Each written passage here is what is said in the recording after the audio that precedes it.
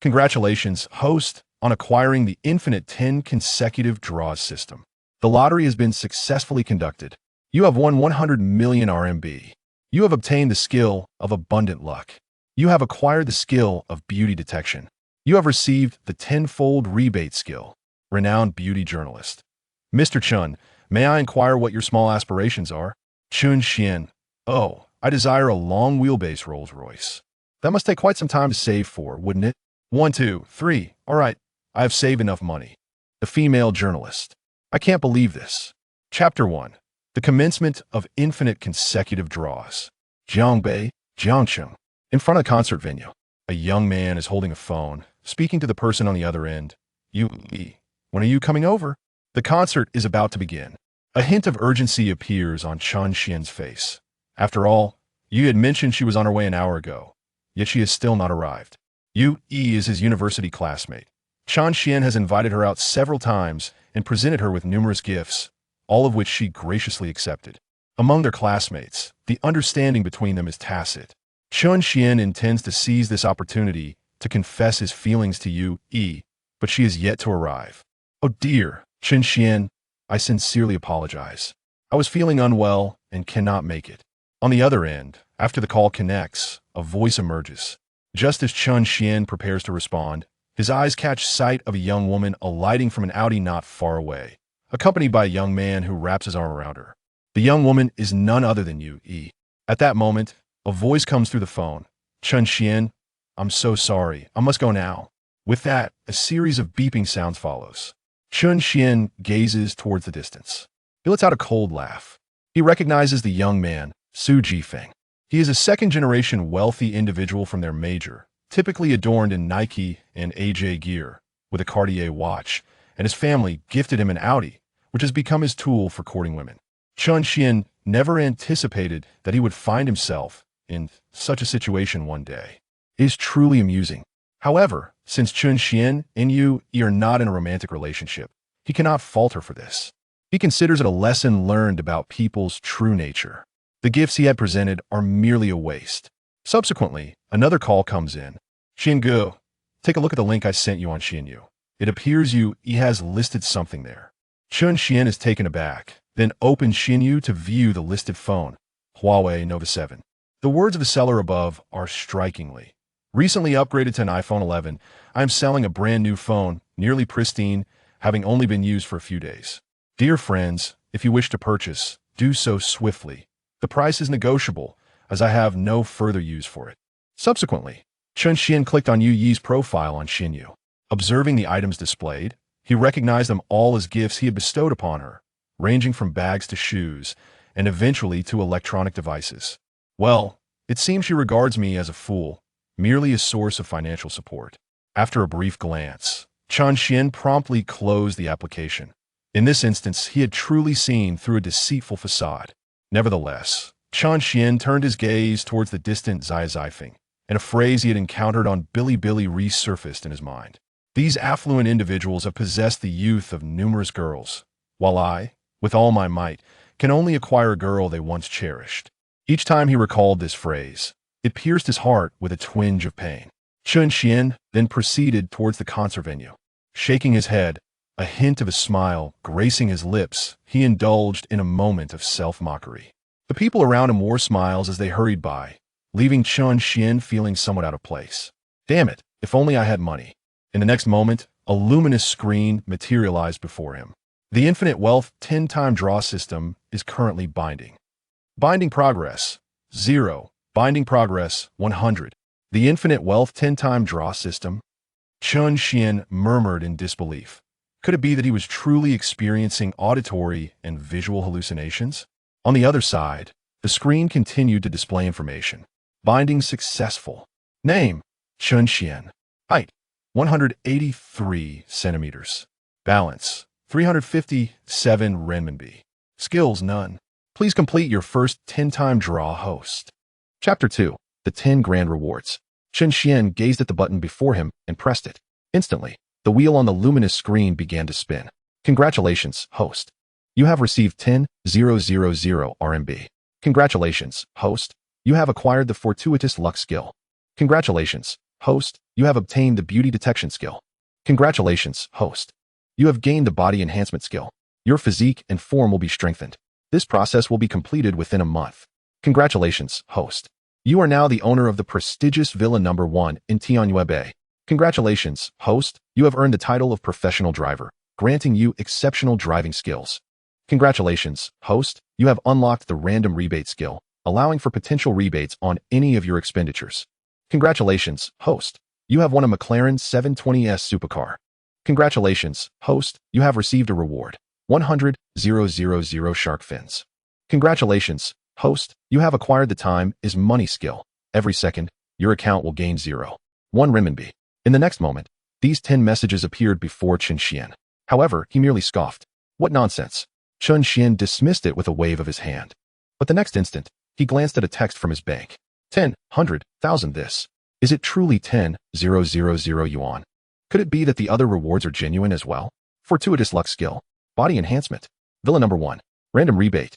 Then, Chen Xuan's attention shifted to the last reward. This one was rather peculiar. His account would increase by 0.1 renminbi every second. By that calculation, in a minute he would earn 6 yuan, in an hour, 360, and in a day, 8,640. Over the course of a year, that would amount to over 3 million. Upon realizing this, Chen Xuan was momentarily taken aback. It was indeed rather astonishing. He then checked his phone once more, where an app notification popped up. Congratulations, user, Xian. You have received a 1-year membership to iQIYI. Congratulations, user, Xian. You have obtained a 1-year premium membership.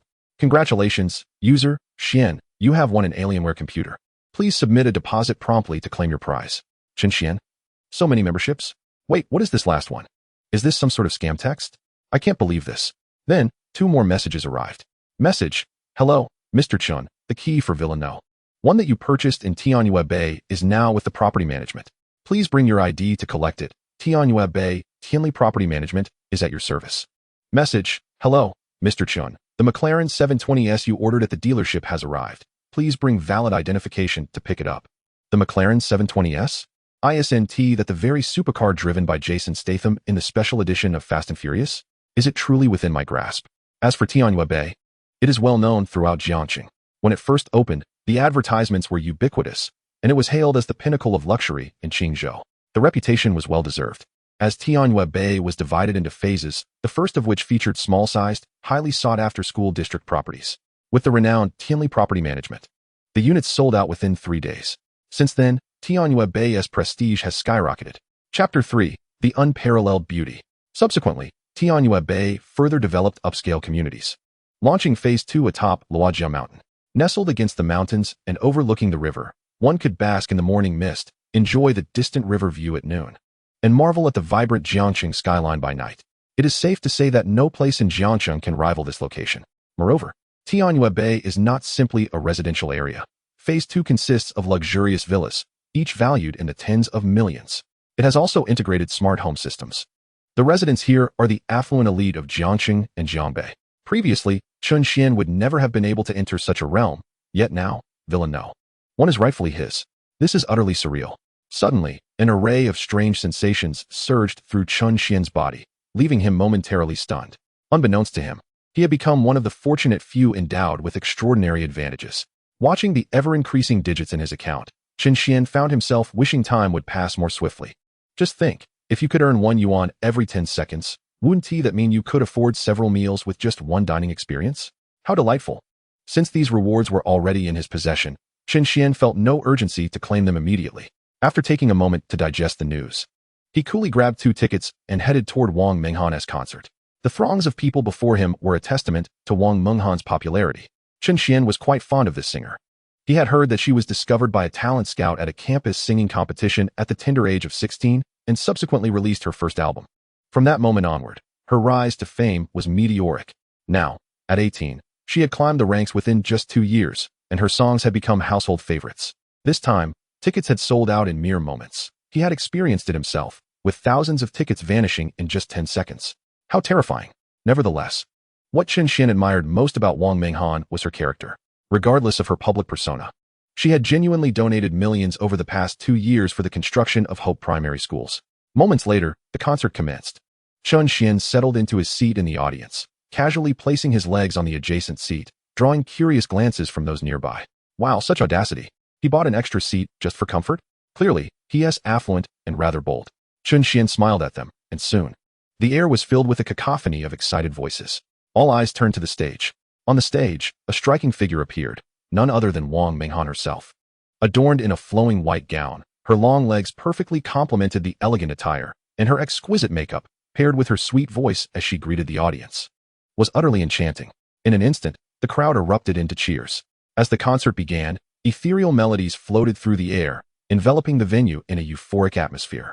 Chapter 4. The Beauty Detection Skill. In the audience, each spectator succumbed to the frenzy of the concert. The entire venue transformed into a jubilant ocean of delight. On stage, Wang Minghan fervently sang, delivering each song to its utmost perfection, one after another. As one climax faded, she reignited the entire concert atmosphere.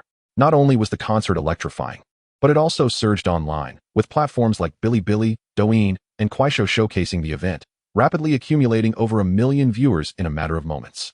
Within 10 minutes, the viewership soared to 5 million, now racing towards the 10 million mark. At this moment, Chen Xuan waved his glow stick, joining the chorus with those around him. After a while, the singing ceased.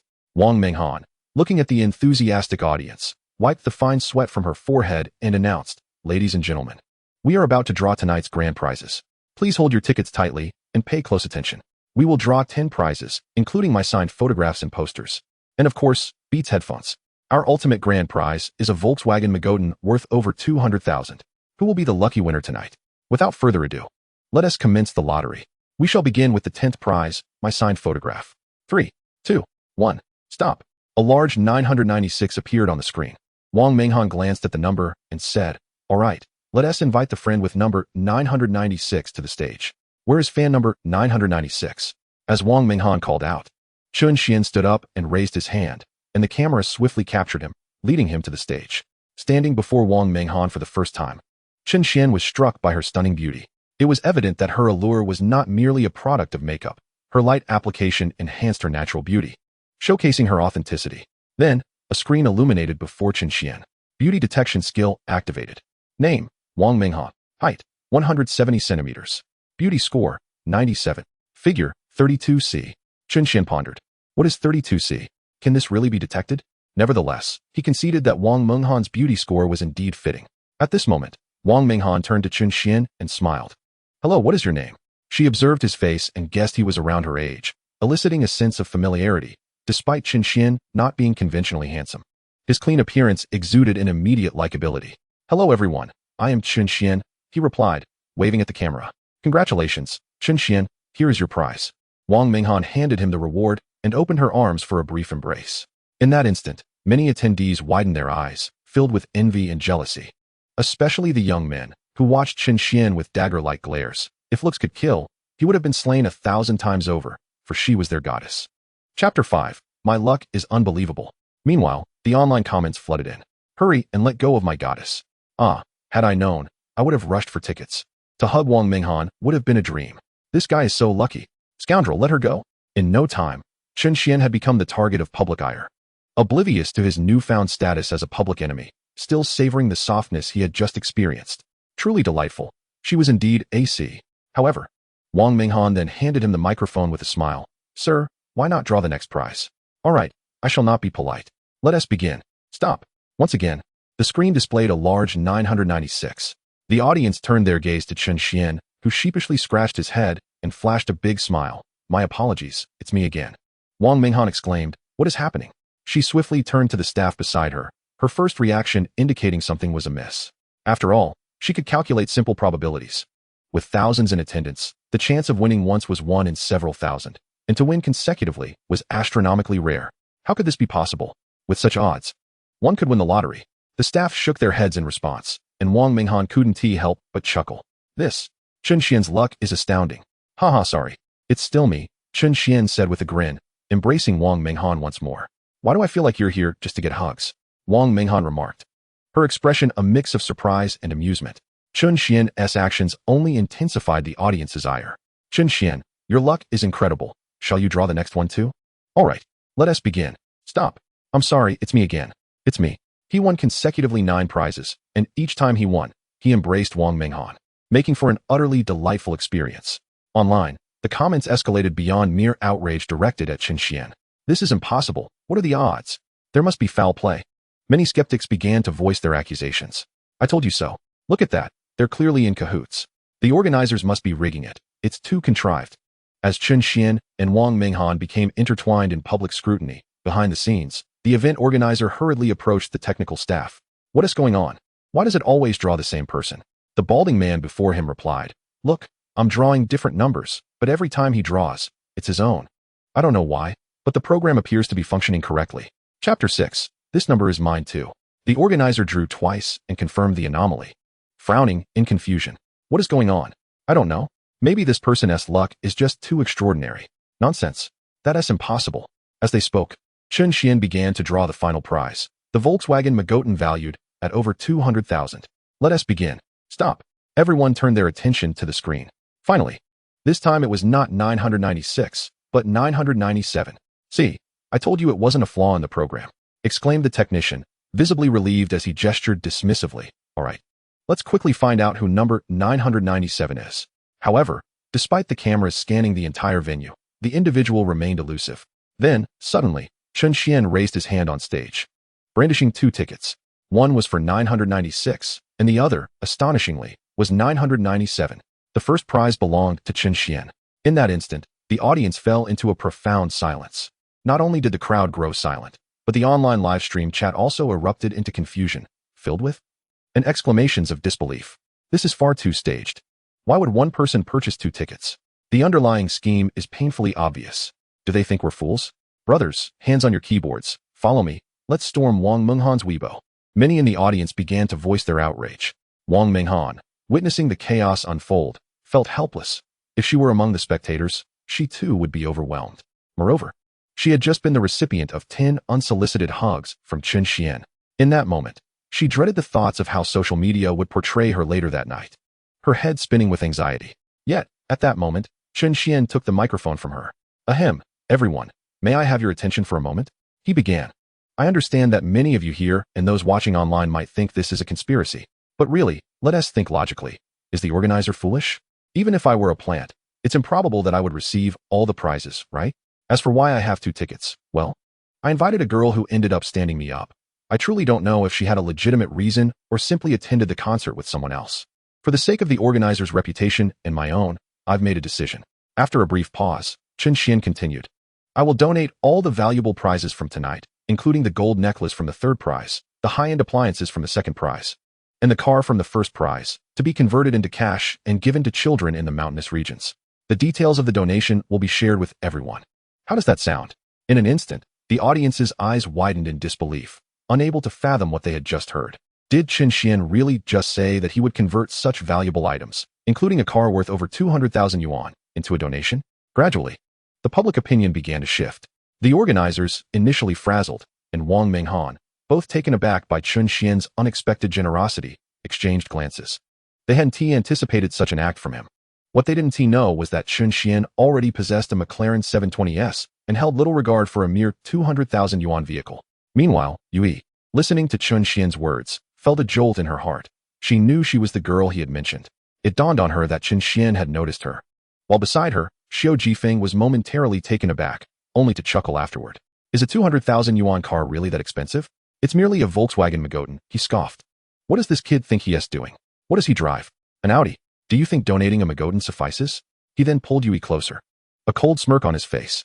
However, upon seeing Wang Minghan on stage, he felt a pang of discomfort. Compared to her, Yui's looks and figure paled significantly. Not even in the same league. The thought of Chen Xuan embracing Wang Minghan 10 times filled Xiao Jifeng with jealousy, making him suddenly less interested in Yui. At that moment, the online sentiment began to shift in favor of Chen Xuan. The crisis was swiftly averted, and he garnered considerable praise. Wang Minghan began applauding Chen Xuan, and the audience turned to him, admiring the youthful face of a mere 20-year-old who exhibited such remarkable resolve. Truly extraordinary.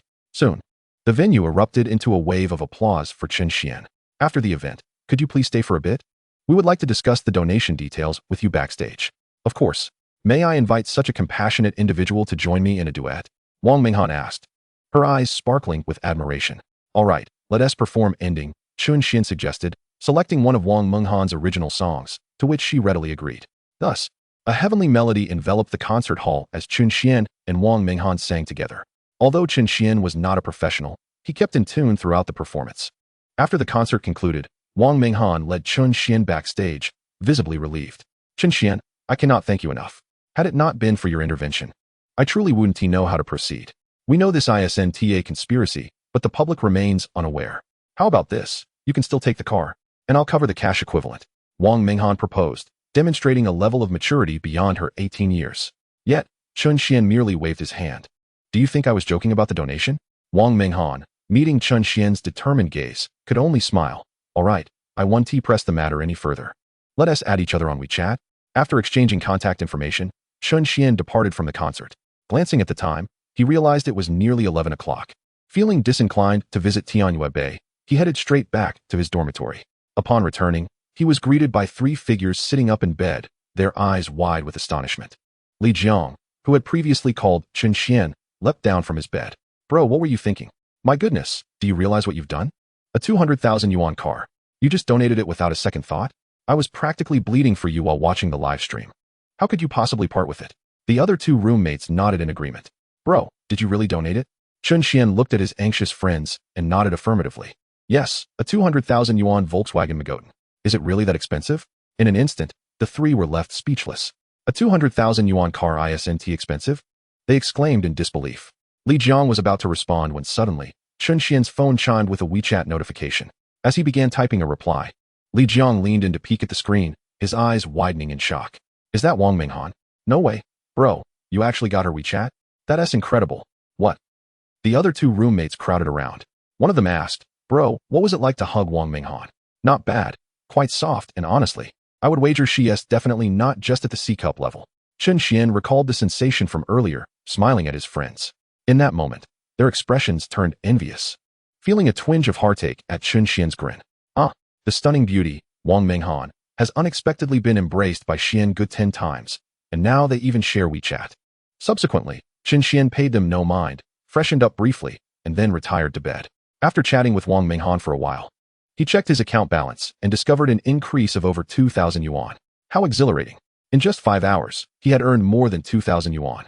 At this rate, half a day's work could easily afford him a top-notch computer. With this thought, Chen Xuan rubbed his hands together in anticipation. However, he found himself even more eager for the McLaren 720S and the Tianyue Bay No. 1 villa. The next day, due to the holiday, Chen Xuan rose around 9 o'clock. The first thing he did was check his balance, and sure enough, it had increased by another 3,000 or 4,000 yuan.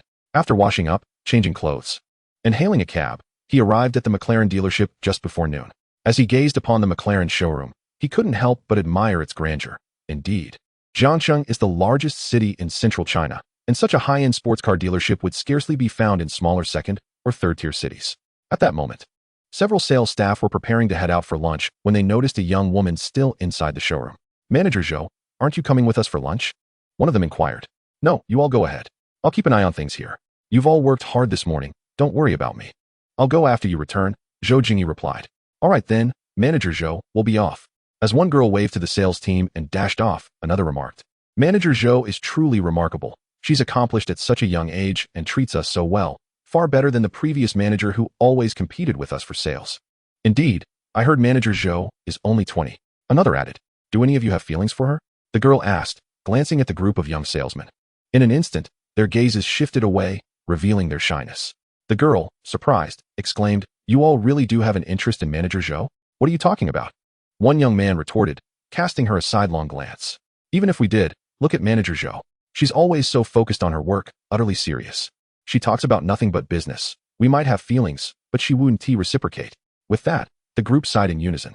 Meanwhile, Zhou Jingyi remained blissfully unaware of the conversation about her as she examined the specifications of various sports cars.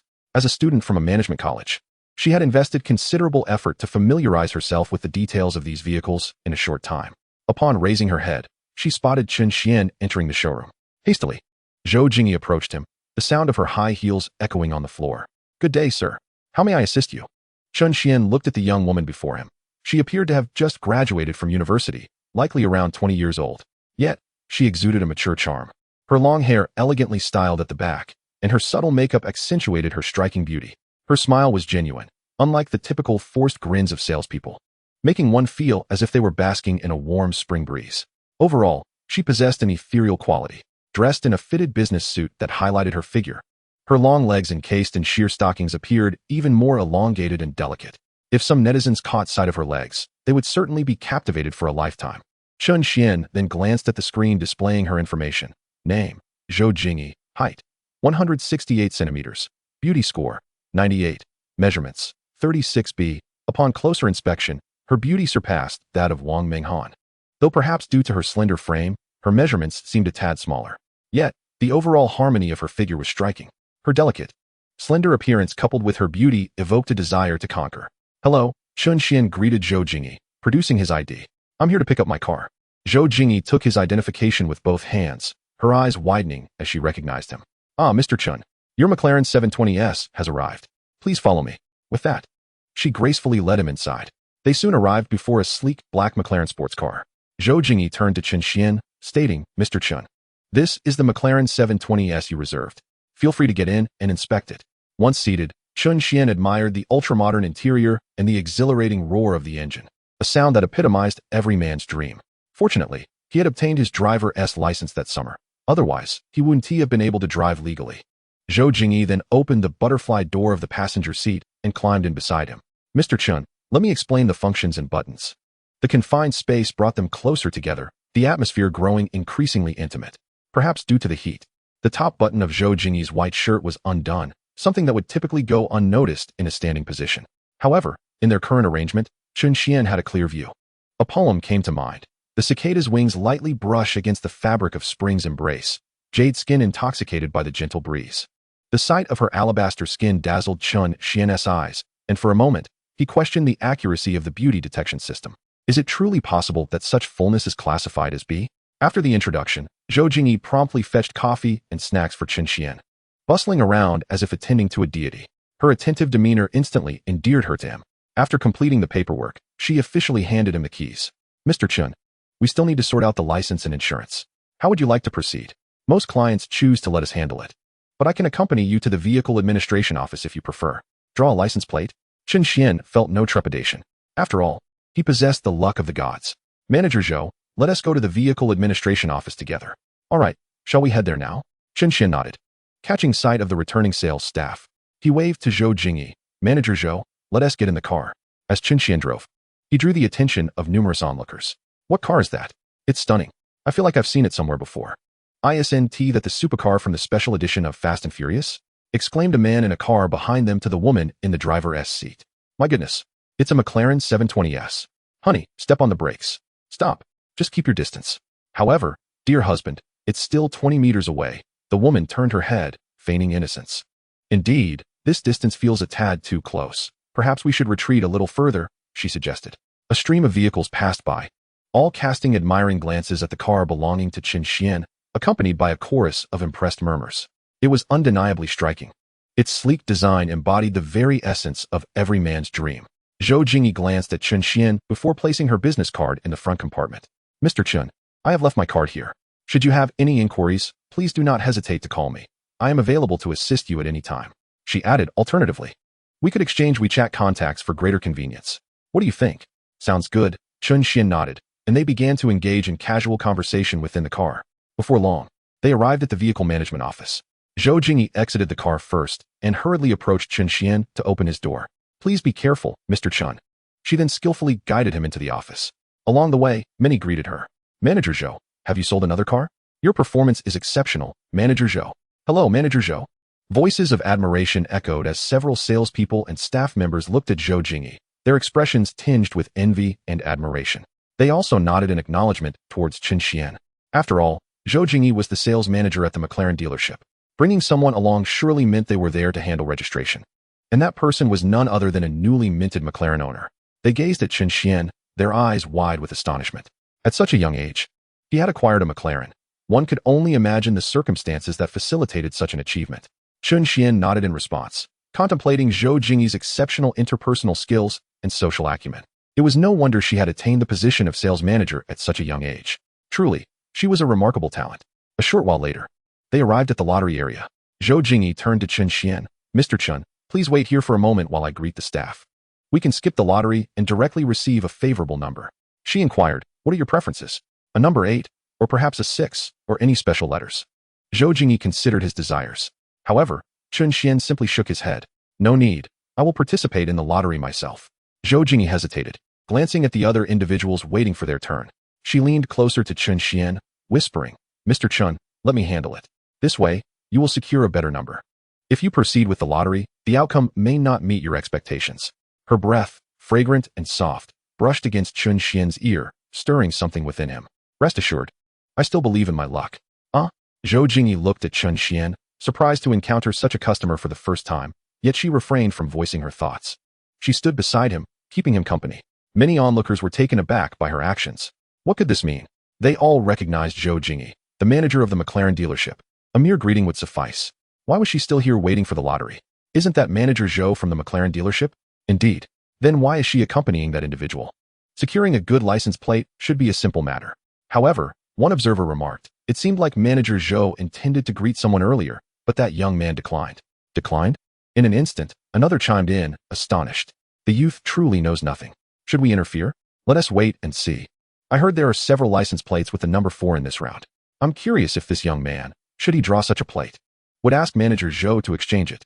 Several sales managers from other dealerships and staff from the vehicle management office engaged in lively discussion, eager to witness the outcome of the day.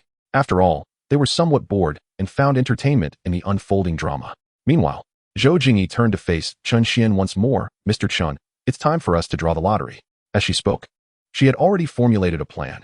If Chen Xuan were to draw an undesirable plate, she would simply arrange for a replacement. On this side, Chen Xuan rubbed his hands together, feigning seriousness. However, this gesture only fueled the amusement of the nearby sales managers and staff. Such actions hardly guaranteed a desirable license plate. At the same time, several fellow car owners gathered around Chen Xuan, eager to see what plate he would draw. Chen Xuan then pressed the button on the screen. In the next moment, a license plate number appeared before him. Instantly, the onlookers widened their eyes, hardly able to believe what they were witnessing. This license plate, Jiang A66666. How could this plate possibly be in this pool? This defies logic. It is simply too unbelievable. How could this number not be reserved for auction? Could there be a system error? Otherwise, how would such a plate appear here? At that moment, Chen Xuan looked at the displayed license plate number, a smile curling at the corners of his mouth. He turned to Zhou Jingyi. Manager Zhou, what do you think? I told you my luck was good. It seems my fortune is indeed favorable. In an instant, Zhou Jingyi found herself at a loss for words. What could she say? She gazed at Chen Xuan's beaming face, eventually managing a resigned smile. Mr. Chen, your luck is not merely good, it is extraordinary. Soon, several car owners approached Chen Xuan. A middle-aged woman remarked, young man, that license plate is impressive. Would you consider trading it with me? Of course, I wouldn't expect you to do so without compensation. How about I offer you 100,000? 100,000? Chen Xuan was taken aback. This is Jiang A66666. Madam, are you seriously offering me just 100,000 for it? Feeling quite justified. Before Chen Xuan could respond, others began to chime in. What are you thinking? A plate of such caliber for just 100,000? Young man, I'll offer 200,000. I'll give you 300,000. Enough. Everyone, please be quiet. I'll offer 500,000. 500,000. Is there anyone willing to bid higher? A voice called from the back, drawing the crowd's attention to a well-dressed, portly middle-aged man exuding an air of success. He approached Chen Xuan and said, young brother, I'll offer you 500,000. It would be perfect for my newly acquired S-Class Mercedes. At that moment, the man gazed at Chen Xuan, a young man of approximately 20, contemplating the exorbitant price of 500,000. Surely, he would not decline such an offer? For a fleeting instant, the man envisioned himself driving this car, adorned with that license plate, and how prestigious he would appear. However, the next moment, Chen Xuan shook his head and remarked, Sir, do you truly intend to flaunt this plate on your S-Class Mercedes? What would that make my vehicle? Hearing Chen Xuan's words, Zhou Jingyi couldn't help but smile, directing her gaze toward the man. Sir, we have no intention of selling this license plate. Your car and this plate, I fear, do not quite match. In an instant, the middle-aged man was taken aback, his eyes widening in disbelief. What were these two insinuating? His car was an S-Class Mercedes, a vehicle that costs over $1 million. How could they dare to suggest that it was incompatible? And what about your car? What do you drive? Zhou Jingyi replied smoothly, a hypercar, a McLaren. McLaren? The middle-aged man observed the two of them laughing and scoffed dismissively. If you don't want to sell the license plate, just say so. No need to bring up the McLaren. With that, he left in a huff. Chen Xuan shrugged, acknowledging the man's disbelief. Mr. Chen, allow me to assist you with the paperwork. Please wait a moment. Shortly thereafter, Zhou Jingyi completed the necessary arrangements. Just as the group prepared to affix the license plate, the middle-aged man returned. Young man, how about this? I'll add another 100,000, making it a total of 600,000 for the plate. Surely, that demonstrates my sincerity? As he spoke, the man's mouth twitched slightly, a grimace of pain evident on his face. Chen Xuan chuckled. Sir, did you think I was jesting earlier? He then produced his keys, twirling them in his hand before pressing a button. Beep beep. Not far away, the lights of a sleek black McLaren flickered to life.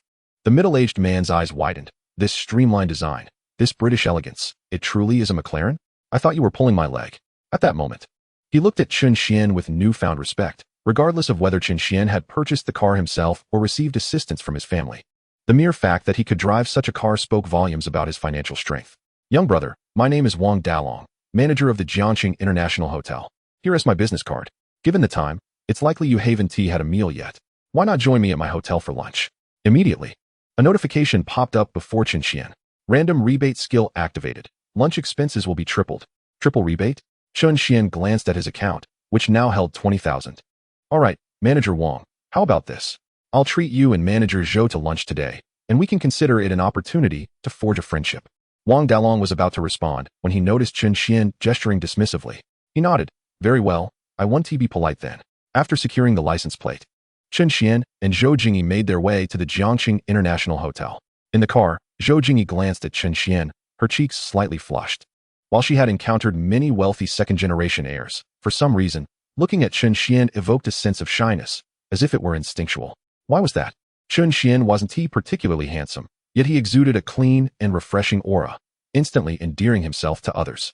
Was it his charisma? Or his wealth? I earn a decent amount too, she mused. In that moment, Zhou Jingyi found herself in a quandary, uncertain of the source of her feelings. She had never been drawn to boys before, nor had she ever dated. Yet now, for the first time, she experienced such emotions. Could it be that she had simply reached a certain age? Manager Zhou, what are you thinking about? Chen Xuan asked, noticing her lost in thought with a reddened face. Oh, it's nothing, really, Zhou Jingyi stammered, her face growing even warmer, feeling a wave of heat wash over her.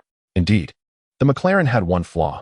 Its air conditioning system was inadequate, making the interior rather warm. Yes, it was certainly due to the poor air conditioning. A short while later, the group arrived at the Jiangqing International Hotel. Just gazing at the expansive grounds and the shimmering glass facade confirmed its reputation as the premier hotel in Jiangqing. An authentic five-star establishment. This is my first time here, Zhou Jingyi remarked, a bittersweet smile crossing her lips. Although she earned a decent income now, she never dared to frequent such places. The minimum expenditure for a few people was at least 1,000. If they ordered more or opted for finer dishes, it could easily exceed 5,000. Such spending was still daunting for her. This visit was undoubtedly a stroke of luck, thanks to Chen Xuan. Chapter 11, Triple Rebate. Upon entering, Chen Xuan marveled at the grand crystal chandelier as sunlight streamed in, casting a kaleidoscope of colors across the entire hall. It was breathtakingly splendid. The surroundings echoed with the essence of luxury. The opulence was undeniable. The elegant tiles and the vast lobby left even Chen Xuan, who had never experienced such grandeur, awestruck. He had always belonged to a modest family, where his basic needs were met, but the prospect of entering such a venue had always seemed beyond reach. At that moment, a female attendant approached as they entered, her eyes widening upon spotting Wang Dalong. She hurried over, addressing him, Manager Wang. Please prepare the Guanjin Pavilion. We will be dining there shortly, Wang Dalong instructed. Understood, Manager Wang. He then turned to Chen Xuan and Zhou Jingyi. Mr. Chen, Manager Zhou, shall we dine in the Guanjin Pavilion on the top floor today? Chen Xuan nodded in agreement, and Zhou Jingyi regarded Wang Dalong with newfound admiration, realizing his significant standing within the hotel. Shortly thereafter, the trio entered the Guanjin Pavilion. Standing before the expansive floor-to-ceiling windows, Chen Xuan gazed out, taking in the vibrant cityscape of Jiangqing. Mr. Chen, Wang Dalong remarked, if you were to visit in the evening, you would witness a completely different spectacle, the bustling traffic, the dazzling lights, and the illumination of the Yangtze River Bridge. It's simply remarkable. Zhou Jingyi, standing beside Chen Xuan, nodded in agreement. After a moment of contemplation, Chen Xuan turned around, and the attendants promptly pulled out chairs for the three of them. Gentlemen, here are the menus. The attendants presented 3 menus to the group. Chen Xuan looked at the 2 of them. Please take a look and order whatever you fancy. I'll add a few more dishes shortly. Hearing Chen Xuan's words, Wang Dalong set down his menu and turned to Zhou Jingyi. At that moment, Zhou Jingyi, meeting their gazes, pouted slightly. Zhou Jingyi exclaimed, "You all. Why are you looking at me? What do you want me to do? You want me to order?" Subsequently, she reached for the menu, her eyes widening in disbelief as she glanced at the prices listed. She was utterly taken aback. The costs were exorbitant. It was truly a revelation. Had she known, she would have hesitated to step in. Even the most ordinary vegetarian dishes were priced in the hundreds, while standard meat dishes hovered around 200 to 300. Not to mention the extravagant seafood options. After a moment's contemplation, she decided to order 3 Australian lobsters, each priced at 888 renminbi. A single lobster cost nearly a day's salary for her. Overwhelmed, she promptly shut the menu and waved her hands dismissively. "I can't do it, I really can't." Chen Xuan, amused by Zhou Jingyi's reaction, took it upon himself to order. He scanned the menu and declared, "All right, I'll handle this. Let's have 3 Australian abalone, this fish fin, and some white truffle." As the names of the dishes rolled off his tongue, Wang Dalong watched with a twitch at the corner of his mouth, mentally calculating the total. When he added everything up, he realized that this meal would cost nearly 20,000 RMB. For just a casual lunch for the 3 of them, they were racking up such an extravagant bill. Chen Xuan had indeed managed to order a meal worth 20,000 RMB. Wang Dalong couldn't help but wonder about Chen Xuan's family background. Although he was the manager of the International Hotel in the Magic City, he wouldn't dare to spend so lavishly. Yet, as he observed Chen Xuan, he noted that there was no sign of discomfort on his face. Instead, he appeared calm and even somewhat exhilarated. Wang Dalong thought to himself, "Is this what it means to be wealthy? Spending money brings excitement?" Suddenly, he recalled a previous encounter with Chen Xuan when acquiring a license plate, and felt his face flush with embarrassment. How mockingly ironic. What Wang Dalong was unaware of was that Chen Xuan's extravagant meal would trigger a 3-fold rebate skill. Naturally, he had ordered lavishly to maximize his rewards. The more he spent, the greater the excitement. After a while, the trio indulged in their feast. Despite being the manager of the International Hotel, Wang Dalong found himself savoring dishes he had never tried before, relishing the experience alongside Chen Xuan. After the meal, Chen Xuan settled the bill, and the screen displayed detected that the host successfully spent 20,004 RMB for lunch, triggering a 3-fold rebate, totaling 60,012 RMB in rewards. Chapter 12, Villain No. 1. It truly worked. In an instant, Chen Xuan's eyes widened as he read the text message from the bank, his heart overflowing with joy. After their meal, he turned to Zhou Jingyi and asked, "Manager Zhou, would you like a ride home?" "Thank you, Mr. Chen," she replied, momentarily taken aback. What was happening to her today? She had often politely declined similar offers from previous customers, opting to take a taxi instead. Yet, today, she found herself instinctively agreeing to Chen Xuan's proposal. Thus, she followed him outside, at which point Wang Dalong rushed out from behind. "Mr. Chen, please wait." Chen Xuan turned to see Wang Dalong hurrying towards him. He couldn't help but think how cumbersome it must be for him to run with such a significant belly. Upon reaching Chen Xuan, Wang Dalong presented him with a VIP card. "Mr. Chen, this is our VIP card for the International Hotel. With this card, you can enjoy a 12% discount on your purchases." "Thank you," Chen Xuan replied, before taking Zhou Jingyi and departing. In the car, they conversed for a while. And after sharing a meal and spending time together, their relationship had blossomed into that of friends. Upon arriving at the 4S dealership, Zhou Jingyi exited the vehicle. Waving at Chen Xuan, "Drive safely," she called out. Chen Xuan waved back, then drove off into the distance. Zhou Jingyi remained standing, watching until his car was out of sight before leaving. Meanwhile, Chen Xuan did not return to his dormitory, but instead headed straight to Tianyue Bay. As he ascended the mountain road, he drove leisurely, admiring the scenery around him. The road itself was a far cry from the ordinary, with pristine asphalt flanking well-kept greenery, giving the impression of a path leading to an English manor, elevating the ambience of Tianyue Bay significantly. Arriving at the grand entrance, Chen Xuan stepped out of the car and gazed at the imposing gates. The security guards, having heard the roar of the McLaren engine before Chen Xuan's arrival, regarded him with respect as he approached. After all, his mode of transport spoke volumes. The head of security approached Chen Xuan, asking, "Sir, are you an owner here?" Given that Tianyue Bay is a gated community, Tianli Property maintained a responsible approach towards the owners, unless one was an owner. Entry was restricted regardless of whether one drove a McLaren or a Rolls-Royce Phantom. However, there were smaller vehicles available for transporting guests. "I am here to collect the key to Villa Number 1, Chen Xuan stated. The head of security's eyes widened in disbelief upon hearing this. Could it be true? He was the owner of Villa Number 1. Villa Number 1, within Tianyue Bay, was also known by another name, the Lofty Residence. Legend had it that this villa was constructed with unparalleled luxury, costing over 100 million to build, with a selling price around 200 million. Such astronomical figures had deterred many dignitaries and wealthy individuals. Yet, unexpectedly, the villa had found its owner.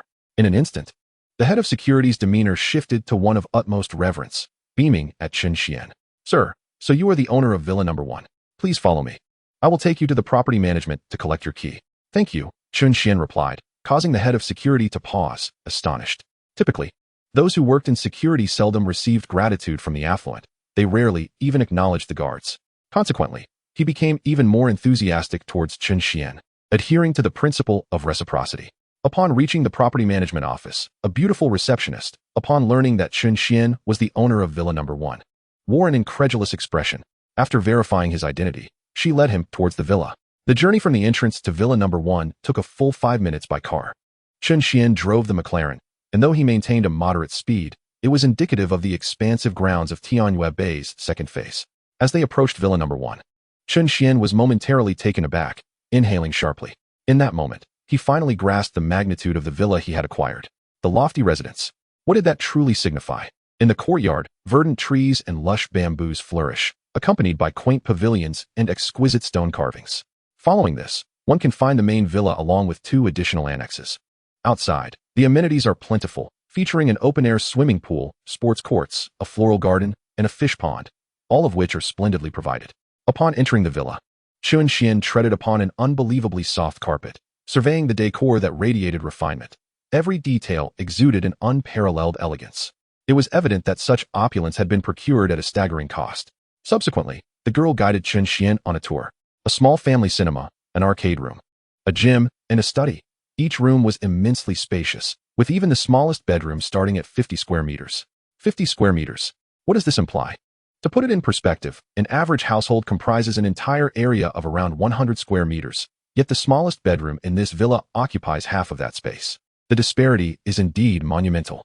Standing before the floor-to-ceiling window of the study, Chen Xuan gazed at the stunning landscape. Tianyu Bay is nestled on a mountainside, offering views of water in front and mountains behind. Such scenery truly elevates one's spirits. After a while, the girl took her leave, and Chen Xuan lounged on the sofa, engrossed in his phone. At noon, there was a complimentary meal delivery service available within Tianyu Bay. This is what one would call a premier property. After a satisfying meal, Chen Xuan reclined on the bed.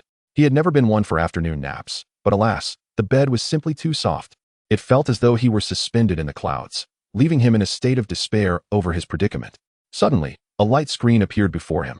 Random task book skill activated. Task: within today acquire a daughter. Completion reward: an opportunity for a tenfold draw. Chapter 13. I am not referring to age. In an instant, Chen Xuan's eyes widened in disbelief. To have a daughter within a single day? Is this even a reasonable request? Becoming an unexpected father is one thing, but this is beyond absurd. However, in the next moment, a thought struck him. If having an additional daughter simply meant that a girl would call him dad, that would indeed be a perfect interpretation. Yet, coaxing someone to call him dad within a day poses a challenge. Would he need to simply grab a girl off the street and ask, "Excuse me, could you call me dad?" Surely, that would earn him a resounding slap. Perhaps he should explore the Shark Life platform. After all, there were 100,000 fish fins available, equivalent to a substantial sum of money.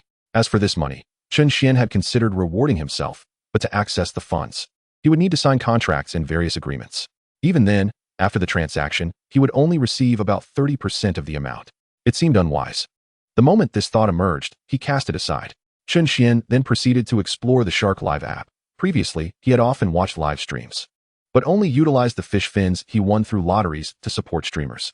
However, he had little interest in the prominent streamers. With the limited fish fins he possessed, he would be lucky to receive a single word from the big names. They might even ignore him entirely. Yet, with smaller streamers, it was a different story. At least he could expect a sweet note of gratitude. Wasn't that delightful? How many people reward streamers for that very reason? Chen Xuan opened the list of streamers he followed and navigated to one he had previously enjoyed, clicking to enter. Her name was Jiang Cheng Xiaoxian. Xiaoxian was a part-time streamer, balancing her university studies while earning a living through streaming. Among university students, many engaged in part-time jobs, such as gig work or food delivery. However, there were fewer female students like her who ventured into such roles. Many of her classmates had taken up those gigs, flaunting designer bags. Yet Xiaoxian had no interest in such work. Among her peers, she chose the path of streaming. Unfortunately, the streaming industry was fraught with challenges. Some streamers earned tens of thousands or even millions in a day, while she struggled to garner merely a few $100s. On days when her earnings dipped, she might not even afford her meals. Initially, Xiao Xian was perplexed. After all, she attended the Jiangxing Arts Academy, majoring in modeling, boasting both beauty and talent. However, she gradually came to understand the reality. The thumbnails featured heavily filtered images, making all the streamers appear equally stunning, devoid of any discernible differences. Even upon entering a stream, many hosts utilized beautifying filters or had undergone cosmetic procedures. Though she was naturally beautiful, the artificially enhanced streamers achieved comparable effects. Moreover, she realized an essential truth. She was too earnest. She neither spoke in suggestive innuendos nor engaged in adult humor. Those streamers who did often had benefactors or teams behind them. The adage holds true. A successful individual is always supported by a formidable team. Unfortunately, Xiao Xian had none. With a sigh, she leaned over her desk, lamenting, "Why hasn't a benefactor found me yet?" She glanced at the number of gifts in her back end, pouting in dismay. It appeared she would be eating dirt this month. Had I known, I wouldn't have pretended to be affluent after earning a few hundred the other day. Now, I can't even ask my family for money. I'm merely scraping by. Everyone, I must sign off now, Xiao Xian announced, waving her hand in the live stream, indicating her intent to end the broadcast. Instantaneously, a flurry of comments erupted. "Don't go. Come back. Yeah, why the rush? I just arrived.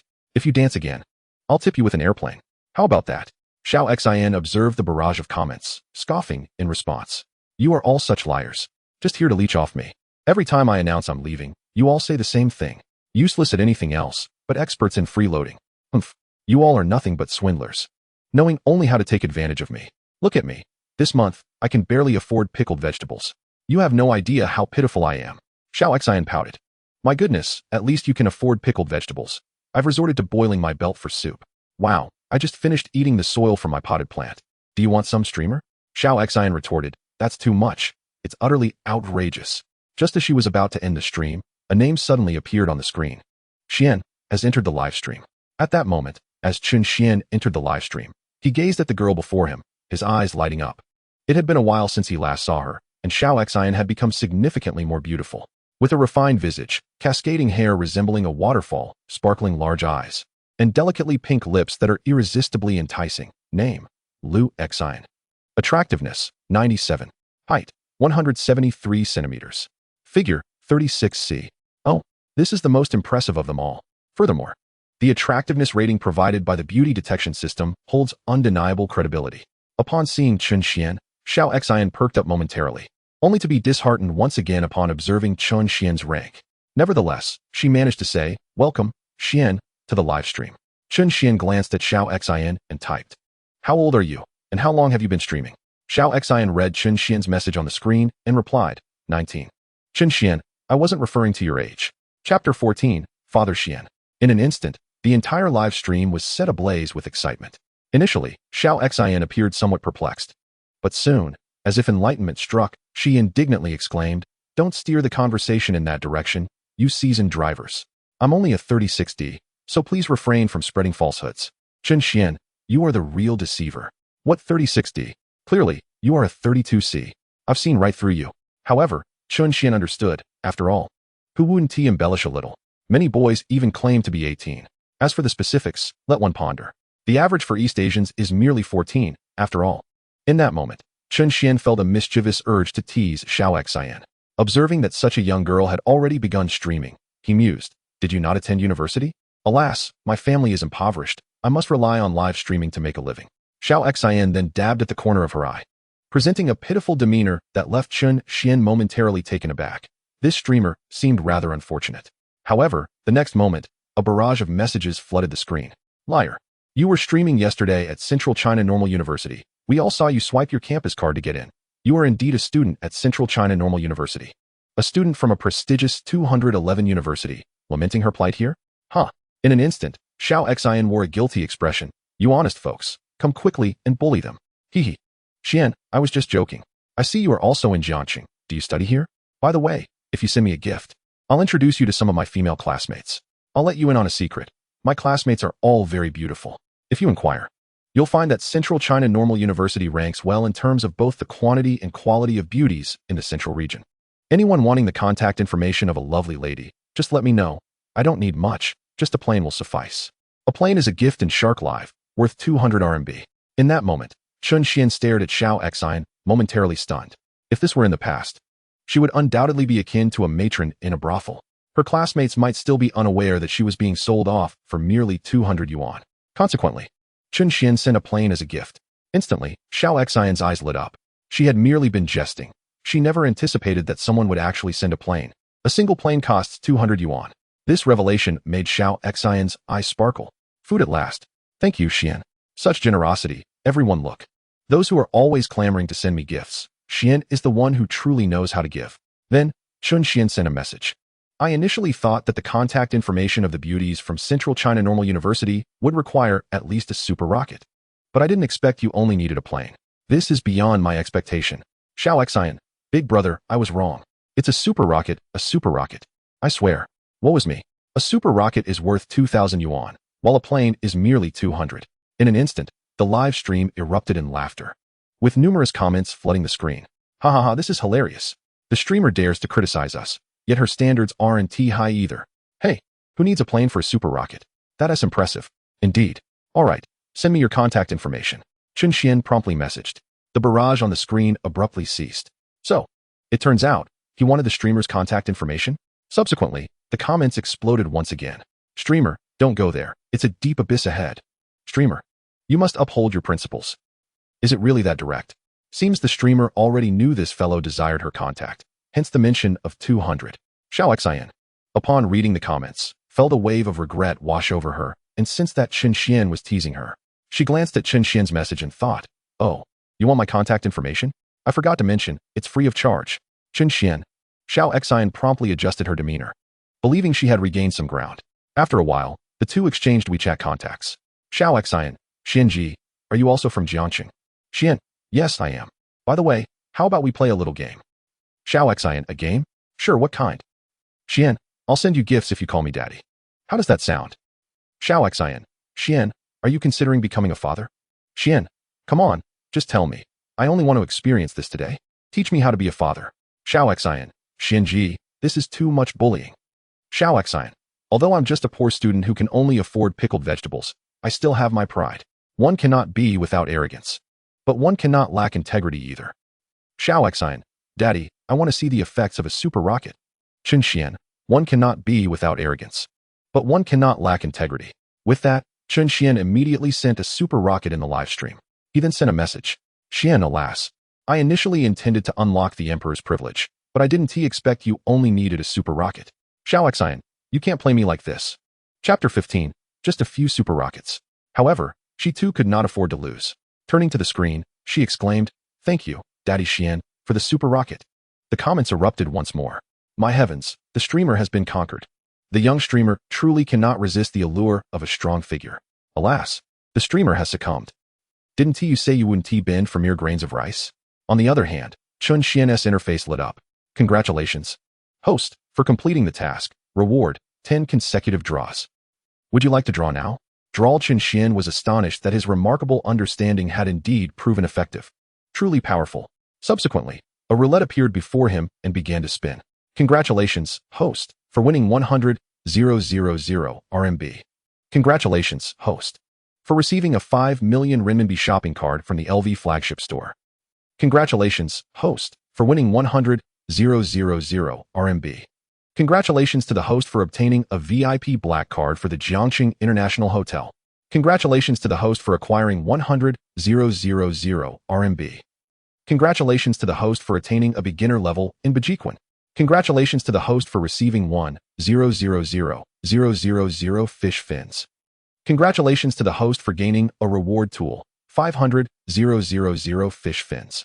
Congratulations to the host for gaining a reward tool, 500,000 fish fins. Congratulations to the host for upgrading the time is money skill. Every second, 2 dimes will be added to the account. Subsequently, Chen Xuan gazed at the luminous screen before him, his eyes widening in astonishment. After a quick calculation, he realized he had amassed a total of 300,000 RMB and 200,000 fish fins. Moreover, there was the upgrade to the time is money skill and a consumption card worth 5 million, not to mention the beginner level in Bejiquan. Lost in thought, an extraordinary sensation surged through Chen Xuan's body. He then glanced at the individuals around him, as if he could perceive the trajectories of their physical strengths. The entire array of Bejiquan techniques unfurled within his mind. At that moment, Chen Xuan felt as though he had practiced Bejiquan for decades. Soon after, 2 cards materialized before him. Notifications from the bank flooded in. He checked his account and discovered it had nearly reached 400,000. This was merely within the span of a single day. He turned to Xiaoxin, a smile blossoming on his lips. Xiaoxin, too, wore an expression of exhilaration. For this was her first time ever receiving a super rocket. A single super rocket was worth 2,000. She was about to express her gratitude when, in the next instant, her gaze fell upon the screen, her eyes widening in disbelief. Chen sends a super rocket. Chen sends a super rocket. Chen sends a super rocket. In a heartbeat, Chen Xuan unleashed a flurry of super rockets. It was not just Xiaoxin who stood dumbfounded. Even the viewers in the live stream were taken aback. They had witnessed flower barges before, but never such an onslaught of super rockets. How many had he sent? 10. 10 super rockets. That amounted to a staggering 20,000 fish fins, equating to 20,000 RMB. Xiaoxin was utterly stunned, staring at the screen. Chen Xuan typed in the live stream. All right, I'm done for now. I'm tired of spamming. I'm off. Those words ignited a frenzy in the live stream. New viewers entering the chat were momentarily speechless upon reading Chen Xuan's message. Wow, brother, that's a true big shot. Congratulations to the streamer for finding a golden leg. Big shot. Do you need more leg hair? Take me along, please. My heavens. That's the most ostentatious thing I've heard all year. Xiaoxin was also dazed, taking a moment to regain her composure before hastily greeting the influx of new viewers. By the end of the night, her followers had surged several-fold. Lying in bed, she glanced at her phone and sent a voice message. Chen Daddy, are you asleep? I just finished my stream. Chen Daddy? She repeated a few times. However, there was no response from Chen Xuan. His phone had long been discarded, and he was already fast asleep. After sending a few messages without receiving a reply, Xiaoxin felt a pang of anxiety. Yet, she refrained from disturbing Chen Xuan. The next day, bright and early, Chen Xuan awoke and chuckled upon seeing the messages from Xiaoxin. Ding dong.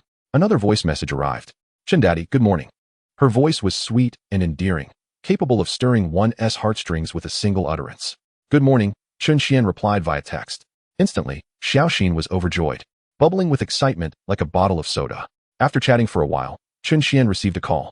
Chen Ge, do you have time today? I'm here to fulfill my promise. Chen Xuan chuckled upon hearing the voice on the other end. What are you up to? What promise? The caller was Jiang Xingxi, Chen Xuan's childhood friend and confidant, as well as a high school classmate. He was now attending Jiangxing University, a prestigious 985 institution, which was a significant step up from Chen Xuan's Jiangxing Institute of Technology. Nevertheless, their schools were close enough that they often hung out together. Hearing Chen Xuan's question, Jiang Xingxi fell silent for a moment before replying. Chen Ge, have you forgotten? I lost that bet to you last time. I promised to introduce you to a girlfriend. How about today? My girlfriend from Huazhong Normal University is bringing her 2 roommates along. You should come out. Are they good looking? Don't lead me astray. Chen Xuan inquired. Chen Ge, we've known each other since childhood. I would never deceive you. One of the girls is exceptionally beautiful. I've seen her photo. Send me the address, Jiang Xingxi said. I knew you'd come out for the pretty girls.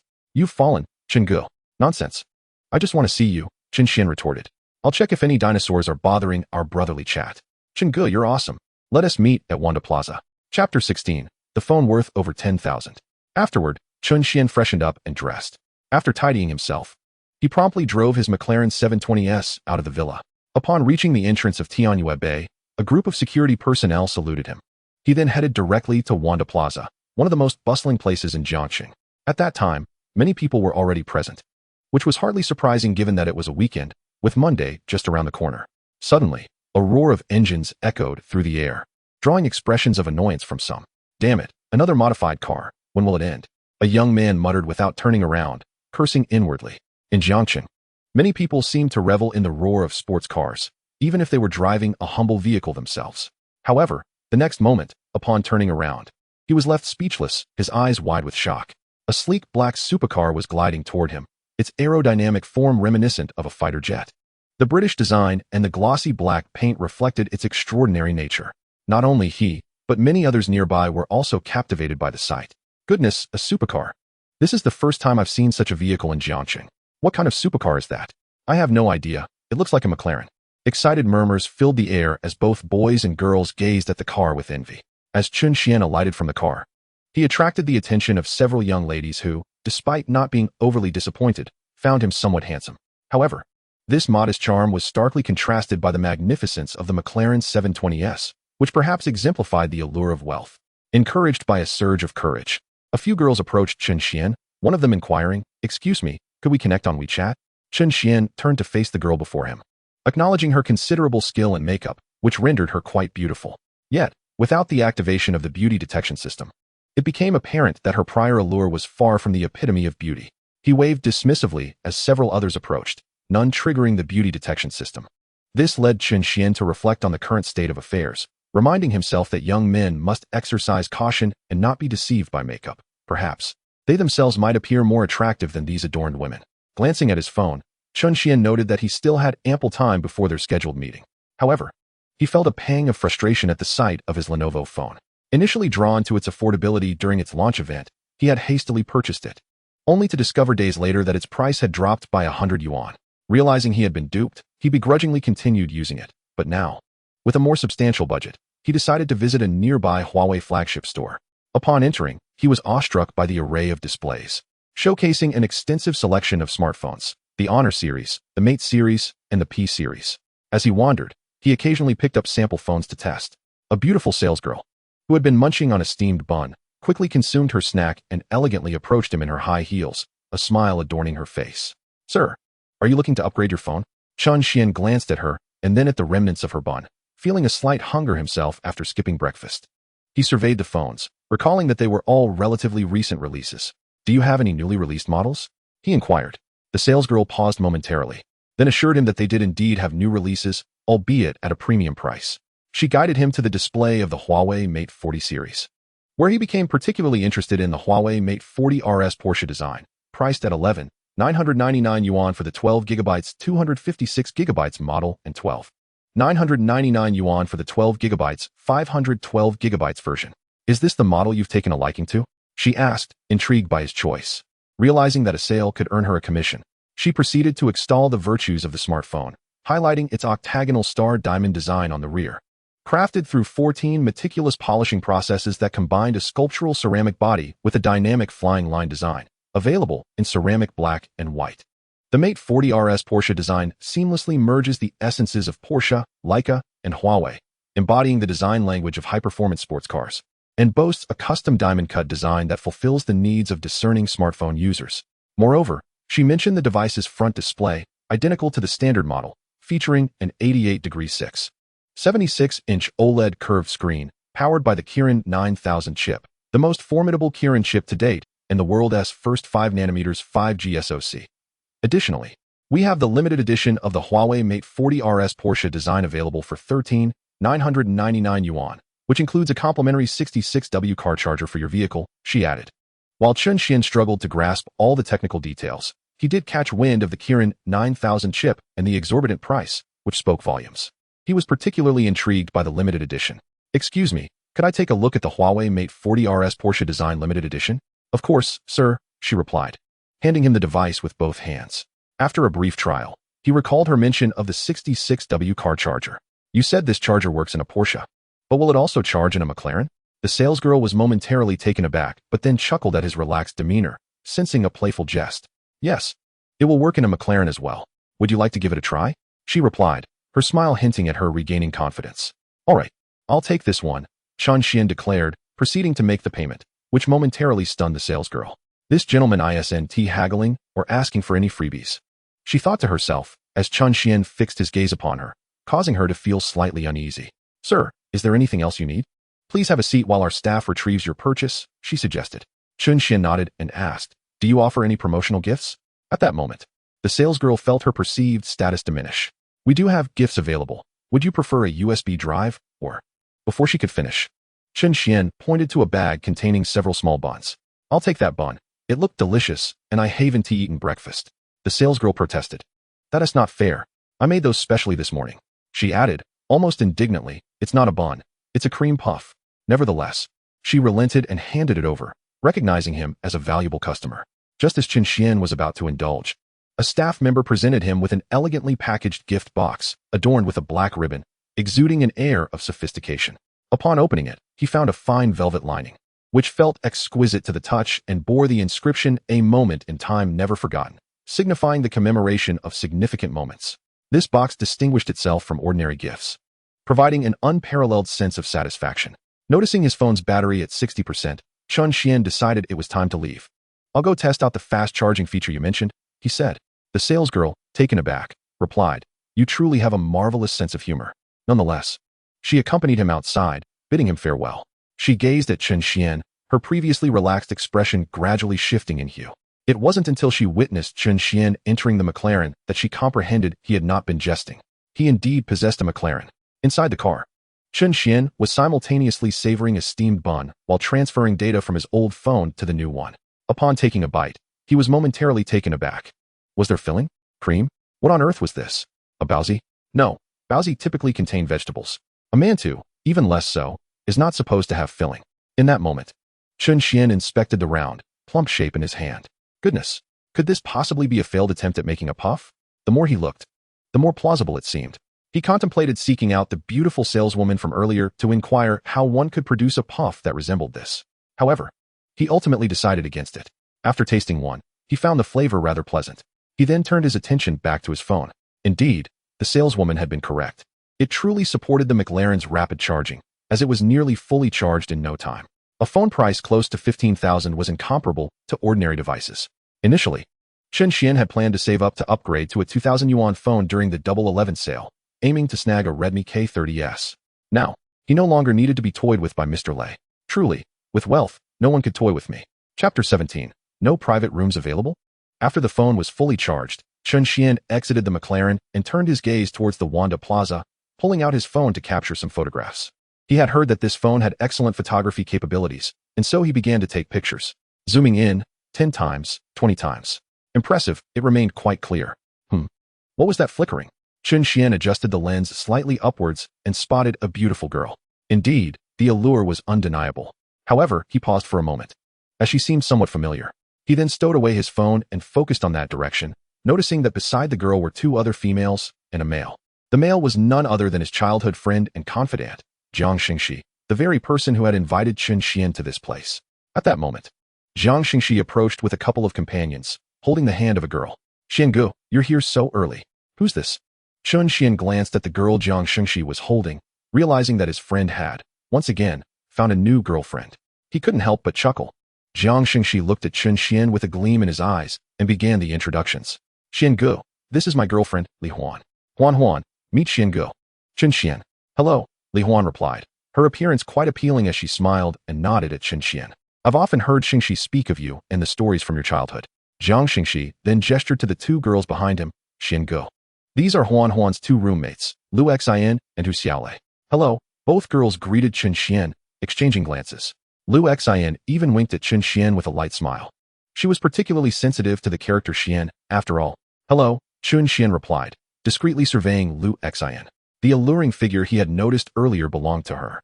Trembling slightly, "TSK. Jiang Xingxi then noticed the bag in Chen Xuan's hand and chuckled. "Xiangu, what's happened to you? Have you fallen on hard times, resorting to steamed buns? I didn't eat breakfast. Would you like some?" Chen Xuan offered, extending the remaining 2 buns towards Jiang Xingxi. Jiang Xingxi waved his hand, having merely been jesting to tease Chen Xuan. He accepted one and passed it to Li Huan. Li Huan shook her head, her face displaying a hint of distaste. After all, what kind of girl would munch on a steamed bun in public? Hu Xiaolei was similarly indifferent, though her reaction was less pronounced. Jiang Xingxi then handed the bun to Lu Xian, who, after a moment of surprise, accepted it. "Thanks, Xiangu." Lu Xian beamed a clean and refreshing smile and took a bite of the bun. "See, while some may disdain it, there are always those who appreciate it." Chen Xuan chuckled. In the next moment, however, he too was taken aback. Was there filling inside? Cream? The group gathered around to investigate, and Jiang Xingxi smiled. Having never seen such a pastry before, it was indeed peculiar. Had he known there was cream inside, he would have tried it too. But now it was too late. Jiang Xingxi, observing Lu Xian enjoying her cream-filled bun, felt a pang of hunger.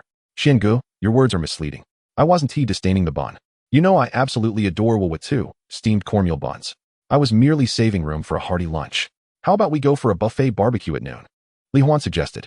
Jiang Xingxi glanced at her before turning back to Chen Xuan. "Xiangu, what do you think? Where shall we go? Lunch is on me." Chen Xuan regarded him, unable to suppress a smile at his friend's obliviousness to his girlfriend's suggestion. However, he turned towards another option. How about we dine at Jiangxing International Hotel? My treat. In an instant, everyone turned their eyes towards the Jiangxing International Hotel, the only five-star hotel in Jiangxing. Its dozens of floors adorned with a sleek glass facade. It was rapidly becoming a landmark of the city. Xingu, are you really taking them there for a meal? Have you struck it rich recently? Jiang Xingxi's face was painted with astonishment. After all, dining at Jiangxing International Hotel could easily cost over 1,000 for a meal. Chen Xuan, hearing Jiang Xingxi's words, thought, do you assume I've fallen to such depths just because I was eating steamed buns? Why the surprise? Let us go? He beckoned. At that moment, everyone's eyes lit up, and Jiang Xingxi rubbed his hands together, marveling at the prospect of dining at Jiangxing International Hotel. Xingu, today we're tagging along with you. In no time, the group arrived at Jiangxing International Hotel, having walked a short distance. As they approached the front desk, a voice interrupted them. Jiang Xingxi? Jiang Xingxi turned abruptly to see a few young men clad in designer brands, his classmates and close friends from the neighboring dormitory. Are you all here for a meal too? Jiang Xingxi greeted them. They replied enthusiastically, why don't you join us? It'll be more lively together. I'll treat you. Instantly, the group of young men became animated, eager to include Jiang Xingxi in their meal. Jiang Xingxi waved his hand. I'm here with my childhood friends and my girlfriend. Oh, what does that matter? Your friends are our friends too. We can't afford to treat you. They insisted, urging everyone to dine together. Shall I have a word with my friends? Jiang Xingxi then turned to Chen Xuan. Brother Xian, this is my friend Sun Peng. How about we have lunch together? Sun Peng and his companions approached, looking at Chen Xuan and offering him a cigarette. Brother, let's dine together at noon. It would be great to make new friends. I'll treat, he proposed. Chen Xuan waved his hand, indicating that he did not smoke, and replied, all right. I shall not be polite then. Sun Peng instantly grinned, as they favored straightforward individuals. He then inquired the few girls with them, who readily agreed. Once everyone confirmed, Sun Peng headed towards the front desk, addressing the beautiful receptionist. Hello, we'd like a larger private room, please. Sir, do you have a reservation? The receptionist promptly inquired. Reservation? What reservation? Sun Peng was momentarily taken aback, staring at the beautiful woman in front of him. Sir, our seats are quite limited, so generally, a reservation is required. If you do not have one, you will need to dine in the lobby, she explained. What? Dine in the lobby? Isn't that akin to eating in a school cafeteria?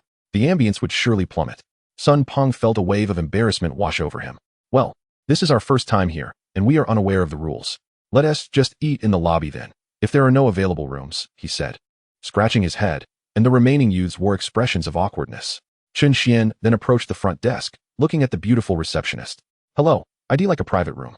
Although I do not have a reservation, perhaps you could accommodate us? He produced the black card awarded by the system, placing it gently on the marble counter. In an instant, all eyes were drawn to it. What is this? Sun Peng, Jiang Xingxi, and others were utterly perplexed.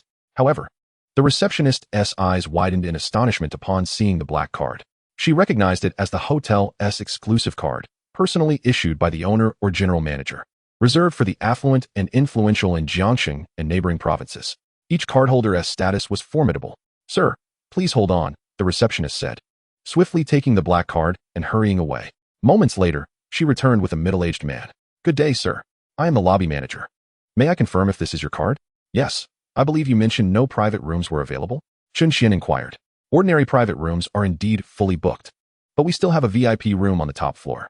Would you prefer the Viewing Jiang Pavilion or the Purple Chi Pavilion? Either is fine, Chen Xuan replied nonchalantly. Those nearby were taken aback at the lobby manager's deference towards Chen Xuan and his prompt arrangement of a top-floor room. Recalling the receptionist's earlier authoritative tone, they pondered the significance of Chen Xuan's card. Soon, everyone made their way to the top floor. Upon entering the private room, they were awestruck. This room was located at the pinnacle of the Jiangxing International Hotel, featuring expansive floor-to-ceiling windows that offered a view of the ethereal Yangtze River. It was midday, and they could see the bustling heart of Jiangxing below, with cars flowing like a river.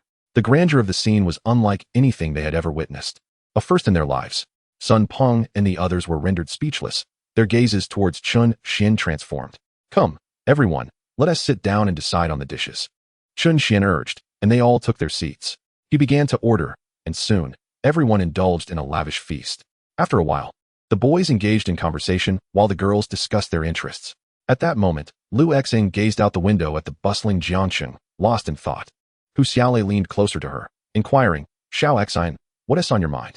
Oh, nothing much, Lu Xian replied, her beautiful eyes fluttering. Hu Xiaolei then casually nodded towards Chen Xuan. What do you think of him? He seems quite nice, Lu Xian responded. I think so too. I'll ask Jiang Xingxi about him later. I might be developing feelings, Hu Xiaolei remarked. Consider this, Sun Peng intended to treat us, but the receptionist stated there were no rooms available. Yet, when Chen Xuan presented the black card, the lobby manager hurried over and brought us up for lunch. This meal must be worth several thousand yuan. What kind of circumstances allow one to dine like this? As she spoke, Lu Xian turned to Hu Xiaolei. Xiaolei, are you possibly attracted to him because of this? Lu Xian rolled her eyes at the suggestion. Hu Xiaolei sighed, but I genuinely like him. He doesn't even glance my way, while you seem oblivious. Chen Xuan steals glances at you. Don't say such nonsense, Lu Xian replied, unaware of the truth in her friend's words. Really? She pondered, looking at Chen Xuan, feeling a flutter of interest. Hu Xiaolei settled beside Lu Xian. Xiao Xian. How is your streaming going lately? Mention of streaming brought a smile to Lu Xian's face, transforming her demeanor entirely, bubbling with joy. You won't believe it. I hit a low point and nearly quit streaming, but recently, a benefactor appeared, showering me with gifts and boosting my follower count tremendously. Now, I feel like I'm back on track. Lu Xian exclaimed, her excitement palpable. Hu Xiaolei, thrilled for her friend, inquired with concern. This benefactor hasn't made any strange requests, has he? Lu Xian pouted. No, of course not. He is not that aloof. Is that so? I find it hard to believe unless you show me the chat logs, Hu Xiaolei teased. Absolutely not. Lu Xian exclaimed, suddenly flustered. The thought of revealing her chat logs terrified her. Maintaining her cool image was crucial. If her roommates discovered she was playfully flirting with Brother Xian online, calling him daddy, it would be utterly mortifying, socially catastrophic, even. Eventually, the group finished their meal, and Chen Xuan took care of the bill. However, the next moment, a notification appeared. Detected host successfully spent 3,000 yuan, triggering 10-fold rebate skill, returning 30,000 yuan. 30,000 yuan. How astounding. Having anticipated this, I should have indulged a bit more. Nevertheless, Chen Xuan felt quite satisfied.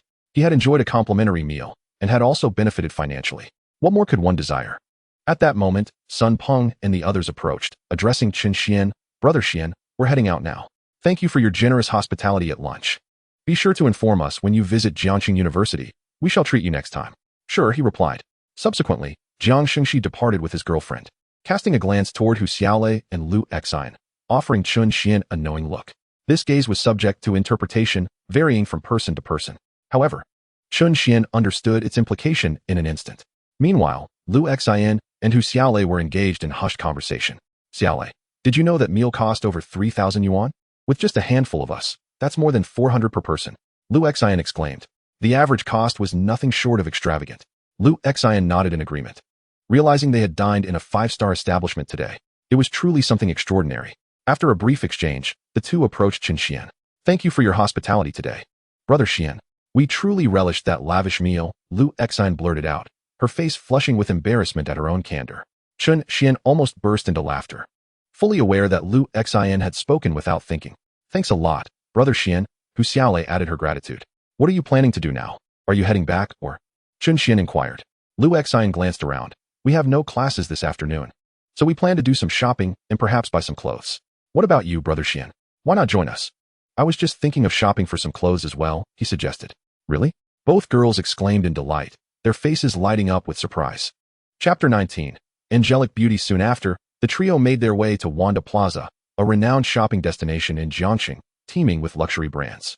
They ascended to the 5th floor, a veritable haven for fashion, showcasing an array of both domestic and international designer labels. From Armani to Versace, Louis Vuitton to Gucci, it was a shopper's paradise. Along the way, Lu Xian noticed Chen Xuan casting glances her way, causing her cheeks to redden as an unfamiliar sensation stirred within her. Yet, she felt too shy to ask him to stop looking, opting instead to act as if she hadn't noticed. Meanwhile, Chen Xuan contemplated Lu Xian's figure, thinking to himself, this size surely cannot be merely a C cup, it appears more like a D. But the beauty detection system cannot be mistaken. Could it be that she has enhanced herself? At that moment, Lu Xian seemed to exude a different aura. Perhaps it was the contrast between her online persona and her real-world demeanor.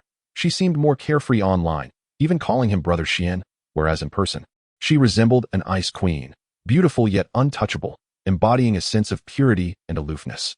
The more he observed, the more intrigued he became. Upon reaching the 5th floor, the trio engaged in light conversation. Oh my, Brother Xian, are we really just going to browse here? Hu Xiaolei exclaimed, her eyes wide as she gazed at the luxury boutiques. Although she occasionally ventured into branded stores, The labels here were on an entirely different level. Each item was priced in the hundreds or even thousands, especially clothing, pants, and bags, all exceeding 10,000 yuan. As students, they hardly possessed such funds. Chen Xuan chuckled, "No worries, we're just here to look around." Despite his casual tone, he genuinely intended to purchase clothing, especially with a 5 million yuan LV spending card in his possession. Just then, a voice called out from nearby. A pair of girls, arm in arm, halted upon seeing Lu Xian and Hu Xiaolei. "Huh, Xiaolei Xiaoxin, are you out shopping?" Lu Xian recognized them as her roommates, Chen Jing and Lin Yu. After exchanging greetings, the two girls turned their attention to Chen Xuan, momentarily taken aback, and then pulled Lu Xian and Hu Xiaolei closer. "Hey, weren't you two supposed to be on a social outing? How come you're here shopping with a guy? Spill the beans, who's interested in him?" "What are you talking about?" Lu Xian shot Lin Yu a glance and pouted. "Let me introduce you. This is Chen Xuan, Brother Xian, with whom we shared a delightful lunch at the Jiangxing International Hotel. Brother Xian, these are my roommates, Chen Jing and Lin Yu." After the introductions, Chen Xuan appraised the two girls before him.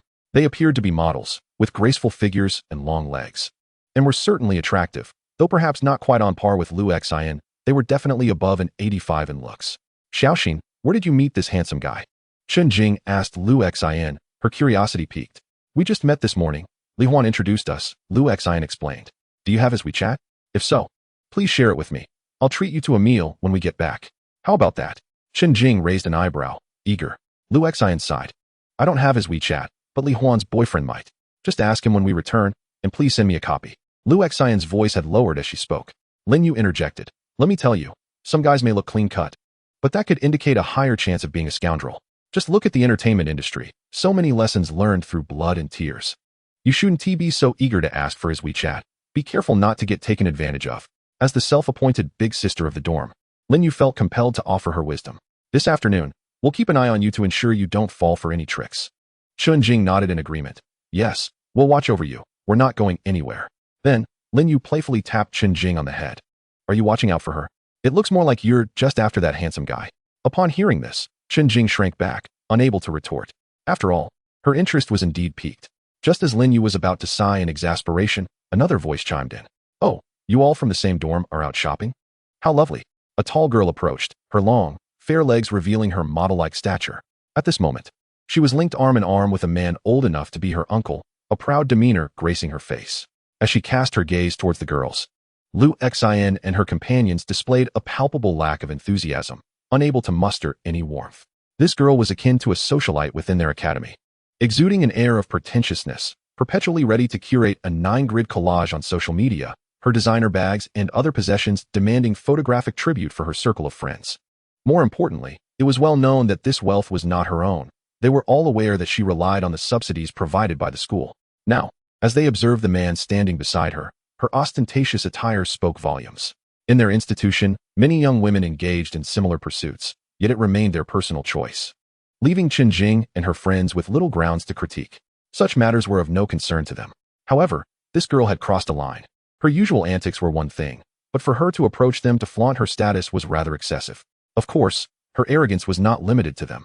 She exhibited the same behavior towards other girls in their class or the academy.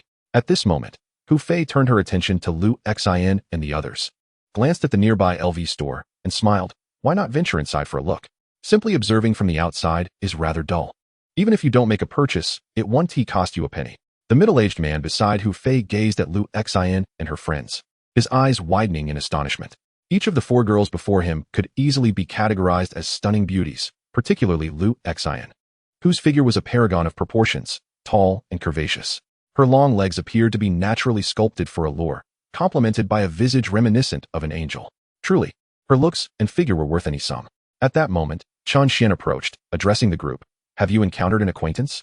Lu Xian turned to Chen Xuan, assuming he had grown impatient, and promptly apologized. "Xian Gu, my apologies for keeping you waiting." The middle-aged man immediately noticed Chen Xuan and observed the camaraderie he shared with the 4 girls, prompting a twitch of his lips. This young man, what merit did he possess to enjoy such fortuitous luck? He regarded Chen Xuan with disdain, though his face wore a forced smile. Turning to the group, he introduced himself. "Greetings, you must all be Hu Fei's classmates? Allow me to introduce myself.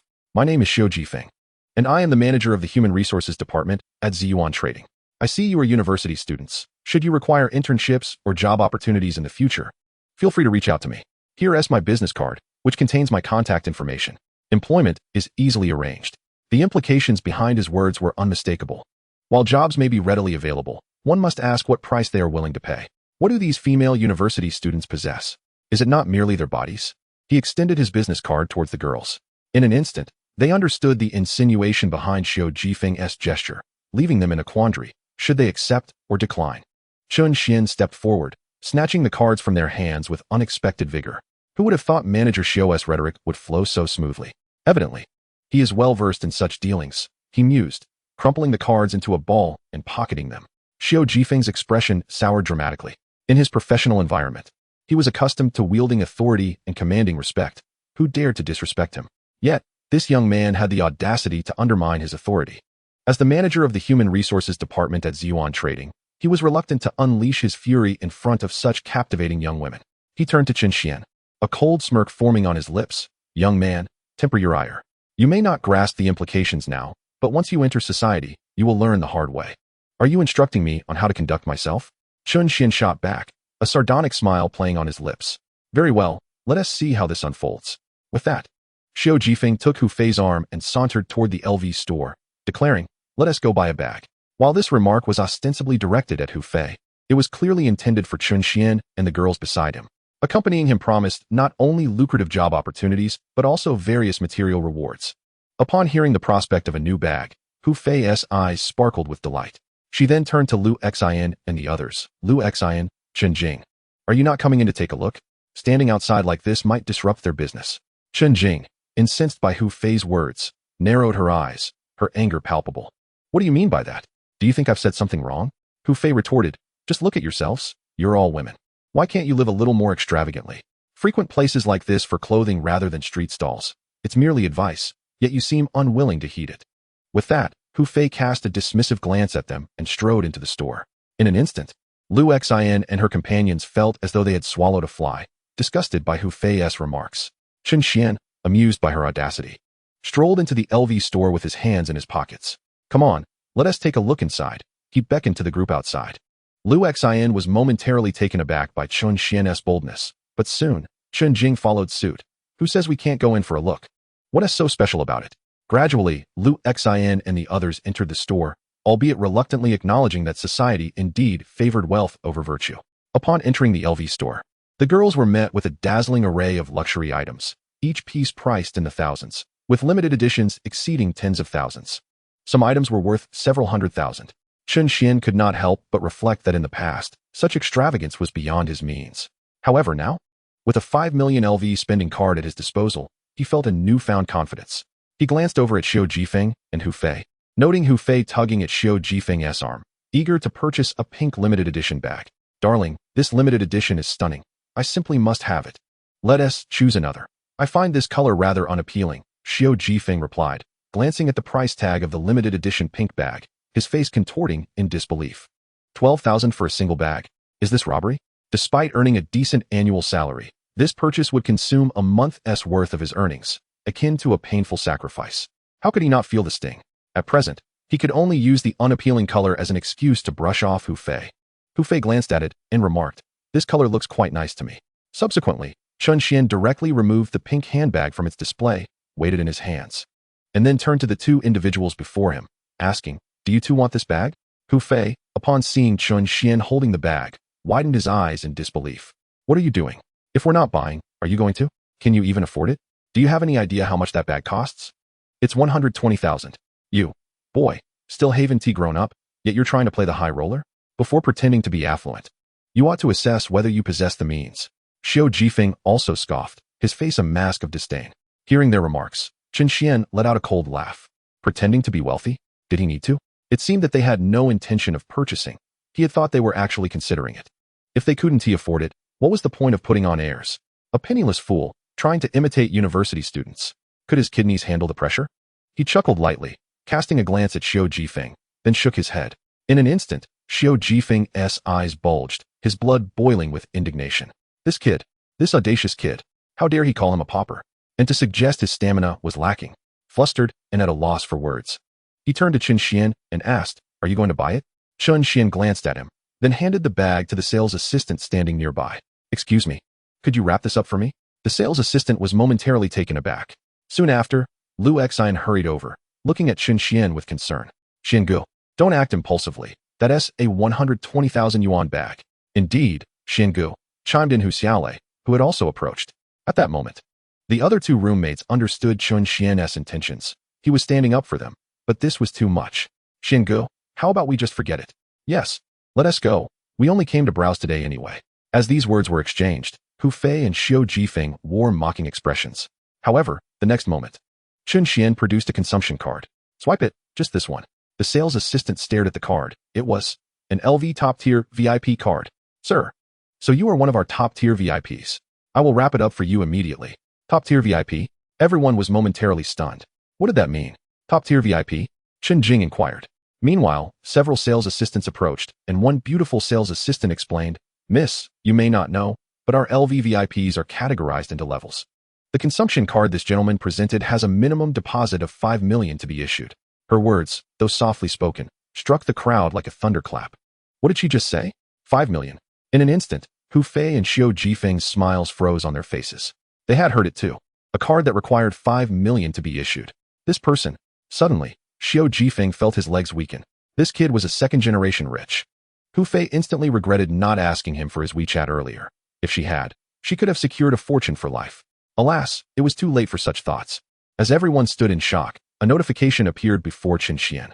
Detected that the host successfully spent 120,000 yuan, triggering a threefold rebate skill, returning 360,000 yuan. In an instant, Chen Xian's eyes widened. What? 360,000? He had actually triggered a threefold rebate. Sir, your purchase has been wrapped. The sales assistant soon handed over a gift bag to Chen Xian, who then turned and presented it to Lu Xian. Lu Xian, this bag is for you. Huh? Xiangu, what is this? Lu Xian was taken aback. This bag, so expensive, and he was just giving it to her? Chen Xian then pointed to 3 other bags nearby. Please wrap those 3 up for me as well. Almost immediately, another notification appeared. Detected that the host successfully spent 50,000 yuan, triggering a double rebate skill, returning 100,000 yuan. Detected that the host successfully spent 80,000 yuan, triggering a threefold rebate skill, returning 240,000 yuan. Detected that the host successfully spent 90,000 yuan, triggering a double rebate skill, returning 180,000 yuan. Swipe the card, complete the payment. After a series of actions, the girls stared at Chen Xian with wide eyes, utterly captivated. He was simply too impressive. Hu Fei and Xiu Jifeng looked at Chen Xian, who had just slapped them in the face with his actions. The sting was palpable. Here. This is for you. This is yours. And this is yours. At that moment, Chen Xian handed out the items to the 3 girls. Not having anticipated that using the consumption card would yield such rewards, his savings suddenly soared above 500,000. 500,000. How many people toil their entire lives without amassing such wealth? Xiangu, we really can't accept this. It's far too precious, protested Lu Xian and Hu Xiaolei, shaking their heads vigorously. After all, they had already enjoyed a free meal from Chen Xian earlier. If they were to take his bag now, wouldn't that make them shameless? At that moment, Chen Xian looked at them. Precious? This? Precious? A bag worth tens of thousands? Isn't it just a bag? Chapter 22. Xiangu, your car is just too stunning. Meanwhile, Chen Jing bit her lip, then glanced at the bag before her, taking it into her hands. Thank you. Xiangu, you're simply too impressive. Let us add each other on WeChat. Just as she finished speaking, Lin Yu, standing beside her, playfully tapped her on the head. You little money grubber, you infatuated fool. All right, you all should accept your gifts. Okay, thank you, Xiangu. Lu Xian looked at Chen Xian, accepting the bag with both hands, caressing its surface. The texture is simply exquisite. It feels extraordinary. Is this truly a 120,000 yuan bag? It's fantastic. Thank you, Xiangu. The other 2 girls echoed their gratitude as they received the bags, their faces radiating satisfaction. Afterward, Chen Xian turned to the group of girls. All right, having received my gifts, help me pick out a few outfits. All right, Xiangu, trust our taste. In an instant, they brimmed with confidence, causing Chen Xian to chuckle. He then began selecting items. And after a while, he settled on a shirt. After changing into it, as the girls emerged from the changing room, a chorus of gasps filled the air. Even clad in a simple shirt, the contours of Chen Xian's muscular chest and abs were discernible, along with the bulging definition of his arms. Yet, his overall physique exuded a lean elegance. In that moment, it was evident that Chen Xian was one of those fortunate individuals who appeared slender in clothing yet revealed a sculpted physique when undressed. Lu Xian too harbored a curiosity to witness Chen Xian without his shirt, though she felt too shy to voice it. After all, the online realm offered a sense of freedom that reality did not.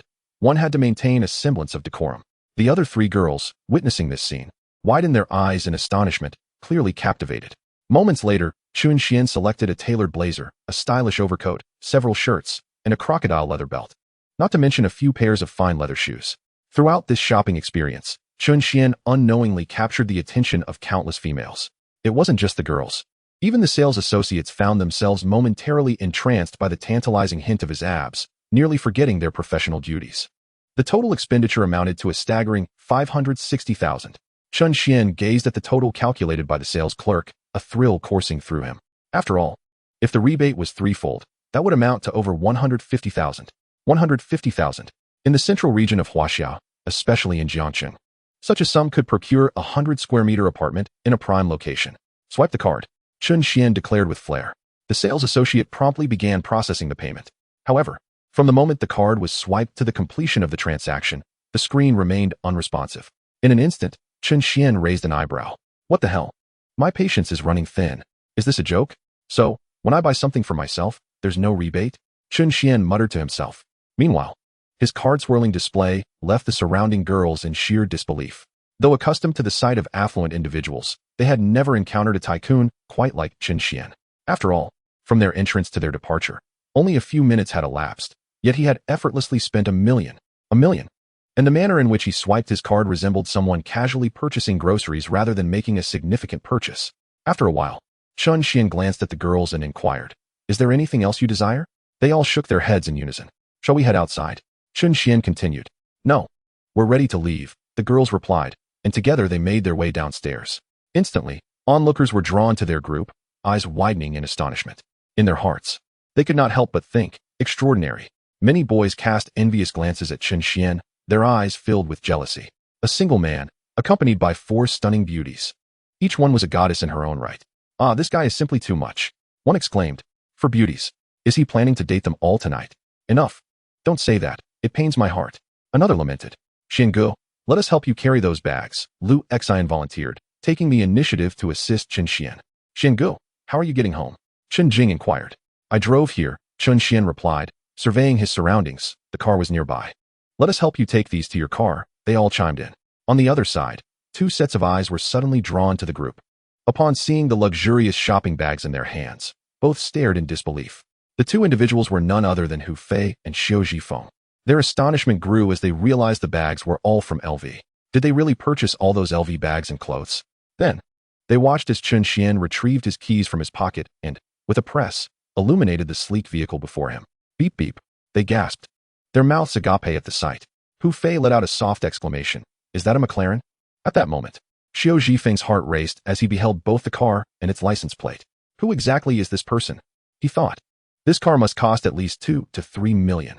Even more astonishing was Chen Xuan's license plate, Zhang A66666. Was this a plate that just anyone could have? Each individual capable of such a registration was either extraordinarily wealthy or influential. Any one of them was beyond their reach. In an instant, Xiu Zhifeng felt a wave of defeat wash over him, and he hurriedly urged Hu Fei to leave. Meanwhile, Lu Xian and the others gazed in awe at the supercar, clutching their mouths in amazement, as they had never been this close to such a magnificent vehicle. "Xingu, is this your car?" they exclaimed in excitement. "This car is absolutely stunning. Do any of you wish to join me for a ride? I can give you a lift home," Chen Xuan offered. At this, the girls turned to Xiao Xian. Even Hu Xiaolei glanced at Lu Xian, fully aware that Chen Xuan had shown considerable interest in her throughout the day. Lu Xian, meeting their gazes, shook her head. "Xingu, we wouldn't want to trouble you. We can take a taxi home." "Very well," Chen Xuan replied, starting the car and waving at them. "Drive safely, Xingu.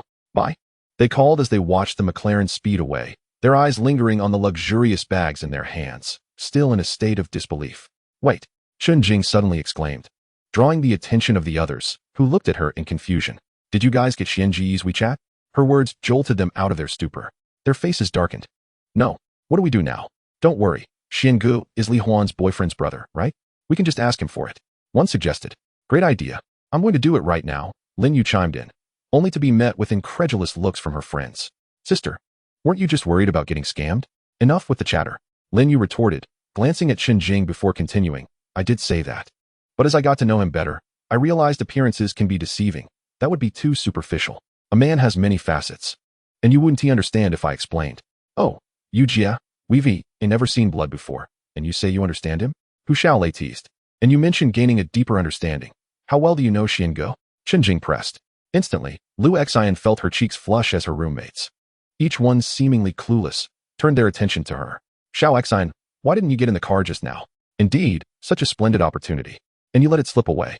I don't think I'm worthy. Lu Xian immediately shrank her head. That is certainly not the case.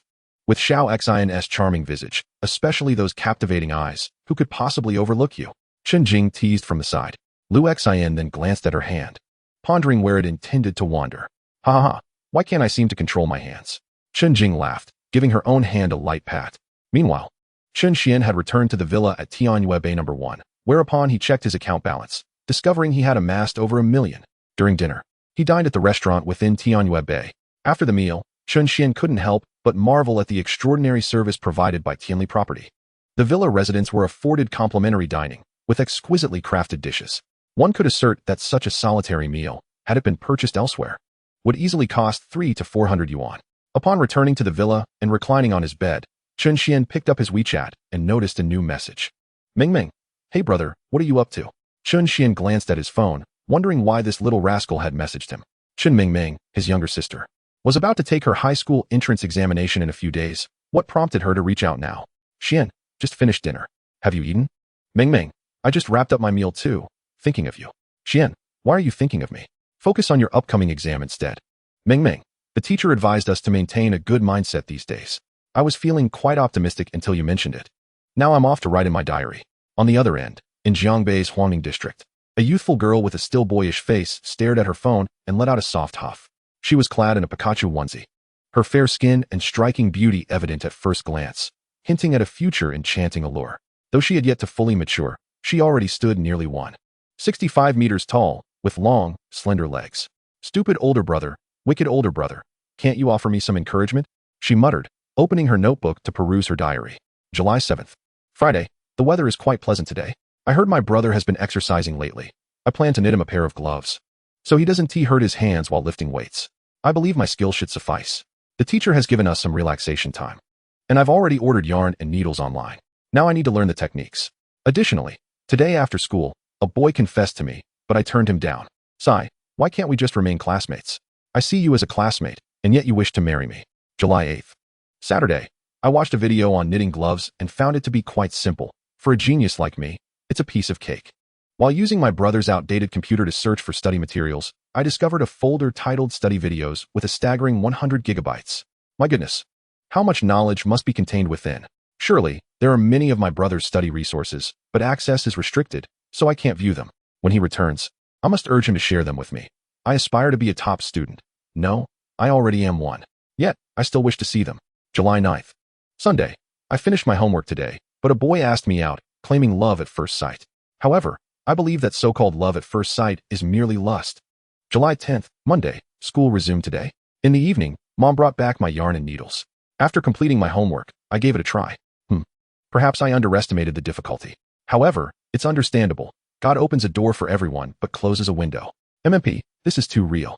Even the heavens are envious of my talent. Forget it. I should probably study a bit more. July 11th, Tuesday. I currently have 1,000 wild horses galloping through my mind. I've decided to buy my brother a pair of gloves online. Knitting them myself would be too time-consuming. With that time, I could accomplish so much more. No, my decision isn't due to my inability to knit. It's simply that this task lacks technical merit. It would be akin to using a sledgehammer to crack a nut. By the way, today, 2 boys confessed to me at once. They nearly fought over it, but I gently declined both. One immediately teared up, while the other remained stoic, not shedding a single tear. So, I added, "You re a good person," and he burst into tears. I felt it was a lesson he needed to learn. After all, it's a rite of passage for someone his age. Yes, indeed. July 12th, Wednesday, studying. July 13th, Thursday, studying. July 15th, Friday. Perhaps I should knit my brother a pair of gloves after all. He is truly fortunate to have such a considerate sister. His roommates must envy him. Sigh. I hope he gives me a generous amount of pocket money this new year. July 16th, Saturday. Ugh, knitting is a chore. July 17th, Sunday. The gloves I ordered online have arrived. Chen Mingming gazed at her notebook, her expression one of contemplation. Chapter 24. The Singleton Feasts on Your Rice. Subsequently, Chen Mingming commenced jotting down her notes. Meanwhile, Chen Xuan observed the silence on WeChat and thought, did this single phrase completely extinguish the conversation? Amused, he deemed himself a master of chat. He then turned his attention to flirt with Wang Minghan on WeChat, as engaging with her was far more entertaining. Wang Minghan seemed preoccupied with work, leaving little time for romance, which made her come across as somewhat inexperienced in conversations about love. On the other hand, while Chen Xianwuti claimed to be a seasoned veteran, he was certainly skilled in the art of flirtation. A few exchanges left Wang Minghan blushing furiously. At that moment, in the mountains, Wang Minghan lay on her bed, her face flushed. Nearby, her manager, Zhang Jing, noticed Wang Minghan's demeanor and leaned closer. Little sister, what is going on? Who are you chatting with? Zhang Jing inquired. Having been Wang Minghan's childhood friend and manager since her debut, she shared a close bond with her. I'm not talking to anyone, Wang Minghan replied evasively. Then why don't you let me take a look? Wang Minghan's gaze shifted, betraying her secret. It was Chen Xuan. Chen Xuan? Zhang Jing pondered, recalling the events at the concert. That guy? I told him we'd be returning to Jiangcheng tomorrow. He.S. coming to pick me up. Wang Minghan stated, and Zhang Jing was momentarily taken aback. Pick you up? How? Chen Xuan, although he donated a considerable amount that night, appeared to be just a student. Taking a taxi? Or perhaps a rideshare vehicle? The mere thought of it made Zhang Jing's head spin. I just snagged a discount voucher for a luxury Didi car, intending to summon a high-end vehicle, yet here we are. Wang Minghan cast a sidelong glance at her. Luxury Didi? Why would someone with a luxury car be driving for Didi? Have you considered the possibility of being taken advantage of? At that moment, Wang Minghan began to lecture Zhang Jing. And what about you? Aren't you the one calling someone to pick you up? Zhang Jing retorted. Subsequently, Wang Minghan smiled sweetly. I called Chen Xuan to provide him with the details of the donations. What about you calling for a luxury car? What is your intention? Zhang Jing replied, oh. So you're waiting for me. The next day, Wang Minghan and Zhang Jing boarded a flight back to Jiangcheng. Chen Xuan had risen early, having gone to bed quite early the previous night. After taking a shower, he glanced into his wardrobe. Donning the LV shirt and blazer along with trousers he had purchased the day before. Checking his phone for the time, he thought it was about time to head out. He recalled his earlier awkwardness when standing before Wang Minghan, yet the current Chen Xuan was transformed. He had amassed over $1 million in savings, accompanied by various skills and assets. He was indeed well prepared and composed. Gazing into the mirror, he noted that while he had always possessed a certain charm, the addition of his attire elevated both his looks and charisma to new heights, rendering him almost unrecognizable from his former self. He then set off in his McLaren 720S towards the airport. An hour later, at Jiangxing Airport, a plane descended gradually, and two girls aboard were preparing to disembark. Zhang Jing turned to Wang Minghan beside her, her gaze fixed on her phone.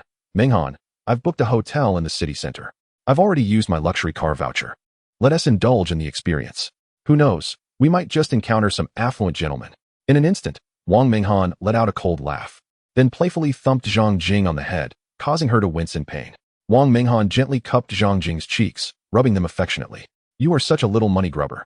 Dreaming of affluent men. Do you think those driving luxury Didi cars have any romantic notions? You may think you're on the 5th floor, but in reality, you're on the 1st, while they are already on the top floor. And you, yearning for an affluent man, are merely bait for them. Stop dreaming of rich men. In a few years, I'll help you become a beautiful heiress. Zhang Jing retorted, the money you earn, you've donated. You can't even keep it for yourself.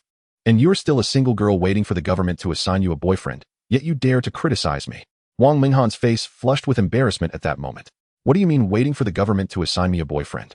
I am offended. So what if I'm single? Am I eating your rice?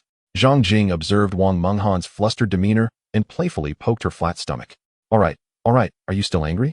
What are we going to do now? I've already placed the order, and we've passed the free cancellation period, Zhang Jing said, shaking her phone. Wang Minghan shot her a glance. Well, you can wait for your little admirer to pick you up. I'm not going to. You, don't run. What little admirer? Wang Minghan suddenly exclaimed, chasing after Zhang Jing as they exited the plane, attracting the attention of many bystanders. With their long legs, especially the one chasing. Even while wearing a mask and sun hat, the movement drew gazes as her figure swayed enticingly. After a brief chase, they finally paused to collect their luggage before heading outside. All right, no more fussing, Zhang Jing pleaded, and Wang Minghan sighed inwardly, reflecting on her friend's ineptitude in many matters. Yet she possessed a strong self-protective instinct. Can you believe this soft girl?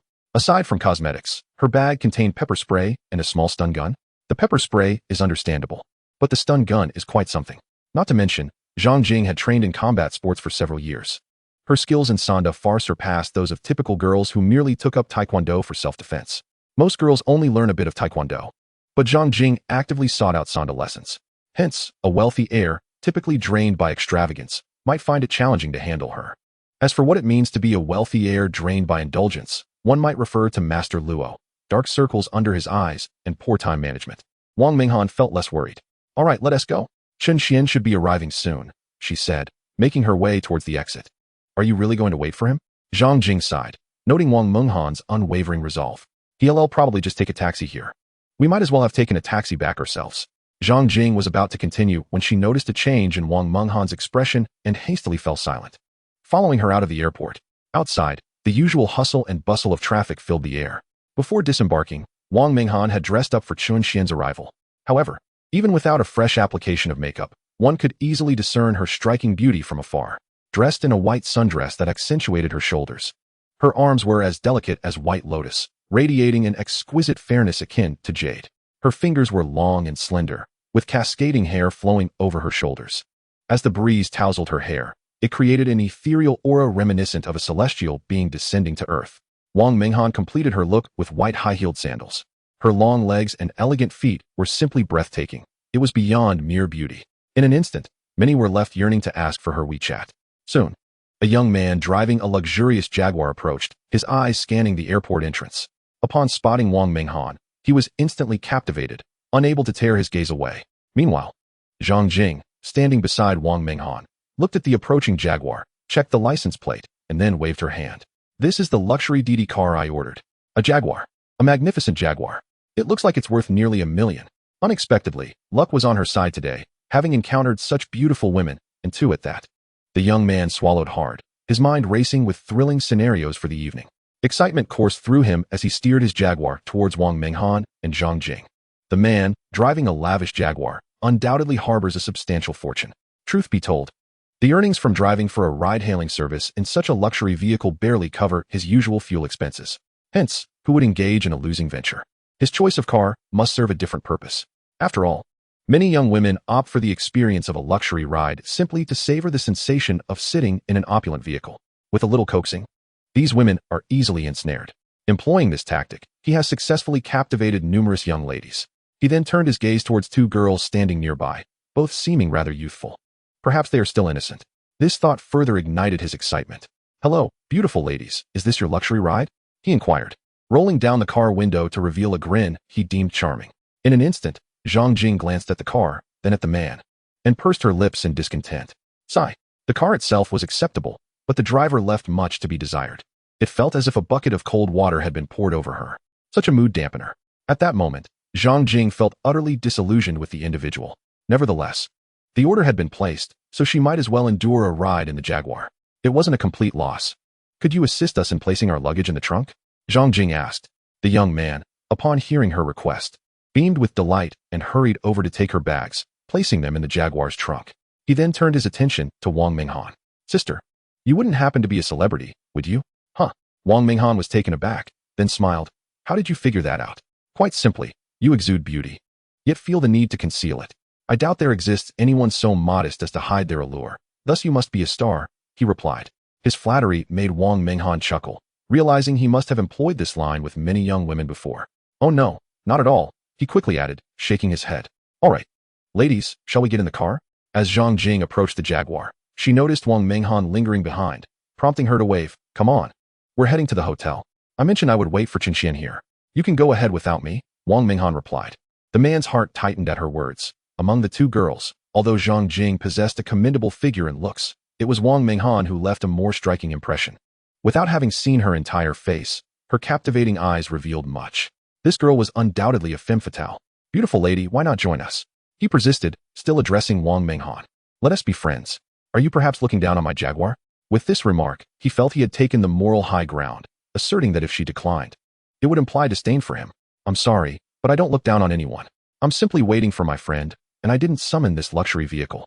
Wang Minghan replied, noting the man's intentions with a discerning eye. Though she had yet to face real challenges, she was familiar with such tactics. Lovely lady, I understand you're waiting for someone, but you don't appear to be local. How about I show you around? He suggested, standing before her, inhaling the sweet, floral fragrance that wafted from her youthful presence, utterly intoxicating. Apologies, but as I mentioned, I am not interested, Wang Minghan stated, glancing at her phone as Chen Xuan's call came through. Chen Xuan, have you arrived? Yes, can you see me? I'm wearing a white dress. I see you.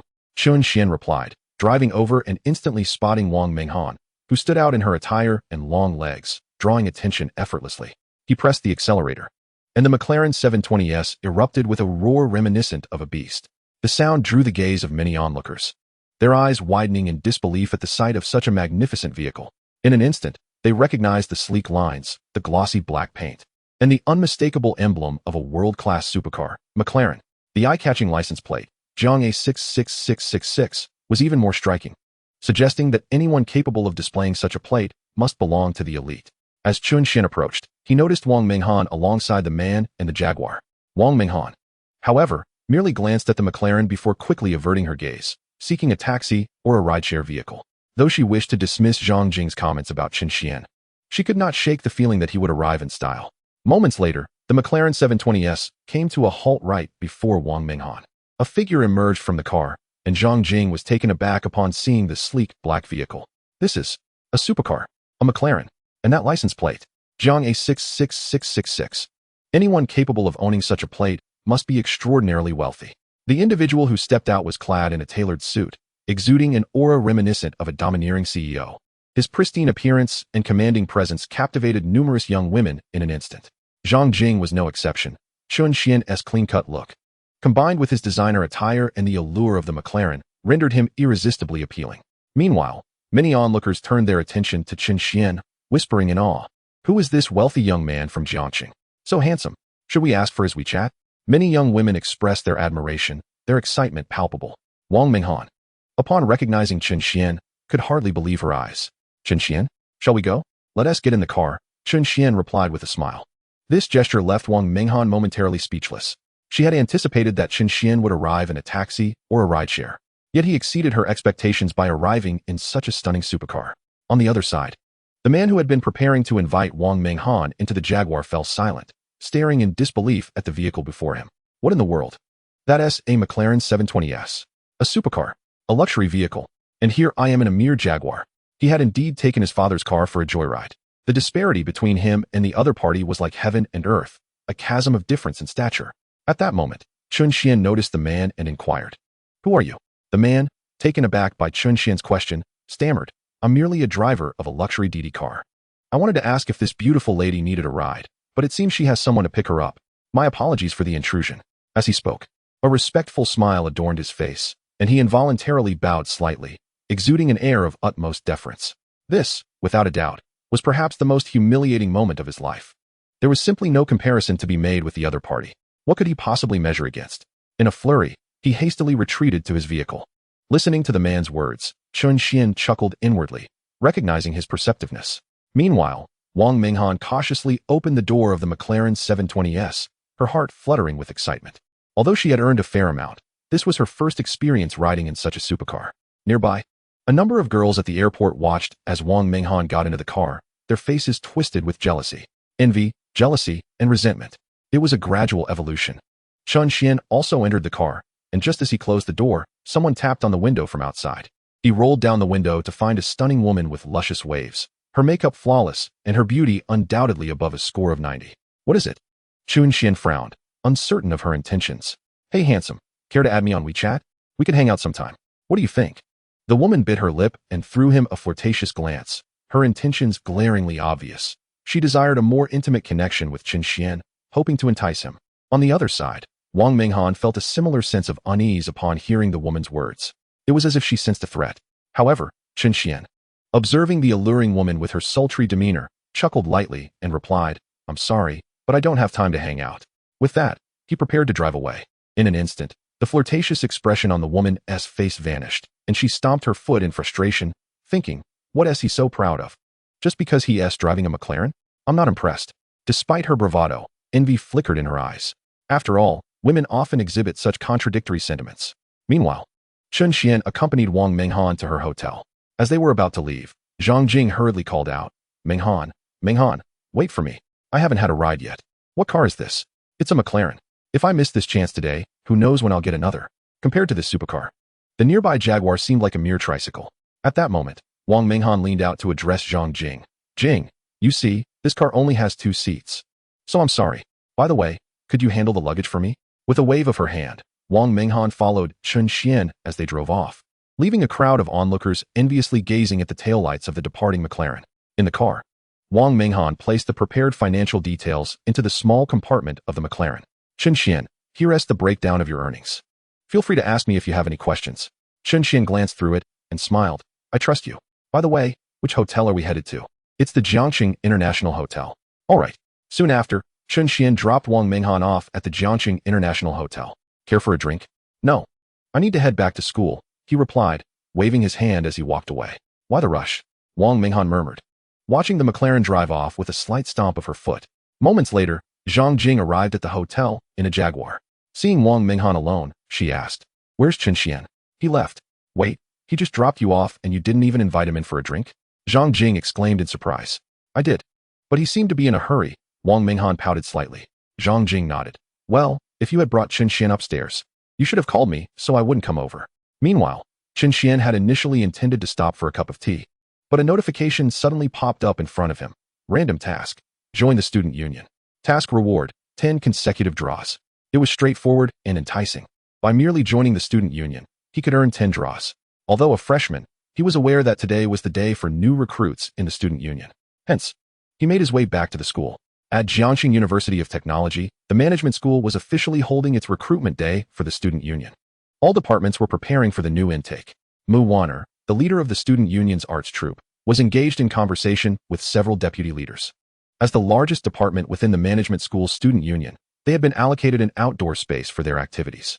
While chatting with her deputies, Mu Wanner scanned the incoming freshman. Clad in the student union uniform and wearing light makeup, her beauty and graceful figure made her resemble a stunning Jiangnan beauty, standing out like a crane among chickens, drawing the attention of many newcomers. A number of freshmen cast their glances her way, though when she made eye contact, they quickly averted their gaze, as if caught in a guilty act. One of the deputy girls turned to Mu Wanner, asking, Wanner, how does my makeup look? Is it the same as when I left the dorm, or has it faded? I can't afford to miss out on any potential suitors. I've been scouting for a year now. Woe is me. I came to find upperclassmen in my freshman year. And now I need to find a promising younger male student in my sophomore year. If I don't find one this time, I'll be too old next year. Not just her, but many girls in the arts troupe began to pay attention to their appearances as well. Jiangxing University of Technology may sound like a science and engineering school, but it so happened that there were 2 campuses separated by several kilometers.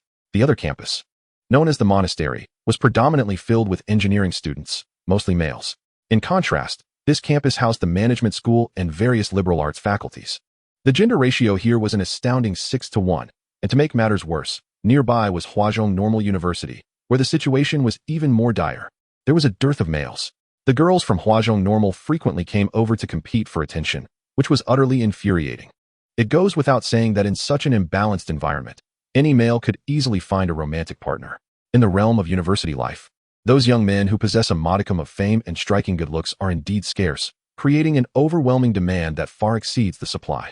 Thus, whenever a new cohort of freshmen arrives, it is not uncommon for senior female students to harbor ulterior motives, whether they come to recruit or volunteer. Their intentions are often laced with this underlying desire. However, Mu Wanner remains unperturbed, even slightly accentuating her voluptuous figure, which stands in stark contrast to her delicate frame. In an instant, many new students cast their eyes upon her, their gazes trembling with intrigue. Nearby, several vice presidents observed her subtle maneuvers, their expressions morphing into resigned amusement. This is quite unfair. Such antics are not in the spirit of the game, one remarked. Indeed, your striking appearance is rather intimidating. Could you at least leave us some scraps? Another chimed in. But, Wanner, you haven't even dated in your freshman year. Didn't you proclaim that you would remain single throughout college? Mu Wanner glanced at them, chuckling inwardly at their naivety. I am not merely one to be swayed by looks. I am simply leveraging my advantages. Thank you very much. Yet, as she surveyed the scene, no freshman had yet caught her eye. It seemed today would be a fruitful day for recruitment. Upon uttering this thought, a collective sigh of relief escaped the vice presidents. As long as Mu Wanner kept her charms in check, there would still be opportunities for them. Just as they began to relax, a powerful roar of an engine pierced the air, drawing everyone's gaze towards the source. They soon found themselves wide-eyed with disbelief. What was this? A sleek, obsidian vehicle gleamed under the sunlight, its aerodynamic body reminiscent of a fighter jet, accompanied by a growl akin to that of a wild beast. A black supercar, akin to a creature of the night, glided into view from the main road. Countless eyes were instantly transfixed upon this magnificent machine. Behind the wheel sat none other than Chen Xuan, who lowered the window, one hand resting casually outside while the other maintained a firm grip on the steering wheel. Driving at a leisurely pace, this display of nonchalance captivated many young women in an instant. As Chen Xuan arrived at the recruitment area, he recalled the task outlined in his mission brief and addressed the crowd before him. "Hello, is this the recruitment center for the student union of the School of Management?" His words rendered many momentarily speechless. This young man was a freshman, arriving in a supercar no less. The fellow freshmen were utterly astonished. "Goodness, this is too impressive. He drove a supercar here. My heavens." A chorus of senior girls turned their attention to Chen Xuan, their eyes gleaming with desire, akin to wolves spotting their prey. What sort of background does he come from?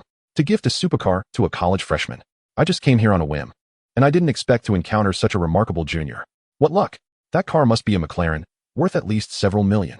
If I recall correctly, this model appeared in Fast and Furious, Special Operations, and it's valued at a minimum of 3 to 4 million. As the crowd marveled at the spectacle, Mu Wanner caught sight of Chen Xuan in the car and quickly regained her composure. She opened her makeup mirror, retrieving a striking lipstick and a makeup kit from her bag. In mere seconds, she transformed her visage into a captivating look, a stark contrast to her usual innocent appearance, and adjusted her attire. With a slight bite of her lip, she nonchalantly undid the top button of her shirt. Once satisfied with her appearance, she strode confidently towards the McLaren. Approaching the car, Mu Wanner bent slightly, ensuring she achieved the perfect angle, and then beamed a radiant smile. "Hello, Junior. You must be a student from our School of Management, correct? Allow me to introduce myself. I am Mu Wanner, a sophomore and the president of the art troupe. Are you interested in joining the student union?" Her alluring voice resonated with an enchanting quality, stirring something deep within the hearts of those who heard it. The angle at which she bent was impeccable, elegant yet sensual, offering Chen Xuan a glimpse of her charms and perfectly showcasing her advantages. The atmosphere was charged with excitement. Her smile was warm and inviting, fully satisfying the fantasies of the freshmen regarding their senior counterparts. Every detail was meticulously curated. In that moment, numerous freshmen observed the unfolding scene, their expressions a mix of awe, envy, and admiration. What a breathtaking view inside that car. It must be exhilarating. Oh, to be wealthy is truly a blessing. I wish to experience such benefits. Nearby, several vice presidents and surrounding girls were equally stunned. My goodness, the president is making her move. After a year of silence, she finally takes action. But why must she steal my thunder? What is going on with your art troupe? Didn't you say your president had never dated? Look at how she flirts with that junior. Does she seem inexperienced? With that striking lipstick and outfit, and not to mention the undone button, she's clearly well prepared. At that moment, the girls from the art troupe, overhearing the banter, scoffed. Although our president may not have had romantic experiences, it doesn't imply a lack of theoretical knowledge. It's merely that no one has sparked her desire to put it into practice, until now. In an instant, many surrounding girls found themselves at a loss for words. After all, how could they compete with Mu Wanner? In terms of beauty and allure, she overshadowed them all. Meanwhile, Chen Xuan remained oblivious to the surrounding chatter, his gaze fixed on Mu Wanner, feeling slightly dazed. This Mu senior, her smile is truly captivating. Wait, no, it's quite radiant. Her smile is simply enchanting. Hello, senior. I am a student from the School of Management, and I have come here to join the student union. Perfect timing. Allow me to show you around. I am well acquainted with everyone in the various departments. As Mu Wanner regarded the clean-cut face of Chen Xuan, she momentarily froze, taken aback by his freshness. However, she quickly recovered, beaming brightly and effortlessly tucking a strand of hair behind her ear. Thank you, senior. With that, Chen Xuan exited the vehicle, parking it nearby, and turned his attention back to Mu Wanner. Noticing him step out, she extended her hand. Hello, junior. Hello, senior. My name is Chen Xuan. Oh, so you are Chen Xuan. Mu Wanner then led him towards the classrooms of the student union's various departments, her face aglow with a bright smile and her voice particularly gentle. Junior, this is our learning department, which is home to several academic elites, each a notable figure within our college. Mu Wanner made no attempt to disparage other departments. Instead, she highlighted the unique attributes of each. Junior, follow me. As Mu Wanner spoke, she naturally reached out to grasp Chen Xuan's hand, her body subtly leaning towards him. In that fleeting moment, Chen Xuan experienced the essence of a senior's gentleness, the allure of a tender haven. This was simply exquisite. Meanwhile, numerous boys preparing for interviews observed the scene with eyes brimming with envy, jealousy, and resentment. How infuriating. My heavens, what am I witnessing? ISNT Senior Mu Wanner renowned as the Ice Queen? Woe is me. Is this truly how our goddess appears in front of someone she fancies? I, too, yearned to hold the senior's hand. Many nearby wore expressions of longing. Junior, this is the sports department, and the head is Senior Lu Tao, Mu Wanner introduced. As Lu Tao greeted Chen Xuan, while other girls from the sports department hurriedly gathered around. Junior, what do you think? Are you considering joining us? Why the rush? Mu Wanner smiled at them. Let me finish introducing everything to the junior before he makes his choice. After all, it's not yet time. With that, Mu Wanner led Chen Xuan through various departments. Chen Xuan couldn't help but marvel at how well-liked she was, engaging in cheerful banter with members from different departments. Even the student council. Eventually, she brought Chen Xuan to the arts troupe outside. Junior, this is the arts troupe I supervise. Allow me to provide a detailed introduction. She began to speak eloquently, and the other vice presidents quickly joined in to present themselves, leaving the other boys feeling somewhat sidelined. Junior, what do you think of our arts troupe? Mu Wanner inquired, casting a glance at Chen Xuan. Senior, if I were to join you, would there be an assessment involving these instruments? Chen Xuan asked, eyeing the instruments displayed.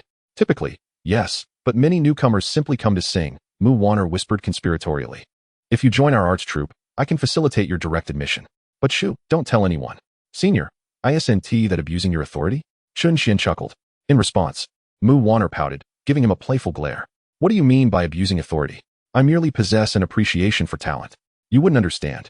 Junior, will you join us? Mu Wanner asked again, her face glowing with enthusiasm. Chen Xuan, who had previously held little interest in the student union, found himself nodding in agreement after their tour of the various departments. All right, I look forward to your guidance, Senior. Really? Mu Wanner's smile widened in delight. In the next moment, a luminous screen appeared before Chen Xuan. Chapter 30, Divine 10 Consecutive Draws. Congratulations, host, for completing the task. Reward, 10 consecutive draws. Congratulations, host, for receiving 10,000 RMB. Congratulations, host, for receiving 10,000 RMB. Congratulations, host, for upgrading the skill beauty detection to true eye skill.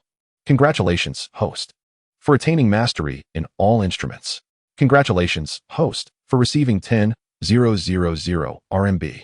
Congratulations, host, for mastering 8 Extremes Fist. Congratulations, host, for receiving a reward, 100,000 Shark Fins. Congratulations, host, for acquiring a Ferrari 812. Congratulations, host, for receiving a reward, 100,000 Shark Fins. Congratulations, host, for receiving a reward, 100,000 Shark Fins. At that moment, Chen Xuan gazed at the screen before him, his heart racing. Despite the abundance of shark fins and cash, it was the unique rewards that captured his attention. He had not anticipated the upgrade of the beauty detection skill, nor the mastery of all instruments, and the 8 Extremes Fist mastery. Additionally, the Ferrari 812 among his rewards left him astonished. After all, it was indeed a luxurious supercar, priced significantly higher than the McLaren 720S, likely around 7 to 8 million. Soon, a peculiar sensation surged through Chen Xuan's body, filling his mind with newfound knowledge, and his physical sensations felt entirely transformed. Meanwhile, Mu Wanner remained oblivious to his unusual demeanor as she handed him an application form. Junior, please fill in your information. She prompted. Sure. As Chen Xuan filled out the form, several students auditioning for the arts troupe observed the scene with disapproving faces. After all, the arts troupe admitted very few students each year, and witnessing someone enter without an audition was quite the scandal. This is an egregious breach of protocol. Initially, Mu Wanner was aware that this was inappropriate, which is why she had been cautious when handing Chen Xuan the form. Yet her carefulness had not escaped the eyes of many. As the school's most revered goddess, and a strong contender for the title of Campus Belle, she naturally attracted considerable attention. Senior, has the audition begun? It can't be. Why is he allowed indirectly? A boy questioned Mu Wanner, his face reflecting disbelief. His words left Mu Wanner momentarily speechless, unsure of how to respond, especially as several vice presidents looked awkwardly at one another. The crowd around them continued to swell. Look at him, employing such cunning tactics, arriving in a luxury car and immediately gaining entry into the arts troupe. Which department wouldn't he want a wealthy junior like him? He must know he lacks talent, so he resorts to flaunting his wealth. Such a person is truly loathsome. Voices of disdain began to emerge, targeting Chen Xuan. After all, he had been seen with Mu Wanner and had arrived in a McLaren, stirring resentment among the male students. In this age of envy towards the affluent, coupled with Mu Wanner's obvious favoritism towards Chen Xuan, it was no wonder that these boys were filled with bitterness. Mu Wanner found herself at a loss, as the entire arts troupe was now entwined with Chen Xuan, collectively facing the ire of onlookers. Several vice presidents approached her, whispering, "President, what should we do? Should we abandon this?" One vice president suggested, only to receive fierce glares from the others. "I believe the president's decision was sound, if we don't seize this opportunity. Other departments surely will," another asserted. "Indeed, I concur. Yet we cannot ignore the backlash. Otherwise, the reputation of our arts troupe will be tarnished." At this moment, several individuals were engaged in conversation. Mu Wanner gritted her teeth, determined to confront the new student before her. After all, she certainly would not let Chen Xuan escape. Just as she stepped forward, Chen Xuan had just completed his form, lifting his head to gaze at the assembly before him, a smile gracing his lips. "What were you just saying? A dark scheme? How do you know it's a dark scheme?" These words left the crowd momentarily dumbfounded. Suddenly, a male student stepped forward, indignantly declaring, "What do you think? You haven't performed anything, possess no talent. By what right do you enter the arts troupe?" "Exactly. We're exposing this dark scheme." Another added, "Just because you have money, does that make you great?" Chen Xuan stood there, becoming the target of their accusations. At that moment, Mu Wanner had approached Chen Xuan's side, poised to speak, but he simply smiled. "Since you say so, let us settle this. If you can outshine me, I will gladly relinquish my spot. But if you cannot, you will silence yourselves and leave." His words struck the crowd like a thunderclap, their eyes widening in disbelief. He dared to issue a challenge, and with such assertiveness. In an instant, many began to reconsider their stance. Yet, they pondered, perhaps Chen Xuan was merely bluffing. Thus, they did not immediately disperse. Chen Xuan paid them no mind as he moved towards the back. Meanwhile, he removed the ink-splashed traditional jacket he wore. "Senior sister, could you hold this for me?" "Of course," Mu Wanner replied, taking the jacket. As he shed the outer garment and rolled up his sleeves, a transformation overtook him. The previous air of nonchalance, reminiscent of a privileged youth, was replaced by an aura of profound confidence. It was as though he had undergone a metamorphosis, radiating an indescribable presence akin to that of an international maestro. Such confidence, an unwavering belief in his abilities that suggested no challenge was insurmountable, an aura that proclaimed he was unmatched. It was reminiscent of an artist in the throes of creation. A girl, captivated by Chen Xuan's silhouette, murmured softly, her eyes gleaming with admiration. "It's all just appearances," a boy scoffed, though he too felt a tremor of awe within. At that moment, Chen Xuan approached a white grand piano, seating himself gracefully. His slender fingers rested on the keys, casually striking a few notes to test the sound. He was astounded by the sensation, though he had never before touched a piano. As his fingers met the keys, an overwhelming sense of familiarity surged within him, as if he had been practicing for decades. In that instant, his demeanor shifted dramatically, capturing the attention of all present, their brows furrowing in intrigue. Even Mu Wanner gasped softly, a sensation, an essence that felt hauntingly familiar. Her eyes widened as realization dawned upon her. The aura he exuded was akin to that of the great musicians she had witnessed performing in the Golden Hall of Vienna. Chapter 31, Capturing Sister Wanner. Many onlookers regarded Chen Xuan with a sense of wonder, although he appeared to be just another youth of their age. Gazing upon him felt as though they had been transported from their campus to the illustrious halls of Vienna, witnessing a world-class maestro in performance.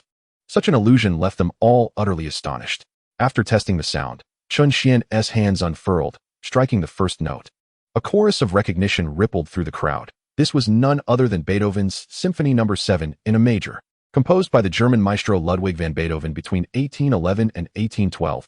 This symphony was dedicated to Count Moritz von Fries and premiered in Vienna in 1813. Known as the Dance Symphony, it vividly portrays the triumph and joy of the people, infused with a dance-like quality that evokes a sense of grandeur and vitality. Reflecting humanity's yearning for a blissful existence, an ideal Beethoven pursued throughout his life. This piece encapsulated the essence of his immense dedication, making it an exceedingly challenging composition. "How audacious!" Mu Wanner exclaimed, her frustration evident as she stomped her foot. "You could have selected something simpler. We could have relaxed a bit, but this. What are we to do now?" The surrounding boys exchanged glances, their expressions wavering. Yet, in the next moment, they were drawn in by the music. This symphony, a testament to Beethoven's longing for a beautiful life, now resonated with newfound vitality under Chen Xuan's touch. They felt as if they were amidst a jubilant throng. The air filled with cheers, wildflowers blooming along the path, and the gentle breeze brushing against their faces. Their spirits were lifted into a realm of joy and ethereality. In the distance, verdant hills met the sky, with clouds drifting above and birds soaring, celebrating life in a vibrant tableau. In an instant, they found themselves enraptured. lost in the enchanting music. Mu Wan'er, too, reveled in the experience until she observed Chen Xuan's fingerwork and abruptly regained her composure. This technique, she gasped, covering her mouth in astonishment. Having practiced piano for nearly a decade, the disparity between her skill and Chen Xuan's was monumental. Yet, in the next breath, she surrendered once more to the exquisite melody. However, every journey must reach its conclusion. As Chen Xuan struck the final note, the resonant sound abruptly ceased, leaving a lingering echo of music in the hearts of all present. A profound silence enveloped the room. One could hear a pin drop. 1 minute. 2 minutes. Approximately 5 minutes passed before someone stirred, breaking the stillness with applause. Gradually, more joined in, the sound of clapping crescendoing into a thunderous ovation that reverberated through the air. At this moment, Chen Xuan rose to his feet, casting a glance at the assembly before him, a smirk gracing his lips. What do you all think now? I have officially joined the art troupe. Is this what you would call a dark horse? His utterance sent tremors through many present. Could this truly be deemed a dark horse? If this were the case, could there be any existence that was not shrouded in darkness? Or rather, Chen Xuan's entrance into the art troupe was akin to a self-deprecating act of lowering his own status. Instantly, those who had just been vocally criticizing him felt their faces flush, as if they had been soundly slapped, the embarrassment palpable. They had initially presumed Chen Xuan to be a mere bronze, yet he turned out to be a king. Chen Xuan, you are truly remarkable, Mu Wan'er exclaimed, applauding as she approached him with a smile. She then proceeded to collect the form Chen Xuan had just filled out. Meanwhile, several deputy leaders gathered around, addressing Mu Wan'er. Captain, where is Chen Xuan's form? We wish to review it. Such a trivial matter hardly required your scrutiny. I can handle it myself, Mu Wan'er replied sweetly, attempting to evade their oversight. Huh, Captain, you wouldn't wish to keep all the spoils to yourself, would you? In an instant, Mu Wan'er cleared her throat audibly. How could that be? While others may not understand me, surely you do. Am I the kind of person to do so? Absolutely not. The deputies shook their heads, chuckling. Then, Captain, the form? Cough, cough, the form. Ah, where did I place it just now? Captain, I saw you tuck it into your pocket. One timid deputy remarked, only to receive a glare from Mu Wan'er. You honest soul, everyone, let us gang up on her. Oh dear. I suddenly recalled that I have a departmental meeting to attend. I must take my leave. You all continue with the interviews. Don't run. Stop. Don't escape. Several voices clamored as they rushed to apprehend Mu Wan'er. Why are you doing this? This is such bullying. Mu Wan'er feigned innocence. Stop being cute and hand over the form, or else, humph. We might just stage a rebellion today. Pouting, Mu Wan'er gazed at the deputies. And as more department heads arrived, she had no choice but to concede and obediently surrender the form. Chapter 32, Ferrari 812. Meanwhile, Chen Xuan exchanged pleasantries with a group of senior sisters before driving back to Villa No. 1. He then hailed a cab to the automotive city. Earlier, he had received a call from the Ferrari dealership, so he went directly to collect his vehicle. An hour later, Chen Xuan found himself seated within the Ferrari 812. Pressing the accelerator, the engine roaring like a wild beast, and he was momentarily entranced. The sound was even more alluring than that of the McLaren 720S. Prior to arriving to pick up the car, Chen Xuan had researched the Ferrari 812 online, familiarizing himself with its power and maximum horsepower. Nearly 1,000 horsepower. Acceleration from 0 to 100 in just 2.5 seconds. A top speed exceeding 400 kilometers per hour. These specifications were undeniably those of a T1 level supercar. However, these were merely figures on a screen. It was only upon personally driving the vehicle that Chen Xuan grasped the truth of the adage. What is learned on paper is but shallow. True understanding comes from experience. Now, seated in the Ferrari 812, he could truly appreciate the sheer ferocity of this machine.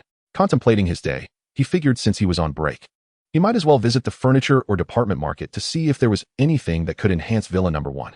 More importantly, Chen Xuan yearned to relish the experience of driving this Ferrari 812 on the open road. At that moment, within the McLaren dealership, it was just after work hours when a graceful figure exchanged goodbyes with the staff and stepped outside.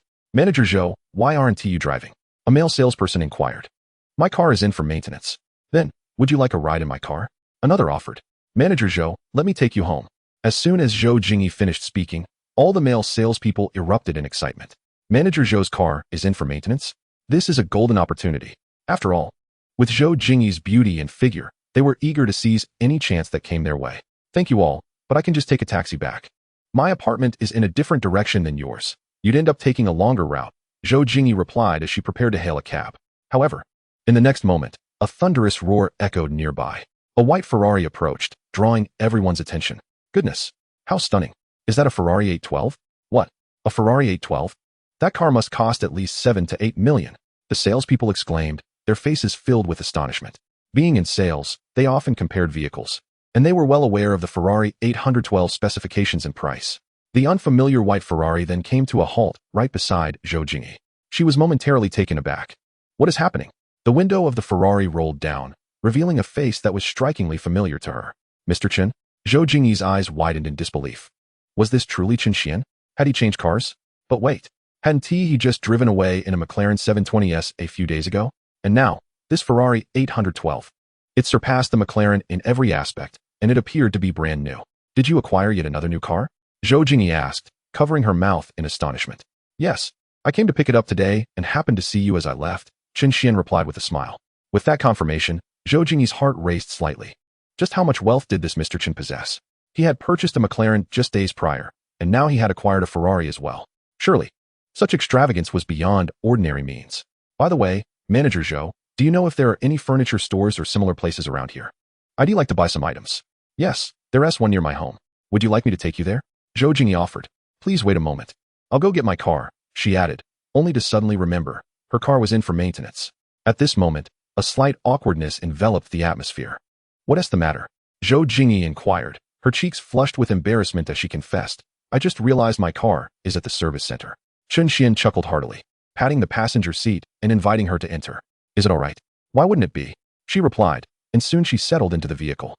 Chen Xuan glanced at Zhou Jingyi and remarked, you were the first to occupy the passenger seat in both my cars. The simple statement caused her cheeks to redden even further. As she took in the luxurious interior and the ferocious roar of the Ferrari's engine, she found herself momentarily dazed.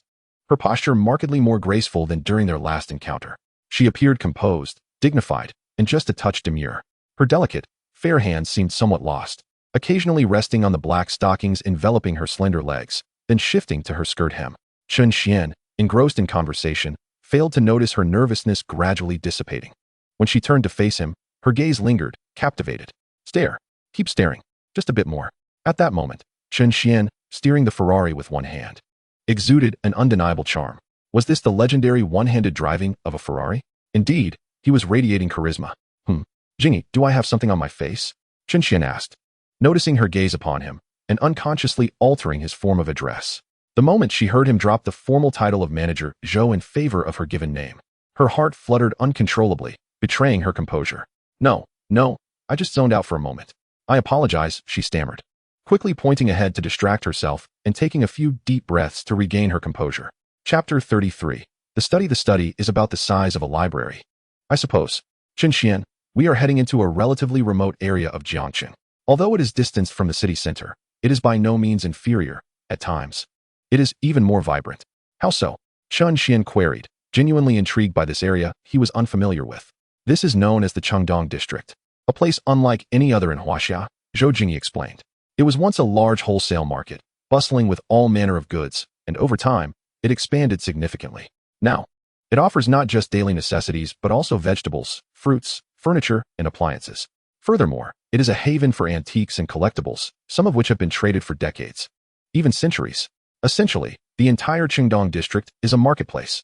Listening to Zhou Jingyi's insights, Chen Xuan began to grasp the essence of the area, particularly intrigued by her mention of antiques.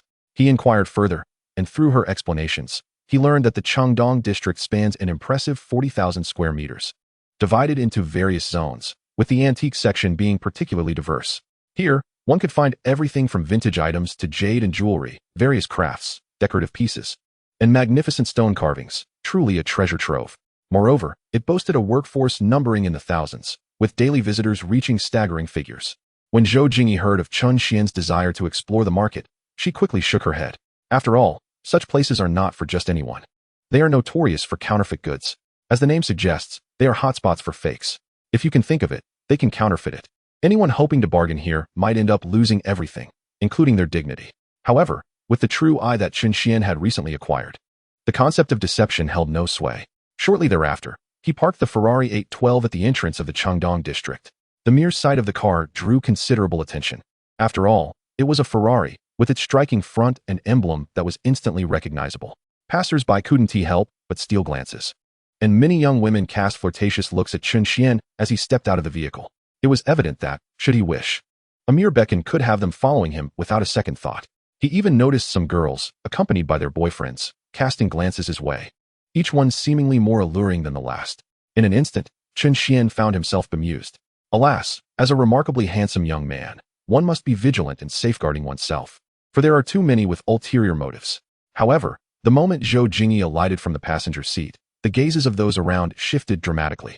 The envy and admiration in the eyes of the women was palpable, while the men regarded Chen Xuan with a murderous glare, which he chose to ignore as they ventured inside. Both were taken aback by the vast array of stalls before them. Zhou Jingyi, a first-time visitor, was captivated by the bustling marketplace, where vendors showcased an assortment of porcelain, bronze artifacts, jade, and gemstones. Although she had previously cautioned Chen Xuan, once at the site, her curiosity blossomed, and she found herself exploring every corner. Chen Xuan, do you think any of these items could be genuine? Is it possible we might stumble upon a genuine artifact worth millions, just like in the shows on television? Chen Xuan turned to her, chuckling lightly. What are you thinking? If such treasures existed, the vendors would surely keep them for themselves rather than sell them to you. After all, these vendors have spent decades honing their skills. They could easily outsmart an inexperienced newcomer. As they strolled through the market, Chen Xuan's interest waned. Under the scrutiny of his true eye, every object was rendered transparent. Goodness! So many fakes. Not a single genuine item in sight. In fact, the oldest thing here is likely the red fabric spread beneath the goods. Anyone rushing to buy would essentially be handing over their money. As they continued their exploration, a voice emerged from behind them, uncertain yet familiar. Chen Xuan? Both turned to see a young woman clad in traditional Hanfu, her appearance captivating, accompanied by an elderly man dressed in a long robe. Oh my! Chen Xuan was momentarily taken aback. Who is this? A former middle school classmate? Lin Yu? Naturally, Chen Xuan remembered this rather unique girl.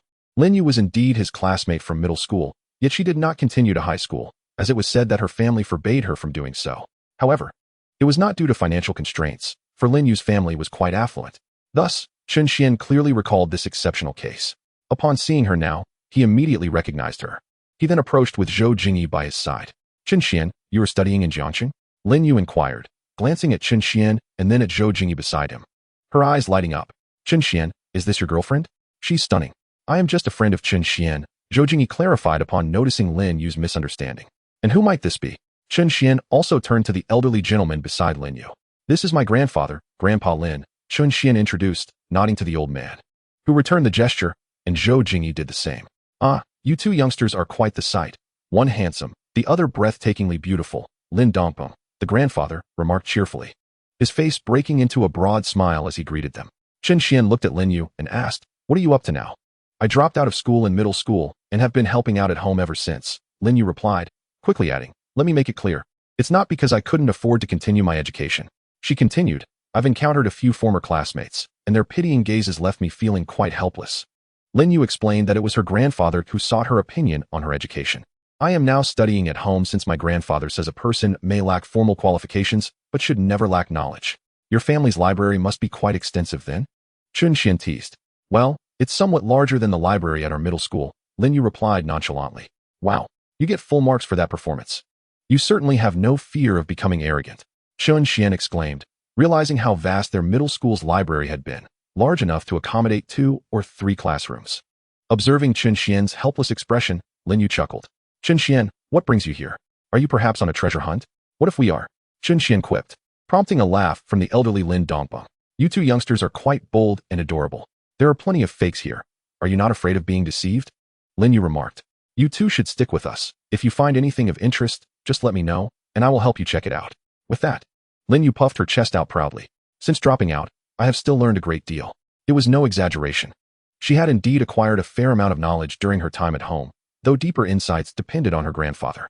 Her grandfather was a true expert, a seasoned veteran with decades of experience. Lin Yu was well aware of her grandfather's prowess during the development of the Terracotta Army in Xi'an. Several experts had sought her grandfather's expertise regarding artifacts from the tomb. While it was uncertain whether following them would lead Chen Xuan to any treasures, it would certainly help him avoid pitfalls. Initially reluctant to join them, as he had just intended to wander about, Chen Xuan found it hard to resist Lin Yu's enthusiasm. Zhou Jingyi, too, wore an expression of curiosity and anticipation, having never participated in a treasure hunt before, which only heightened her excitement. The group meandered through the market, and soon Lin Dongpeng settled down in front of a small stall, examining a bronze artifact with a playful expression. Nodding to himself, he seemed pleased. In an instant, Lin Yu's eyes sparkled with excitement. Grandpa, what does this mean? Is this bronze piece genuine? Have we struck gold? Seeing the elation on his granddaughter's face, Lin Dongpeng stood up. All right, let me show you. Lin Yu and the others crouched down as Lin Yu held the bronze artifact in her hands, scrutinizing it closely. After a thorough examination, her eyes widened in disbelief as she struggled to contain her astonishment, akin to winning a lottery of 5 million yet unable to share the news. To have stumbled upon such a remarkable find was beyond her wildest dreams. Zhou Jingyi, observing the gleam in Lin Yu's eyes, understood that this artifact was likely no ordinary object. How much is this, sir? Lin Yu inquired of the stall owner. My dear girl, I can see that this piece is meant for you, so I won't ask for much. 20,000. What? Lin Yu's eyes widened in shock. Was the asking price truly so high? 20,000. She certainly did not have that kind of money. No, please lower the price. Young lady, I can tell you recognize its value. This is not just any piece. I acquired it from an old Taoist during my travels. He was in need, so he let it go. The stall owner began to elaborate, spinning an elaborate tale about the artifact's origins. The way he spoke was so animated that one might mistake him for a storyteller from Tianjin, especially when recounting how the old Taoist had come into possession of the item. The tale was as fantastical as a novel. If you want it, I won't ask for much from you. Just 20,000, not a penny more or less. But 20,000 is far too much. I don't have that kind of money. Lin Yu sighed, feeling defeated. She turned to Chen Xuan. How much do you have? Could you lend me some? How much more do you need? Chen Xuan asked, a smile on his face. I have around 110,000 on me, Lin Yu admitted. The elderly Lin Dongpeng, who had been eavesdropping, was taken aback by the amount. This little girl has quite the hidden fortune. Do you really want this piece? Chen Xuan queried, to which Lin Yu nodded eagerly. Let me negotiate for you, Chen Xuan offered, causing Lin Yu to blink in surprise. Chen Xuan, are you being unrealistic? The stall owner just spun such an elaborate tale. How could you possibly negotiate? Zhou Jingyi added, squatting beside Chen Xuan, eager to see how he would handle the situation. Chen Xuan took the bronze artifact from Lin Yu and faced the stall owner. Sir, this piece is worth 200, my friend likes it, and it will make a fine decorative item for her. His words left the entire scene enveloped in stunned silence. Lin Yu and Zhou Jingyi gazed incredulously at Chen Xuan. They had witnessed haggling before, but never in such an audacious manner. To slash the price from 200,000 to merely 200 was indeed ruthless. In an instant, even old Master Lin retracted his mocking demeanor, re-evaluating Chen Xuan. The shopkeeper's eyes widened in disbelief, hardly able to fathom the figure Chen Xuan had just uttered. 200? Young man, are you jesting? Look at the item in your hand. This is a genuine treasure, an authentic bronze artifact from the Western Zhou dynasty. For 200, you expect it to merely serve as a decorative piece? To be candid, that amount wouldn't even cover a speck of tarnish on it. Chen Xuan examined the object, stating, this piece can only be described as a modern industrial defect, an alloy of copper and nickel with a hint of lead. Frankly, after handling it for so long, I must wash my hands thoroughly to avoid lead poisoning. And look at this slight imperfection. What pattern is this? It's a lathe mark. Calling it from the Western Zhou is giving it too much credit. I'd say it's from last week. Upon hearing this, the two girls beside Chen Xuan leaned in, their eyes widening as they scrutinized the alleged pattern he spoke of. There really is. The shopkeeper, now glaring at Chen Xuan, was seething with anger. A promising transaction had been disrupted by his interference, leaving it in tatters.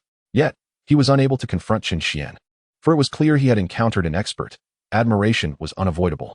However, the price of 200 was unacceptable. No, 200 is far too low. It must be at least 220, or else I won't make any profit, he insisted. In that moment, Lin Yu nearly overturned the shopkeeper's stall. What did you just say? Your performance was quite convincing. You've traveled far and wide, obtained it from a Taoist, and refused to sell for 20,000. And now you're suggesting 220? Are you mocking me? Watching Lin Yu fuming, old Master Lin burst into laughter. At this, Lin Yu turned sharply to her grandfather. Grandfather, you, she exclaimed, clutching her wallet, her little treasure trove.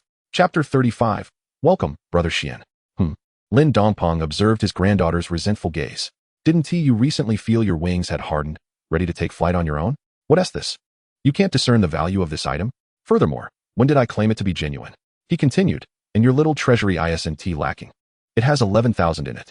I'll have to ask your parents how you managed to accumulate such wealth. As he spoke, his eyes twinkled with affection. He too had initially overlooked the object's true nature, but upon closer inspection, it became evident. In that moment, a mischievous thought crossed his mind. He anticipated that it would indeed be confirmed. Although he played a role in misleading them, It only further illustrated that this young girl was still somewhat naive.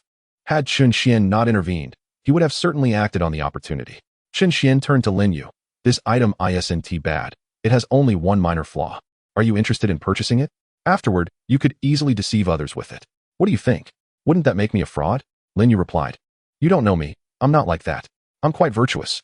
A little while later, Lin Yu, cradling the counterfeit bronze artifact, looked at Chen Xuan with excitement. You know, if you don't examine this closely, it's hard to tell it's fake. Chen Xuan responded, Dear sister, I beg you, please stop talking. Just a moment ago, you claimed to be virtuous, and now you're saying this? Clearly, you're intent on swindling someone. At that moment, Lin Dongpeng turned to Chen Xuan. Young friend Chen, do you have some knowledge of antiques? Just a bit, Chen Xuan replied. Lin Yu interjected. Hurry and acknowledge your skills. If this is merely a little understanding, then all my studies have been in vain. Chen Xuan chuckled at Lin Yu's expression. By the way, I almost forgot. I came here to see if there were any good items, but it seems I've bought nothing. Don't worry. I'll show you around. I'm quite familiar with this place, Lin Yu said, leading Chen Xuan away, leaving old Master Lin standing alone, bewildered in the wind. Lin Dongpeng lamented. Is this how you treat me, a 69-year-old elder? Is this fair? I advise you young folks to reflect on your actions and not abandon me. Meanwhile, Lin Yu continued to grumble. That mischievous grandfather is just waiting for me to embarrass myself. Chen Xuan and Zhou Jingyi exchanged amused glances. By the way, Chen Xuan, let us connect on WeChat. You're studying in Jiangqing, right? I have many connections here. If you ever need assistance, feel free to ask. In an instant, Lin Yu displayed a newfound confidence, especially since Chen Xuan had helped her avoid being deceived. After a while, Chen Xuan settled on a few items and, after escorting Zhou Jingyi home, headed directly to Villa Number 1. As he approached Villa Number 1, he suddenly halted, taken aback as a shimmering light curtain appeared before him. Random task. Within 1 hour, persuade a girl with a beauty score exceeding 90 to perform 50 push-ups. Reward, 50 progress towards a 10 draw. Chen Xuan exclaimed in disbelief. What sort of absurd task is this? It's utterly ridiculous. Instantly, he felt a pang of despair. However, gazing at the reward, he realized he had to think quickly, for this was a 50 progress toward a 10 draw. 250% would allow him to proceed directly to the next 10 draw. Yet, the challenge lay not in the task itself, but in finding a beauty scoring over 90 and convincing her to do 50 push-ups. It was known that women of such beauty were exceedingly rare. Despite having visited many places and driving a sports car to attract attention, he had encountered only a handful of women who met that criterion. Had this task arisen earlier, he could have asked Zhou Jingyi if she was willing. However, now, with rush hour upon him, returning home would likely take him not just an hour but possibly 2, making it improbable to see Zhou Jingyi. Thus, Chen Xuan decided to initiate a live stream, hoping to find Xiao Xian online. Unfortunately, she was not. Resolute, he began searching through the live stream, one by one, as if inspecting rooms. Having previously gifted Xiao Xian numerous presents, he had attained a high level, above 60. Above level 60 indicated that he had spent several thousand. As Chen Xuan entered each live stream room, he was met with enthusiastic welcomes. Welcome, brother Xian. Sending you hearts, love you. Welcome, Xian. It's the first time a level 60 brother has come to my live stream. Why did he leave? Welcome, brother Xian. Where did he go? Many girls, upon welcoming him, noticed that the prominent figures who had just entered the room quickly departed. They were left bewildered. Did they mistakenly enter the wrong live stream? Goodness. Are they all just beauty filters gone wrong? At that moment, Chen Xian's mindset was utterly shattered. It felt akin to watching educational videos where the female leads on the covers were stunningly beautiful, only to find inside a series of unfortunate appearances, crooked teeth, excessive weight, or asymmetrical faces. After nearly 20 minutes of browsing through almost 50 live streams, not a single one had a beauty rating exceeding 90. In an instant, Chen Xuan felt as though he had been thoroughly trounced by the standards of beauty and makeup. Welcome, brother Xian. Do you want to hear me sing? You can request a song. Chen Xuan entered a live stream and, out of habit, clicked to exit. Then he paused. The pop-up screen had displayed a beauty rating of 91. Chapter 36. Shall we play a game? Chen Xuan clicked back into that live stream. The female host, upon seeing him again, felt an avalanche of confusion surge through her mind. What did this mean? He just took a glance and left? She had thought she could capture another generous patron, but he ran away. The host, named Qian Yan, then felt a glimmer of hope as he returned. Was he truly that formidable? At once, she put on her sweetest smile. Brother Xian, did you accidentally click out the first time? Welcome back. Instantly, her voice rendered several freeloaders in the room momentarily speechless. They had never heard Qian Yan speak so sweetly before.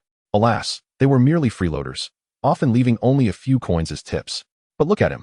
Clearly a big shot. At level 60, he must have donated thousands in Shark Life. He was the benefactor. No wonder the host treated him so kindly, addressing him as brother repeatedly. Upon entering, Chen Xuan assessed the female host, finding her appearance quite agreeable, 91 points, just meeting his standards. Without further ado, he proposed, "How about we play a game?" The host was taken aback momentarily but quickly nodded in agreement. After all, games often came with rewards, and a request from such a wealthy patron was music to any host's ears, signifying potential earnings. Her heart swelled with joy, though she maintained a shy demeanor. "But Brother Xian, we can't play any overly risque games, or the moderators will shut us down." "Rest assured," Chen Xuan typed. "How about this? You do a push-up, and I'll reward you with a super rocket. What do you say?" His proposal left the freeloaders in the room in stunned silence, their eyes lighting up with interest. "A push-up? Xianyan's outfit today is quite loose. The big shot knows how to play. Hey, did you hear that, host? Hurry and listen to the big shot's words. One push-up for a super rocket.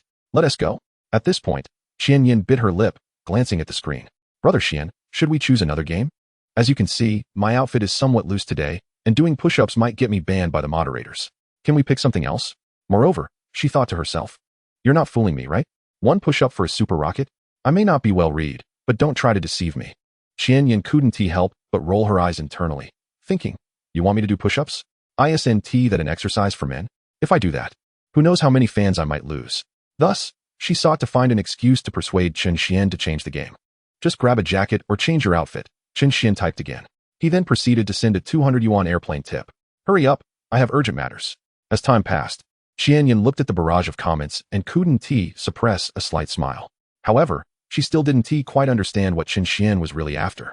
Yet, given that he had already tipped her an airplane, she figured it wouldn't hurt to delay a little longer, hoping for a more generous tip or perhaps a different game. After all, wasn't he singing a delightful option? "Brother Xian, I'm not feeling my best today. What do you say we change the game? How about I sing you a song? One song for a super rocket? What do you think?" Chen Xuan, he did not hesitate and exited the live stream. In an instant, Xianyan was left with a multitude of question marks hovering over her head. What? He just left? Is this the arrogance of the wealthy? And doesn't he understand what I'm implying? If he tips a bit more, perhaps I'd feel better. At that moment, Xianyan didn't dwell on it too much. After all, she had received an airplane worth 200 yuan. She'd likely pocket 100 from that. It felt like money falling from the sky. Moreover, she didn't believe Chen Xian's claim of one push-up for one super rocket. Who was he trying to fool? Did she not understand the minds of men? After a brief moment, she simply shrugged off the encounter. However, within the live stream, some viewers began to voice their opinions. "Host, you've gone too far. You previously said you were afraid of being scammed. He tipped you an airplane, and you're still making excuses." "Exactly. He already tipped you an airplane. You shouldn't have said that before. Now that you've accepted his tip, you should show up."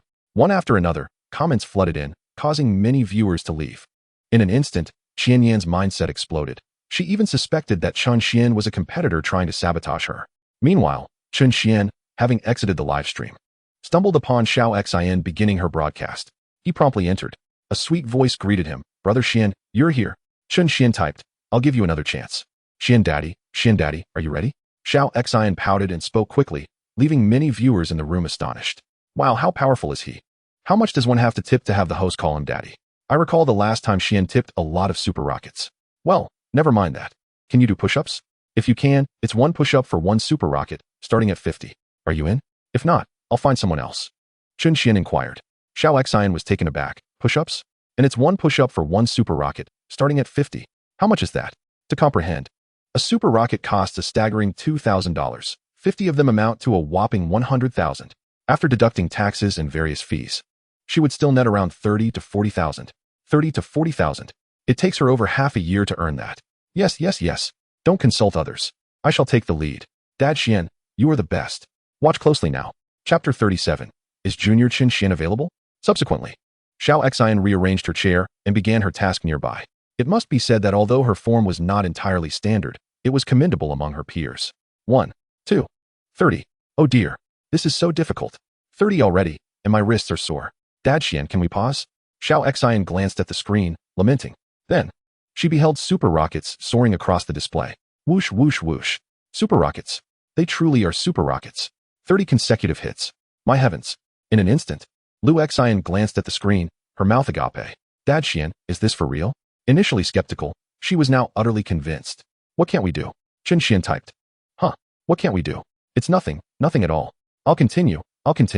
Xiao Xian suddenly felt invigorated. Her waist no longer ached. Her legs were free of pain. Even her push-ups felt easier. 1, 2, 3, 48, 49, 50. All done.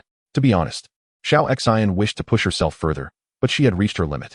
Were it not for the super rockets empowering her, she likely wouldn't have managed even 30. After all, many boys wouldn't even be able to do 50 at once. At that moment, Xiao Xian collapsed onto her bed, panting heavily. Streamer, could you angle the camera towards your face for a moment while you catch your breath? I'd love to experience it from a first-person perspective. A barrage of comments erupted.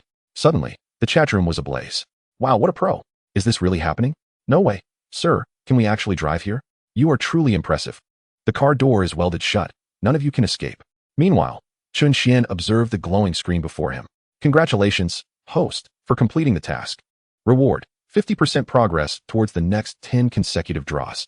On the other side, in Chen Yan's livestream, she noticed a significant number of viewers had left, causing her a headache. She mentally cursed Chen Xuan's ancestors. However, as she scolded, she couldn't help but feel joy at the sight of the planes. The next moment, several comments began to float across the screen. User Xian has gifted a super rocket in Xiao Xin's livestream. Everyone hurry for the fishballs. User Xian has gifted a super rocket in Xiao Xin's livestream. Everyone hurry for the fishballs.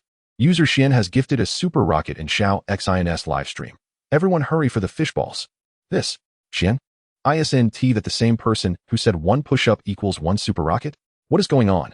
In an instant, Xian Yan's eyes widened as she quickly clicked the link to enter Xiao Xin's livestream. Her heart seemingly struck by a heavy blow. 50 super rockets. This is truly 50 super rockets.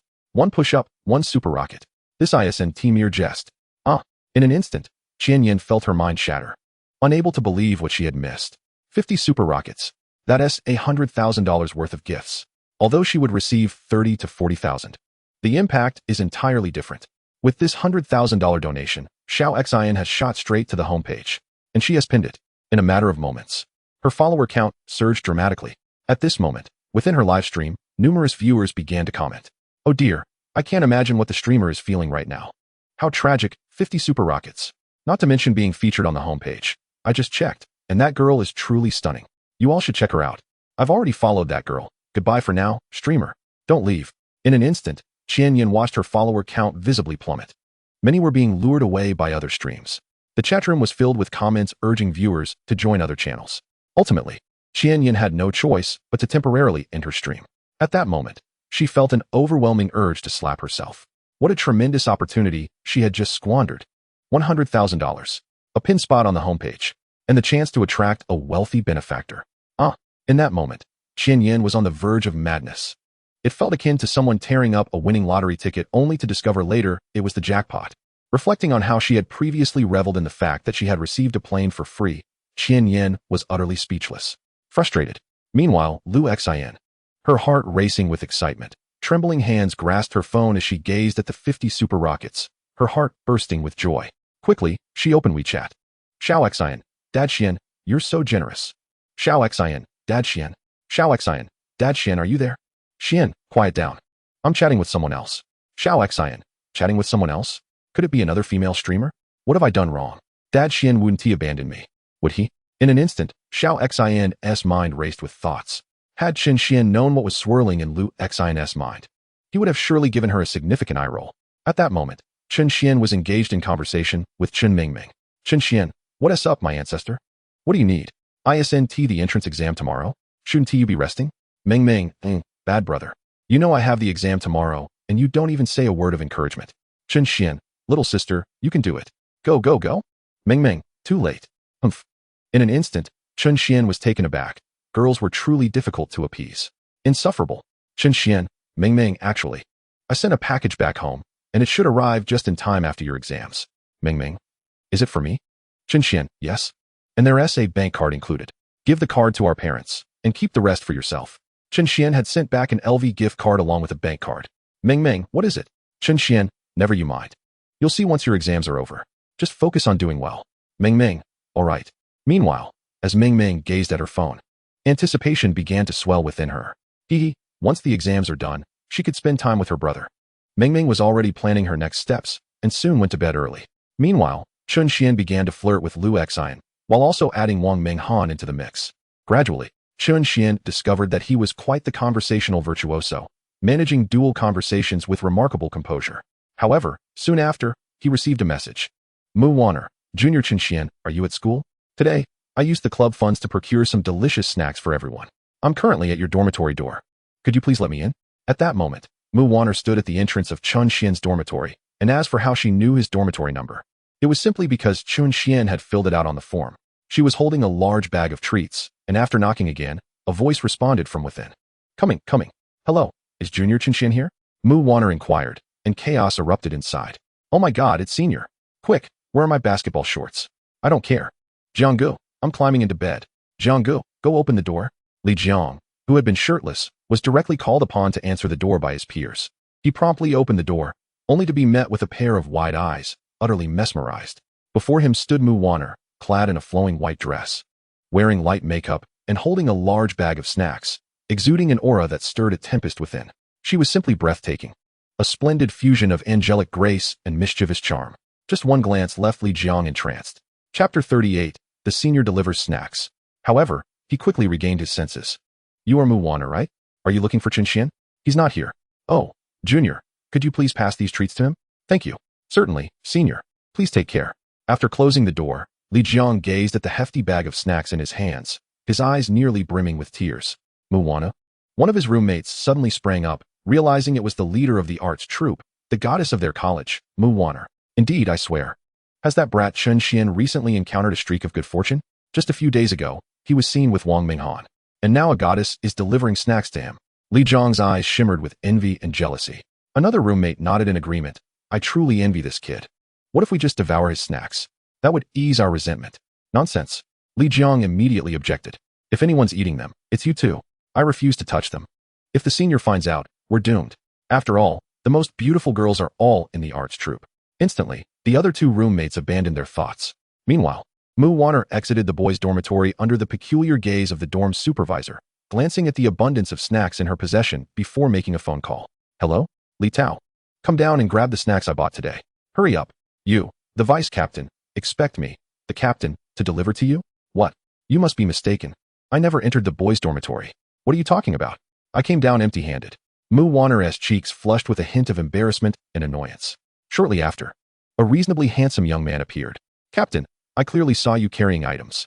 Before he could finish, he noticed Mu Wanner extracting 2 bags of chips from his stash. Huh. What did you see? Li Tao was momentarily taken aback. I saw nothing at all. That is more like it, good boy. Afterward, Li Tao left, muttering softly, sigh. Women. Who would have thought the illustrious goddess Wanner would come to deliver snacks to a junior? What a decline in societal standards. Hey, stop right there. Mu Wanner overheard this and promptly chased after Li Tao. Wait, how did you hear that? Li Tao was startled and hurriedly ran off in the opposite direction.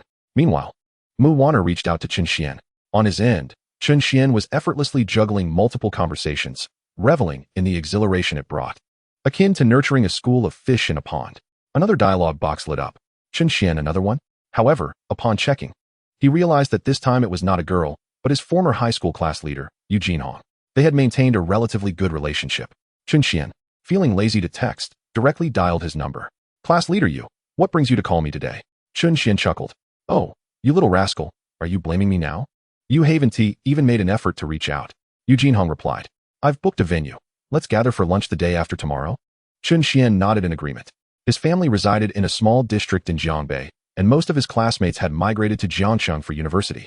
Given its multitude of institutions and flourishing economy, making it the prime choice due to its proximity to home. However, since starting university, they had yet to hold a large gathering, only meeting in smaller groups. Sounds good. Where shall we meet? At Tanglong Bay. Tanglong Bay? That's considered one of the more upscale hotels in Jiangxing. I didn't expect you to choose that place. By the way, Chen Xuan is Lin Yuhan. The one you were particularly close with in high school, someone you still keep in touch with? I haven't been able to reach him. Could you see if you could get in touch? Lin Yuhan. He was one of Chen Xian's few close friends from high school. Chen Xuan promptly made a call, only to discover that the number was no longer in service. Thankfully, he had visited Lin Yuhan's home before, and he informed Yu Jinhong. All right. Do you have any plans tomorrow? How about we go pay him a visit? I heard he didn't enroll in college and returned home. Yu Jinhong suggested. Chen Xuan had no objections. After hanging up, he chatted for a bit longer before going to bed. The following morning, Chen Xuan drove his Ferrari 812 toward the designated meeting point. After finding a place to park, he walked over, just as a Jeep Compass approached. Jinhong, you really got yourself a nice ride for college, huh? Chen Xuan remarked. Oh please, don't even start. Jinhong waved his hand dismissively. You have no idea how much I had to plead with my family to get this. But they made it clear, aside from my living expenses, they expect me to cover everything else, insurance, maintenance, gas, all from my own earnings. I practically have to stretch a day's worth of money across too. Jinhong lamented, though a tinge of happiness was evident on his face, which made Chen Xuan smile. This guy was truly living the life. Come on, get in. Let us experience it. Jinhong beckoned, and Chen Xuan hopped in. I must admit, the ride wasn't quite as comfortable as his Ferrari 812. However, given that Lin Yuhan's hometown was nestled in the mountains, navigating those bumpy roads in the Ferrari would be a disastrous endeavor. It would surely end in ruin. Chapter 39 Wally? This Jeep Compass would definitely require careful maneuvering. In the mountains, the best vehicles would be tricycles, tractors, or even donkey carts. Two individuals approached Linbei village, gradually traversing the winding mountain path.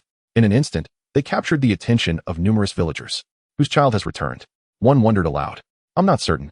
But that vehicle looks quite expensive, another remarked. Such a young person driving that car must surely be from the city. A chorus of murmurs arose, yet at that moment, Jinhong was not inclined to heed the villagers' commendations. His focus was solely on the road ahead. I say, old Chen, are you sure about this route? We've been traveling for quite a while, he inquired. It's undoubtedly correct. Simply follow my lead, Chen Xuan replied. We're almost there, just take a left turn. Along their journey, the two exchanged laughter, enjoying the music from the DJ as they navigated the bumpy mountain road, which added a unique charm to their adventure. Before long, under Chen Xuan's guidance, they arrived at a quaint little house. After disembarking, Chen Xuan remarked, this must be the place. He then led Jinhong inside, where they were greeted by a cacophony of voices emanating from the courtyard. Among the clamor, they recognized the familiar voice of Lin Yuhan. The two hastened toward the source of the commotion. Upon entering, they beheld two groups of people.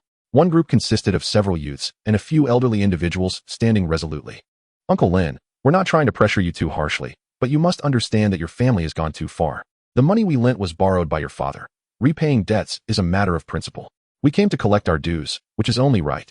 One of the youths passionately declared, we offered you a chance to sell this house, yet you refuse to listen and still cannot repay your debts. What do you expect us to do?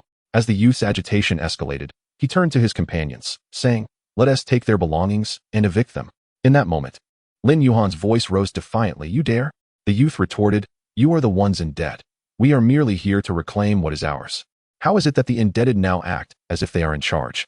Instantly, the youths, fueled by anger, prepared to teach Lin Yuhan and his family a lesson. At this juncture, Chen Xuan and Jinhong approached the scene. What is happening here? Chen Xuan inquired, drawing the attention of the youths, who eyed him suspiciously. Who are you, and what do you want? One of them replied, his tone brash. Chen Xuan narrowed his eyes. Mind your manners while speaking to me. And what if I don't? The youth shot back, stepping closer, only to be restrained by the leader of the group, who began to scrutinize Chen Xuan and Jinhong. Meanwhile, Lin Yuhan approached the two. Chen Xuan, class monitor, what brings you both to my home? What is going on? Chen Xuan turned to Lin Yuhan, seeking answers. Lin Yuhan sighed, preparing to explain, but the leading youth interrupted. Are you friends? Allow me to clarify. Your friend here borrowed money from us when his grandfather fell gravely ill and they had no funds. We lent it at a high interest rate. And now that his grandfather has passed, we cannot simply overlook our loss. Last time we came to collect, they claimed they had no money. It seems they intend to be deadbeats. Chen Xuan was momentarily taken aback. We have no intention of being deadbeats, Lin Yuhan interjected. We agreed to a 1-year loan with a 6% interest rate, and it has only been 3 months. Bah, your grandfather has died. How can we trust you to default? If you handle the funeral and then vanish, what are we to do? As the situation became clearer to Chen Xuan, he turned to the youths and the elderly, inquiring, how much do they owe you? 50,000 yuan, plus interest, which amounts to an additional 500.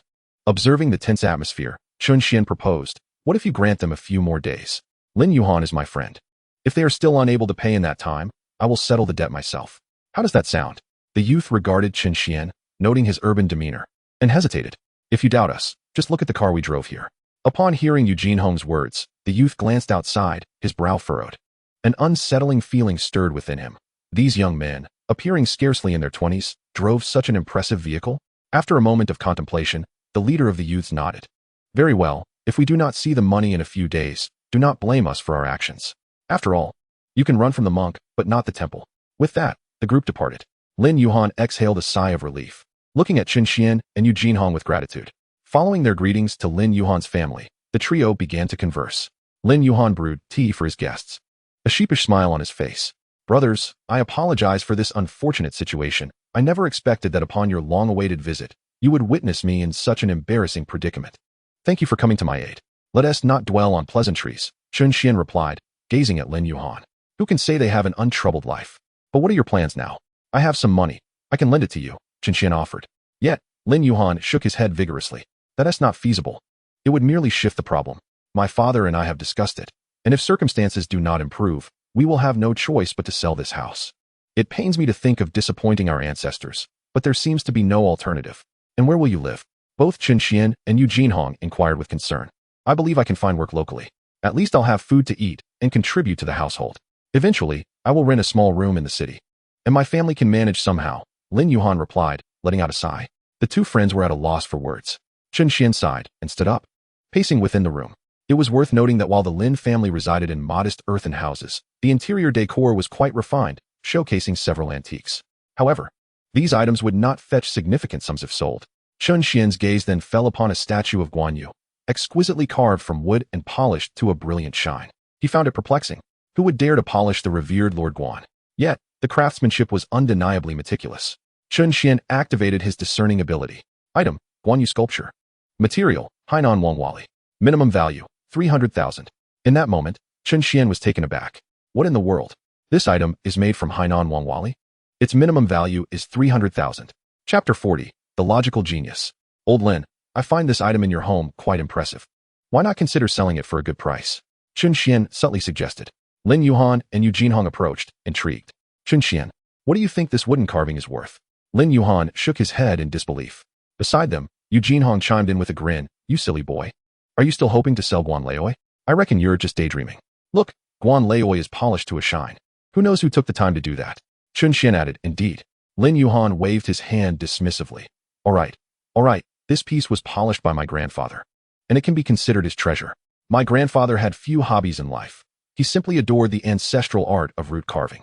We may not have much at home, but we do possess a collection of root sculptures. Alas, who still appreciates such things these days? Upon hearing this, Chen Xuan was momentarily taken aback. Your family has many such pieces? Well, to some extent. Some were crafted by my grandfather, while others were passed down through generations. Take me to see them, Chen Xuan urged. His words elicited a curious expression from Eugene Hong, while Lin Yuhan and his father remained unfazed. Soon after, they led Chen Xuan to another storage room. Upon opening the door, they were greeted by a dense array of root carvings. Lin Yuhan spoke as they walked. To my shame, my grandfather's craftsmanship was lost by the time it reached my generation. Neither my father nor I managed to carry it on. Most of the carvings here were purchased by my grandfather. We can't even identify the types of wood, but the old man had high standards for materials, so they should be of good quality. At that moment, Chen Xuan activated his true eye. As he surveyed the collection, his eyes widened in astonishment, nearly bursting into laughter. Lin Yuhan, you are guarding a treasure trove while claiming to be penniless. Just a cursory glance reveals that even the least expensive piece here exceeds 1,000 yuan. Among them are exquisite items made from rosewood, agarwood, ebony, and wangwali, with some of the most valuable pieces surpassing 100,000 yuan.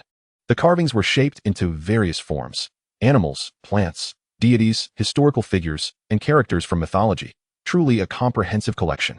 The most modest piece, a simple camphorwood carving, still held a value exceeding 1,000 yuan, clearly reflecting the Lin family's impressive craftsmanship.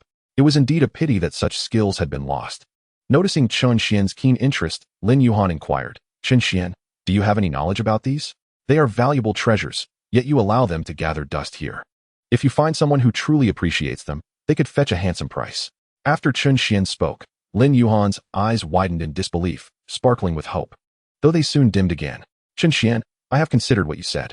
I once took a few pieces to sell at a flea market, but no one recognized their value, and I didn't sell a single one. We are just ordinary folks. What can I do?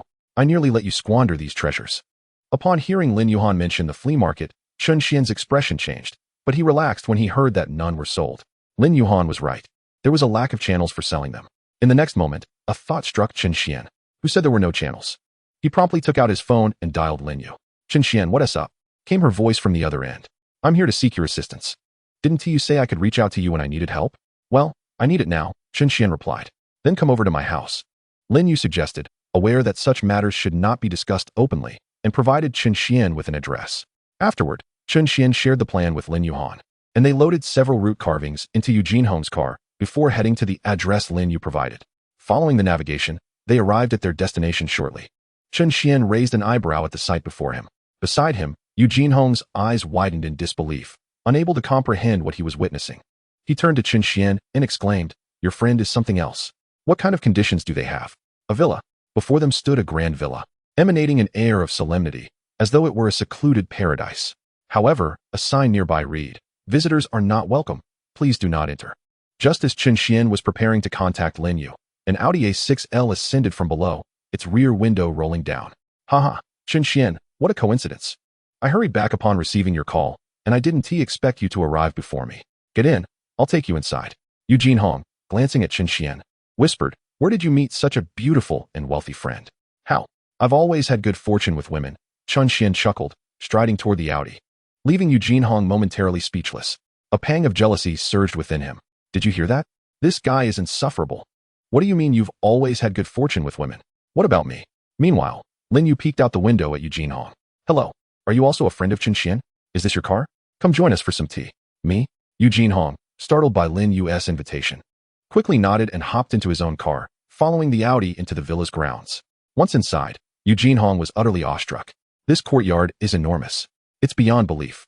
The yard was adorned with various plants and a fish pond, while the main villa appeared magnificently grand. After disembarking, Eugene Hong looked around, akin to Lu Lao Lao entering the Grand View Garden. Chen Xuan, however, paid little heed to Eugene Hong's excitement. If he knew what Eugene Hong was thinking, he would likely chuckle ruefully. Though the villa was impressive, it paled in comparison to the first villa he currently resided in. At that moment, Lin Yu discreetly observed Chen Xuan's expression. She had expected him to display excitement or astonishment, but instead, he appeared unfazed, as if he were gazing at an ordinary house. "How mundane," she remarked, then turned to Chen Xuan. "Do you have anything interesting to show me? If the price is right, I might just buy it." Chen Xuan glanced at her and smiled. "Stop joking. Is old Master Lin at home? I need to speak with him." "Chen Xuan, are you implying that I can't afford it?" Lin Yu retorted, her irritation evident. If Chen Xuan knew her thoughts, he might have quipped, "Sorry, but you truly can't afford it." "Fine, you're quite something." Lin Yu huffed, then summoned someone to serve them tea and led Chen Xuan upstairs. Just then, a nearby butler gestured to her. Miss, are you on your way to see the master?" "Yes, Aunt Sun, is there a problem?" Lin Yu looked at Aunt Sun with a puzzled expression. Aunt Sun whispered, "You just returned and are unaware that the old master was in a furious rage just a moment ago." "What?" In an instant, Lin Yu was taken aback. "Why? It seems your second uncle brought back a counterfeit item, and it wasn't cheap. The old master lost his temper and took your second uncle upstairs. They should be in the study now. If you go over there, well, dear miss, I advise you against it." Lin Yu's body trembled slightly, but she thought, never mind. I'll go up and persuade him. Perhaps this year during the new year, my uncle will give me a bit more in red envelopes. "Chen Xuan, you should come with me." "Why should I? Aren't you going to mediate?" "Hurry up. My grandfather appreciates you. Last time you came back, he couldn't stop thinking about you. If I go now, I might end up in trouble too. You are my talisman for survival, so hurry." Subsequently, Lin Yu grasped Chen Xuan's arm and pulled him upstairs. Chen Xuan was also taken aback. "I didn't expect this. Little girl, you've grown quite well." Meanwhile, Eugene Hong observed this scene with a sense of helplessness. He truly is foolish. Why send Chen Xuan here? It's simply asking for trouble. Chen Xuan, feeling resigned, followed Lin Yu to the door. Before they could even enter, they heard a thunderous voice from within. Chen Xuan looked at Lin Yu beside him and asked, "Are you sure you want to go in? Given your grandfather's tone, it seems entering won't yield any pleasant exchanges. What else can I do? If I go now and save my uncle, I'll receive more red envelopes during the new year." Lin Yu then glanced at Chen Xuan with a strange look and cleared her throat. "Naturally, I don't want you to wait here. I don't believe you for a second. You're quite the schemer. All right. Shall we go in then? Are you ready?" Afterward, Lin Yu opened the door. "Grandfather, Chen Xuan is here to see you." Lin Yu immediately pushed Chen Xuan forward. At that moment, Chen Xuan felt a surge of exasperation. "You're really throwing me under the bus." However, he still greeted the old master. "Greetings, old master." "Ah, it's you, Chen Xiaoyu." Lin Dongpeng glanced at his second son and then turned to Chen Xuan, adopting a different demeanor. Meanwhile, Lin Yu approached her second uncle. "Uncle, what happened?" "Sigh. I was duped." Her uncle sighed, his face a picture of distress, and handed Lin Yu a stone. Lin Yu examined it and was momentarily taken aback. "Is this bloodstone? It appears to be quite rare." Her single remark caused Lin Dongping's expression to darken. Look closely. Is that truly bloodstone? This single sentence made Lin Yu shudder. She scrutinized it a bit longer before scratching it with her finger. This is indeed a fake. However, one must admit that the craftsmanship of the forgery was quite exquisite. No wonder her uncle had fallen for it. Lin Dongpeng looked at the two of them. You two are truly two of a kind. Lin Yu was momentarily stunned by her grandfather's words. Can I really be compared to my uncle? Her uncle had been in this business for decades, while she had only been involved for a few years. Had she really caught up? In an instant, Lin Yu felt a surge of pride. If her current thoughts were known to those present, they would undoubtedly be infuriated. This is simply a logical marvel. Chapter 41, Bloodstone. Meanwhile, Lin Dongpeng looked at the two of them and sighed deeply, filled with concern for the future of the Lin family. If he were to leave, without capable hands in the family, wouldn't they be easily deceived? Contemplating this, Lin Dongpeng felt a headache coming on. Aware of the presence of outsiders, he stifled his anger and looked at Chen Xuan. Chen Xiaoyu, shall we step out for some tea? Naturally, old master. I actually have some matters to discuss with you. Chen Xuan was also surveying the study. He had to admit that the old master's study exuded a unique elegance. The bookshelves were filled with various ancient texts. Their pages yellowed with age, and there were peculiar stones displayed, hinting at prices beyond the ordinary. On the desk lay brushes, ink, paper, and inkstones, rendering the entire room exquisitely dignified. However, the current atmosphere was hardly conducive to the scholarly pursuits one would expect. At that moment, Chen Xuan felt a desire to escape the oppressive tension. Yet, he then noticed the stone in Lin Yu's hand and was momentarily stunned. Lin Yu, hand me that stone. Chen Xuan, what do you want with this counterfeit? Lin Yu asked, puzzled, but still relinquished the fake bloodstone to Chen Xuan. He examined it closely. It was indeed a fine specimen. His remark caused all present to widen their eyes in disbelief. Chen Xuan's voice, though not loud, resonated throughout the silence of the room like a thunderclap. Lin Yu was utterly baffled. What is he talking about? This is a good item. Didn't grandfather just say it was fake? And it truly is a counterfeit. Meanwhile, Lin Yu's uncle's expression soured, glancing at Chen Xuan with a hint of irritation, as though Chen Xuan's words were mocking him. On the other hand, Lin Dongpeng regarded Chen Xuan with furrowed brows. His previous cordiality toward Chen Xuan stemmed from the impression left by Chen Xuan's recognition of the counterfeit item. He had considered testing Chen Xuan's authenticity further. If he truly had merit, it would be reasonable to recruit him or arrange for Lin Yu's marriage to him. However, Chen Xuan's statement now left him puzzled. Chen Xiaoyu, what do you mean by good item? Lin Dongpeng inquired, stepping closer to Chen Xuan. Chen Xuan weighed the bloodstone in his hand, then raised it above his head, positioning it in the sunlight as he scrutinized it. Lin Dongpeng leaned in, standing beside Chen Xuan to observe closely. In the next moment, he gasped softly, this radiance. Something is amiss. Previously, he had studied these counterfeits and was well acquainted with the fake stone powder materials. Such brilliance should not occur. It seems there is something inside. Chen Xuan chuckled, then began to scratch at it with his fingers. Outside, the fake stone powder fell away, revealing a glimpse of the treasure within. This process drew Lin Dongpeng, Lin Yu, and her uncle closer, their eyes wide in disbelief at what they were witnessing. Chen Xuan had discerned that there was something inside, and indeed, there was. As they beheld the dazzling red glow, their hearts quivered, as if struck by a heavy blow. What is this? Bloodstone. Chen Xuan's lips curled into a slight smile as he gazed at the object before him. Blood jade. It is indeed the finest among emeralds, far surpassing any chicken bloodstone.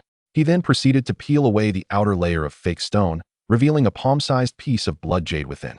Old man, do you now comprehend the meaning of my words? At this moment, Lin Dongpeng was also taken aback, standing there speechless. Although he had discerned the item was counterfeit, he had not realized that there was something valuable hidden inside. Yet Chen Xuan, he had seen through it with remarkable clarity. Such prowess, such discernment.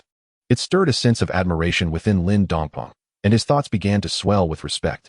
Meanwhile, Lin family's second uncle was equally astonished, turning to Chen Xuan. Mr. Chen, may I have a look at this? Of course, it is naturally yours, Uncle Lin, as you must have recognized its value before making such a bold move. Chen Xuan replied, handing the blood jade to Lin family's second uncle while also offering a favor. At that moment, Lin family's second uncle felt a pang of shame, yet Chen Xuan's words brought him some comfort. As he beheld the blood jade in his hands, his delight grew exponentially. It was simply exquisite. Moreover, the value of blood jade was evident, making the disparity with chicken bloodstone appear as vast as heaven and earth. This time, he had struck gold. On the other side, Lin old man observed the expression on Lin family's second uncle's face, scoffing inwardly. He had not even realized the item was fake, let alone that it concealed something valuable. It was merely a case of a blind cat stumbling upon a dead mouse. Lin Old Man was in high spirits, chuckling heartily. Chapter 42, Tenfold Returns. He then turned to Chen Xuan, his satisfaction evident. By the way, young friend Chen, you mentioned earlier that you came to see me regarding a matter? What seems to be troubling you? Lin Dongpeng recalled Chen Xian's earlier statement and inquired. It's not quite a trouble. Chen Xian waved his hand dismissively.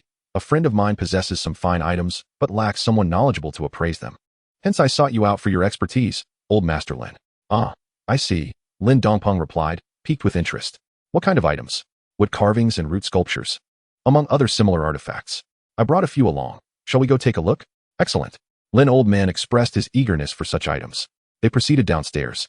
And shortly thereafter, the group found themselves at the trunk of Jin Hong's jeep. This, Lin Old Man squinted his eyes upon inspection, the corners of his mouth lifting in delight. He immediately reached out to touch and sniff the carvings. Is this crafted from rosewood? And it appears to have some age to it. I must say, this statue of Zhong Kuei is exquisitely detailed. From which master's hands did it originate? Lin Dongpeng quickly inquired, his face betraying excitement. Lin family's second uncle and Lin Yu also showed considerable interest, for the craftsmanship and materials alone were quite captivating. These were passed down through a classmate of mine. His ancestors were artisans who specialized in such work. Ah, that explains the exceptional craftsmanship, Lin Old Man murmured as he caressed the wooden sculpture, as if witnessing history itself. As the saying goes, true masters emerge from humble beginnings. This craftsmanship speaks volumes of its lineage. Young friend Chen, I shall take these items. Name your price. Haha, old Master Lin, I previously mentioned these belong to my friend. Not to me, hence I cannot set a price, Chen Xuan replied. I understand that you have been in this field for a long time, so you likely have many friends who appreciate such items. With this remark, Lin Dongpeng grasped Chen Xian's intent and chuckled. All right, however, young man, we must agree that the finest piece among these wood carvings is reserved for me, Lin Old Man stated with a cunning smile. Chen Xuan nodded in agreement. That is fine. Please provide me with an address. I shall bring my associates to view them this afternoon. Certainly. Chen Xuan left an address for the old man and prepared to depart. Lin Yu, let us go have a meal, Chen Xuan beckoned to Lin Yu, who was momentarily taken aback before eagerly hurrying over. Chen Xuan, are you treating me? Let us go, less chatter. Chen Xuan chuckled, recognizing that Lin Yu had indeed assisted him, and a meal was a fitting gesture of gratitude. Subsequently, the trio of Chen Xuan, Jin Hong, and Lin Yu found a nearby hotel for a meal. Chen Xuan also made a call to Lin Yuhan, instructing him to prepare the wood and root sculptures. Detected that the host successfully spent 500 yuan, triggering a tenfold return, yielding 5,000 yuan.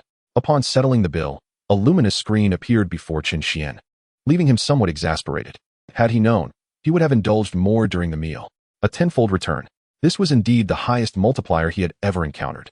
Nevertheless, he shrugged it off. After the meal, the three of them set off in the jeep towards Lin Yuhan's residence.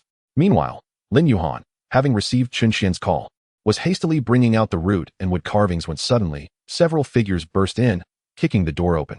Startled, Lin Yuhan looked toward the entrance to see the very individuals who had visited earlier that morning.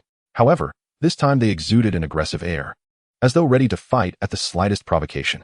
Well, old Lin, you certainly know how to play, one of them sneered. Observing Lin Yuhan and the others as they handled the carvings, their expressions rife with disdain and fury. Their eyes blazed with contempt. So, you're planning to flee, are you? I didn't believe it when someone told me, but it seems after you two pretended this morning, you're ready to make off with the goods this afternoon, huh? No, Lin Yuhan stepped forward, addressing them. I was merely preparing to move these items. My classmate mentioned someone would come to purchase the wood carvings this afternoon. These worthless scraps? Someone is actually willing to buy them? The leader of the group scoffed, looking at the root and wood carvings with utter disdain, failing to recognize their worth. Just as they were about to retort, the sounds of approaching vehicles filled the air, followed by voices. Old Master, have you arrived so early? Haha, these old fellows can't help but worry that I might come early to snatch the good pieces. They insisted on accompanying me to keep an eye on things. Lin Old Man and Chen Xian entered, leading a group behind them. In an instant, the youths who had been poised to strike halted, their gazes shifting to the newcomers. The older individuals were clad in Zhongshan suits, while the younger ones were dressed in tailored suits. Each individual casually brought forth exuded an air of formidable presence, an aura that seemed to far surpass that of the village chief and even the leaders from the county. One look and it was evident that they were not to be trifled with. Moreover, as they gazed outward, the vehicles they occupied were all too familiar to them. Mercedes-Benz, with a length of 5 to 6 meters.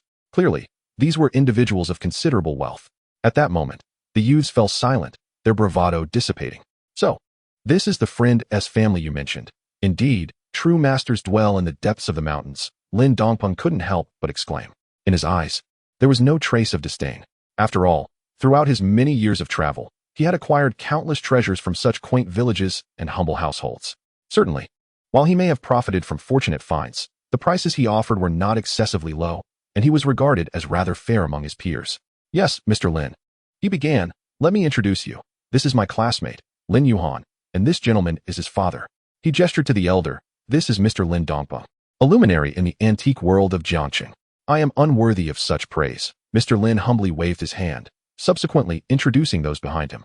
After the introductions, both sides engaged in light conversation. Upon learning that the craft had not been passed down, a look of deep regret crossed Mr. Lin Dongpeng's face, stirring countless reflections within him.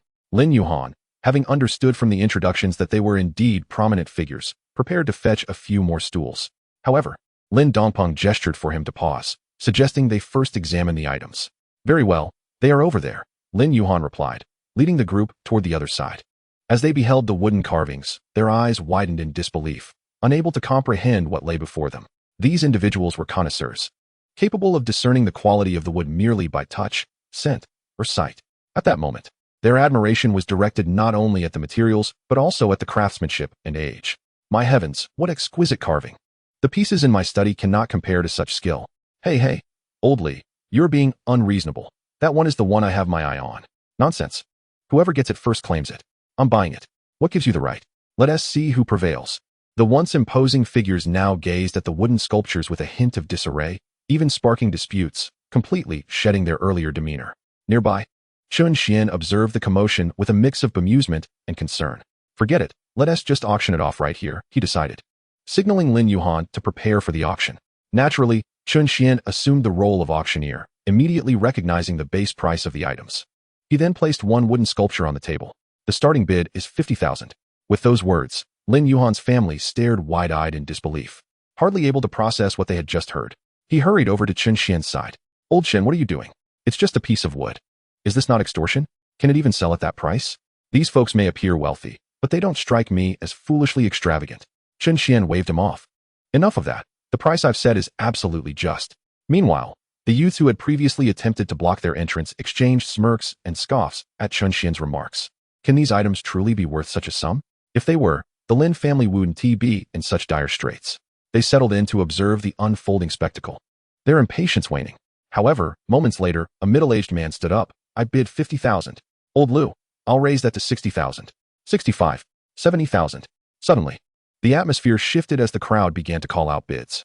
At this, a tremor coursed through the onlookers, akin to being struck by a heavy blow, their eyes nearly bulging in astonishment. Particularly those youths on the opposite side felt a pang of regret. Had they known these items were so valuable, they would have accepted Lin Yuhan's offer to settle debts earlier. One after another, wooden sculptures were brought to the auction block, with Chen Xuan methodically announcing the starting prices. Gradually, the gazes directed at Chen Xuan shifted, tinged with a newfound respect. His pricing was astoundingly precise, striking a balance that resonated with their expectations, even surpassing them in suitability. Thus, they found themselves vying for the auction pieces. While one might speculate that Chen Xuan's valuation of a single sculpture was a stroke of luck, the sheer number of items clearly indicated his expertise. It was almost unfathomable how he could achieve such a level of acumen. As the auction progressed, many recalled Lin Dongpeng's earlier camaraderie with Chen Xuan, prompting inquiries. Mr.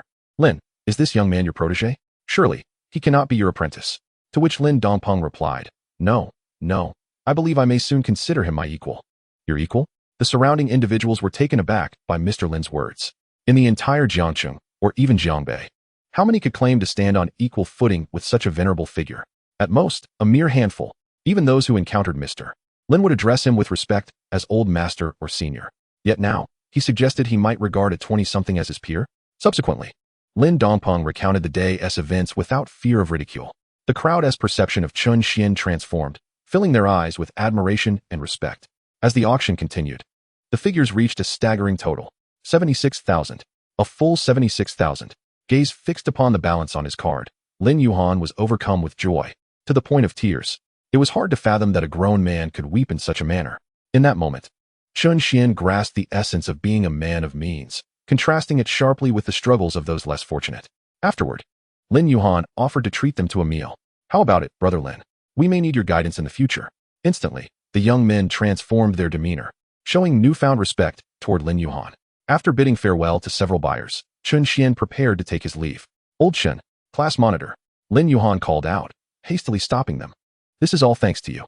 Please provide me with your card numbers. I wish to transfer some funds as a token of appreciation for your hard work. Without your assistance, our family would still be facing relentless debt collectors. We are all classmates. Helping each other is only natural. Discussing money now would imply you look down on me, Chen Xuan replied, prompting Lin Yuhan to quickly wave his hands. What are you talking about? Do you still not comprehend the implications of Chen Xuan? Are you not familiar with who he truly is? Please, let us refrain from such trivialities. Discussing finances tends to dilute the essence of our camaraderie. If you wish to express your gratitude, simply join us for a few drinks at tomorrow's gathering. Very well. I shall not be remiss in my acceptance. I will certainly attend. I will send you the address shortly, added Eugene Hong. Lin Yu also approached, casting a glance at Chen Xuan. So, this is merely voluntary labor, is it? In that instant, Chen Xuan's standing in Lin Yu's eyes ascended yet again, leaving her feeling somewhat embarrassed, especially after having dined at his expense earlier that day. However, the delight of enjoying a complimentary meal was undeniable. The joy of such generosity was palpable. Yet, should Chen Xuan ever learn of Lin Yu's current thoughts, he would undoubtedly burst into laughter. Complimentary? Such a notion is preposterous. You may perceive it as a gain, but I shall never incur a loss. He even hoped Lin Yu might indulge further, considering that the lunch had triggered a tenfold return. Upon realizing that Chen Xuan and Eugene Hong were preparing to depart, Lin's father interjected. Xiao Chun, Xiao Yu, you two cannot leave just yet. It is nearly dinner time, and after you have labored for us all day, it would be remiss of us not to invite you for a meal. Yuhan, hurry and procure some fine provisions. What are you dawdling for?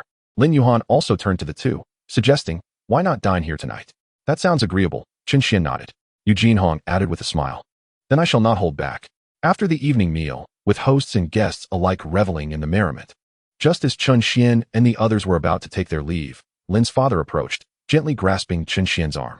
In a hushed tone, he said, Xiao Chun, please take this. You have rendered us such significant assistance. It would weigh heavily on both my wife and me if we did not offer you something in return.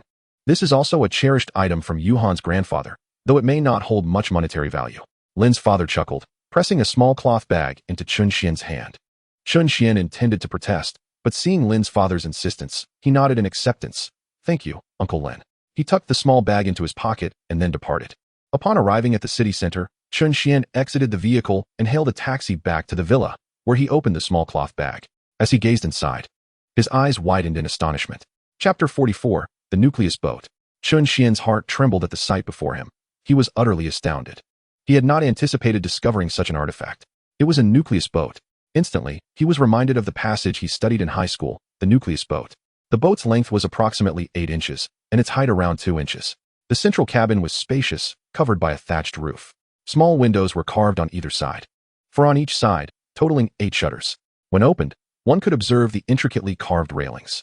When closed, the right side depicted a high mountain under a small moon, with water receding to reveal stones, while the left featured a gentle breeze and still waters, with blue stones scattered about. 3 figures were seated at the bow. Chen Xuan examined the nucleus boat, recalling the text he had learned, and noticed that it indeed bore inscriptions. No way. He held the nucleus boat under the light, scrutinizing the delicate carvings. The inscriptions were none other than, the mountain is high, and the moon is small, the water recedes, revealing stones. On the left, it read, the gentle breeze arrives, and the waters remain still. Is this truly the nucleus boat from the text? Chen Xuan then retrieved the original text to compare, his eyes widening in disbelief as he processed what he had discovered. This was, without a doubt, the nucleus boat from the nucleus boat. Every detail matched perfectly with the original text. To think such a remarkable treasure had come into his possession. If this item were to surface in the market, bolstered by the notoriety of the nucleus boat, its value could easily exceed $1 million, or even more. He promptly found a small box to carefully store the nucleus boat, treating it as a precious gem. Subsequently, Chen Xuan thought of his younger sister, considering that today was the first day of her high school entrance examination. He decided to inquire about her progress, knowing all too well her temperament. If he failed to ask, she would undoubtedly create a scene. Better to ask, he reasoned. Chen Xuan, Ming, how are you feeling? Ming, brother, you know my capabilities. I'm quite steady, very steady. Upon seeing her response, Chen Xuan felt relieved. Meanwhile, Mu Wanner also messaged him. Mu Wanner, Chen Xuan, the annual talent competition is approaching, which we are hosting. It is the largest event in our academy each year. Do you have time to assist? Chen Xuan, no problem, senior. Mu Wan are great. After chatting with them for a while, Chen Xuan retired for the night. Considering the gathering with classmates the following day, early the next morning, he arose, donned a fresh outfit, and drove his McLaren 720S towards Tanglong Bay. With 2 vehicles at his disposal, he felt free to choose either one. As the engine of the McLaren roared down the road, it attracted the attention of numerous passers-by. Initially, they presumed it to be an ordinary modified car, but upon closer inspection, they were momentarily dumbfounded. This car? Good heavens, what vehicle is this? So striking. Is that a McLaren? This is my first time seeing one in Jiangxing. Which young master owns such a magnificent car? In an instant, people began to chatter excitedly. On the roads, many drivers became more cautious, aware that colliding with this vehicle could result in financial ruin. Honey, keep your distance from it. Don't get too close. Yes. Yes, keep away. A man in a private car whispered to the woman beside him, his hand resting on the handbrake, ready to react at a moment's notice. Meanwhile, several women by the roadside turned their gazes towards the car, instantly captivated. After all, this was a supercar. Chen Xuan glanced at the time. Given the considerable distance to Tianyue Bay, he had not arrived particularly early. Tanglong Bay. The very name exudes sophistication. Indeed, the hotel is one of the finest in Jiangxing, frequented by dignitaries and the elite. Had the former Chen Xuan known it was a split bill, he would have hesitated to participate, as it was exceedingly costly. Chen Xuan then checked the group messages, noting that many high school classmates had already arrived. He quickened his pace, but upon reaching Tanglong Bay, the parking lot was already full. Outside, numerous staff members were negotiating with arriving customers. Sir, I sincerely apologize. This is our oversight. We have been overwhelmed with customers, and our underground parking is at capacity. I'm sorry, but there is parking available on the roadside. Would you consider leaving your car there? A beautiful manager, clad in professional attire and black glass stockings, elegantly showcased her long, slender legs. With patience, he explained to the customer before him, park on the roadside? This is a brand new car of mine, an Audi A6L. What if it gets scratched while parked here? What kind of establishment is this that allows customers' vehicles to be left on the street? I sincerely apologize, sir. Truly, I am very sorry. The beautiful manager bowed repeatedly. Rest assured, we will arrange for security to monitor the vehicles outside, ensuring that nothing untoward happens. Just because you say there won't be any incidents doesn't mean there won't be, the man retorted, clearly agitated. Yet, in the next moment, a sudden wave of sound erupted from behind them, prompting everyone to turn and gaze at the sleek black supercar approaching. Eyes widened in astonishment. My goodness, what a car. It's breathtaking. A McLaren. I've never seen one in Jiangxing before. The admiration was palpable, as it was indeed a sight to behold, an embodiment of every man's dream. Absolutely stunning. Many nearby expressed their awe.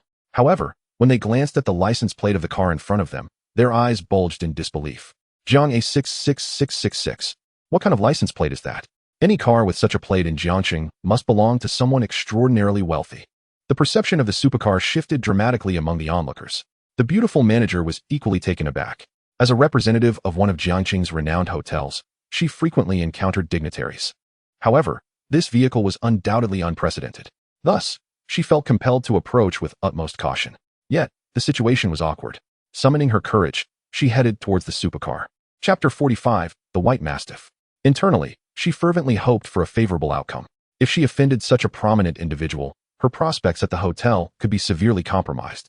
Meanwhile, Chen Xuan noticed the crowd at the entrance and observed a beautiful woman approaching, clad in a professional suit, likely a manager. He gradually came to a stop, lowered his window, and inquired, what seems to be the issue? Good day, sir. The beautiful manager approached, her gaze locking onto Chen Xuan within the car, momentarily taken aback. After all, Chen Xuan was remarkably young to be driving such a high-end supercar. What could his family possibly be like? Surely, they must be immensely affluent. Feeling intimidated, she carefully chose her words before speaking. Sir, I am truly sorry. Here is the situation. Our parking lot is completely full, so we must ask you to park your beloved car outside. However, we will provide comprehensive protection to ensure its safety. Would that be acceptable to you? Listening to the manager's words, Chen Xuan surveyed the scene and nodded. That's fine. I appreciate your assistance. Not at all, sir. Thank you for your understanding. The beautiful manager was overjoyed, having anticipated a difficult negotiation. Please remain here, and we will inform you immediately should a parking space become available. Chen Xuan complied and parked in a roadside space before exiting the vehicle. Once he stepped out, the earlier crowd, who had been arguing with the manager, suddenly lost their ire. After all, Chen Xuan was driving a McLaren, a multi-million yuan supercar, bearing the prestigious license plate Jiang A66666. If he could confidently leave such a valuable car outside, why should they feel concerned? Consequently, they too felt embarrassed to continue their protests and settled into the roadside as well. At that moment, the beautiful manager gazed at the unfolding scene, her gratitude towards Chen Xuan deepening. After he exited the car, he handed her the keys, saying, "Once a space opens up, please feel free to drive it inside." Certainly. The beautiful manager regarded Chen Xuan with admiration, pondering who this affluent individual could be, so trustingly relinquishing his keys to her without fear of her driving skills. Once Chen Xuan entered the hotel, the beautiful manager promptly stationed several security personnel to guard his McLaren. On the other hand, upon entering a private room, Chen Xuan was greeted by Jin Hong, who remarked, "Old Chen, why did you arrive so late?" Chen Xuan noticed that numerous guests had already gathered. As he entered, many called out to him. Among them, he spotted an old classmate, Li Yuhang, who was comfortably engaged in conversation with a young woman across the room. "Yuhang, you sure came early," Chen Xuan remarked. Li Yuhang, dressed in Nike and AJ, turned at the sound of his voice, jumping up in excitement. "Xiangu, you finally made it. I've been waiting for you forever. Come, have a seat." Chen Xuan couldn't help but chuckle. They had shared a dormitory in high school. And since he was slightly older, Li Yuhang had always referred to him as Xiangu. After his college entrance exams, however, Li Yuhang had ventured into business, reportedly running a substantial pet shop in Jiangxing, specializing in purebred and rare breeds, which had evidently been quite profitable. "Boss, you must be raking in the profits lately. You look quite prosperous," Chen Xuan remarked as he sat down. Li Yuhang, upon seeing Chen Xuan, immediately diverted his attention from the young woman beside him to engage in conversation. Chen Xuan found it amusing, considering his former roommate's romantic endeavors had been quite tumultuous. "Xiangu, you have no idea. I may look well off, but I'm on the brink of bankruptcy," Li Yuhang lamented, his expression one of distress. "I've got some items that are going to cost me dearly, estimated losses in the tens of thousands." "Really?" Chen Xuan was taken aback. "What happened?" Li Yuhang produced a photograph, revealing several small puppies, clearly still in their infancy. "These little devils.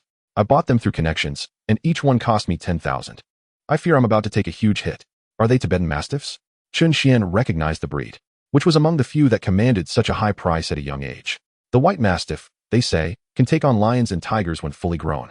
Fiercely protective of their owners and known for their rapid growth. The market was quite favorable not long ago.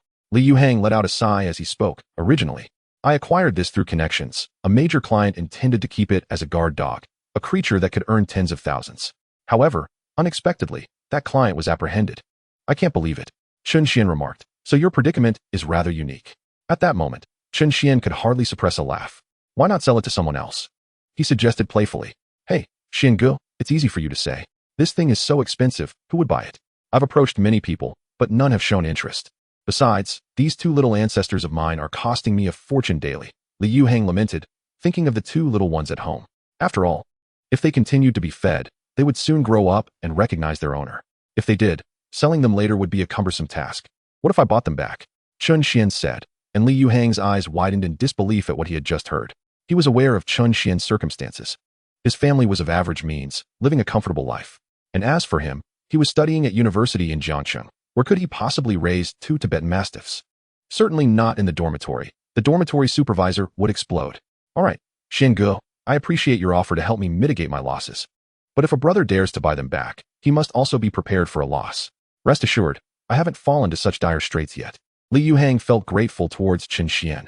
After all, to voice such sentiments at this moment, regardless of whether it was meant in jest, was a testament to their brotherhood.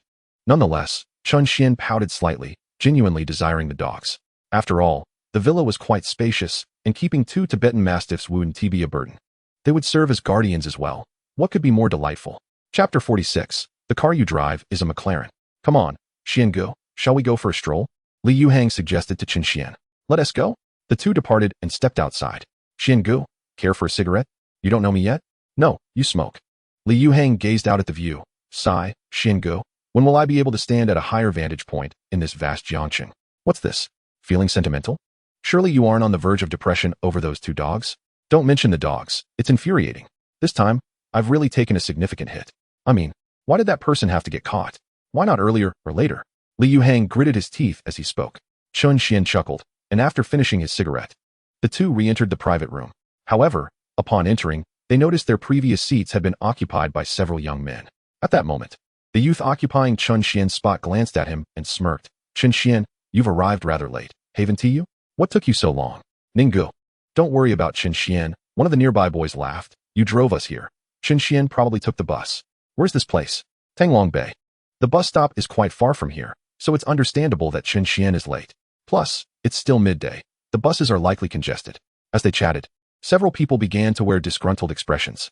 Everyone present turned to look at Wang Zhoning and his group, visibly displeased. In high school, Wang Zhoning had a rather tumultuous relationship with his classmates. He often flaunted his family's wealth, bringing fruits to share only when he had leftovers, making it seem like an act of charity, much to the disdain of many. He even got into a scuffle with his deskmate, who had merely shared stories about his older brother serving in the military. Wang Zhoning retorted, your brother, with a high school education, is just a foot soldier for life. While technically not incorrect, it was a disrespectful remark about someone's brother, said in a condescending tone. This led to a physical altercation. However, with his family's affluence, he was surrounded by sycophants, including those currently at his side. At this moment, a young man next to Wang Zhoning turned to him. Ninggu. That car of yours looks brand new, doesn't it? Ah, Wang Zhoning waved his hand dismissively. I've recently been dabbling in funds. My dad gave me $1 million to test the waters. Who knew I'd hit the jackpot? The fund I invested in surged by 30% in a month. So I sold it and bought this car for $300,000. As he spoke, a proud expression adorned his face, and he glanced at the others. Many classmates from less affluent backgrounds lowered their heads, their eyes dimming with disappointment. At that moment, Li Yuhang muttered show off under his breath and walked over to Wang Zhoning with Chen Xuan. Where shall we sit? Chen Xuan inquired. Huh. Wang Zhoning was taken aback. Where are you going to sit? You arrived so late and still have the audacity to ask. Just find somewhere to sit. Several youths chimed in. Exactly. Just take a seat somewhere. Such trivial matters didn't require questioning Ninggu, did they? Then, Li Yuhang gave a cold snicker. What Xiangu means is, we were originally seated here, and you occupied our spots while we stepped out. Truly, it echoes the saying, those who lay eggs do not fight. Yet those who occupy nests do so swiftly. Who are you calling a chicken? Wang Zhoning shot back, his eyes glaring. Bang! Li Yuhang slammed his hand on the table. What are you glaring at? What do you want? Do you dare to make a move against me? With his height of 1.8 meters and a solid build, he towered over Wang Zhoning, who appeared rather frail in comparison. At that moment, seeing Li Yuhang's demeanor startled Wang Zhoning. What is going on? We're all classmates. Why are we getting worked up? Eugene Hong hurriedly interjected, attempting to mediate. Just as he was trying to calm things down, a figure strode in from outside, exclaiming, wow. The caliber of today's gathering is quite high, even hosted here. Did you all notice the McLaren supercar parked on the roadside? McLaren? Are you serious? You must be mistaken. Wang Zhoning laughed. Do you think I wouldn't recognize a McLaren? Just look at that car. And not just any car. Check out the license plate. Jiang A66666. I wonder which young master is fortunate enough to have such a plate. Unbelievable. Then, the person pulled out a photo on their phone for everyone to see. Upon seeing it, Wang Zhoning's eyes widened in disbelief. This is a McLaren 720S, isn't it? My goodness. There's a supercar in Jiangcheng. It's simply magnificent. This is my dream. And that license plate. Jiangcheng is said to be the largest city in central Huaxia. Anyone with that plate must be a top-tier dignitary. I'm truly in awe. I need to go see it right now before that car leaves. His words astonished everyone. Indeed, Jiangcheng lived up to its reputation as a major city, brimming with luxury vehicles. Just stepping out for a meal could lead to encountering such an exquisite car. Just as Wang Zhoning and his companions prepared to head outside for a glimpse, a graceful figure swiftly entered. After surveying the surroundings, he soon spotted Chen Xuan and swiftly approached him. Sir, there is a parking space available in the underground garage. Our general manager has instructed that you be given priority. You may now drive your vehicle from the roadside to the garage. Subsequently, the beautiful manager retrieved the key to the McLaren from her pocket. Glancing at Chen Xuan, her cheeks slightly flushed, she said, I apologize, Mr. Chen. I truly feel hesitant to drive your car. Would it be possible for you to take the wheel yourself? Meanwhile, as soon as the lobby manager entered the private room, numerous classmates' gazes were fixated upon her. After all, her exquisite features, the dramatic allure she exuded, and the office miniskirt paired with glass stockings that elegantly enveloped her slender legs captivated all the males present. Even some of the females felt a twinge of inadequacy in her presence. This manager was undeniably stunning. Thus, as she handed the keys to Chen Xuan, everyone watched in rapt attention. Then, they beheld the key. Everyone was left dumbfounded. In an instant, the atmosphere in the private room felt as though it had frozen, enveloped in an eerie silence. The room was so quiet that one could hear a pin drop, especially those who had been animatedly discussing the McLaren 720S moments earlier, such as Wang Zhoning, were now utterly astounded. their hearts pounding as if struck by a heavy blow, nearly petrified.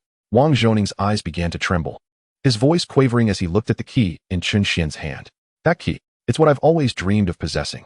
Chen Xian, are you the owner of the McLaren parked outside? In an instant, the other classmates also came to the realization, turning their gazes toward Chen Xian.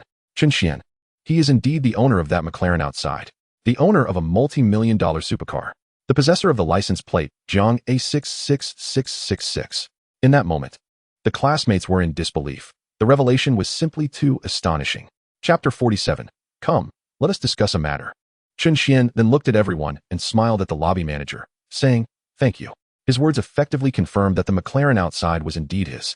Wang Zhoning's face flushed crimson, and he was rendered speechless, utterly at a loss for words. He had no idea what to say, nor did he dare to utter anything. In that moment, he felt utterly ridiculous. Just moments ago, they had been jesting about how Chen Xian had arrived by bus, and he had been boasting about his newly purchased vehicle worth 300,000. Yet now, he had been soundly rebuffed by Chen Xian. What could he possibly compare to Chen Xian? What car was he driving? A McLaren 720S, a vehicle worth millions.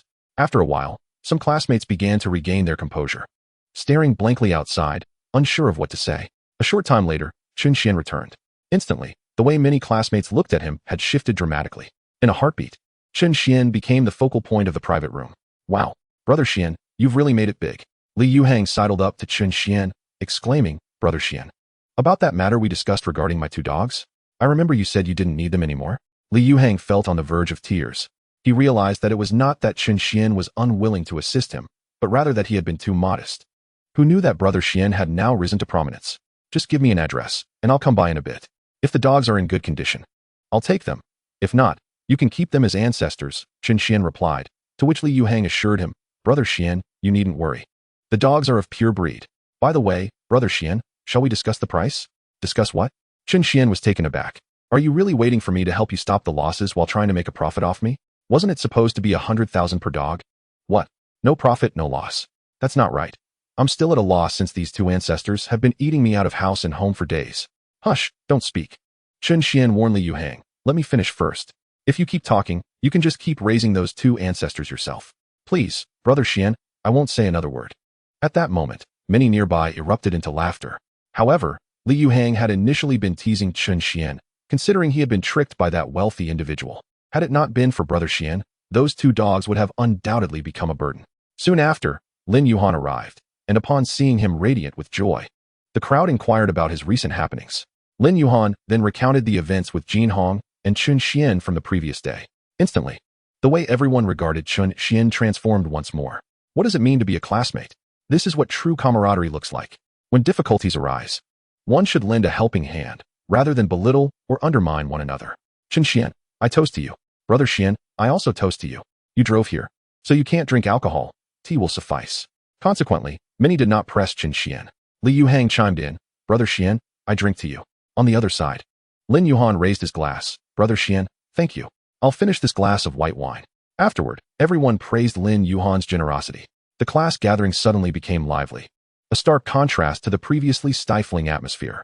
As a result, several girls approached Chen Xian. Chen Xian, I primarily use WeChat now. Let us add each other. Let us connect as well. Yes, Chen Xian, why not share your WeChat QR code in the group? After a while, they finished their meal. Before the gathering, Wang Zhonning had mentioned going out to sing after dinner, yet now he was silent, hoping to expedite the conclusion of this awkward reunion. Chen Xian had a habit of taking naps, especially after meals. He felt incredibly sleepy, a routine he had developed since high school. Thus, he announced his intention to leave. Lin Yuhan, Li Yuhang, and Eugene Hong were somewhat tipsy and naturally unable to stir. Thus, the class reunion concluded without Chen Xian assuming a burdensome role. They all split the bill, for given the circumstances, if he had taken on the entire expense, it would not have seemed generous, but rather pretentious. As Chen Xian stepped outside, although people still surrounded him, he felt as if his eyelids were in a battle against each other, struggling against his overwhelming drowsiness. Then, the next moment, a voice called out, Brother Xian? Everyone turned to the source of the voice, their eyes widening in astonishment as they beheld a stunning beauty before them. Resembling a celestial being descended from the heavens. She was simply breathtaking. Even the other girls present felt a sense of inadequacy in her presence. Before her stood none other than Lu Xian, the girl who had previously been the center of attention with Chen Xian during a push-up challenge. At this moment, she stood there, her eyes sparkling with delight as she gazed at Chen Xuan. To her surprise, a simple meal had led her to encounter Xiangu. Chen Xuan, upon seeing Lu Xin, couldn't help but break into a joyful smile. He gestured for her to come closer, indicating that he wished to discuss something with her. However, that smile sent a shiver down Lu Xion's spine. After all, it was a rather dangerous smile. Chapter 48. Is your driving steady? As Lu Xian beheld Chen Xuan's grin, it felt as though he was beckoning her, saying, "Come here, little girl, let's talk about life." Had anyone else used such a smile and words, she would certainly have fled without a backward glance. Yet, Xiangu was different, for reasons unknown. Despite having only met Chen Xuan once before during a meal and shopping trip, she felt an inexplicable sense of comfort in his presence. Although they were merely acquaintances, it felt as though they were old friends. Thus, Lu Xian approached Chen Xuan. Nearby, several young men gaped in envy, astonished at how effortlessly he had summoned such a stunning beauty. Was she truly so compliant? "What is up, Xiangu?" Lu Xian inquired, standing before him with a lively demeanor. Chen Xuan, gazing at Lu Xian, couldn't he help but notice how exceptionally captivating she appeared today. Her delicate face, high nose, and cherry-like lips, complemented by a hint of makeup, along with her cascading long hair and alluring curves, particularly those long legs wrapped in denim, evoked a sense of awe and an undeniable urge to conquer. "Do you have your driver's license?" "Yes, I do," she replied. "What about your driving skills?" "My driving skills are impressive," Lu Xian boasted, causing those around her to stare in astonishment. The bystanders were left bewildered, speculating that perhaps this duo was discussing driving, yet lacking any evidence to substantiate their assumptions. All right. Chen Xuan noticed that Lu Xian had finished her meal and was likely heading back to her dormitory, conveniently passing by Huazhong University of Science and Technology.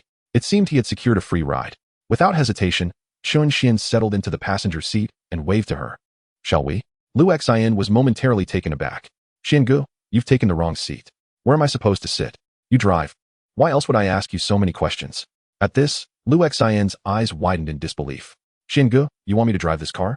"What car?" you might ask. "A McLaren 720S. The thought of driving such a supercar sent a thrill of excitement mingled with apprehension through Lu Xian. Without further ado, she climbed into the driver's seat, buckled her seatbelt, and gripped the steering wheel, her face betraying her nervousness. Meanwhile, Chen Xuan reclined in the passenger seat, relishing the moment. After all, when was the most comfortable time? Right now? He was tired, someone else was driving, and that someone was a beautiful girl. The scent of her youthful fragrance wafted through the air, sunlight streamed in through the windows, and the envious gazes of their former classmates surrounded them. What a delightful indulgence. If the boys outside could read Chen Xuan's thoughts, they would surely drag him out and beat him up. He waved to the onlookers, saying, "I'll be off now. Take care, Xiangu. Let us keep in touch on WeChat." Several girls called out, their eyes filled with envy. "We can drive too. Why didn't you ask us?" At that moment, the boys nearby felt a wave of bitterness wash over them. Li Yuhang was the first to react, exclaiming, "Whoa, Xianji's flirting skills are on point. He is driving off with such a gorgeous girl. That girl was undoubtedly more stunning than any campus beauty they knew. Chen Xuan was such a scoundrel." As Li Yuhang's comments sank in, the boys felt a pang of heartache. Yu Jinhong even covered Li Yuhang's mouth, saying, "Shut up. I was already feeling heartbroken enough without your blabbering." I'm sorry. Li Yuhang quickly apologized. Meanwhile, as Lu Xian had claimed, her driving skills were commendable. She maneuvered quite steadily, albeit at a slower pace. Chen Xuan, however, paid little mind and soon dozed off. About half an hour later, he awoke, stretching luxuriously and feeling refreshed. Glancing out the window, he was momentarily taken aback, then checked the time, his confusion deepening. Had time distorted? Indeed, half an hour had passed. Yet they had barely reached this point. Suddenly, he was startled to see an elderly man zooming past them on an electric scooter. "Wow, Lu Xian, are you driving a bit too cautiously?" he remarked, unbuckling his seatbelt and leaning closer to her as he began explaining the car's features. As Lu Xian listened, she bit her lip, aware of how close they were now, merely a few inches apart. If she turned her head down, would she not perfectly align to kiss Xiangu?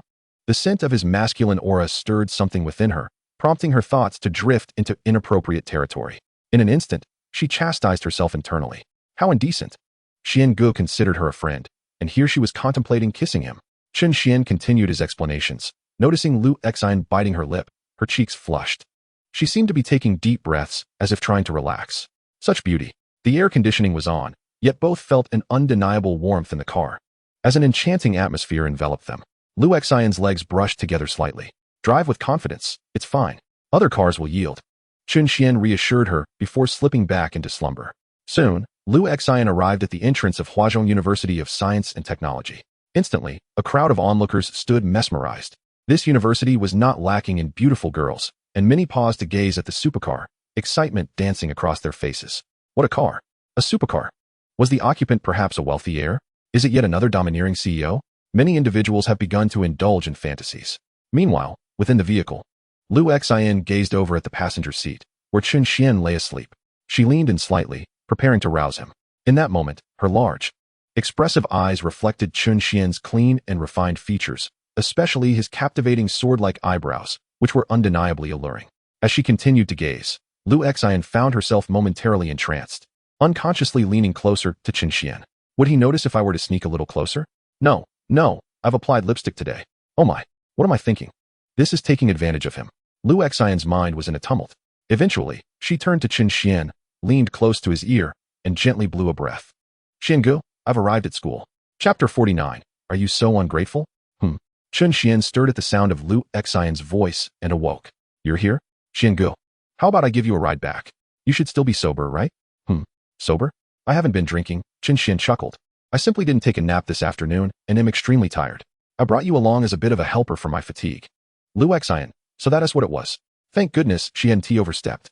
She had initially thought Chen Xuan had drunk too much, even checking if she had her ID on her. In an instant, her cheeks flushed with embarrassment. Then Xiangu, I'll get out now.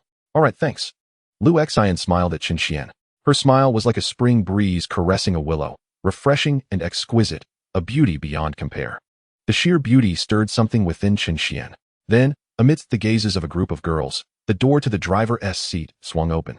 Their eyes widened in anticipation, eager to behold the handsome figure emerging. However, the next moment, their eyes grew even wider. This was no mere handsome man. It was a stunningly beautiful woman, breathtakingly exquisite. Yet, in the next instant, a young man disembarked from the passenger seat, greeted the beauty, and then entered the driver's seat, driving away. The onlookers were left utterly baffled, unable to comprehend the situation. Meanwhile, Chen Xuan returned to the villa. As soon as he stepped in, Chen Mingming called him. Big brother, I'm done with my exams. I'm finally free. You won't believe how well I did in art this afternoon. I feel like it was my best performance ever. I think I'm going to ace this exam. Upon answering the call, Chen Xuan was immediately bombarded by his sister's exuberant chatter. He felt as though his head was spinning from the noise. When would this girl grow up and settle down? All right, now you can go have some fun. What are your plans for tonight? Chen Xuan inquired. Tonight? I'm going out to play, Chen Mingming exclaimed, brimming with excitement.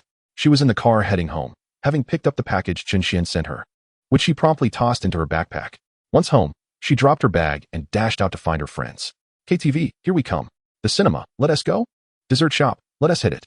She completely disregarded Chen Xuan's earlier words about the contents of the package. On the other hand, Chen Xuan chose to ignore Chen Mingming's enthusiasm. He reminisced about the days he had indulged in carefree revelry after his own exams. Having endured too much pressure for too long, after tidying up a bit, he played a few rounds of games before heading to bed. The following day, he had made plans with Li Yuhang to visit him. Upon waking the next day, Chen Xuan set off in his Ferrari 812 towards the address Li Yuhang had provided. As he drove, he navigated onto a minor expressway, observing the throngs of commuters with a sense of contentment. Chen Xuan flowed with the traffic, preparing to enter the ETC lane.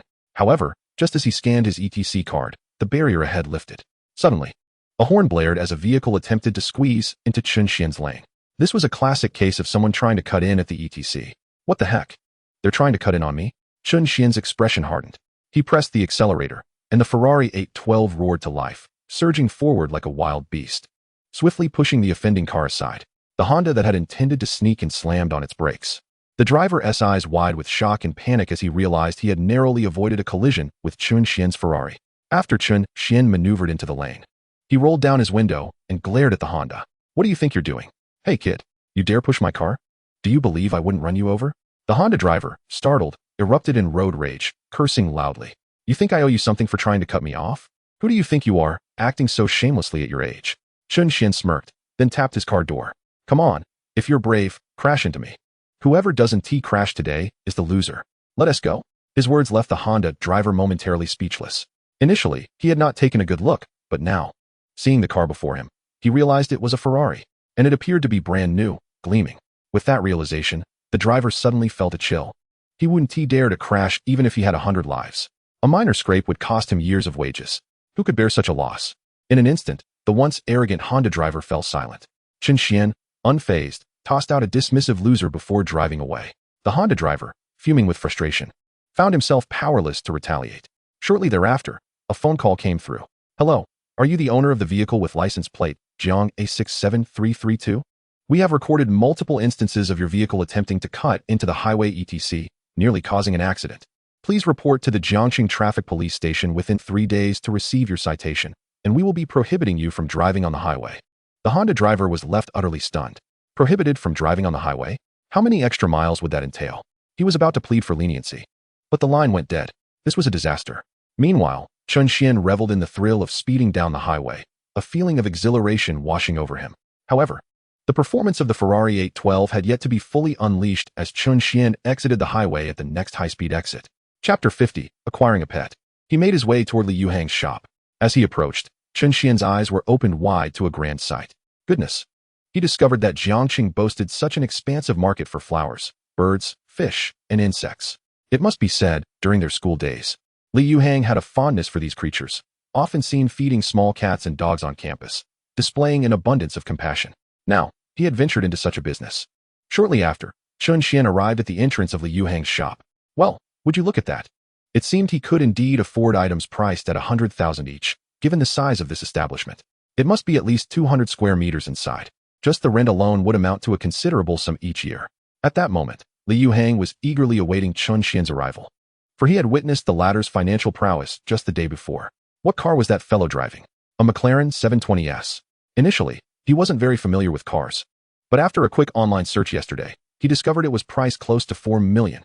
This meant it was even more valuable than the average Lamborghini or Ferrari. Just then, a commotion erupted outside. Li Yuhang nearly leaped in surprise and hurried outside, only to be taken aback. This wasn't Chen Xuan. He had assumed it was Chen Xuan's McLaren 720S, but it was not. However, being somewhat knowledgeable about cars, he quickly recognized it as a Ferrari. Clearly, this was a man of wealth. Without hesitation, Li Yuhang approached the luxurious vehicle, curious about what this affluent individual intended to purchase. Yuhang, what is this? Have you come out specifically to greet me? Chen Xuan chuckled as he stepped out of the car. Goodness, Chen Xuan? No, you this. In an instant, Li Yuhang felt utterly confounded. What was going on? Why was Chen Xuan driving a Ferrari? Hadn't he been in a McLaren just yesterday? Xiangu, isn't this car different from the one you drove yesterday? Indeed, Chen Xuan nodded. That car is at home. I thought I'd take this one out for a spin today. Goodness gracious, Li Yuhang exclaimed in astonishment. What kind of circumstances allowed someone to say such a thing? Leaving a McLaren 720S at home to take a Ferrari for a leisurely drive? He rated this display 101 points. An extra point could only further fuel his pride. Xiangu, how much is this car? 7 to 8 million. Those words caused Li Yuhang's eyes to widen in disbelief. 7 to 8 million. This was almost double the price of the McLaren 720S. What concept was this? What defined a supercar? The vehicle before him was the epitome of a supercar. What is the matter? Chen Xuan observed the astonishment in Li Yuhang's eyes. Would you like me to watch your shop while you take it for a spin? No. Li Yuhang quickly waved his hands, shaking his head. Even if Xiangu offered him the keys, he wouldn't dare drive it. If there were even a slight scratch, he would have to pay for it with his shop. Xiangu, would you like to come in for a cup of tea? Sure. Chen Xuan then walked into the shop, while Li Yuhang began to explain. He had always had a passion for small animals, and with the rising popularity of pets in recent years, he had persuaded his father for some funds to open this establishment. After the shop was renovated, he began to stock various items. Having operated for a while, coupled with his amiable nature and the occasional giveaways, he had built a modest reputation in the area. As Chen Xuan observed, he nodded repeatedly, surprised at how well Li Yuhang managed the shop. Soon, he spotted 2 small creatures frolicking in a cage. Were those 2 white mastiffs? Chen Xuan was taken aback. How had they grown so large? They were nearly 40 to 50 centimeters long, a far cry from the little ones in the photos Li Yuhang had shown him. Didn't I show you the pictures, Xiangu? These are the very 2. But in the photos, they were tiny pups. How did they grow so quickly? Oh, you wouldn't believe it, Xiangu. You have no idea how much they eat in a day. They've grown this big in just a few days. White mastiffs grow incredibly fast. So that was it. Chen Xuan nodded in understanding, then picked up one of the little creatures, while the other yapped, seemingly protesting against Chen Xuan's hold. The one he held squirmed in the air, but was relatively gentle, not fierce. Upon hearing Chen Xuan's words, Li Yuhang burst into laughter, his face displaying a different expression. Xiangu had the audacity to call this creature gentle? It was well known that white mastiffs were among the fiercest of Tibetan mastiffs. They may appear harmless now, but once they matured and bonded with their owner, their true nature would reveal itself. It was said that a single white mastiff could even intimidate 2 prairie wolves. That was beyond fierce. After listening, Chen Xuan nodded and waved his hand. All right, I'll take these 2. 20,000, correct? Forget it. I'll give you 22,000. The extra 2 is for their food and your profit. All right, Xiange, you're generous. Li Yuhang exclaimed, overjoyed at the unexpected profit. After Chen Xuan completed the payment, a holographic screen popped up before him, detected that the host has successfully spent 220,000, fourfold rebate activated, returning 880,000. Chapter 51. Are you trying to scam me? Fourfold rebate, 880,000 returned. In an instant, Chen Xuan was filled with astonishment. He hadn't anticipated that purchasing a couple of dogs would yield such a windfall. He placed the 2 dogs in the passenger seat, and Li Yuhang, concerned about potential accidents, laid down several layers of padding beneath them. All right, Yuhang, I'll be off now. Okay, Xiange, come by to visit whenever you can. I'm usually at the shop. Understood. I'm leaving now. Chen Xuan waved goodbye to Li Yuhang and drove away. Just as he exited the market for flowers, birds, fish, and insects, he spotted an elderly woman and a middle-aged man ahead, deep in conversation. Mom, just lie down in the middle of the road. That car will surely stop, and you can just throw yourself on it and cry. I'll come back to help you afterward. The elderly woman nodded in agreement. After all, she had tasted the sweetness of such schemes before. This was not their first time, and it had proven successful time and again. At that moment, Chen Xuan's car approached from a distance, and the elderly woman's eyes lit up as she hurried to the lane where Chen Xuan's car was traveling. Without hesitation, she lay down in the road. In this moment, Chen Xuan was taken aback by the unexpected turn of events. He had initially assumed the elderly lady intended to cross the street directly, only to find her instead lying down. Instinctively, he slammed on the brakes, bringing his vehicle to a halt 10 meters away from her. The elderly woman, momentarily stunned by the situation, quickly scrambled to her feet and made her way to Chen Xuan's car, where she dramatically collapsed onto the hood before falling to the ground. Chen Xuan, seated in the vehicle, was momentarily bewildered by her antics, before the realization dawned upon him that he had encountered a classic case of attempted fraud. My heavens! Oh dear! Someone please come and see. I've been hit, she cried out, curling up on the ground as if genuinely injured. The brief encounter had transpired so quickly that few had witnessed it. However, her loud cries attracted the attention of numerous bystanders, who soon gathered around to observe the unfolding drama. What on earth is happening here? One exclaimed. Isn't it obvious? Just look at the tire marks behind him. This young man must have struck her. Another remarked. Driving so recklessly, these wealthy second-generation elites think they can speed through the city without consequence. How utterly outrageous. It's a shame for this poor elderly woman, at her age, to have to endure such suffering. In an instant, the crowd began to voice their opinions, turning their ire toward Chen Xuan. The atmosphere became charged with accusations. After all, society had its fair share of individuals harboring resentment toward the affluent, often fueled by sensationalized media reports of wealthy heirs abusing their privilege. Consequently, they instinctively directed their accusations at Chen Xuan. Don't let him escape. We must seek justice for the elderly lady. The crowd clamored. Chen Xuan stepped out of his vehicle to assess the scene. Leaning against his car, he observed the elderly woman writhing on the ground and mused, given your age, wouldn't it be more prudent to enjoy your twilight years at home rather than resort to such deceit?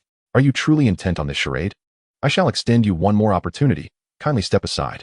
He granted her no semblance of respect, recognizing that they had abandoned all pretense of dignity. The elderly woman, upon hearing his words, let out a cold laugh and retorted, Oh, my back. Young man, how can you speak so? Am I the one faking this? Look at you. You hit me and didn't even bother to help. And now you accuse me of fraud? What kind of upbringing did your parents give you? Is this how they taught you to treat others? Chen Xuan could hardly contain his laughter, bemused by her theatricality. Just then, a middle-aged man burst forth from the crowd, rushing toward the elderly woman on the ground, crying out, Mother, are you all right? He prepared to assist her to her feet, only for her to point at Chen Xuan and exclaim, Son, it's him. He struck me and claimed I was trying to scam him.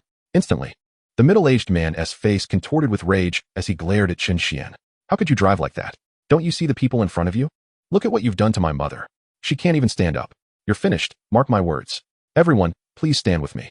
We must ensure he doesn't escape unpunished. He implored the bystanders. The crowd, witnessing Chen Xuan's seemingly indifferent demeanor, erupted in further outrage. This is utterly disgraceful. They shouted. How arrogant can one be? The chorus of condemnation grew louder, and Chen Xuan regarded the crowd with a bemused smile. They seemed to revel in the chaos. oblivious to their own lack of involvement in the situation. It was perplexing to him, yet he felt no desire to delve into their reasoning. Turning his attention back to the two individuals before him, he stated, "Is it not money you seek? Name your price." The middle-aged man was momentarily taken aback. But then his excitement surged. "Fine. Since you've offered to compensate, we won't make it difficult for you. You seem like a wealthy individual. Surely, you can part with 400,000 to 500,000 without a second thought. We want to extort you, just that amount. And I'll take my mother for a medical checkup. 400,000 to 500,000? Chen Xuan laughed heartily. You truly believe money can be so easily acquired? Just lying down here nets you that much? This is far less risky than robbery. Are you insinuating we're trying to defraud you?" The middle-aged man's eyes widened in disbelief. "How dare you say that? You hit my mother and think 400,000 to 500,000 is excessive? Just because you are wealthy? Does that mean you can disregard us? Are our lives not worth anything? You think you can just walk away without compensation? Not a chance." Chen Xuan was momentarily taken aback by the audacity of the man's words. Is it true that those who engage in such deceit are becoming increasingly articulate? He then pulled out his phone. "Let us involve the authorities, shall we?" In a flash, the middle-aged man lunged forward and snatched the phone from Chen Xuan's grasp. "You think you can call the police? You are just a rich person with connections. Once inside, you can twist the truth to your liking. Pay up now." With a cold smile, Chen Xuan stepped forward, confronting the middle-aged man. "What is this? Are you attempting to rob me?" Just as he prepared to retaliate, the sound of police sirens filled the air, signaling that someone in the crowd had already alerted the authorities. Startled by the arrival of the police, the middle-aged man hastily tossed the phone back to Chen Xuan, exclaiming here. However, Chen Xuan merely allowed it to fall to the ground. As the officers approached, they surveyed the scene. What transpired here? Chen Xuan addressed the police, gesturing toward the middle-aged man. "They are attempting to defraud me." "Who is trying to defraud whom? Speak again, and I'll make you regret it. You hit my mother, and you dare to make such claims? I'll show you what happens." The middle-aged man charged at Chen Xuan, raising his hand to strike him. Yet, in the next moment, his hand was halted mid-air, a sharp pain radiating through his arm. "Ah!" The crowd gasped, their eyes widening in shock as they witnessed Chen Xuan's grip on the middle-aged man's arm, his muscles visibly constricting under Chen Xuan's hold, causing the skin to turn a shade of purple, akin to a vice. No wonder the middle-aged man screamed in agony. Chen Xuan then seized the opportunity, using his other hand to deliver a swift series of slaps to the man's face. Smack, smack, smack. With each resounding slap, the cacophony echoed loudly. After several strikes, the middle-aged man's face was left bloodied and mangled, a gruesome sight to behold. He staggered, blood frothing from his mouth, his eyes beginning to glaze over. The horrifying spectacle caused several women nearby to scream in terror, for Chen Xuan was undeniably ferocious. Subsequently, Chen Xuan delivered a forceful kick, sending the middle-aged man sprawling. "Utter another word, and I shall have your teeth pulled. Spare us your foul mouth, you unrefined creature," Chen Xuan declared, pointing at the man on the ground. At that moment, two police officers rushed over, their voices booming. "What are you doing? Hands up. Do not move." Chen Xuan raised his hands and replied with a grin. "Officers, you witnessed the entire incident. He attacked me first. This is a case of self-defense." "Hold on." One of the officers interjected, turning to Chen Xuan. "Young man, what transpired here?"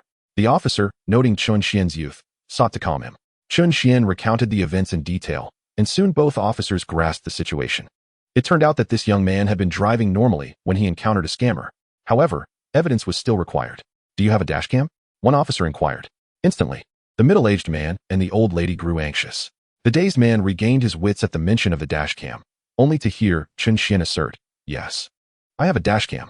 In that moment, both the man and the lady understood the gravity of their predicament. Chen Xuan led one officer to his vehicle, accessing the footage. The clarity of the video was indisputable. "You two are implicated in fraud. Come with us.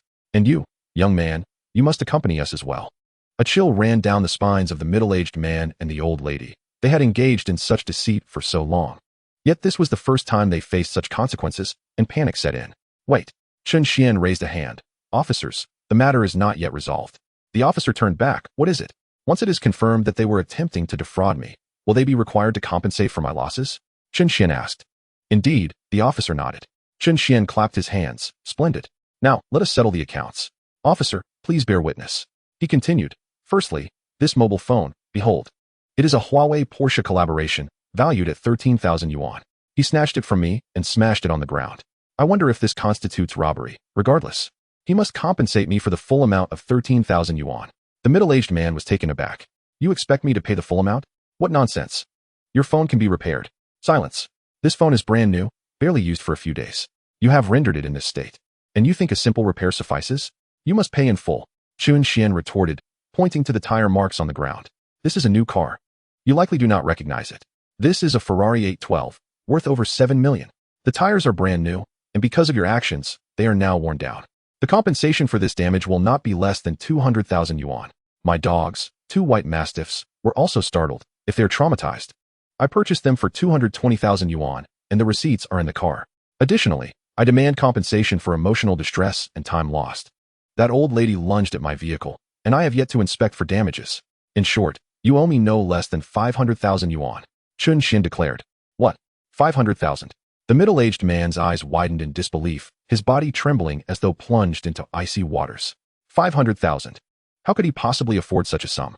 Onlookers, including the police, were dumbfounded. The amount was utterly outrageous. Yet every claim was substantiated with reason, leaving no room for argument. The officers diligently noted everything down. Meanwhile, the middle-aged man had lost all his previous bravado, looking at Chen Xuan with a fearful expression. You are extorting me. Extorting? It seems you cannot afford to pay, Chen Xuan said, glancing at the nearby officers. What happens if he is unable to pay? We will consider the circumstances, the officer replied. The mere mention of consideration sent shivers down the spines of the middle-aged man and the old lady, their bodies quaking in fear. Consideration, they thought. Does that not mean imprisonment? Panic washed over them. They had no desire to face incarceration. The old lady turned to Chen Xuan. Young man, I was confused. I realize now it was my fault, not yours. Please forgive me. Yes, young brother. We wronged you earlier. You seem prosperous. Surely, you wouldn't hold a grudge against us, mere common folk? The middle-aged man forced a smile, though it appeared more like a grimace. Begone. I assure you, the compensation will be exact, not a penny less. To the police station, Chen Xuan commanded. Instantly, both individuals appeared utterly defeated. Chapter 53, The Senior's Dilemma. Soon after, the trio was escorted to the police station. Hours later, the man handed Chen Xuan a bank card, but upon doing so, he collapsed to the ground, his eyes vacant, a stark contrast to his earlier arrogance. After being given a lesson, Chen Xuan drove away. Upon inspecting his vehicle, he found no significant damage. He then sought a grassy area to let his 2 dogs relieve themselves. The dogs, as if aware of their owner, scampered over to him. Afterward, Chen Xuan placed them back in their cage. Once settled in his villa, and after feeding the little ones, Chen Xuan drove to the university. That evening marked the performance organized by the arts troupe of the management school. Although it was still afternoon, preparations were well underway. In front of the management school building, Mu Wanner was busily directing. Master, place the equipment there. Xiaonan, check everything with the master. Ensure there are no malfunctions. Qiao, take a few new students to coordinate with the costume and makeup teams. Zhuge, what are you doing? Stop flirting and hurry over here. Mu Wanner then pointed to the boy on the other side and exclaimed, her expression a mixture of laughter and tears. This vice captain is truly something. The boy on the opposite side, upon hearing her call, instinctively shrank his neck and hurriedly ran off to get to work. After all, he dared not disregard the captain's words.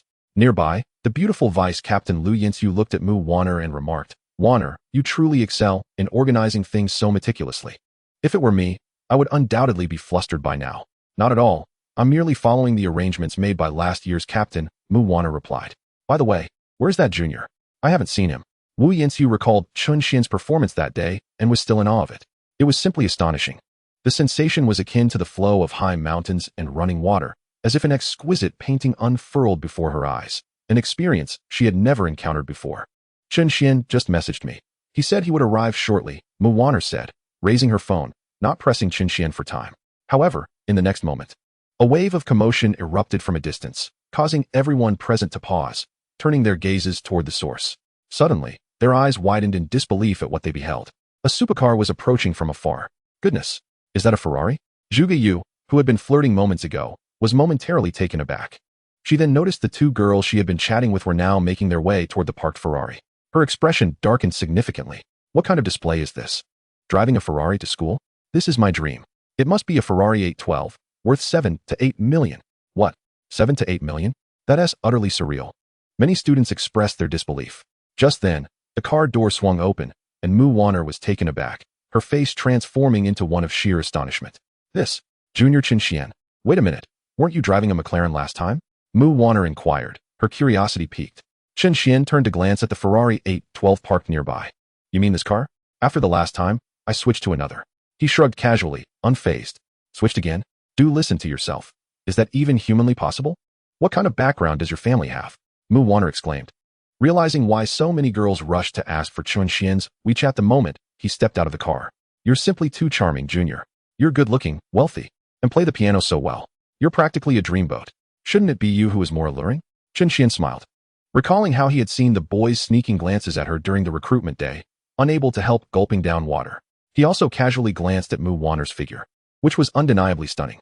Mu Wanner, already possessing ample natural beauty, was dressed formally in a shirt that, while designed to be loose-fitting, seemed to cling to her in all the right places. The buttons at her chest appeared almost strained. Sister, don't you find it stifling? Chen Xuan remarked, stealing another glance. Undeniably captivated, Mu Wanner, noticing his gaze, pouted playfully. You're insufferable. She then approached Chen Xuan, whispering, Do you think I want to dress like this? In such a formal setting today, I have no choice but to wear the student council's official attire. As for this, it's unavoidable when I shop for clothes. I sometimes can only find a size larger, and wearing my exact size ends up looking like this. You have no idea how inconvenient it is for running or exercising. In that moment, Chen Xuan felt as if sister was showcasing her appeal. He recalled a time in high school when he often stood by the window. And once a girl stood in his usual spot, tiptoeing and resting her chest on the windowsill, exclaiming, I'm so tired. Perhaps that was their plight.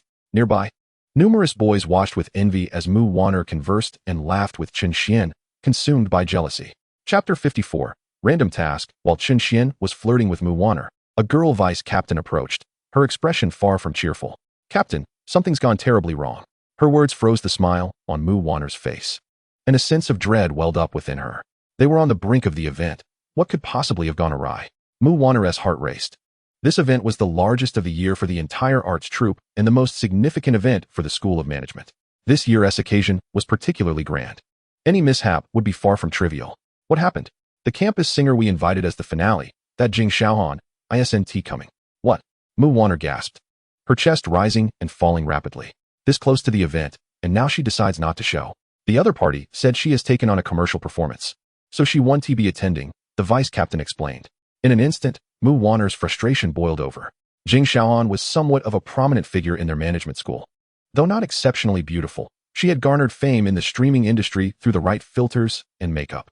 With a decent voice, she transitioned to a singing career online, gaining a following and even a semblance of fame. Rumors had it she was on the verge of debuting. Mu Wanner had personally visited her several times to negotiate terms, finally settling on performance fees and all necessary arrangements. Although she had agreed initially, when they called her multiple times for rehearsals, Chen Xuan never showed up. Not once. Yet, they dared not voice any complaints, as she was well known. They had to endure her airs. For so long, they had tolerated her, but now she was demanding even more. Suddenly declaring she wouldn't come at this critical moment. Couldn't you have informed us sooner? How could you say that sooner? In an instant, Mu Wanner felt an overwhelming surge of indignation, her chest rising and falling violently, causing the buttons of her shirt to struggle to contain themselves. This was utterly outrageous. It was simply too much. As she expressed her frustration, the vice captain standing nearby was taken aback, for the captain was typically known for her gentleness. To see her in such a state of anger was indeed a rarity. Shortly thereafter, Zhuge Yu hurried over. Captain, the sponsor has informed us that they wish to terminate the contract and will no longer provide sponsorship. What? Just as one crisis settles, another arises. In that moment, Mu Wanner swiftly located the contract among the documents and made her way to the other side, with Chen Xuan trailing closely behind. The other two vice captains remained frozen in place, unsure of how to proceed, merely watching as Mu Wanner and Chen Xuan moved onward. The sponsorship in question was from 10x Restaurant, a privately operated establishment situated within the school. The restaurant boasted numerous service windows, yet its prices were generally steep, especially compared to the more affordable and safer options offered by the school's own dining facilities. Consequently, students typically opted for the latter. In an effort to alter this trend, 10x Restaurant began sponsoring various events, including this evening's gala, contributing a substantial sum of 60,000 yuan. At this juncture, Mu Wanner strode directly into 10x Restaurant and entered the manager's office with Chen Xuan in tow. She looked at the impeccably dressed man seated in a chair and inquired, Manager Zhang, what do you mean by this? My vice captain just informed me that you wish to terminate our agreement. I would like to know the reason behind this. Surely you owe me an explanation. This sponsorship was secured by the External Relations Department of the Student Council. 60,000 yuan was a considerable amount for school activities. Yet the sponsor's demands were quite extensive. Primarily, they required advertising materials to be placed at every seat, with Weisheng Restaurant's posters displayed on the large screen backdrop, along with various banners and other advertisements. It could be said that they had gone to great lengths to fulfill these requirements. Now, with the banners and posters already prepared, they intended to back out? Upon hearing Mu Wanner's words, the manager slightly lifted his gaze to meet hers. Captain Mu, I believe the question should not be why you are confronting me with the contract, but rather what you intend to do about the situation. I have heard that Jing Xiaohan will not be attending tonight's event. Is that correct? Mu Wanner nodded, having only just learned of this news. However, we can replace the program and bring in another artist. We will ensure that all necessary promotions are executed, so the overall promotional effect will not be compromised. At this, the manager let out a cold laugh. You cannot even secure Jing Xiaohan. Who else could you possibly find? Do you think it would suffice to randomly select another singer? What would that accomplish? We sought Jing Xiaohan for her fame. Otherwise, why would we contribute such a significant sum? Consider this. What do you have to offer? Do you think your promotions are enough? Let me be clear. Without Jing Xiaohan, the sponsorship is off the table. Refund me the sponsorship fee. And since this termination is due to your shortcomings, you are liable for double compensation. The contract stipulates threefold compensation, meaning you owe us a total of 180,000 yuan. This ultimatum caused Mu Wanner's brow to furrow deeply. Manager Zhang, if you examine the contract, you will see that there are no clauses pertaining to Jing Xiaohan. Therefore, this does not constitute a breach of contract. In light of this, we need not engage in further discussion. We can refund your money. Very well, Manager Zhang replied with a disdainful smirk. Meanwhile, Chen Xuan, observing the unfolding situation, was about to speak when a notification appeared before him. Random task. Collect 1 million surprise points through tonight's gala. Task reward. 50% progress towards a 10 consecutive draws. Chapter 55. The Mysterious Guest. In an instant, Chen Xuan's eyes widened. The random task had finally arrived. But what did 1 million surprise points entail? Did this mean that simply causing surprise would yield points? Nevertheless, 1 million seemed like a daunting task. As he pondered this, a vivid image of a graceful figure flashed in his mind, illuminating his thoughts. As Mu Wanner prepared to instruct someone to return the funds to Manager Zhang, Chen Xuan turned to him and asked, "Are you the owner here?" "No, why?" The manager replied, perplexed. "I think it would be wise for you to inform your boss." Chen Xuan smiled. "After all, we will be replacing the singer tonight, and perhaps our choice will surpass Jing Xiaohan." His words, though softly spoken, struck Manager Zhang like the year's most absurd joke. "What did you just say? You can find a better singer? You couldn't even secure Jing Xiaohan. Who else could you possibly bring? It will likely just be someone from your academy, who has no reputation whatsoever. You think you can just pocket 60,000 yuan without effort? Dream on. There's no need to ask. Our boss has made it clear. We are here for Jing Xiaohan's fame, and without her, you must refund the money." At this, Chen Xuan fell silent. Mu Wanner called for someone to return the sponsorship funds. Once outside, Chen Xuan turned to Mu Wanner and asked, "Senior, what do we do without the sponsorship?" "Without the sponsorship, we also don't have to pay Jing Xiaohan's performance fee, leaving us with a shortfall of only 20,000 yuan, she explained. "I can cover that with my scholarship and competition winnings." Saying this, Mu Wanner dialed a number to contact those responsible for promotions. "Xiaoming, please withdraw all promotional materials." Meanwhile, Chen Xuan found a quiet spot to voice call Wang Minghan. Chen Xuan? What a surprise to hear from you, she said. "Do you have time tonight? I'd like to invite you to our academy's gala. We're in a bit of a bind." "Sure. But it's funny how you only think of me now when you're in need. Why not before?" Wang Minghan chided lightly. Chen Xuan chuckled. "You're such a star. How could we afford you? How much do you charge for a night?" In an instant, Wang Minghan bit her lip, pondering his question. How much do I charge for a night? Though she understood he was inquiring about her performance fee, it sounded oddly amusing. "No charge," she replied, then asked, "Send me the time, location, and requirements so I can prepare. I'll be there tonight. By the way, do you need a professional team and a promotional crew?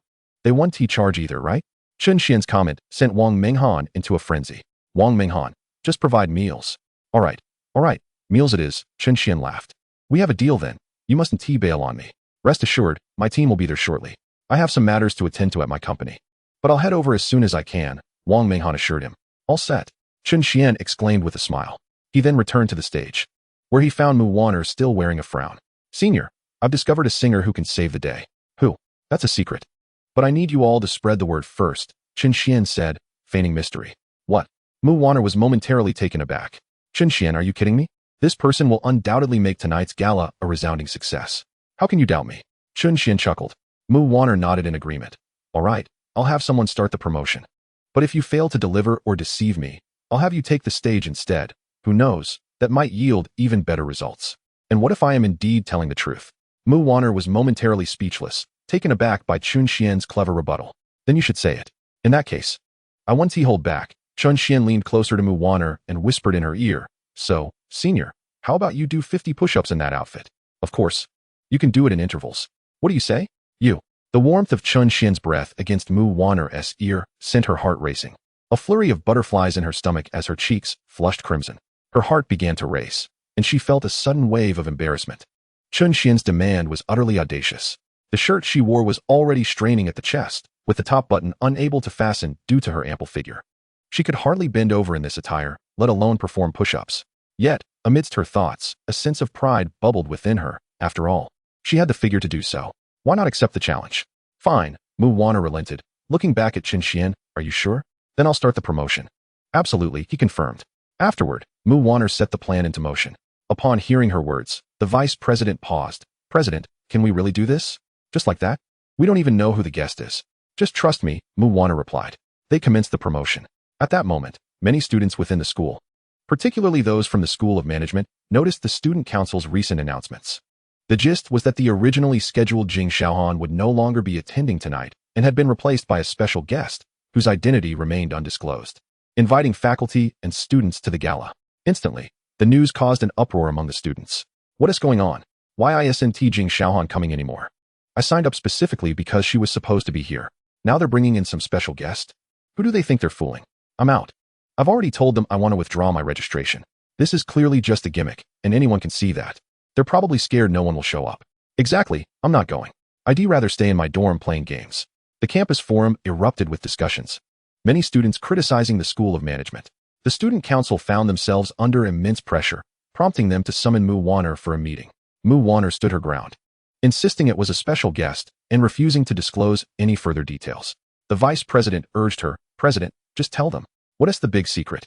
Mu Wanner exclaimed. It's not that I don't want to share. I truly don't know. If I did, I would certainly tell you. But Chen Xuan hasn't revealed anything to me. That evening, the gala commenced on schedule, and a considerable crowd gathered at the Jiangxing University of Technology School of Management. Although many who had signed up did not attend, nonetheless, the turnout pleased the arch troupe and Mu Wanner, who hadn't anticipated such a response after the announcement was made. Meanwhile, Wang Menghan's professional team arrived and began assisting Chen Xuan in setting up the equipment. Tonight's event would be broadcast live. Elsewhere in Jiangxing, a girl lounged on a sofa, legs crossed, exuding an air of someone who had been in the working world for years, devoid of any student demeanor. This was none other than Chen Xuan, the previously invited guest. Beside her, a woman held a cup of coffee, glancing at Xuan. Yes, it's your college's gala, but I've informed them you want to be attending. It seems the sponsors have pulled their support as well. It's rather amusing. Upon hearing this, Chen Xuan scoffed. As expected, without me, they're nothing. Those sponsors were only providing support because of my presence. Now they must be in a predicament. Indeed, the woman chuckled. However, I must admit, the Student Council of the School of Management has some tricks up their sleeve, claiming a special guest will perform tonight. Someone supposedly more famous than you. Oh, more famous than me. They can dream. They're probably struggling to find any notable talent at this point. Although she said this, a flicker of concern crossed Chen Xuan's face. Nija, do you think this is wrong of me? At this, the woman's expression turned serious. You mustn't think that way. You are no longer the same as before. You now have countless performance opportunities.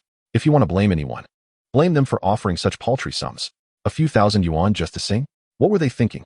Besides, your focus should not be on such trivial matters. Once your popularity rises, you won't be settling for anything less than tens of thousands per performance, or even more.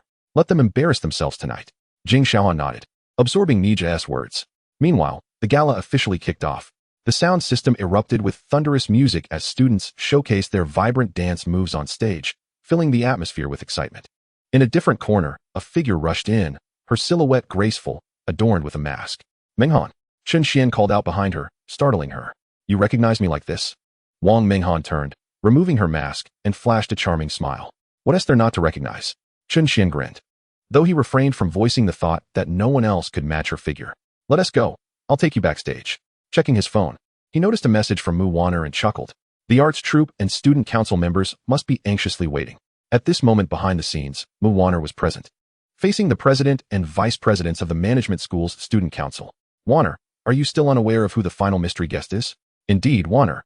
Do you realize that many people on the school forum are already criticizing us, claiming we are merely seeking attention and sensationalism?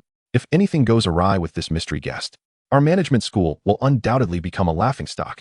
Yes, Warner, you can't place all your hopes on that junior from your arch troupe. In an instant, the president and several vice presidents turned to Mu Warner, their expressions earnest and heartfelt. At that moment, Mu Warner understood the gravity of the situation. After all, this evening's gala was of paramount importance and had already faced the upheaval of Jing Xiaohan's withdrawal and the announcement of a mystery guest. If a single segment faltered, the repercussions would fall squarely on her as the leader of the arts troupe. Nevertheless, she remained confident that Chen Xuan would not disappoint. President, I still believe in Chen Xuan. If there are any issues, I will take responsibility. Do you not comprehend? This is not merely about taking responsibility. The person before her sighed deeply, then looked at Mu Warner. All right, quickly contact your junior. I've tried. There's been no response. Her words plunged the group into immediate dismay, their faces darkening with concern. Unable to reach him? Could it be that he's run away? In an instant, they felt as though they had been deceived. What are we to do now? The student council was thrown into chaos. As they cursed Chen Xuan internally, a voice broke through the tension. Senior, are you looking for me? The group turned to see Chen Xuan approaching, accompanied by a girl wearing a mask. Chen Xuan. Mu Warner breathed a sigh of relief upon seeing him. The student council members hastily gathered around. Chen Xuan, what about the mystery guest? Have they arrived? Should we go welcome them? This is the one. Chen Xuan, sensing their anxious tone, decided to reveal no further suspense and pointed at Wang Menghan beside him. This one. The crowd's eyes shifted to Wang Menghan, who smiled and slowly removed her mask, unveiling her breathtaking beauty. She then waved at everyone and greeted them with a melodious voice. Hello. In that moment, the eyes of everyone before Chen Xuan widened in disbelief. Silence enveloped the room as their minds raced. After what felt like an eternity, someone finally exclaimed, Wang Menghan. Chapter 58, The Special Guest. Instantly, the crowd was at a loss for words as they gazed at Wang Menghan, utterly astounded. Wang Menghan. It truly is Wang Menghan. My goodness, I can't believe we managed to invite her. Wang Menghan, may we take a photo with you? They all rushed to Wang Menghan, who, devoid of any star-like arrogance, readily agreed to take photos and sign autographs. Meanwhile, Chen Xuan wore a smile, though it was not directed at the excitement before him, but rather at the ever-increasing numbers displayed on the screen. Congratulations to the host for receiving 300 shot points from Zhang Meng. Congratulations to the host for receiving 400 shot points from Zhuge Yu. One after another. Messages popped up, and soon Chen Xuan amassed over 10,000 shot points. However, the student council president quickly moved to suppress the news of Wang Menghan's arrival. After all, they had initially built suspense. Now that they knew the identity of the special guest, it was crucial to prevent the information from leaking.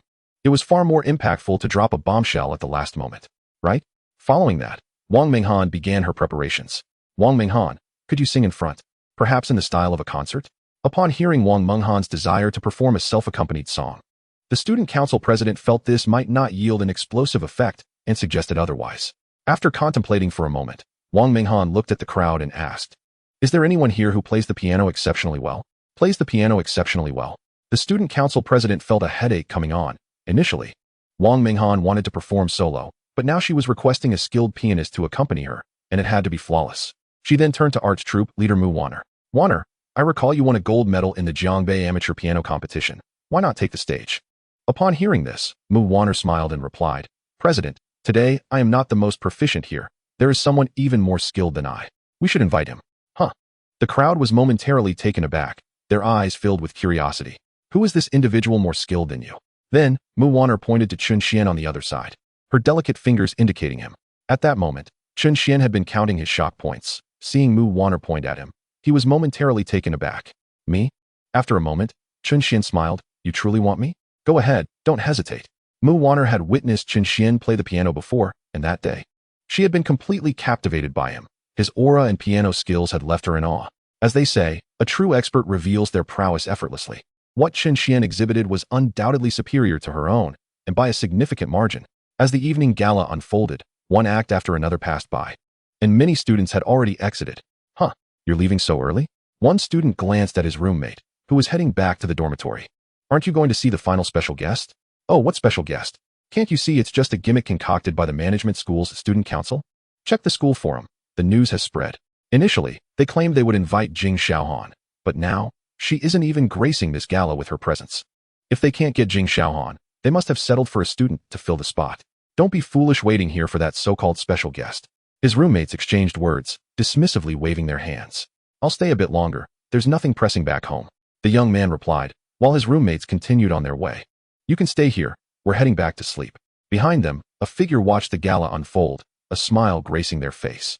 It was none other than the manager of Weisang Restaurant, chuckling softly to himself. How amusing. They speak of a special guest, yet no one is even watching. What use is a special guest? Thanks to my decision not to invest, I could have divided this investment into several portions allocated to different events, which would undoubtedly yield far superior results. The boss is likely asleep by now. I shall inform him tomorrow that I have saved 60,000 yuan. The manager pondered. Moments later, the host took the stage, announcing, Ladies and gentlemen, our student performance segment has concluded.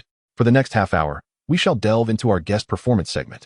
Upon hearing this, curiosity was etched across the faces of the audience. It must be said that the individuals gathered in this square were eagerly awaiting the arrival of the final guest. As the guest approached, their curiosity piqued.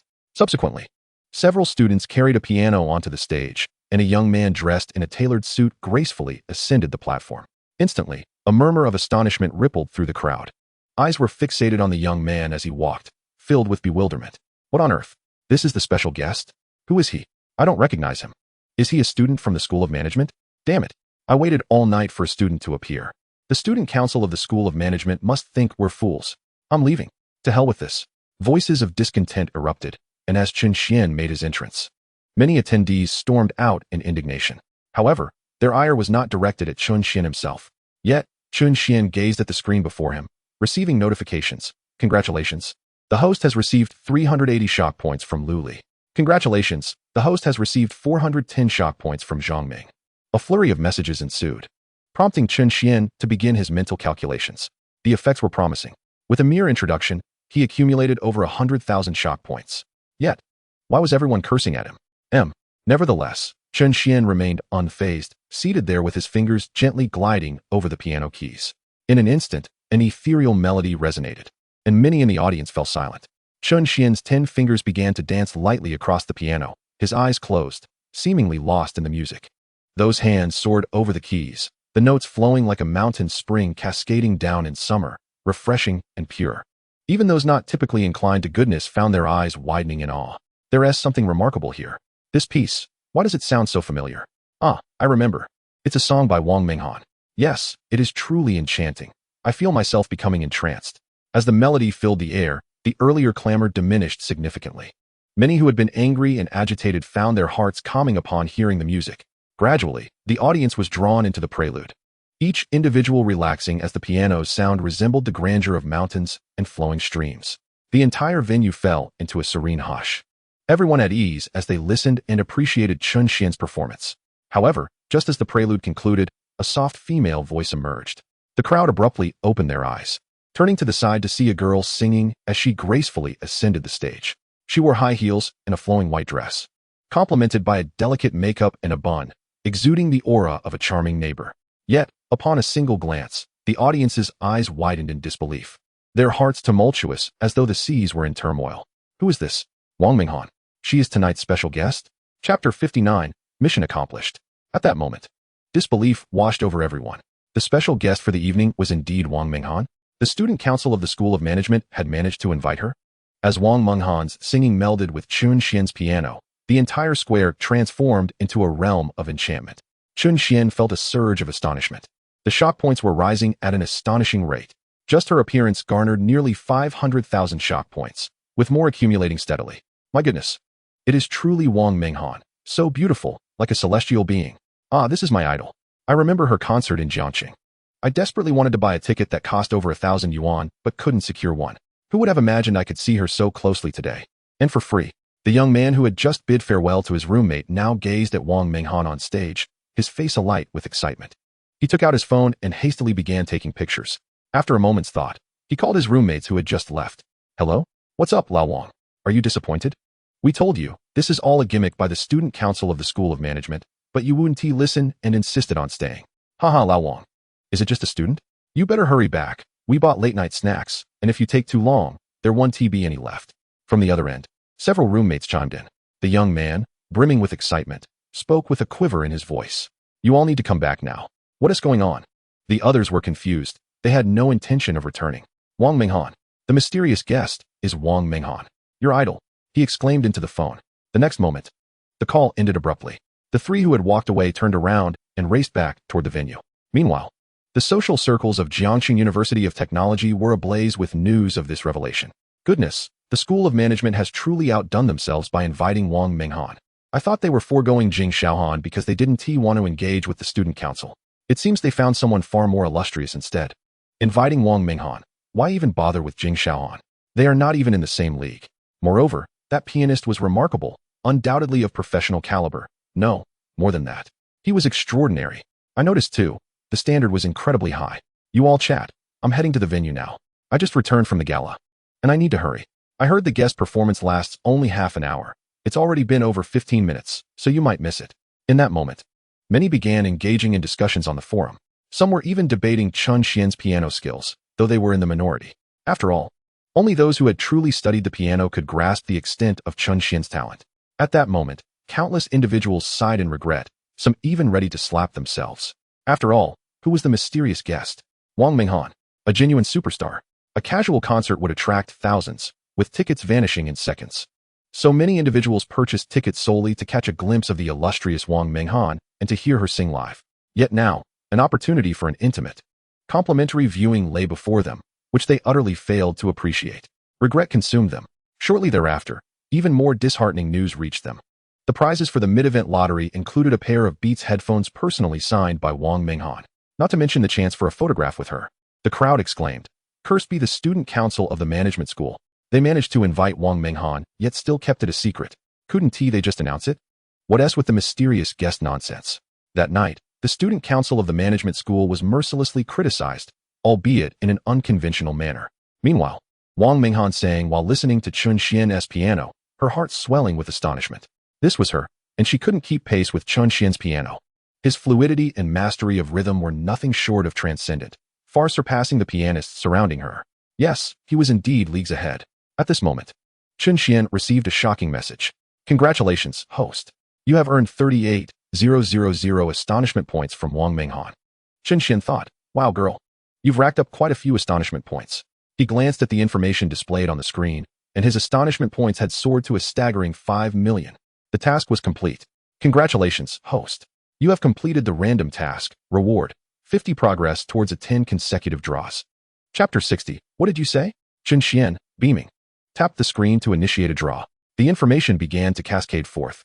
"Congratulations, host. You have gained 10 renminbi, 000. Congratulations, host. You have acquired the skill of the divine healer. Congratulations, host. You have gained 10 renminbi, 000. Congratulations, host. You have gained 10 renminbi, 000. Congratulations, host. You have obtained ownership of the Oceanic Duke luxury cruise ship. Congratulations, host. You have gained 100,000 shark fins. Congratulations, host. You have gained 100 renminbi, 000. Congratulations, host. You have gained 100,000 shark fins. Congratulations, host. You have gained double the probability of random rebates. Congratulations, host.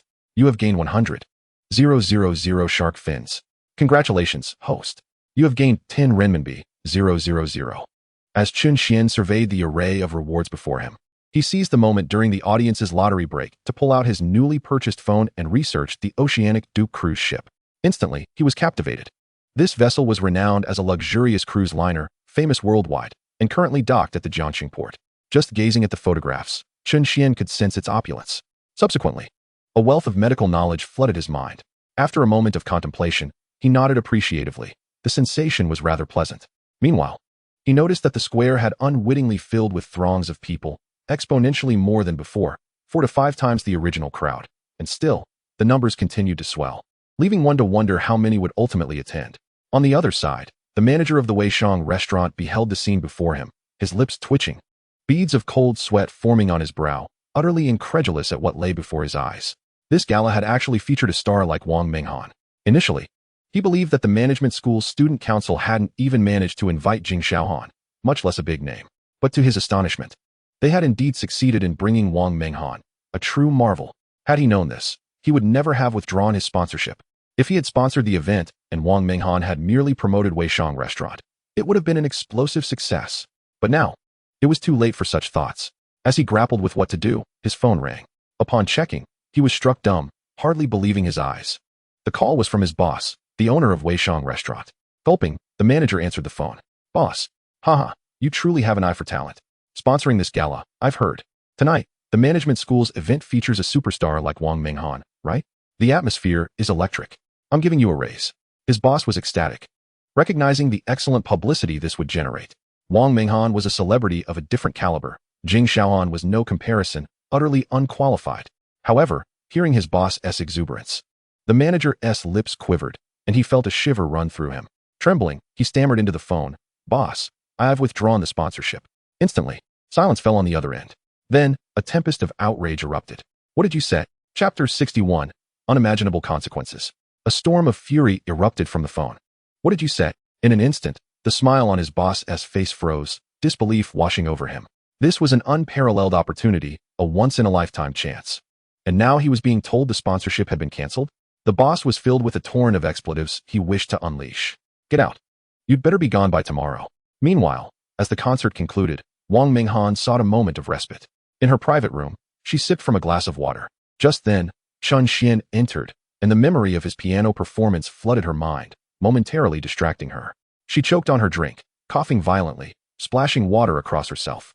Dressed in a white shirt post-makeup and wardrobe change, the water rendered her shirt semi-transparent, revealing her striking figure in a tantalizingly hazy manner, every man's dream. Upon witnessing this, Chen Xuan couldn't help but acknowledge Wang Minghan's allure. She rivaled Mu Wanner. Noticing his gaze, Wang Minghan quickly shielded herself, and Chen Xuan offered her a tissue. Thank you. Shall we head out? Wang Minghan inquired. Of course, Chen Xuan replied, ready to escort her outside. However, at that moment, a voice called out, followed by Wang Minghan's gasp of pain as she stumbled, clutching the table, her face paling and her right foot lifting slightly in discomfort. Chen Xuan hurried over and looked at Wang Minghan, asking, What happened? Nothing much, just that there was water on the floor and I slipped because I'm wearing high heels. Wang Minghan replied, preparing to place her right foot on the ground. However, as soon as it touched the floor, she immediately lifted it again, a pained expression evident on her face.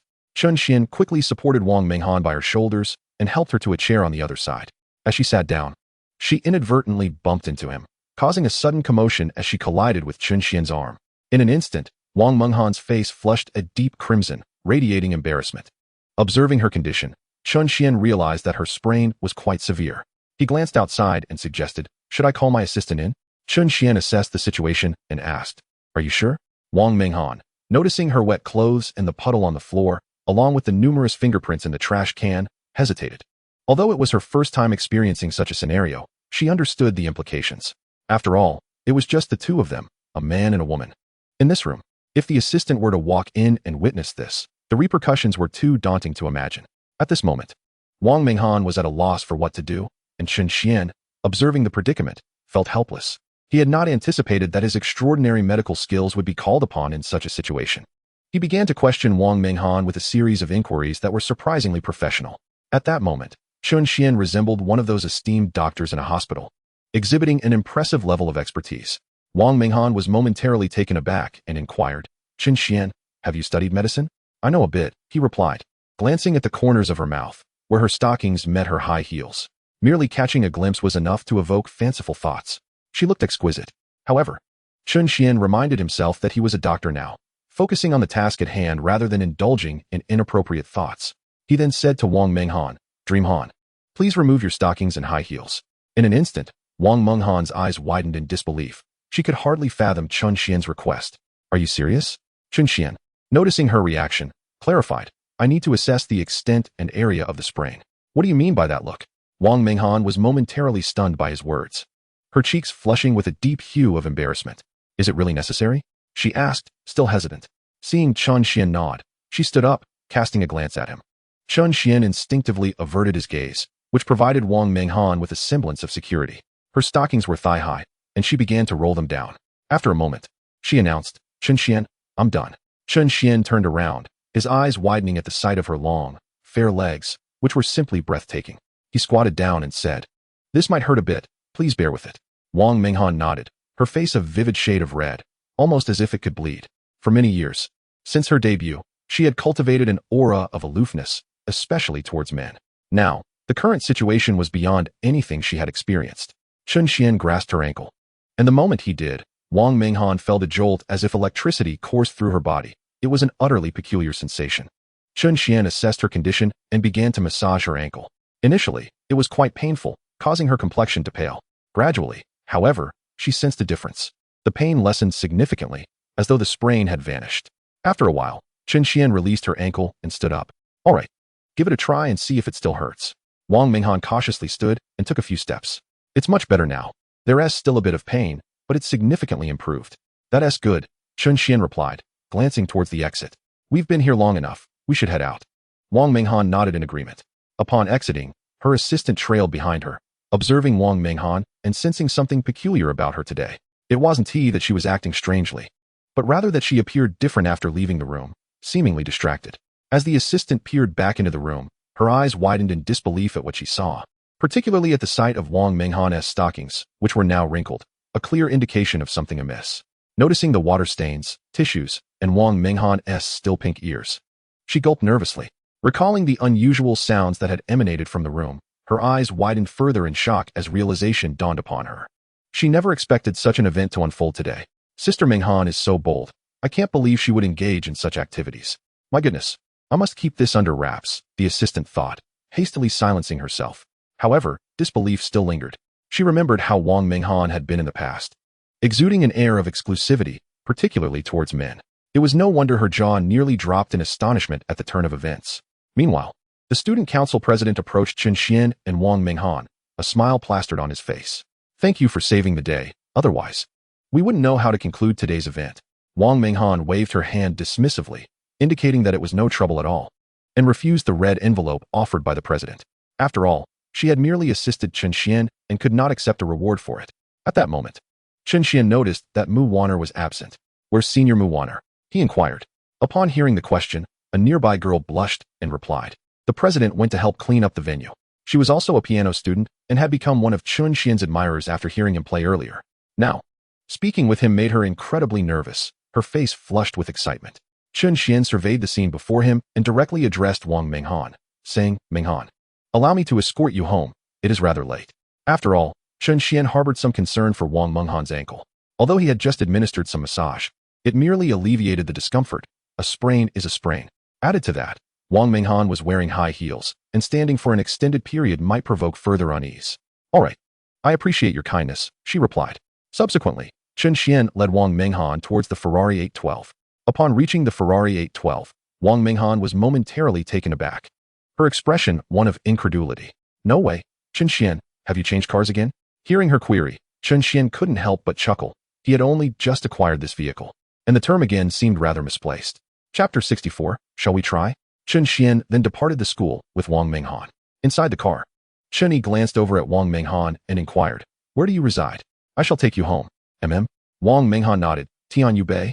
Do you know where that is?" This question left Chen Xuan momentarily stunned. Tianyu Bay? As if he could be oblivious to it. That was, in fact, his home.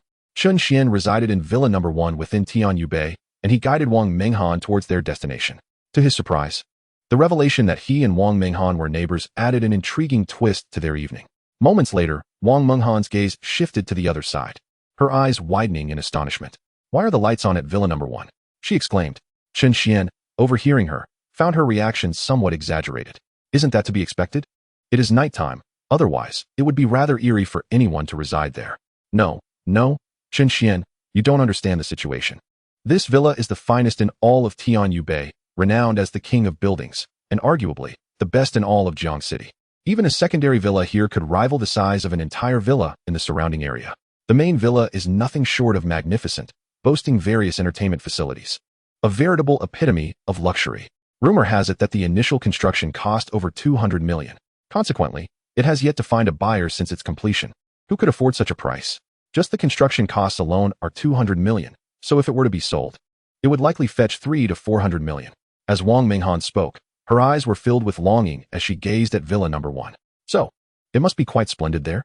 Chen Xuan remarked with a smile, feigning ignorance. "Absolutely. Moreover, I've heard that the interior design is exquisite, reminiscent of the gardens of Suzhou and the waterways of Jiangnan, with rare plant species cultivated there. Truly a luxurious sight." She exclaimed. "Sigh, I wonder who resides there." At that point, Chen Xuan turned to Wang Minghan, a playful grin gracing his lips. "Well, Why don't we take a closer look? Huh? Wang Minghan was taken aback when she realized Chen Yi intended to drive into Tianyu Bay. This is not permissible. Tianyu Bay has regulations. Only vehicles belonging to residents may enter. If it's not a resident's car, not even a Bugatti would be allowed in. Nevertheless, Chen Yi pressed forward. Chen Xuan, wait, stop. There are rules. If you're not a resident, you simply cannot enter, she urged, her concern palpable. Who says? I've heard that luxury cars are permitted. Let's just see for ourselves, Chen Xuan quipped, finding amusement in the situation. Wang Menghan's eyes widened further. This isn't going to work. If you get caught, it will be quite embarrassing, she warned, yet Chen Xuan seemed unperturbed, barreling ahead. As they approached the entrance of Tianyu Bay, a flurry of security personnel emerged, prompting Wang Menghan's heart to race. Chapter 65, A Salute? Wang Menghan stared in disbelief as a dozen security guards rushed out, her eyes wide with astonishment. What on earth? So many guards? What are they going to do? Naturally, their intention was to halt Chen Xuan's vehicle. Chen Xuan, please stop, she urged, her urgency mounting as the guards hurried towards them. Yet, Chen Yi appeared resolute, showing no intention of stopping. If Chen Xuan were to become irate, a confrontation could ensue, and he would undoubtedly be outmatched by the multitude of guards. However, in the next moment, just as Wang Minghan was about to speak, she witnessed the guards form two lines, standing at attention and saluting Chen Xuan. They stood straight and saluted, promptly opening the gates. Wang Minghan swallowed hard, her mind swirling with confusion. This was utterly bizarre. She had only heard that the property management of Tianyu Bay was particularly strict, denying entry to any non-resident vehicles.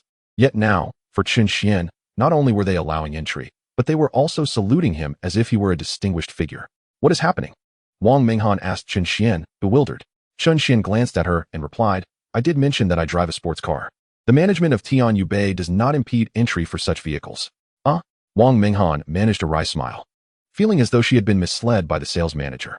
It was all rather hasty. Chen Xuan then drove Wang Minghan into Villa Number 1. Inside the villa, the courtyard was illuminated, although it was difficult to see from the outside. Come, let us take a closer look, he said, leading her towards the courtyard. As they approached, Wang Minghan found herself captivated by the opulence within. The scenery was indeed as splendid as she had heard, with fruit trees bearing bountiful harvests that looked exceptionally inviting. Chen Xuan, look over there. There are fruit trees with fruits on them, she exclaimed. The fruits here must be free of pesticides. They look so delicious. Chen Xuan smiled. Do you like them? I can pick a few for you. How would you do that? Those trees are inside, she replied, incredulous. Are you planning to scale the wall? That would be trespassing, and in such a place, you could face legal consequences. Chen Xuan sighed. Forget it, I was just saying. I don't want to eat, so there's no need for you to trouble yourself. Wang Minghan quickly interjected, and by then, Chen Xuan was already making his way towards the entrance. Wang Minghan stamped her foot in frustration. How could Chen Xuan be so careless? This place was not somewhere they could enter casually. It could lead to serious trouble. Chapter 66. Shall we take a look inside? Chen Xuan, this really isn't okay. The fact that you were able to enter here is already quite fortunate. The security at the entrance must have mistaken you for the property owner, which is why they let you in. But this place is entirely different from the entrance, Wang Minghan exclaimed, her face filled with anxiety. After all, this was the #1 villa in Tianyu Bay, the most luxurious villa in the entire Jiangxing, without exception. The residents here were undoubtedly the elite and dignitaries of Jiangxing, and even the whole of Huaxia. If Chen Xuan were to be caught trespassing, the consequences would be dire. Chen Xuan, I don't want any fruit. I was just saying that. Please don't take it seriously, Wang Minghan pleaded, though she was still touched by his concern. Chen Xuan chuckled. Weren't you just saying you wanted to take a look inside? Let us go in and have a look. He continued towards the entrance, and Wang Minghan, in her high heels, hurried after him, grabbing his hand as he stood at the door, trying to pull him away. Stop messing around, Chen Xuan, she said. But in the next moment, Chen Xuan glanced at the sensor in front of him. In an instant, a beam of light flashed, scanning his iris. The machine emitted a voice, scan successful, welcome home, master. At that moment, Wang Minghan, who had been tugging at Chen Xuan, stood wide-eyed, utterly incredulous. Scan successful? Welcome home, master? What did that mean? Then it dawned on her. Chen Xuan, you are the owner of this villa? In an instant, she felt on the verge of tears. How could this be happening? She had been so anxious moments ago. Did you really think those security guards were bowing to me just because I drove a luxury car? Chen Xuan laughed, reassuring her. Don't worry. The security here is not that unprofessional. Didn't you want to see? The door is open. Are you coming in or not? Once this opportunity passes, it'll be gone. Of course, I'm coming in, Wang Minghan replied without any pretentiousness, eager to explore a place she had longed to visit. Moreover, Knowing that the owner was Chen Xuan alleviated her pressure. She stepped into the villa. Once inside, Wang Menghan was truly overwhelmed. The opulence was beyond comparison. Although her own villa was also in Tianyue Bay, it paled in comparison to Chen Xuan's, which was nothing short of magnificent. It was no wonder it was regarded as the most luxurious villa in Jiangxing. Chen Xuan began to guide Wang Menghan through the villa, and as they passed through each area, Wang Menghan felt like Lu Laolao entering the Grand View Garden, marveling at everything with wide-eyed wonder. The scenery was simply breathtaking. Then, Chen Xuan led Wang Menghan into the main villa. Upon entering, even Wang Menghan gasped in astonishment. In her imagination, she had envisioned the #1 villa to be grand and magnificent, but standing there, she realized just how limited her imagination had been. She looked towards the center, her eyes widening in disbelief. Chapter 67. A visit from sister. At that moment, Wang Menghan's eyes widened in astonishment as she beheld a pristine white piano in the center of the villa. It was as if she had entered a top-tier hotel. The sight was utterly astonishing. How is it? Not bad, right? Chen Xuan asked from beside her. Wang Menghan surveyed her surroundings, nodding in a daze. It was not just good, it was incredibly magnificent. Chen Xuan then fetched some cool water to apply on Wang Menghan's injured foot. Afterward, she prepared to leave, glancing back at the #1 villa with lingering disbelief that it belonged to Chen Xuan. Once Chen Xuan saw Wang Menghan off, he lay back on his bed, reading messages from Mu Wanner. The recent gala had brought fame not only to the management school, but also to the entire Jiangxing University of Technology. The students even allocated additional funds to the student council of the management school. The art troupe had also unexpectedly received a bonus. A first for the management school's student council. All of this was thanks to Chen Xuan's efforts. Mu Wanner suggested directly giving the bonus to Chen Xuan, but he declined. This gesture further enhanced his reputation within the art troupe. After finishing his shower, Chen Xuan lay on his bed, chatting with his younger sister, Chen Mingming. Chen Xuan, Mingming, what have you been up to lately? Chen Mingming, learning to knit gloves. Chen Xuan? Seeing this, Chen Xuan couldn't help but twitch his lips. He was well aware of his sister's skill level and quickly typed, Chen Xuan, keep it up. He sent a cheer-up sticker, but to Chen Mingming, it seemed laced with sarcasm.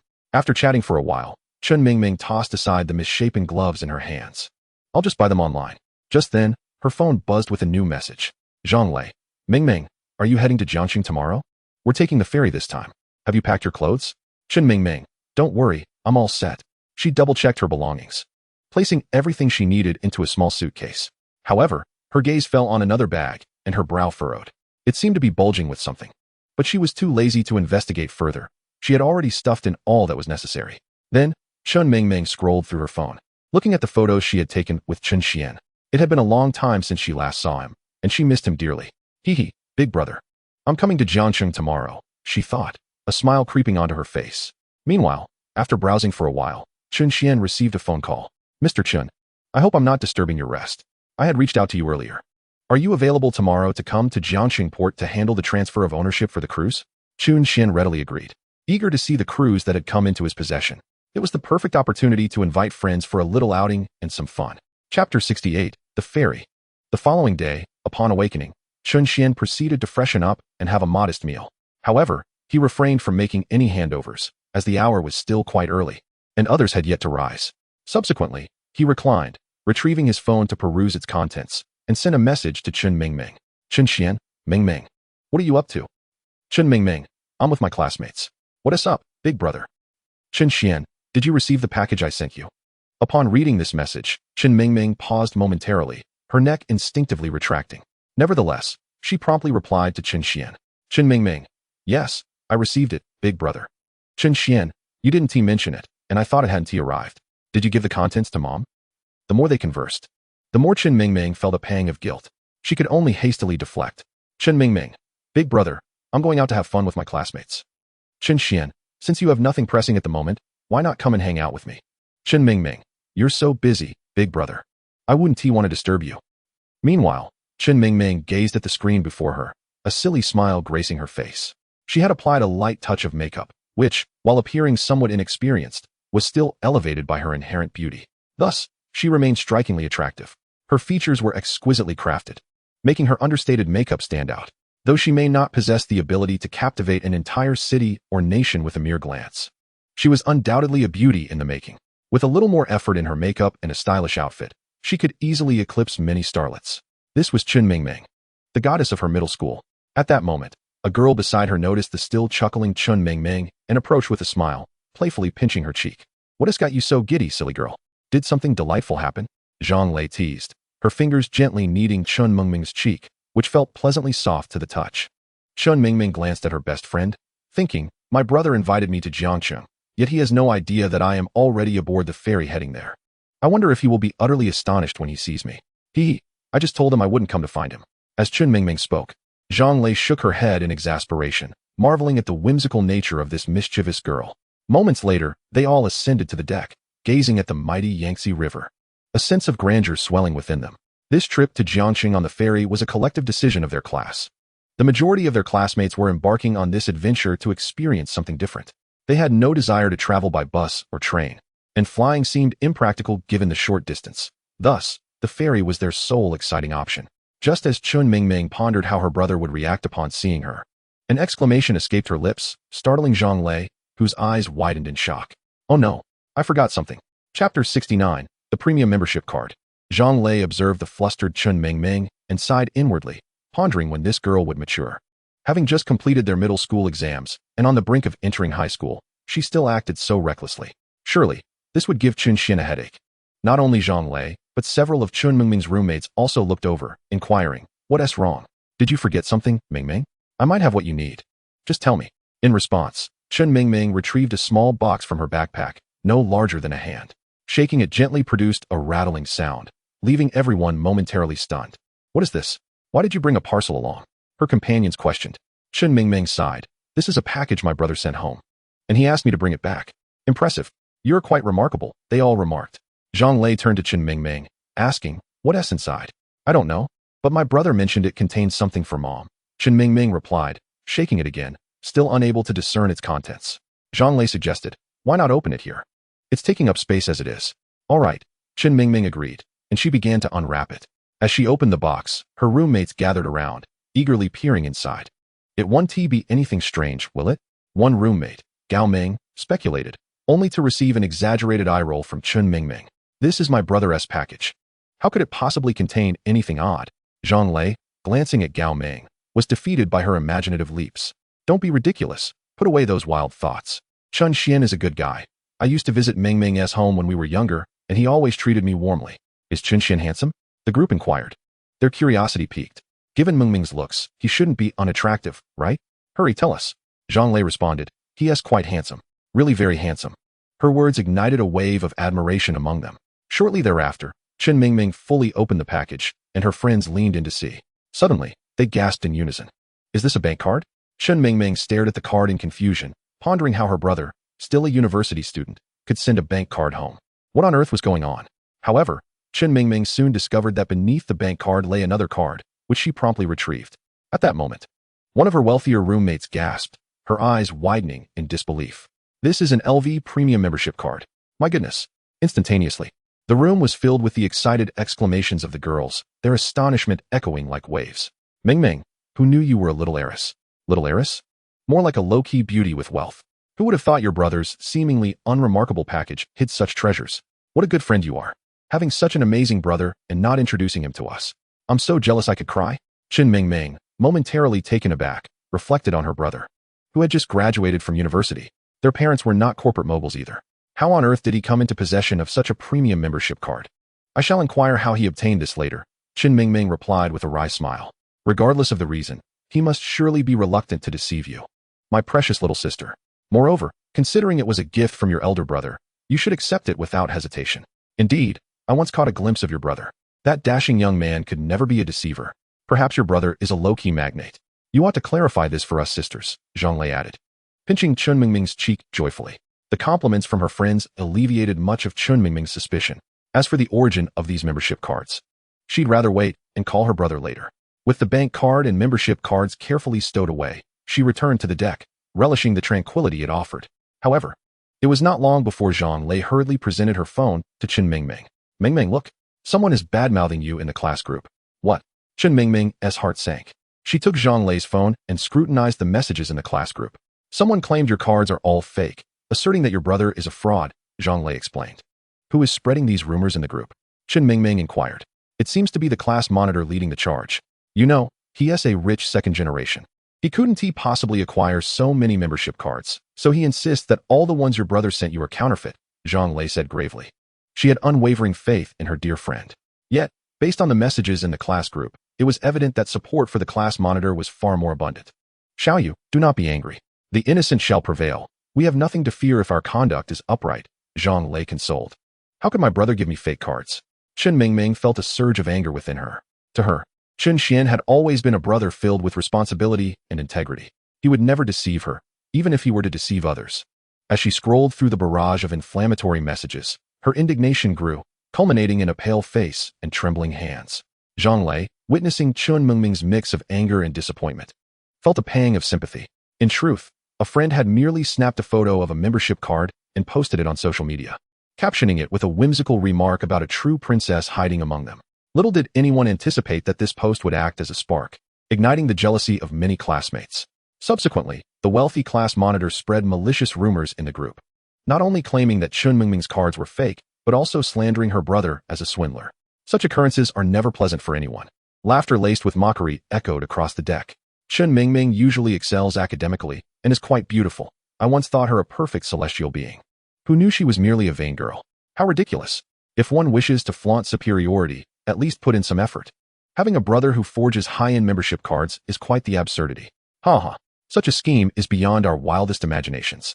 These remarks, dripping with hostility, were clearly intended for Chen Mingming to overhear. Enough already. Zhang Lei interjected angrily. Chapter 71. Brother, I'm here.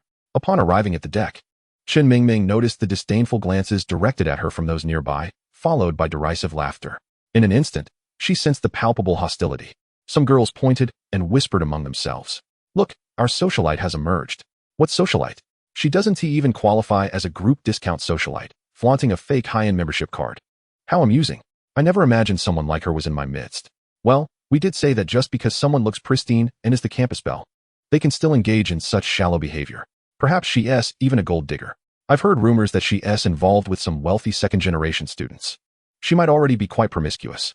Is that so? I see now. Oh, she's looking this way. Lower your voices. We wouldn't want her to hear us. That would spoil the fun. One girl turned to Chen Mingming and her friends, quickly whispering to her companions, her face betraying a smirk. Humph. If she hears, she hears. What is there to fear? If one has the audacity to engage in such shameful acts, why worry about others' opinions? At that moment, many girls regarded Chen Mingming with disdain. Their eyes glittered with jealousy. After all, she was admired for her beauty and academic prowess, and as the school's belle, this incident provided them an opportunity to revel in her misfortune. Their comments, deliberately loud, reached Chen Mingming's ears, fueling her frustration. Yet, since they hadn't named her directly, she felt powerless, left only to seethe in silence. Soon after, the passenger ship began its journey toward Jiangcheng, and it wasn't long before the port came into view. Chen Mingming's eyes widened with excitement, for she was on the brink of reuniting with her brother. She promptly took out her phone and dialed Chen. Brother, HM, what prompted you to call? Hee. Guess where I am right now? Her words momentarily left Chen Xuan perplexed. Where are you? I thought you were at home. I'm here to see you. Chen Mingming replied, her voice brimming with joy. Chen Xuan sighed. You should have informed me beforehand. Did you arrive by plane, train, or bus? None of those. I'm on a passenger ship with my classmates, and we're almost at Jiangxing port. Oh, then wait for me at Qingzhou port. I have some business there, and will come to get you once I'm done. Really?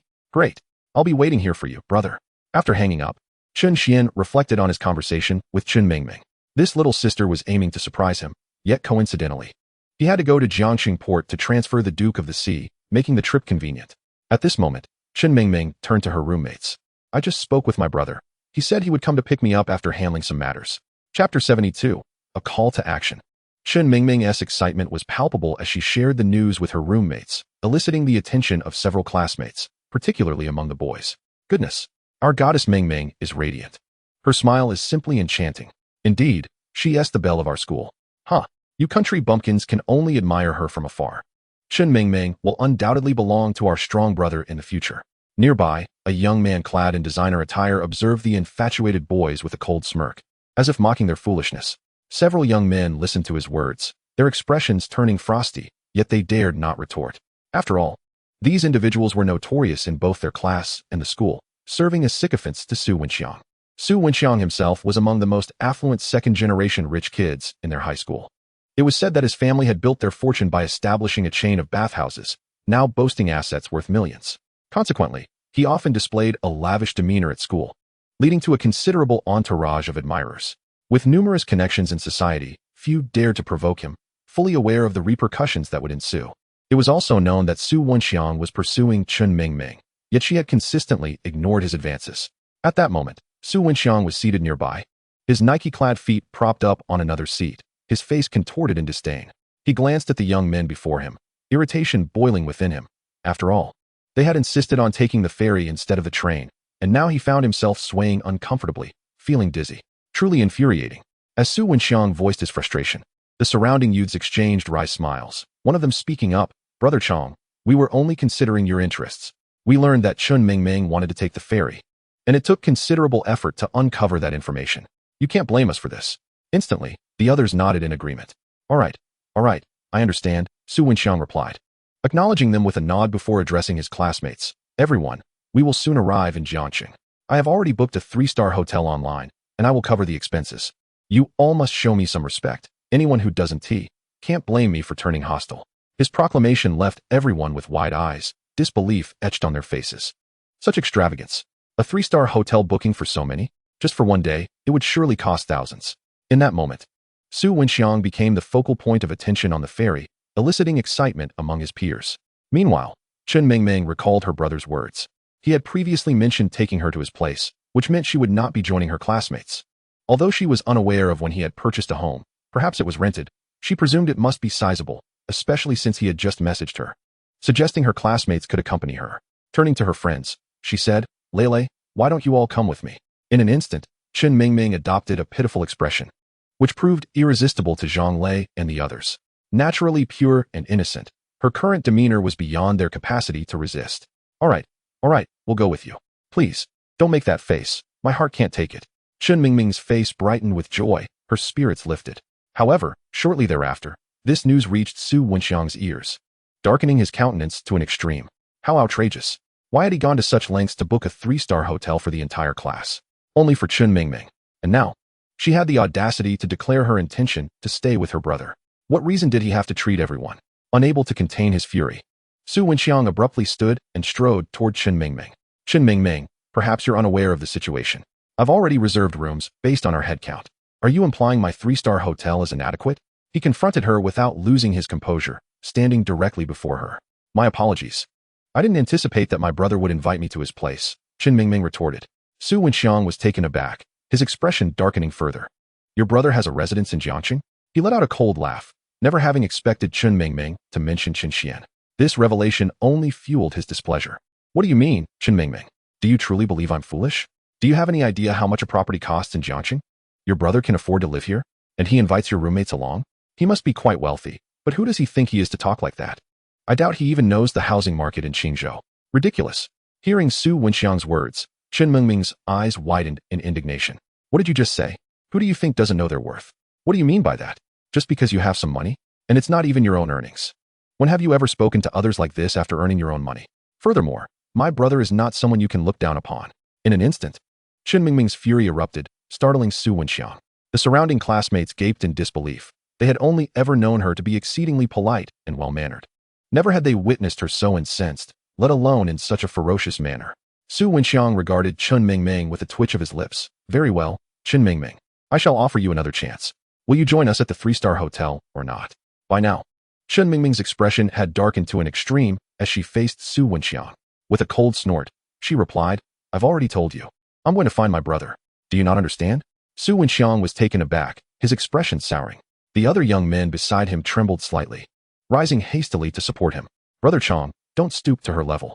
With her family situation, how could she possibly appreciate the merits of a 3-star hotel?" "Exactly. Brother Chong, don't get worked up." They all chimed in, eager to appease Su Wenxiang, knowing that if he were displeased and decided against accommodating them at the hotel, their plans would be ruined. After all, it was an expense that would amount to a significant sum. Su Wenxiang regarded his companions, though his expression was grim. He felt powerless. After all, if Chen Mingming refused to join, he could not forcibly take her along. He turned, pointing a finger at Chen Mingming. "All right, Chen Mingming. I understand. You're formidable, truly formidable. All my life, I've only been the one to cast others aside. Who dares to challenge me? Just wait. With that, he stormed away. The classmates, listening to Su Wenxiang's words, turned to Chen Mingming, each wearing a sneering expression. Especially those girls, their hearts were practically bursting with delight. Huh. They truly resembled a bunch of foolish pretenders, utterly oblivious to their own limitations, daring to slight even Su Wenxiang. Do they genuinely believe themselves to be the daughters of illustrious families? It is truly laughable, enough to cause one to lose their teeth from laughter. Indeed, they seem unaware of their own circumstances, given the condition of their family. It is likely they could never afford to stay in a 3-star hotel even once in their lives. And what of her brother in Jiangqing? She claims she will stay with him? Utter nonsense. I suspect her brother's house is rented as well. How impressive can a rented place be? And let us not forget, her brother just sent her a fake membership card, which is utterly ridiculous. A chorus of mocking voices reached Chen Mingming's ears, inciting her own ire. Yet she found herself powerless in the moment. In an instant, she and her dorm mates were isolated from the entire class. The derisive laughter from the sidelines grew louder, showing no concern for whether they heard it or not. It was unabashed. After all, the louder they berated her, the more it signified their allegiance to Su Wenxiang. Hu Wunti seized the opportunity to trample on her. There was no denying it. This society operates on the principle that wealth begets followers. In this world, having money equates to possessing a voice. At this moment, Zhang Lei and her companions cast glances at Chen Mingming, then at the others. TCH, what are you all worth? Running off to join the feast just because someone else is treating? What distinguishes you from beggars? Indeed, if you are capable, why follow the crowd? Chapter 75, Arrival at the Port. Upon reaching the port, the group began to gather their belongings and descend. Su Wenxiang was the first to step down, followed by numerous classmates, each displaying an exaggeratedly respectful demeanor, resembling sycophants. This was inevitable. After all, Su Wenxiang was footing the bill for their accommodation, and without his generosity, they would have to pay for themselves. At this juncture, Zhang Lei and her friends also rose, glancing towards Chen Mingming. Come on, Mingming, let us head down too. As Chen Mingming lifted her suitcase, a sudden pain shot through her arm, causing her brow to furrow. A girl had inadvertently bumped her suitcase into Chen Mingming's arm, prompting her to grimace. Oh my goodness, I am terribly sorry, Miss Chen. Why are you in such a hurry? Us insignificant folks are the ones who should be anxious. After all, we are merely impoverished souls aspiring to visit a 3-star hotel, while you are quite different. Perhaps it would be best to let us go first? Indeed. Look at your brother, bestowing you with membership cards and purchasing properties in Jiangqing. He must be thriving. The voices rang out, and Chen Mingming felt her anger boil. Yet she found herself at a loss for a suitable response. She couldn't simply slap them, could she? Meanwhile, they continued their cold jibes, and Zhang Lei and her friends could no longer tolerate it. They pulled Chen Mingming close, shielding her behind them, then confronted the group ahead. You may proceed first. At least you possess some sense. With that, they offered a parting remark and advanced, laughter trailing behind them. Honestly, do these people have a screw loose?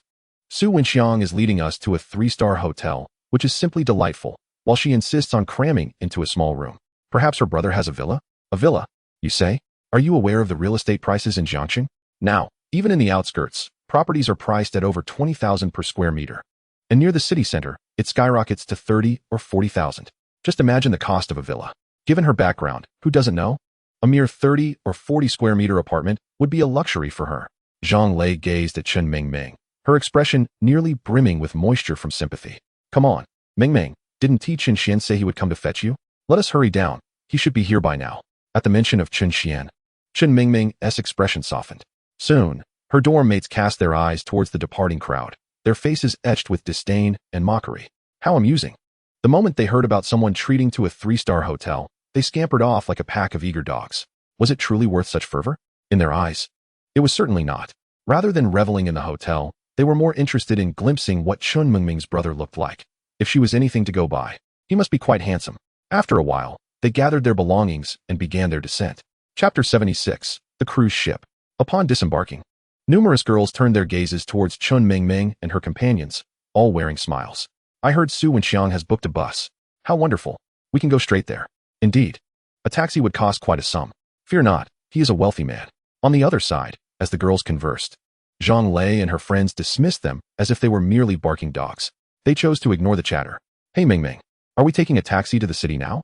One girl inquired. Chen Mingming shook her head. I just messaged my brother. He will be here shortly. Once he arrives, we can discuss how to proceed. As Chen Mingming spoke, those nearby caught on to her implication. It seemed they would indeed be taking a taxi to the city center. Suddenly, one girl pointed towards the opposite side, her eyes wide with disbelief. "Look over there. What is that?" As she exclaimed, the crowd turned their gaze in unison, all rendered momentarily speechless. Chen Mingming and her friends were also taken aback. "What is this?" Before them, a magnificent luxury cruise ship was gliding toward them. The vessel was pristine white and exuded opulence beyond compare. Its size dwarfed their earlier passenger ship by several folds, perhaps even a dozen. It was colossal, unlike anything they had ever encountered.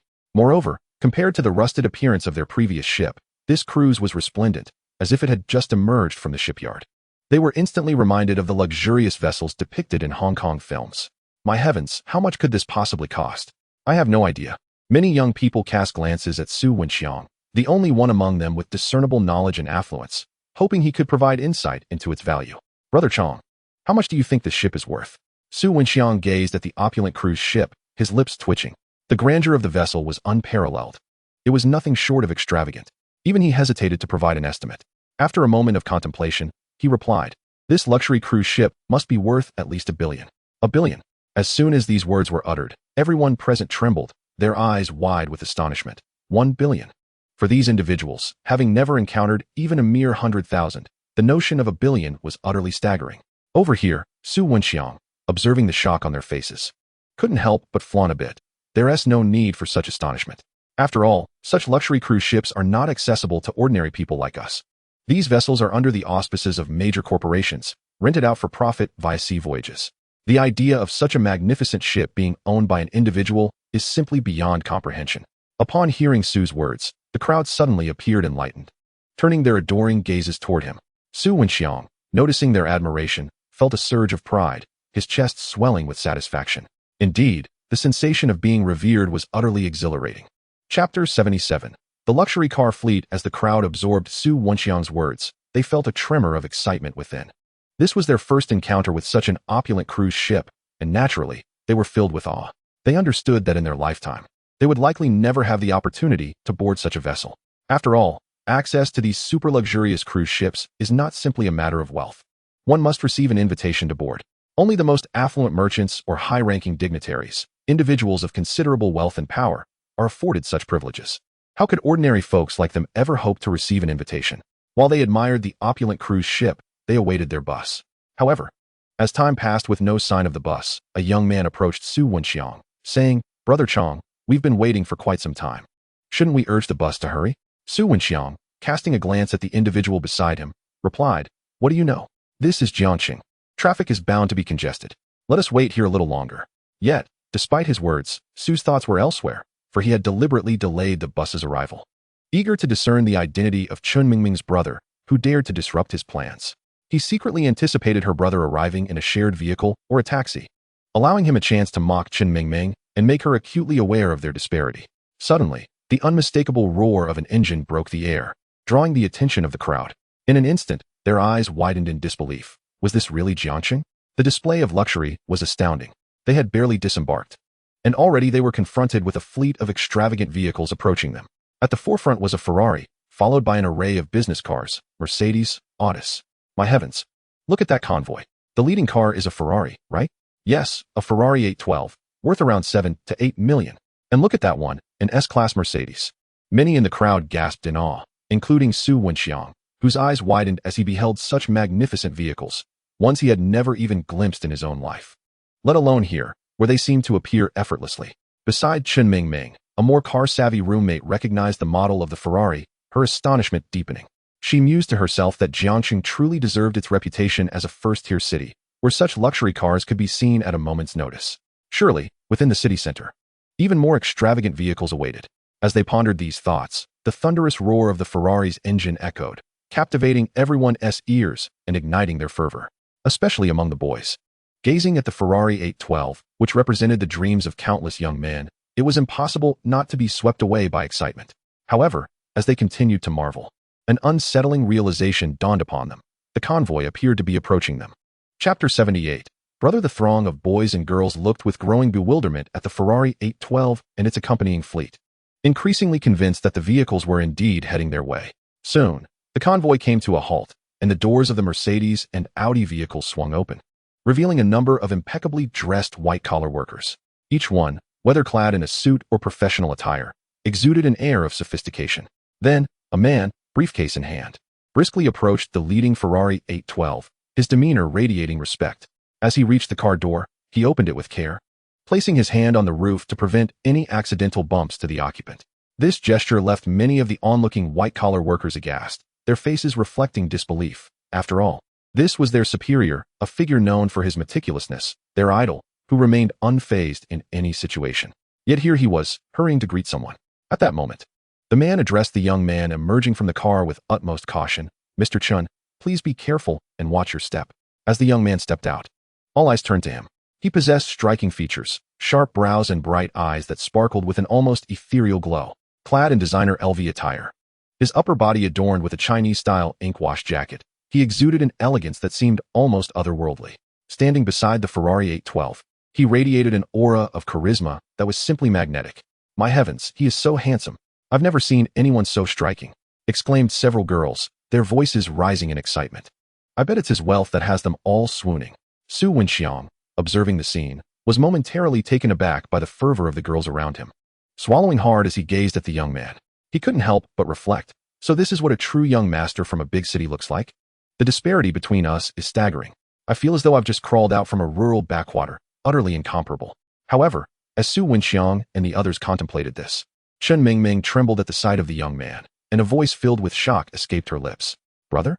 Instantly, the surrounding girls fell silent, turning to Chen Mingming in astonishment. What had she just said? She referred to this young man as brother? The crowd turned their gaze toward Chen Mingming, who, flushed with excitement, looked at the young man, her eyes sparkling with admiration. Beside her, her roommate observed the scene, then glanced at Chen Mingming, her brow furrowing in disbelief. "Mingming, you haven't mistaken him, have you?" In Chapter 79, as the young man turned his gaze towards them, he was momentarily taken aback. "Mingming," he called, prompting the onlookers to widen their eyes in astonishment, scarcely able to comprehend the gravity of what they had just heard. Though Chen Xian's voice was low, it resonated in the ears of the crowd like a thunderclap, leaving them utterly astonished.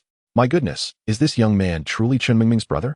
The collective shock was palpable, as they grappled with the unexpected revelation. They had always perceived Chen Mingming's family circumstances as rather ordinary. How could her brother possibly possess a luxury supercar of this caliber? Instantly, their eyes were drawn to the procession of vehicles, their gaze fixating on the leading Ferrari, their cheeks flushing with embarrassment. The rumors about Chen Mingming's membership card were indeed true, and her brother owning property in Jiangxing was also a reality. Su Wenxiang's face turned ashen, overwhelmed by disbelief. Just moments ago, he had been boasting to Chen Mingming, insisting that Chen Xian could not possibly own a house in Jiangxing. Yet, here he was, arriving in a Ferrari and metaphorically slapping him across the face. While Su's family was affluent, they were still unable to afford such an extravagant vehicle, worth nearly 10 million. The realization of being on the territory of such a formidable figure made Su's legs tremble with trepidation. The thought of Chen Mingming potentially embarrassing him in front of this influential person was utterly paralyzing. Meanwhile, Chen Mingming turned to Chen Xian and hurriedly rushed towards him. "Brother, I've missed you so much." A few of her roommates followed suit, creating a scene that left their classmates in a state of daze. After all, in their eyes, Chen Mingming was the epitome of grace and poise. Witnessing her exhibit such warmth was a rarity, likely reserved for her brother alone. Simultaneously, Zhang Lei and others approached Chen Xian. "Brother Chen Xian," Zhang Lei called sweetly, her gaze lingering on him, noting how he appeared even more handsome than she remembered from their childhood. You are Xiao Lei? I hardly recognized you. You've blossomed into a lovely young lady." Chen Xian replied, acknowledging Zhang Lei before she began introducing her fellow roommates. "Brother Chen Xian, is this car yours? How much did it cost?" "Well, it's approximately 8,700,000. Chen Xian's casual remark left everyone momentarily stunned, as even those across the way were rendered speechless by the staggering figure. 8,700,000. And he delivered the information with such nonchalance, as if it bore no significance to him whatsoever. What level of wealth must one possess to regard such a sum with indifference? His words effectively silenced the crowd, leaving them in awe. In Chapter 80, Chen Mingming turned to Chen Xian, her expression tinged with curiosity. After all, her brother had previously claimed he wasn't there to pick her up, but had business to attend to. "Brother, you mentioned you were here for work? Is it something important?" Chen Xian looked at her, a smile gracing his lips. "It's nothing much, just trivial matters I need to handle." His words startled the manager present, who began to tremble internally. "Is that so? What then could be considered a significant matter?" The manager then gestured to Chen Xian, saying, "Mr. Chen, this is the yacht in question." Chen Xian, Chen Mingming, and her classmates turned their attention to the yacht. Chen Mingming and her friends exchanged puzzled glances. Wasn't this the very yacht they had just observed? Su Wenxiang had even appraised its value moments ago. What was so special about it? The manager continued, Mr. Chen. This yacht is named the Duke of the Sea. It is the most luxurious vessel in the entirety of East China, boasting nearly 2,000 cabins and 30 grand dining halls, not to mention bars, massage areas, entertainment venues, and an open swimming pool. Should you require anything, or wish to host a commercial gathering, it can all take place aboard, ensuring you maintain a prestigious image. Furthermore, there are private balconies, providing the opportunity to witness whales spouting water when at sea or far from the shore. As the manager elaborated, the audience's eyes widened in disbelief. As his voice resonated in their ears like thunder, their initial impression of the yacht seemed grossly underestimated, realizing they had woefully misjudged its grandeur. In that moment, they felt akin to frogs at the bottom of a well, limited in their understanding of the world. After the extensive introduction, the yacht's stature in their minds soared to an unprecedented height. However, they were left wondering why the manager was presenting this information to Chen Mingming's brother. Just as they pondered this, the manager beckoned an assistant, who hurried over. The manager took a contract from the assistant, scrutinized it, and his demeanor shifted towards one of increasing deference as he approached Chen Xuan. He extended the contract towards Chen Xuan, stating, Mr. Chen, this is the contract. Please review it. If you find everything to your satisfaction, we can sign, and the ownership of the yacht shall be transferred to you. You will henceforth be the owner of the Duke of the Sea. The manager's words left Chen Mingming and her friends frozen in place, utterly astounded. In Chapter 81, they stood there, eyes wide with disbelief, unable to fathom the enormity of what they had just heard. The manager's voice, though soft, reverberated in their ears like a thunderous explosion. Could it truly be that Chen Mingming's brother was the owner of this opulent yacht? This is impossible, Chen Xuan declared, excitement bubbling within him as he prepared to sign the contract. Subsequently, the manager turned his gaze towards Chen Xuan, addressing him with utmost respect. Mr. Chen, in light of your purchase, we have decided to bestow upon you a complimentary year of service, which encompasses management fees, personnel costs, fuel expenses, and any other incidental charges, all of which shall be borne by us. You are free to indulge in leisure as you please. As he spoke, the manager's demeanor was steeped in deep reverence, his body slightly inclined. Thank you, Chen Xuan replied, then turned his attention to the group gathered nearby, who were momentarily taken aback, gazing at him in awe. At that moment, Chen Xuan's status in their eyes ascended to an astonishing height, almost terrifyingly so. Even Chen Mingming found it hard to believe. After all, he was her older brother. Brother, have you truly purchased this cruise ship? Do you possess such wealth? She exclaimed, her incredulity palpable. At her words, her classmates were equally astonished. Chen Xuan then raised the signed contract in his hand. Since the contract is complete, would you doubt my financial capacity? Furthermore, did I not mention that I sent some items home? Did you not receive them? Among those items was a bank card containing several million. Did you not pass it to Mom? What? The bank card contains several million? In an instant, Chen Mingming felt a rush of panic and hurriedly rummaged through her backpack, relieved to find the card still nestled in the compartment where she had carelessly stowed it. To think, it contained such a fortune. If it were lost or its funds withdrawn, that would indeed be a grave matter.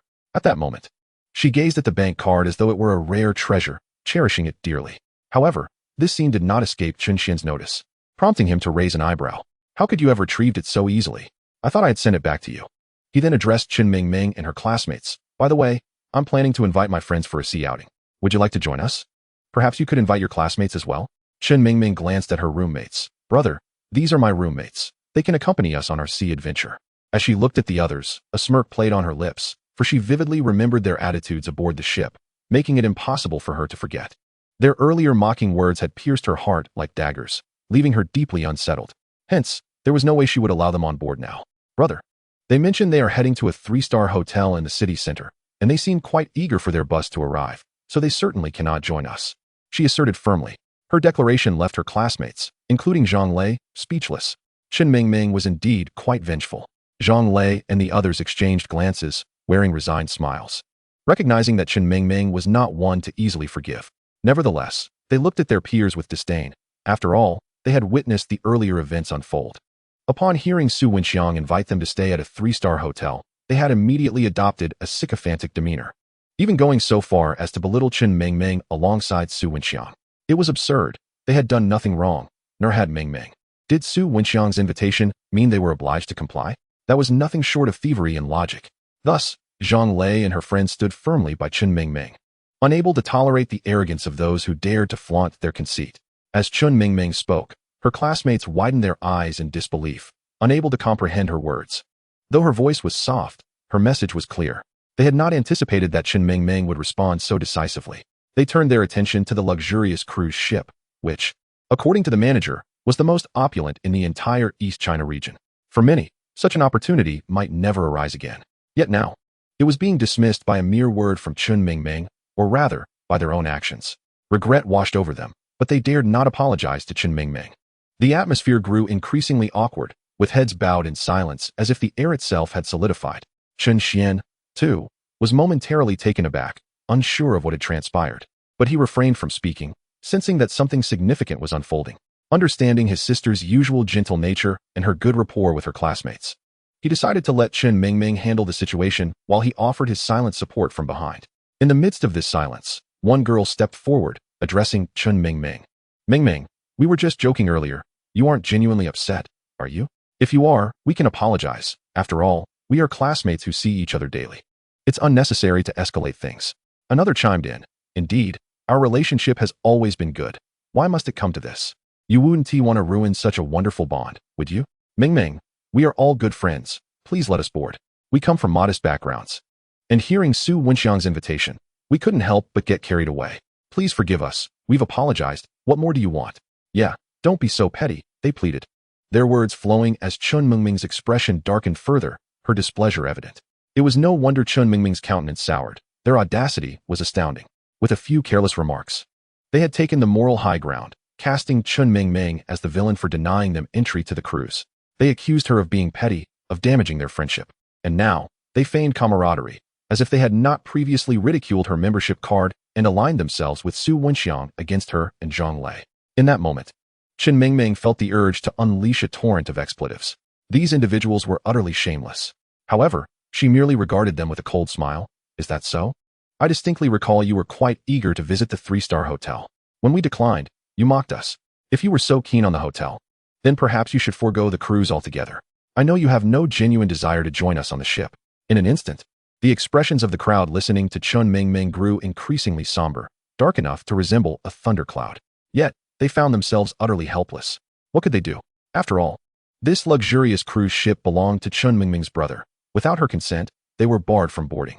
Regret welled up within them, and one by one, they cast resentful glances at Su Wenxiang, their eyes brimming with animosity. If it weren't for his words, they would surely have been able to embark on the ship. Such a splendid opportunity. Meanwhile, Su Wenxiang, feeling the weight of their gazes upon him, simmered with indignation. What are you all staring at me for? When I offered to treat you, you were all too eager to respond. And now? However, he could only harbor these thoughts internally, refraining from voicing them. After all, it was best to keep a low profile. This was Jiangcheng, the domain of Chen Mingming's brother, who was well established in the social scene. Given the current atmosphere, Su Wenxiang knew better than to provoke. If Mingming were to inform her brother about the earlier incident, he would undoubtedly face dire consequences. Thus, he fervently wished for Chen Mingming to keep the matter to herself, daring not to contemplate anything further. On the other hand, Chen Mingming reveled in the sight of her peers' disheartened expressions, feeling a surge of satisfaction. You shan't board. How infuriating for you, she mused internally. Shortly thereafter, Chen Xian began contacting his friends. Moments later, Mu Wan'er, Zhou Jingyi, and Wang Minghan arrived. Notably, Wang Minghan was sans her usual mask and accessories, causing Zhang Lei and others to erupt in shrieks of excitement. Ah, it's Wang Minghan. My heavens. Beside her, Chen Mingming's roommate, Zhang Nan, covered her mouth, her face a picture of astonishment. Even Chen Mingming stood frozen, gazing at Wang Minghan as if entrapped in a dream. The classmates who had been poised to leave turned at the sound of the commotion, their regret intensifying. They recognized the girl in question, Wang Minghan, the illustrious pop star. She was undoubtedly the idol of countless individuals among them. Chapter 84. Do not be formal with me. Upon seeing the familiar beauty, Chen Xian smirked slightly. What brings you here? Wang Minghan replied with a smile. Allow me to introduce my friends. Perfect timing. Chen Xian clapped his hands and gestured toward the magnificent cruise ship, saying, I was feeling a bit down earlier, so I purchased this cruise ship. If you don't mind, would you care to come aboard? Chen Xian's invitation stirred something within Wang Minghan. After all, this was the Ocean Duke. Not just anyone could set foot on it. Chen Mingming's roommates exchanged incredulous glances at Chen Xian's words. Feeling down, so you bought the Ocean Duke? Is this what the world of the wealthy looks like? Zhou Jingyi took Wang Menghan's hand, urging, "Menghan, don't hesitate. This is the Ocean Duke. I want to see it too." Mu Wanner nodded in agreement, finding Zhou Jingyi's suggestion reasonable. Ultimately, Wang Menghan acquiesced with a smile, saying, "All right, since that's the case, I shall graciously accept your offer, O affluent one."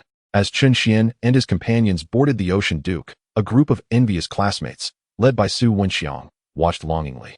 Upon entering the ship, Chen Xuan marveled at the luxurious interior of the Ocean Duke. It was no wonder it bore such a prestigious name. On the first floor, an array of exquisite seafood, including top-quality abalone, awaited, clearly arranged by the manager for Chen Xuan. It was the perfect opportunity to indulge. "Mingming, are you hungry?" Chen Xuan inquired. Upon seeing the delectable spread, Chen Mingming's eyes sparkled, yet her good upbringing restrained her from digging in prematurely. "Why do you look at me? You're my sister. Would I let you go hungry?" Chen Xuan replied nonchalantly. Chen Mingming beamed, reaching for the porcelain bowls on the table. "Then I shan't hold back. I haven't eaten yet. To the lovely ladies, please don't be shy. Today, you are the stars of the Ocean Duke." Wang Menghan glanced at the food, feeling a bit bashful. I want to eat. I need to practice dancing." "Oh, practicing dancing?" Chen Xuan raised an eyebrow. "Are you preparing to release an album?" "Album? What album is Sister Menghan preparing?" Wang Menghan sighed. "It's nothing album-related. I just gained a pound recently, and I need to lose weight." Burp. Chen Mingming let out a satisfied burp and dashed over to Wang Menghan. "Sister Menghan, I'm your fan. Can I have your autograph?" "Why not ask your brother for an autograph? After all, he is quite the celebrity in Jiangzhou now," Chen Xuan remarked, prompting Chen Mingming to roll her eyes. "Sister Menghan is a superstar. You're just my brother. It's not the same." Chen Mingming then tugged at the corner of her skirt, exclaiming with glee, "Sign here, please. If you sign this, I'll never wash this dress again." Wang Menghan took out a pen. "All right." After receiving Wang Menghan's autograph, Chen Mingming morphed into a curious child, pulling a small stool to sit in front of her and peppering her with questions. Seeing this, Chen Xuan face-bombed, pulling Chen Mingming aside. "Sister Menghan hasn't eaten yet. Let her enjoy her meal first." In contrast, Mu Wanner, accustomed to the delicacies of high society, displayed little surprise at the luxurious feast before them. The Mu family was, after all, a top-tier family in Jiangzhou. Such delicacies were commonplace for her. Chen Xuan swallowed a mouthful of steak and said, "Ladies, if you don't mind, after dinner, the second floor has many entertainment facilities open for you." Chen Mingming set down her utensils, exclaiming, "That sounds fantastic. I've never been on such a luxurious cruise before." "Mingming, don't you have classes tonight?" Chen Xuan asked. Chen Mingming shook her head. "Brother, did you forget? Today is Sunday." Chen Xuan had already devised a plan. Since these lovely ladies were aboard, he must ensure they were well entertained, not neglected. Furthermore, this was his first time on the Ocean Duke, allowing him to deepen his connections while familiarizing himself with the ship's amenities, a win-win situation. Burp. Wang Menghan was taken aback by her own unexpected burp, covering her alluring red lips. "What is going on today? I didn't even eat that much." Chen Xuan glanced at the empty bowls, smirking, after consuming so much. It was odd not to burp. Wang Menghan curiously asked, "Speaking of which, about that lottery draw last time, Chen Xuan, how come your luck was so phenomenal?" Chen Xuan chuckled. "Well, I am the child of fortune. Isn't it normal for me to have good luck?" Wang Menghan replied half-jokingly, "But if it's truly luck, that's quite extraordinary. 10 lottery draws and you won them all. You've caused us quite a bit of trouble in public relations." After dinner, Chen Xuan led everyone up the staircase to the second level of the cruise ship. However, upon reaching the observation deck, he discovered that the entrance had been vacated. Had those people left? Chen Xuan's lips curled into a slight smile. After all, Mingming had issued a decree for them to leave, and lingering any longer would indeed be a testament to their audacity. Chen Mingming pushed open a private room, and, upon entering, couldn't he help but exclaim, "Wow, this is incredibly luxurious." Beyond the opulence and grandeur, she found herself at a loss for words to describe the decor within this suite. Furthermore, this room was merely one of many on the Duke of the Sea. Numerous similar suites awaited her exploration. Suddenly, an electronic female voice echoed, startling Chen Mingming. "Esteemed guest, welcome aboard the Duke of the Sea. Initiating entertainment mode for your enjoyment." The announcement left Chen Mingming speechless, as the day's sights and sounds were dramatically reshaping her worldview. As Chen Mingming stepped into a private room, Wang Menghan and her roommates began to explore the second floor, with gasps of astonishment punctuating the air. Zhou Jingyi exclaimed, "Menghan, look, the overall area of this room isn't large, yet it boasts a projection screen.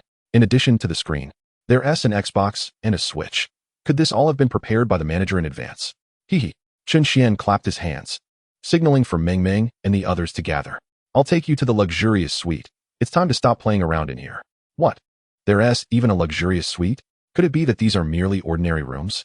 Chen Xuan grasped the doorknob and pressed his fingerprint against it. Fingerprint authentication successful. The moment he stepped inside, the decor of the suite nearly took his breath away.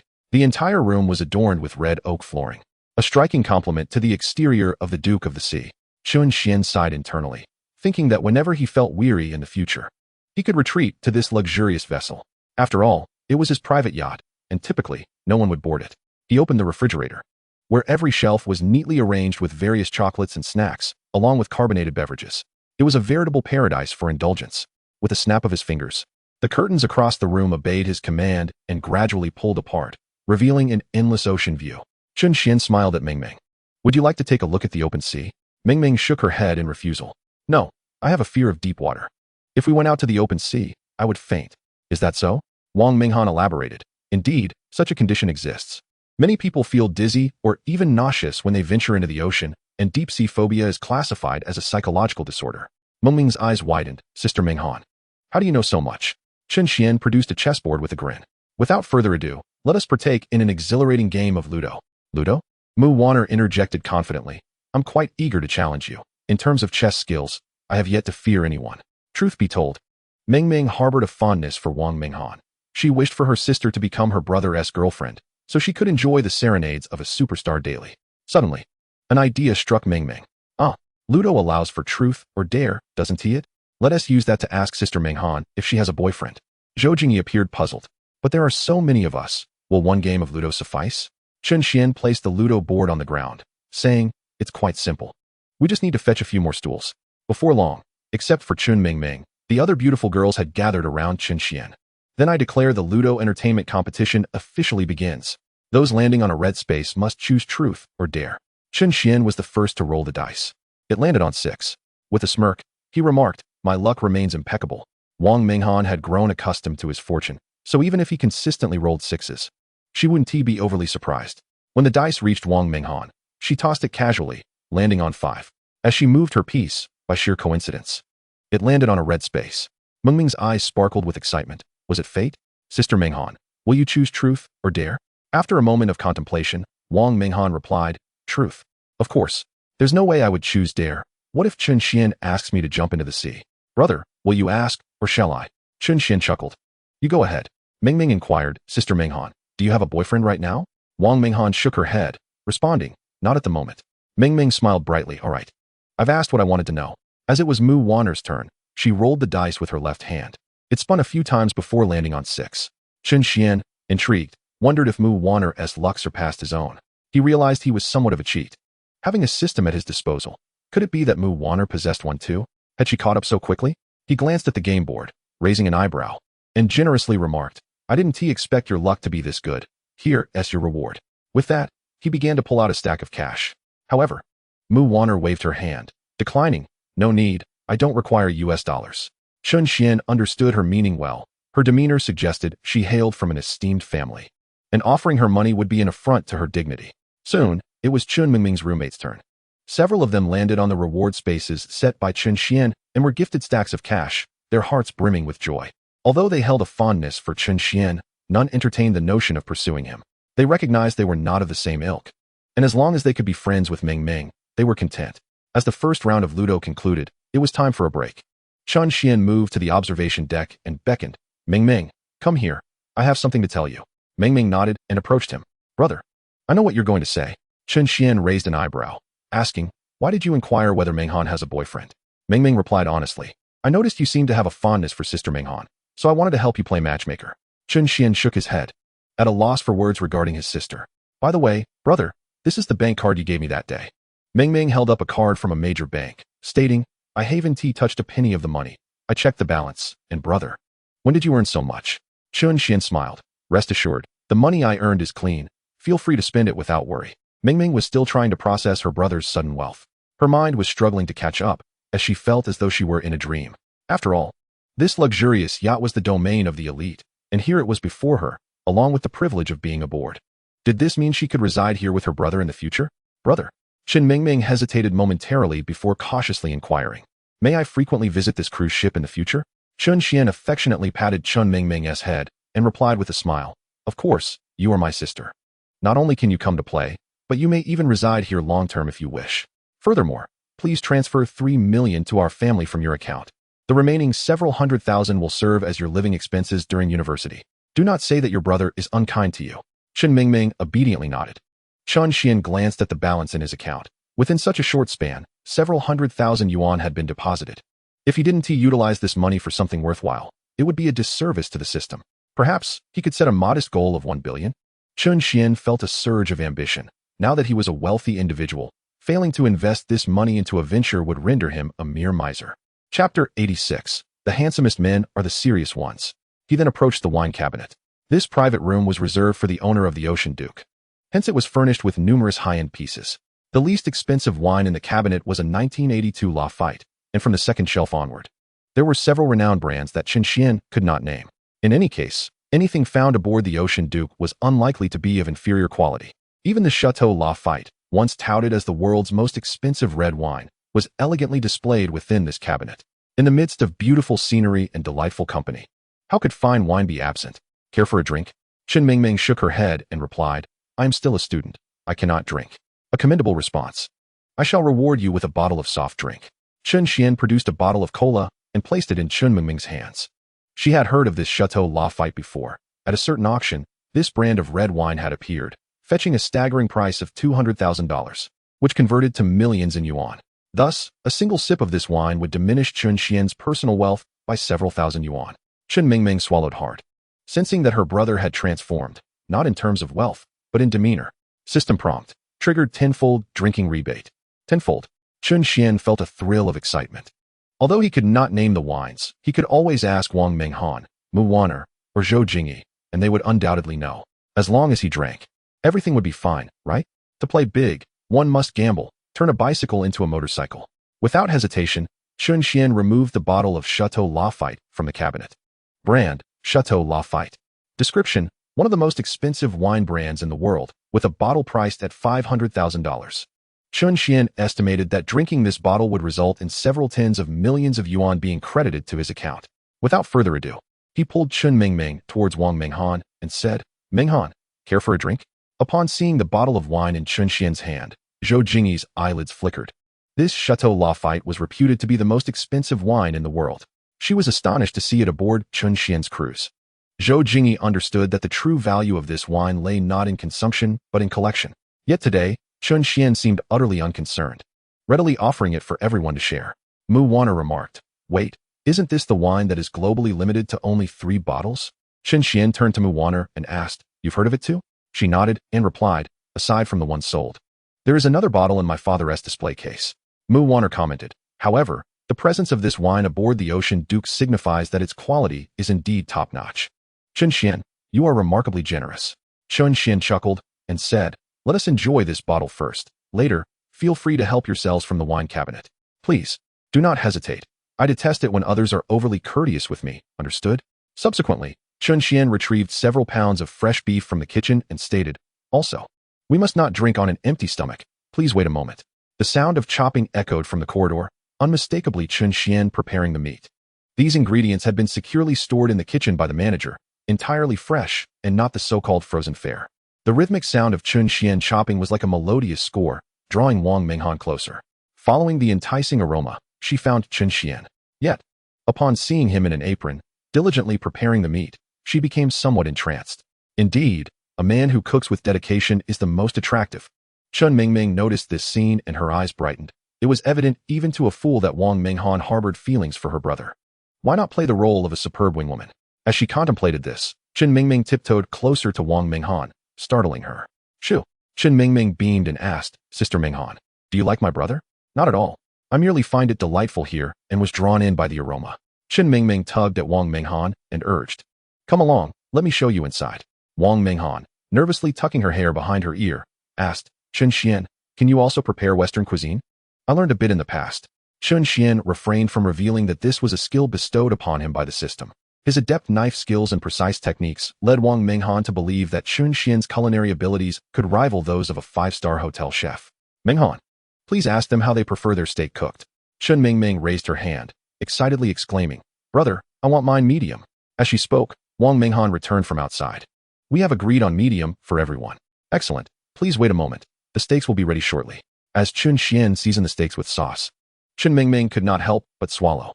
The sauce appeared to be of the highest quality. The taste would surely be exquisite. With everything completed, as Chen Xuan presented the steaks, Wang Minghan approached and said, I'll help too. Chen Xuan smiled. No need to rush. I've prepared dozens of servings. The kitchen has plenty of beef. Let us start with one for each. Wang Minghan nodded and followed closely behind Chen Xuan. Plates of beef drizzled with sauce were laid before everyone, the delectable aroma awakening their appetites. Chen Xuan opened the bottle of red wine and inquired, by the way, aside from Mingming, is there anyone who does not drink? The ladies shook their heads. Then I shall rest easy. After pouring the wine, Chen Xuan savored it slowly, clicking his tongue in appreciation. Truly, it was worthy of its reputation as the most expensive red wine.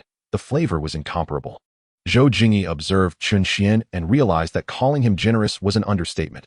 He was practically a reincarnation of the god of wealth, offering a bottle of wine worth millions of dollars without hesitation. Was it not true that with each sip, several thousand yuan simply vanished? Contemplating this, Zhou Jingyi felt a pang of reluctance. If only she could preserve the wine in her glass. After devouring a slice of steak, Chen Xuan called out, if you find that one piece isn't enough, the kitchen is well stocked. Allow me to reiterate, please do not hesitate with me. Anyone who does so will find themselves on my bad side. Wang Minghan slightly parted her crimson lips, exclaiming in her mind, heavens! Is Chen Xuan implying that beyond this bottle of Chateau Lafite, there exist other fine wines? With his glass of red wine emptied, Chen Xuan rose and approached the wine cabinet once more. So many exquisite bottles, which one should I choose? Perhaps this limited edition whiskey will suffice?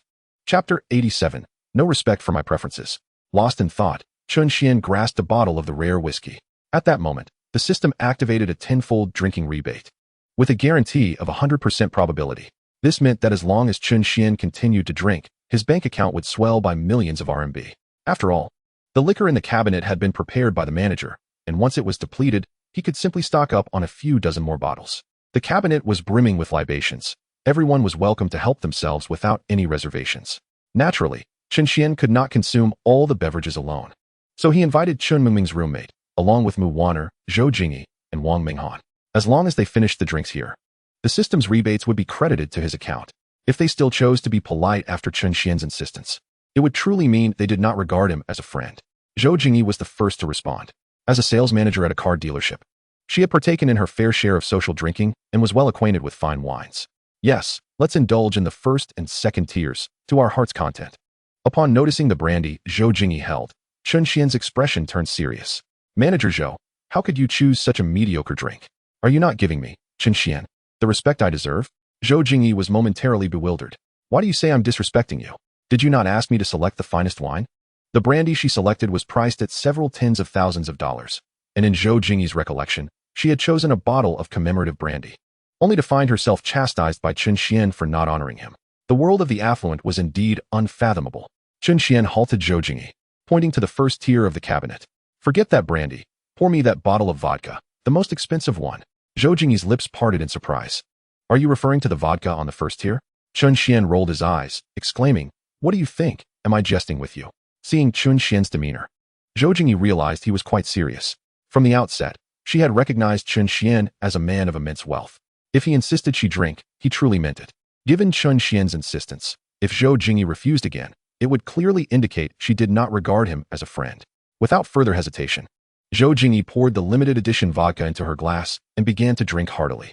After all, the vodka belonged to Chen Xuan, so she felt no remorse.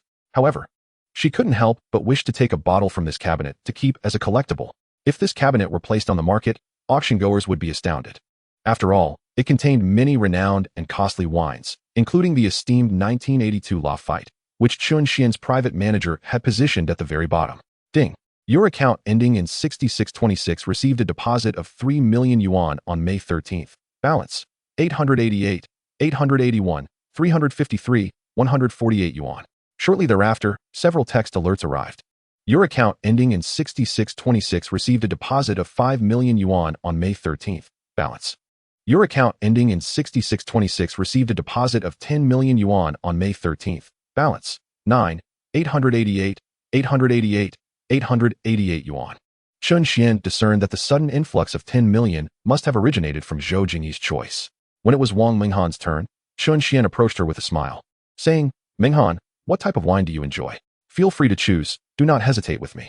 Wang Minghan hesitated for a moment, observing Chen Xian's earnest expression, which seemed devoid of jest. This piqued her curiosity about this extraordinarily fortunate man who possessed such vast assets. Speaking of assets, as an ultra-first-tier star, Wang Minghan had amassed a significant fortune, owning several villas in Beijing, and her reputation remained impeccable, free from scandal. Wang Minghan's personality complemented Chen Xian's well.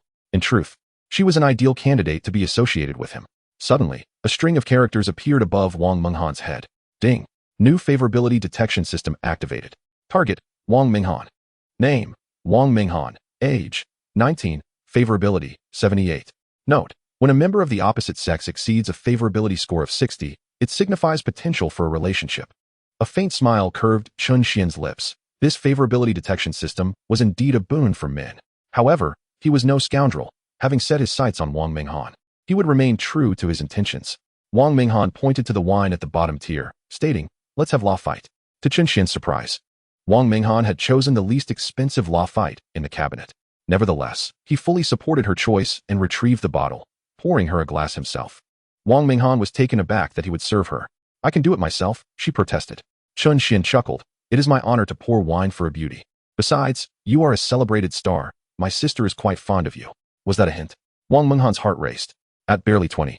And having never been in a relationship, Chen Xian's words led her to overthink. Though Chen Xian could only earn a few 100,000 RMB from this bottle of Lafite, it was Wang Minghan's choice. Moreover, he already harbored some fondness for her.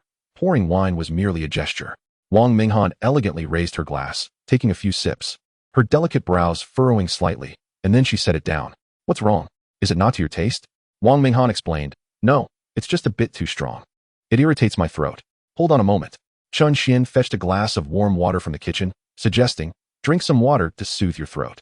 The liquor from the first and second tiers was gradually consumed by the lovely ladies aboard the cruise ship, surprising Chen Xian with their remarkable drinking capacity. Ding! Your account ending in 6626 received a deposit of 100 million yuan. Balance. Ding! Your account ending in 6626 received a deposit of 80 million yuan. Balance. The sudden influx of funds did not astonish Chen Xian. Rather, it was entirely within his expectations. Now, his expenditures not only came with base benefits, but also held the potential for rebates. In other words, as long as Chen Xian continued to spend, his account would be continuously replenished. With the liquor cabinet finally emptied, Chen Xian let out a sigh of relief. It was a tenfold rebate.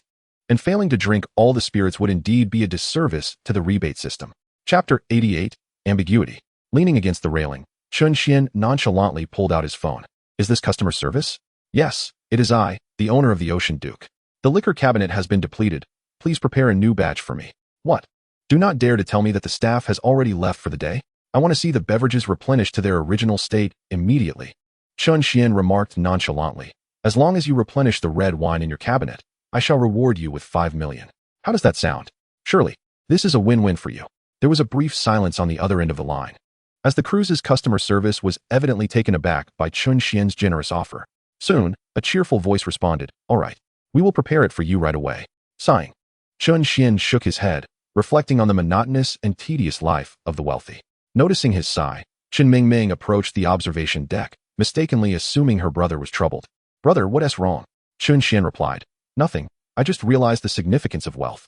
Chen Mingming chuckled softly. Brother, I think it's because you've suddenly become rich. And you're still adjusting to this lifestyle. Indeed, I need to adapt more, frequenting large shopping malls and simply indulging in purchases. In his hand, Chen Xian held a mini remote control, pressing it to reveal a small yacht emerging gracefully from the deck of the Sea Duke. There were dozens of such yachts aboard the Sea Duke. Minghan, would you like to go for a ride? He called out. Wang Minghan countered, a ride? Out to sea? Yes, it's a bit crowded here. We could take the yacht. Chen Xian gestured towards the yacht, which lay serenely upon the water.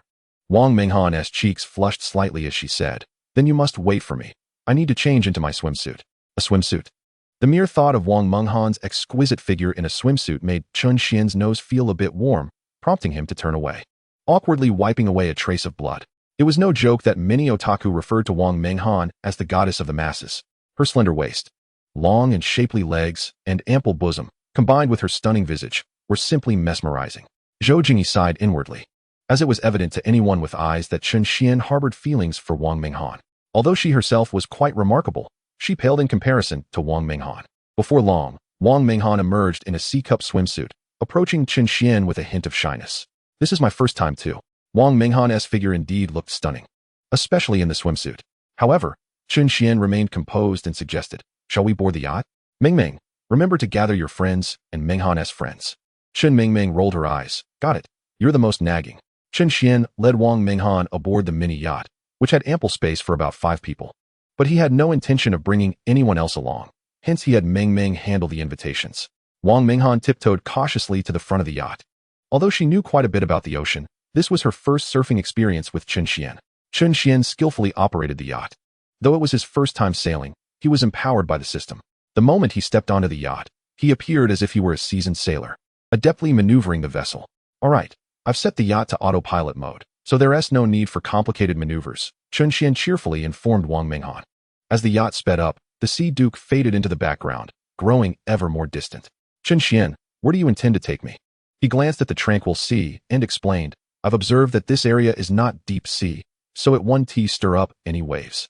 Turning around, he found Wang Minghan reclining on the yacht, her enchanting eyes comfortably squinted, perhaps due to the sun's warmth. Chen Xuan noticed her playfully lifting her alluring legs. Truth be told, with just the 2 of them on the yacht, he was uncertain how much longer he could contain himself. Minghan, called suddenly by Chen Xuan. Wang Minghan lazily sat up and asked, What is it, Chen Xuan? Nothing. Your name is simply lovely, and I wanted to call out to you. Chen Xuan had intended to confess his feelings, but suddenly realized he was unprepared to bare his heart so openly. How annoying. Wang Minghan thought Chen Xuan was about to confess, her heart racing uncontrollably, only to find that was not the case. Given how lovely your words are, I'll forgive you this time. However, Wang Minghan unexpectedly approached Chen Xuan, discreetly rising on her toes. After he had helped her out tremendously last time, she had yet to express her gratitude. The warmth from her lips sent Chen Xuan into a whirlwind of emotions. He had intended to reciprocate Wang Minghan's kiss, but she suddenly pushed him away, explaining, Wait, this is a token of gratitude for helping me last time. Do not read too much into it. Chen Xuan licked his lips, still tasting the lingering sweetness of Wang Minghan. If I'm not mistaken, Minghan, this must be your first kiss, right? Wang Minghan, as a refreshing presence in the entertainment industry, had risen from anonymity to become a top-tier star. Yet Chen Xuan knew she had been too preoccupied with her career to have dated anyone, even during her college years. What surprised him was that Wang Minghan would kiss him over a trivial matter. Most importantly, this was the first kiss of the illustrious star. This was something he could boast about for a year, or even 10. Afterward, a prolonged silence ensued, stretching over 5 minutes. Remembering that the customer service manager had mentioned snacks were available on the yacht, Chen Xuan lowered his gaze and inquired, Minghan, do you have any favorite treats? Wang Minghan brushed her hair behind her ear, exuding charm. Oh, let me think, aside from desserts, I also enjoy some filled pastries. Half an hour passed, and seeing it was nearly time, Chen Xuan maneuvered the yacht, preparing to return to the cruise ship. Standing at the helm, he called out, Minghan, do you have time tomorrow? Wang Minghan pondered carefully, recalling that she had a game advertisement seeking her endorsement. Something about clicking once and playing for a year without spending a dime. A tinge of regret crossed her face as she replied, I'm sorry. I have a commitment tomorrow. In Chapter 89, Daddy Xian, I've been bullied. Chen Xuan shook his head, lamenting the lost opportunity. As he steered the yacht back to the cruise. Upon boarding, he received a phone call. Hello? Is the alcohol here? Yes, I'm on the ship. Please deliver it. Arriving at the entrance of the cruise, he noticed a car parked nearby. A well-dressed gentleman stepped out, approaching the trunk, and introduced himself, young Master Chen. These are all your instructions. Chen Xuan nodded. Please deliver the beverages to the ship. Also, regarding the promised payment, what is your account number? I use ICBC. My account number is 6418. After a quick operation on his phone, a notification pinged on the gentleman's device. Ding. Your account ending in 6418 received a transfer of 5 million yuan on May 19th. Balance available. Upon receiving this message, the gentleman's hand trembled, nearly dropping the beverages he was holding. 500,000. Is this really 5 million? In truth, he had always believed that Chen Xuan would eventually have a change of heart, yet to his astonishment, the payment was executed with such remarkable decisiveness. Is this the demeanor of a top-tier magnate? The grandeur of Chen Xuan utterly reshaped the refined gentleman's worldview. Even now, the gentleman remains convinced that this experience is but a dream, one that defies reality. As he accompanied Chen Xuan aboard the Duke of the Sea, The gentleman came to realize that Chen Xuan's wealth was indeed well-founded. Every gesture seemed to carry a value of 5 million or so. How could such a person possibly lack riches? The gentleman, led by Chen Xuan to a particular chamber, was greeted by a plethora of alluring beauties in various styles, instantly brightening his eyes. Truly, it is the wealthy who know how to indulge. With renowned wines showcased in the cabinet, the gentleman bowed deeply to Chen Xuan, cautious about lingering too long in this territory that belonged to another. After all, merely delivering goods had earned him a windfall of 5 million. Such an amount was more than sufficient for him to purchase a car and a home in this city, not to mention starting a small business. The gentleman found himself aspiring to the lifestyle of Chen Xuan. As night fell, Chen Mingming's roommate was the first to speak. Mingming, we shouldn't linger. My home has a curfew, and I cannot stay out overnight. Chen Mingming nodded in agreement. No worries, I'll see you off. Accompanied by her roommate, Chen Mingming departed from the Duke of the Sea, leaving only Zhou Jingyi, Wang Minghan, Mu Wanner, and Chen Xuan in the room. Without a doubt, Mu Wanner, upon seeing Chen Xuan, did not even blink, and with a grand gesture, she replaced the drinks, her heart fluttering once more. Although her family was reasonably affluent, it did not imply that she was a woman who craved wealth. Chen Xuan, reclining on the leather sofa of the observation deck, felt a pang of boredom and picked up his phone to browse. Upon doing so, he discovered that Lu Xin had sent him another voice message. Naturally, he could not listen to Lu Xin's message in front of the gathering of beauties, so he donned a Bluetooth headset. Xin, good afternoon, Daddy Xian. Have you had lunch yet? In this virtual realm, as long as there is an internet connection, everyone can shed the masks of their daily lives and speak freely. This is indeed one of the advantages of the internet. However, it had been quite some time since he last tuned into Lu Xin's live stream. Opening a certain streaming platform, an official notification appeared in Lu Xin's live stream room. User Xian, level 89 Royal Madrid Duke, has entered the live stream. At that moment, Lu Xin, wearing a microphone and singing in her live stream, lit up with joy upon noticing Xian's entrance. Welcome, Daddy Xian. The audience, taken aback by Lu Xin referring to this guy named Xian as Daddy, began to inundate the chat with messages. Host, why did you stop singing? Host, sing again. I want to hear you. A subtle smile crept across Chen Xian's lips. This fellow had truly become adept at calling him daddy. Observing the irrelevant comments flying by, Lu Xin's expression remained impassive, but internally, she held them in disdain. You freeloaders, despite my talent and looks, you refuse to show me any support. Look at how generous Daddy Xian is. He showers me with money, guns, and guardians, far superior to those who merely threaten to unfollow. Xian, such sweet words. Let me send you 50 money guns. With a single tap, he activated facial payment without batting an eye. After all, a money gun costs but a few hundred. Even 50 of them amounts to just a few thousand. With Chen Xian's assets exceeding 100 million, he had more than enough to splurge. Wow. Thank you, Daddy Xian. Lu Xin, resembling a pet eagerly awaiting a treat from Chen Xuan, realized that even after the platform and guild took their cut, she could still pocket several thousand in commissions from a single money gun. Her monthly living expenses were thus assured. As she contemplated this, a smile crept upon Lu Xin's lips. Chen Xuan noticed her lowering her head, seemingly typing a message to him. Sure enough, 3 seconds later, he received a text from Lu Xin. Xin, Daddy Xian, could you help me with a guardian? Every year, the streaming platform hosts a guardian event for streamers. The higher the donations, the better the rankings for the streamer. Xin, moreover, another streamer's moderator, the crazy young master, was so inappropriate as to demand that I perform a striptease in front of the audience. Boo-hoo, Daddy Xian, I don't want to dance for anyone but you. Chen Xian's lips twitched at the mention of a striptease. After all, the last time he gifted was merely to complete a task. However, with his current liquidity, he indeed found himself seeking opportunities to spend. Lu Xin certainly knew how to converse. He just wondered if her roommate was present. If Lu Xin's roommate were to witness her coy demeanor towards Chen Xuan, she would surely be taken aback. Xian, your words are quite sweet. Who is this crazy young master you mentioned? Xin, he asked the moderator from the adjacent gaming stream, level 99. Xian, aren't you a dancer? How did you get entangled with a gaming tycoon? Chen Xuan found himself puzzled. The dance and gaming segments were worlds apart. Could it be that the other simply fancied Lu Xin's looks? Such phenomena were not uncommon on streaming platforms, and Chen Xuan had long grown accustomed to it. Some wealthy individuals, in their competition to win over a female streamer, would engage in a bidding war, showering gifts upon one another. In simpler terms, it was a game for the affluent. After a moment of contemplation, Chen Xuan typed a message in the chat box directed at Lu Xin. Xian, provide me with the link to the other streamer's room. I wish to inquire. Soon enough, Lu Xin provided the address to a particular stream, where the host was currently playing a trending game titled 2077.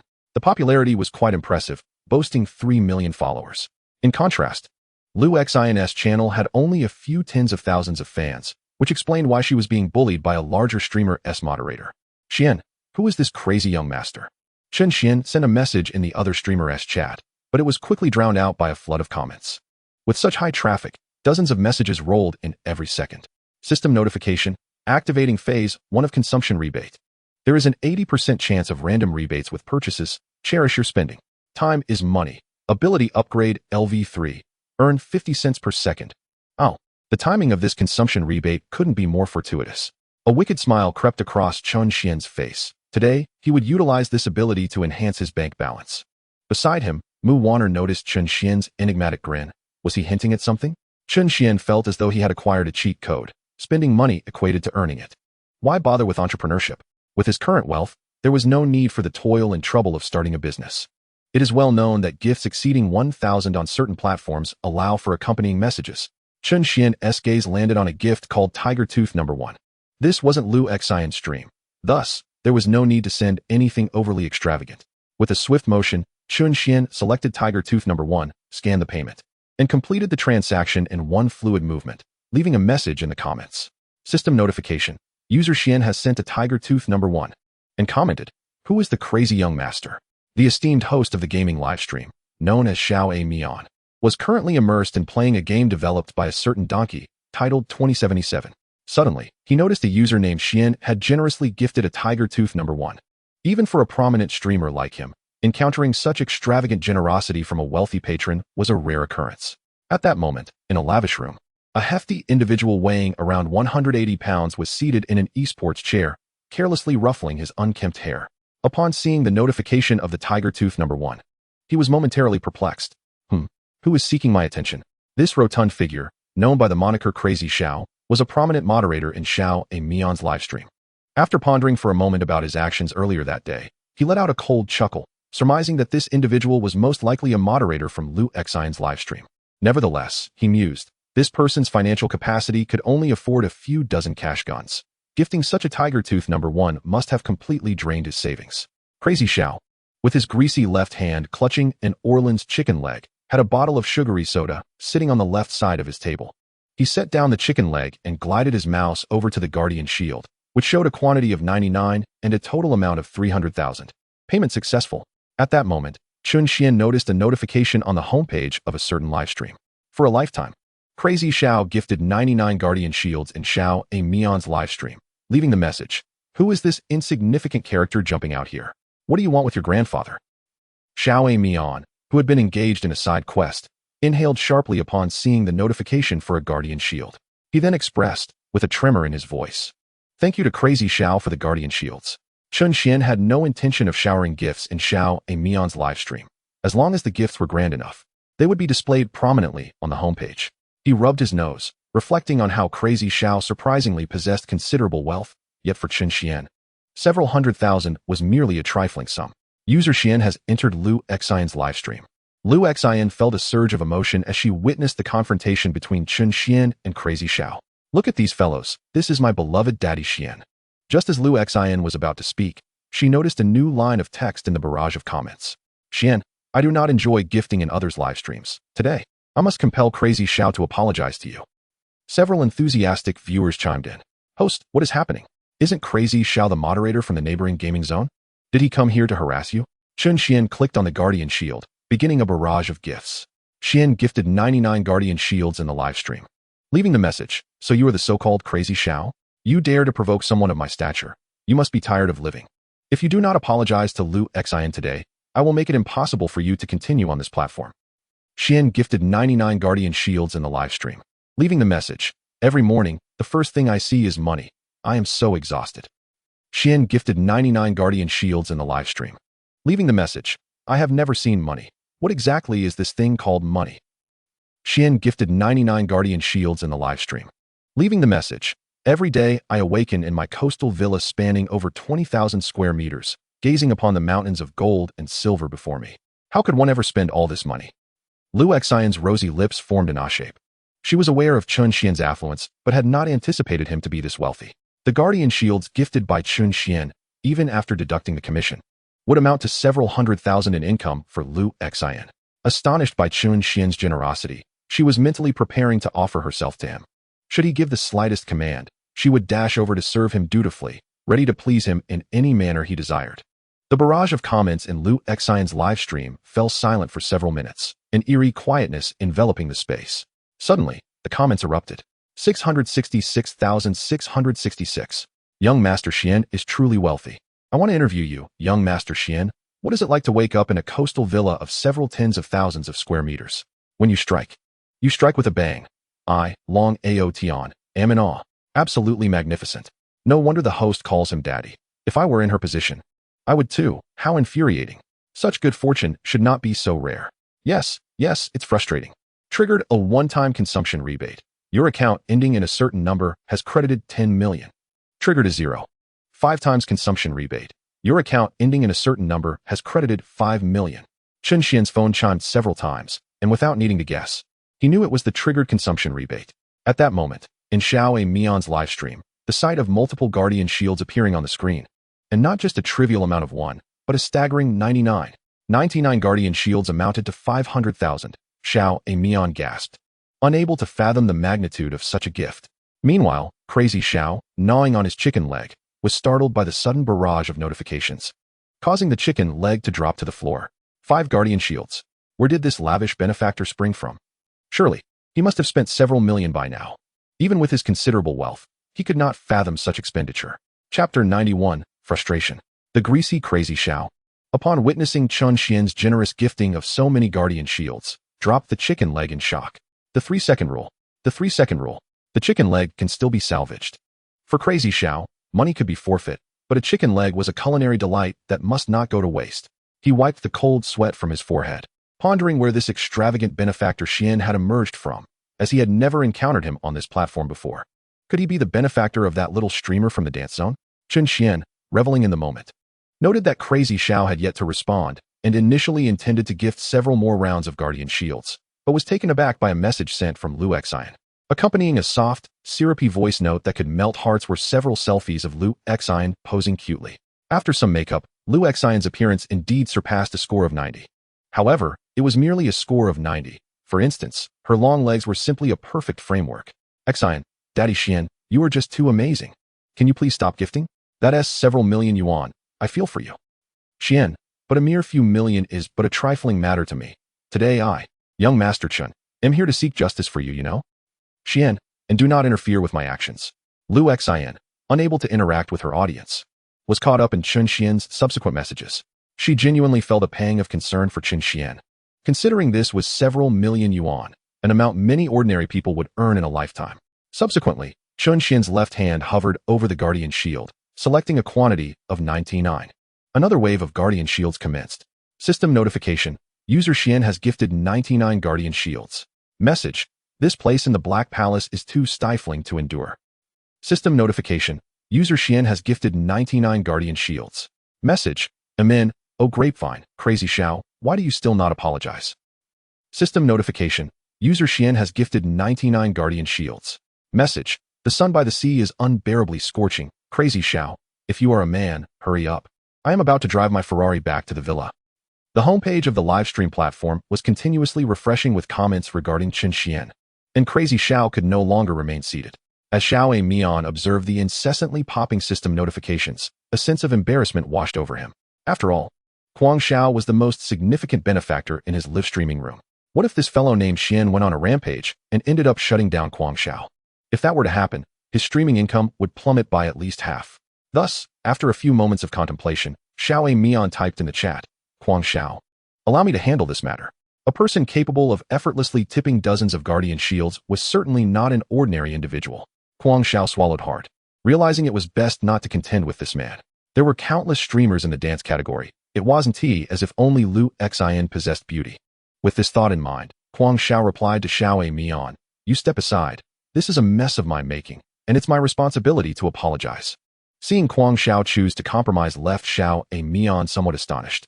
However, upon reflection, if he were in Kuang Xiao's shoes, he too would opt for conciliation. After all, no one would willingly choose to stand against a formidable figure like Xian. Kuang Xiao's fingers hovered over Lu Xian's avatar, and then, System notification, One Life.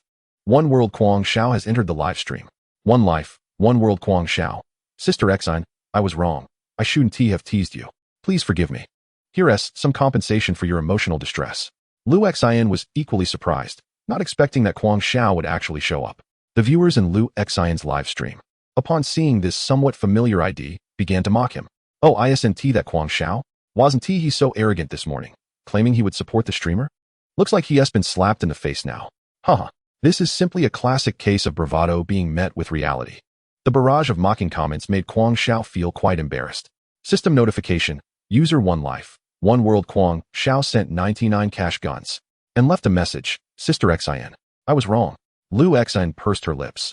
This Kwang Xiao, who usually flaunted his power on a certain platform, had undoubtedly taken the purity of numerous streamers. Perhaps it was fitting for Xian to teach him a lesson. The cash gun sent by Kwang Xiao caused a slight smirk to appear on Xian's lips. It seemed this person could only afford to send a single batch of cash guns. What a pitiful show of wealth. Could one truly call themselves a tycoon with such meager offerings? Was he even worthy of being on a certain platform? The game of face-slapping among the wealthy was indeed exhilarating. Xian, you decide. Will you forgive him? Lu Xine pondered for a moment and smiled. Kwang Xiao, seeing your sincere attitude, I will forgive you this once. One Life, One World Kwang Xiao. Thank you for your generosity, Sister Xine. 99 cash guns coming your way. With a flick of his wrist, Kwang Xiao sent a substantial amount of money Lu Xine's way. Her smile widened. It was a windfall. After a rough calculation, deducting the platform and guild's commission, she stood to earn around 1 to 180,000 today. Ever since meeting Xian, Lu Xine's life had been undergoing a remarkable transformation. She was now a wealthy individual. Subsequently, she flashed a sweet smile at Xian, expressing her gratitude for his generosity. Xian Daddy, what kind of show would you like to see? Today, I, Lu Xine, am willing to go all out. Whatever you fancy, I shall deliver. Some viewers in Lu Xine's live stream, witnessing the continuous stream of cash guns and guardian shields, felt that indeed, this was a game for the affluent. And it was best for them, the common viewers, to remain uninvolved. Ah, yet another sister succumbing to the charms of wealth. How infuriating. Why am I not rich? Oh, Xian was somewhat surprised. Was it truly necessary for Lu Xine to be this excited over merely sending gifts? Then he recalled that he had already spent over 1 million today. If it were an ordinary person, they would undoubtedly be grinning from ear to ear. Xian typed a message on his phone. Xian, will you dance to Pure Land of Ultimate Bliss? Pure Land of Ultimate Bliss. Lu Xine paused for a moment, tilting her head slightly as she responded, I can dance to it, but I want to perform just for you, Xian Daddy. Then, there was a sudden blackout. Xian understood that Lu Xine had ended the stream.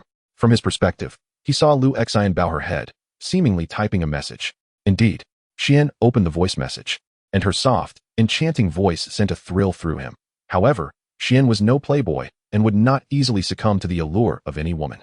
Xian Daddy, may I have your address? I want to dance for you in my cosplay outfit. Xian chuckled. After all, it was just an address. So he had no qualms about sharing it.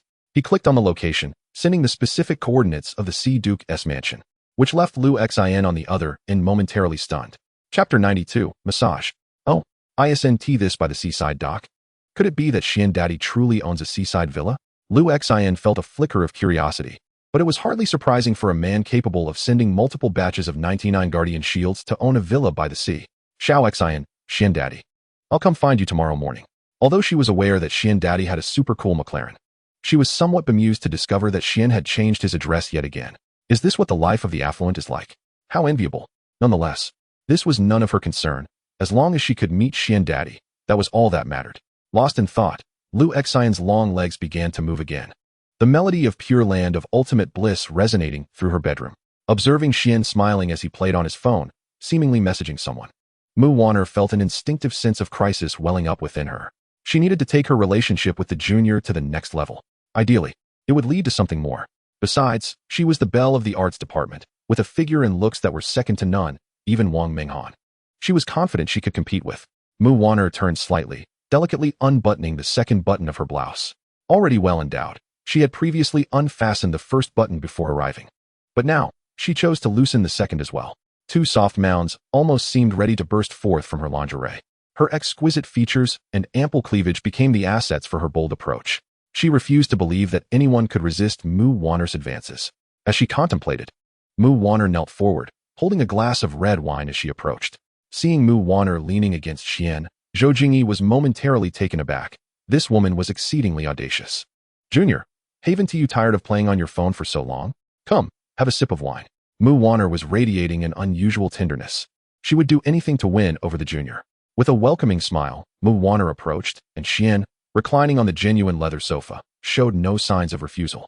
This was indeed the life of the affluent. Xian opened his mouth, a smirk playing on his lips as he looked at Mu Wanner. His gesture made Mu Wanner's eyes light up. Surely, there was potential here. Xian did not decline, prompting Mu Wanner to smile even more brightly. Gently, she poured the red wine into Xian's mouth. Wang Minghan held her forehead, feeling somewhat speechless. Was it really necessary to go to such lengths for a guy with a bit of money? Ignoring the disdainful glances from the two women, Mu Wanner circled around behind Xian, her ample curves playfully pressing against the back of his head, sending ripples of sensation coursing through Xian's body. My, what a bold senior you are, Mu Wanner sweetly remarked. Let me give you a massage. Chen Xian certainly understood Mu Wanner's intentions, but he must admit that her massage skills were truly exceptional. In just a short while, the pain in his neck had dissipated, his waist no longer ached, and he felt invigorated. As night descended, the view from the Duke of the Sea offered a breathtaking panorama of the ocean, a sight of unparalleled beauty. Leaning closer to Chen Xian, Mu Wanner whispered sweetly, Junior, may I have your WeChat? Chen Xian's WeChat was linked to another phone number. When he initially joined the club, he had used his frequently used mobile number. Zhou Jingyi glanced at the sky and interjected, Mr. Chen, it's getting late. I shall take my leave. Upon noticing Zhou Jingyi's intention to depart, Wang Minghan chimed in, Chen Xian, I have to attend a public announcement tomorrow. I'll leave with Jingyi. Mu Wanner felt an inner thrill. Hurry up and go. The sooner you leave, the more it becomes an opportunity for me to be alone with the junior. At that moment, she confidently straightened her chest. Zhou Jingyi took Wang Minghan by the hand and exited the luxurious room. Chen Xian turned his head, feigning curiosity. Senior, why do you need my WeChat? Surprised by Chen Xian's restraint, Mu Wanner explained, Junior, have you forgotten? There are many places in our school I still need to introduce you to. The other day, we didn't have enough time, and with WeChat, it would be much easier for us to stay in touch. Chen Xian found her reasoning surprisingly reasonable. All right then, if you give me another half-hour massage, I will agree to add you on WeChat. How does that sound? His agreement was not merely a ploy to win her affection. He genuinely found Mu Wanner's massage immensely pleasurable. Just a few minutes after she had stepped away, Chen Xian began to long for her touch. Hearing his words, Mu Wanner laughed like a cunning fox. So you really enjoy my massages? Chen Xian raised his thumb in praise. Your massage is truly remarkable. Even some professional masseurs could not compare. Indeed, Mu Wanner replied, her hands pressing firmly against the back of Chen Xian's neck, her technique intensifying. As she worked, she excitedly elaborated, this is the Mu family massage technique, a treasured inheritance. Its effects will manifest swiftly. Half an hour passed in no time, and while Chen Xian felt nostalgic, he honored his promise and exchanged WeChat details with Mu Wanner. Satisfied, she departed from the Duke of the Sea, understanding that one must not rush in the art of seduction. It is a delicate dance of subtlety over time. Next time, she vowed to take the junior out for fun. Yes, that has settled. Suddenly, the joyful sound of footsteps echoed from the corridor. Without a doubt, Chen Xian recognized the sound belonged to Chen Mingming. Peering curiously at Mu Wanner's smiling figure as she walked away, Chen Mingming approached Chen Xian and inquired, Brother, you and that woman didn't do anything strange, did you? Chen Xian was momentarily bewildered. What strange thing? Chen Mingming waved dismissively. Why else would she be smiling so lewdly? By the way, I almost forgot. Brother, I've already sent back the bank card you entrusted to me. Mom and Dad should receive it soon. Chen Xian affectionately ruffled Chen Mingming's hair and chuckled. Well done. Come, I'll show you your bedroom. Chen Mingming bounced with excitement. What? I have my own bedroom. Chen Xian rolled his eyes, exasperated. You are my sister. Isn't it a brother's duty to take care of his sister? Follow me. He pointed to a room adorned in a distinctly girlish style. This will be your room. If you ever have time, you are welcome to come aboard this magnificent ship. It would be rather odd for me to occupy such a large cruise liner alone. Chen Mingming transformed into a curious little creature. Brother, can I take pictures? Chen Xian replied with a smile. Of course, that is your prerogative. After settling Chen Mingming, he returned to his opulent suite. Reclining on his bed, he gazed out at the coastal scenery. Chen Xian opened WeChat and discovered a message from Lu Xian that had arrived unbeknownst to him. Good morning, Daddy Xian. I'm coming to see you tomorrow morning. Please don't stand me up. Chapter 93, The Pure Land of Ultimate Bliss. Chen Xian sat up in bed. Realizing it was already bright outside, he glanced at the phone beside him and chuckled at the absurdity of falling asleep while playing with it. What a peculiar talent.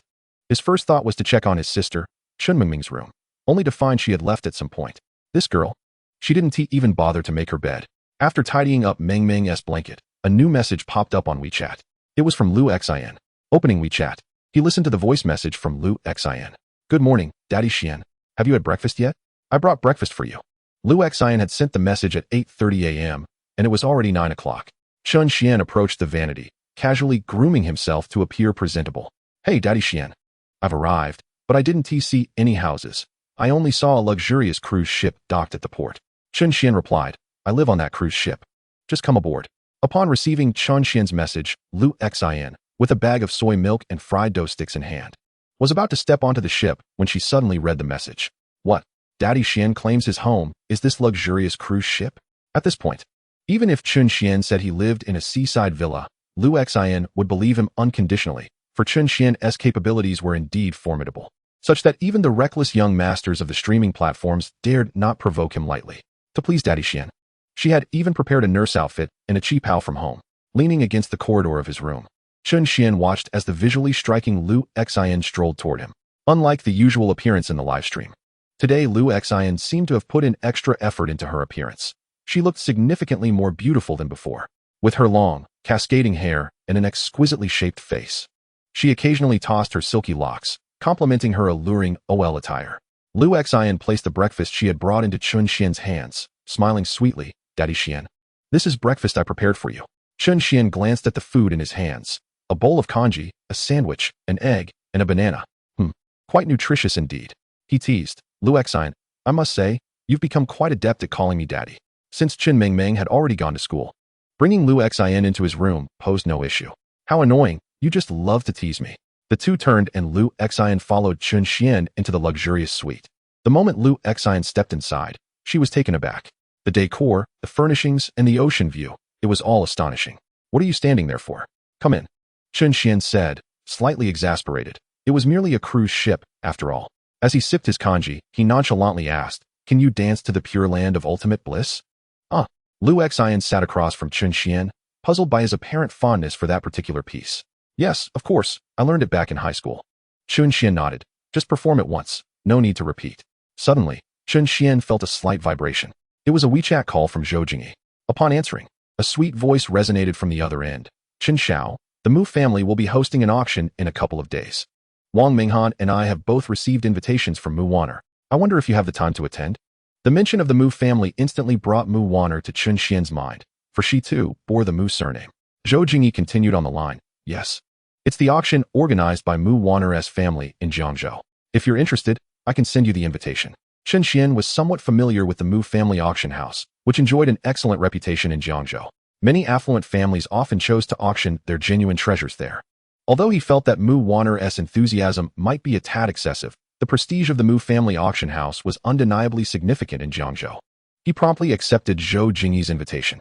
Beside him, Lu Xin, naturally, overheard Chen Xuan's curiosity about the auction. An auction? Lu Xion's curiosity flickered for a moment before she settled back into calmness.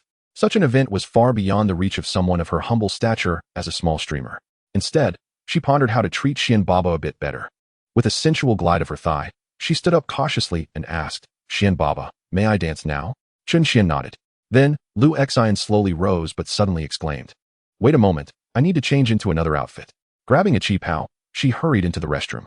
Prior to this, Lu Xian had done some research online, discovering that donning a cheap how could endow a woman like her with an enchanting allure, especially while dancing. Initially skeptical, she became a firm believer after trying it herself. Does Xian Baba like this cheap how? After a few minutes, Lu Xian emerged from the restroom. Chen Xuan set aside the remaining dishes and earnestly admired Lu Xian's figure. Her delicate oval face, devoid of makeup, could be deemed a beauty of unparalleled grace, especially accentuated by the loose cheap how, through which a hint of her ample bosom peeked. Lu Xian opened a music app, and the song Pure Land of Ultimate Bliss began to play. Though uncertain why Chen Xuan seemed particularly fond of this track, she grasped a folding fan and began to dance gracefully. Her movements oscillated between seductive and ethereal, akin to a sprite leaping from the woods, prompting Chen Xuan to applaud in delight. As Lu Xian danced, Chen Xuan caught glimpses of her alabaster skin, causing his nose to bleed uncontrollably. Suddenly, footfalls echoed in the corridor, unmistakably signaling Chen Mingming's return. Chen Xuan picked up his phone, preparing to leave, while Lu Xin paused her movements. Don't mind me, continue dancing. It's probably just my sister returning. Lu Xin nodded and resumed her dance. A round little head peeked in. Chen Mingming noticed that her brother seemed to have become somewhat of a flirt lately, with Wang Minghan, Mu Wan'er, Zhou Jingyi, and now an unfamiliar woman in his room. Could it be that men truly change for the worse upon acquiring wealth? Just as she was about to inquire, Chen Xuan interrupted. Why are you back so early? Chen Mingming pouted. Brother, the cafeteria food at school is terrible. Can I have lunch with you? Oh, by the way, I saw a delivery guy at the dock earlier. Looking for something that seems to be for you. Chen Mingming held up what looked like an envelope. Chapter 94, Disappointment. Is the logistics this swift? Could Zhou Jingyi have sent it via some express service? Though aware that the contents were an invitation from the Mu family auction house, Chen Xuan was curious to see what such an invitation looked like. He swiftly used scissors to open it, revealing a gold-embossed invitation in his hands. Curious. Chen Mingming leaned in. Brother, what is this? Chen Xuan replied helplessly. This is not something for children to see.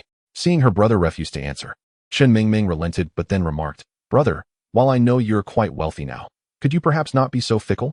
Her sister's inquiry left Chen Xuan speechless, eliciting a chuckle from him. I am not in a relationship with any of them, and besides, have you seen me do anything inappropriate? Chen Mingming was momentarily taken aback, realizing her brother was right. Although he had quite a few female friends, he hadn't engaged in any odd behavior with them. Do you have classes in the afternoon? No. Chen Xuan smiled. Then you can join Lu Xin and me for lunch. That is wonderful. Thank you, brother. Task. Have a beauty with a score exceeding 90 points perform 30 sit-ups. Upon completion, the affection detection system will automatically upgrade. Task duration, half an hour. The sudden task left Chen Xuan momentarily bewildered. Asking a beauty to do 30 sit-ups was one thing, but a beauty with a score exceeding 90? Chen Xuan glanced at Chen Mingming, and in the next moment, the affection detection system promptly displayed a notification. Name, Chen Mingming. Age, 19. Affection, 45-50. Measurements, 34C. Beauty score, 85. Alright, Chen Mingming clearly did not qualify. Chen Xuan shrugged, then turned his gaze towards Lu Xin. Currently, the only beauty present who exceeded a score of 90 was Lu Xin. If he were to summon Wang Minghan or Zhou Jingyi, the task would have long expired. And he certainly did not wish to miss this chance to upgrade his functionality. Feeling a chill race down her spine, Lu Xin halted her elegant movements and slowly turned to find Chen Xuan observing her with a rather mischievous glint in his eyes. This sensation felt all too familiar. It was reminiscent of the last time he had asked her to do 50 push-ups. Lu Xion's expression soured, leaving her too intimidated to ask or speak. Xian Baba? Hearing Lu Xian refer to her brother this way left Chen Mingming in shock. Could it be that her brother harbored a peculiar fondness for being called father by others? Little Xian, how's your stamina? Can you manage 30 sit-ups within half an hour? Chen Xuan extended 5 fingers, smiling warmly. Of course, I won shortchange you. For each sit-up, I will reward you with 500,000. Lu Xian gasped, her suspicions confirmed. It was indeed the same familiar routine. She swallowed hard, struggling to believe. Are you sure it's 500,000 for each sit-up? Assuming Lu Xian was still in doubt, Chen Xuan rolled his eyes. It's just a few million. To me, that's merely pocket change. When have I ever deceived you? All right. Xian Baba, I'll do it. Lu Xian's face brightened, and she promptly lay on the bed to begin her sit-ups. 1. 500,000. 3. 1,500,000. Lu Xian became increasingly motivated, marveling at how effortlessly the money flowed in. 15. 7,500,000. 25. 30. Task completed. The affection detection system is upgrading. Please be patient, host. Lu Xian, filled with exuberance, sprang to her feet, brandishing her clenched fist. Xian Dad, your words still hold weight, don't they?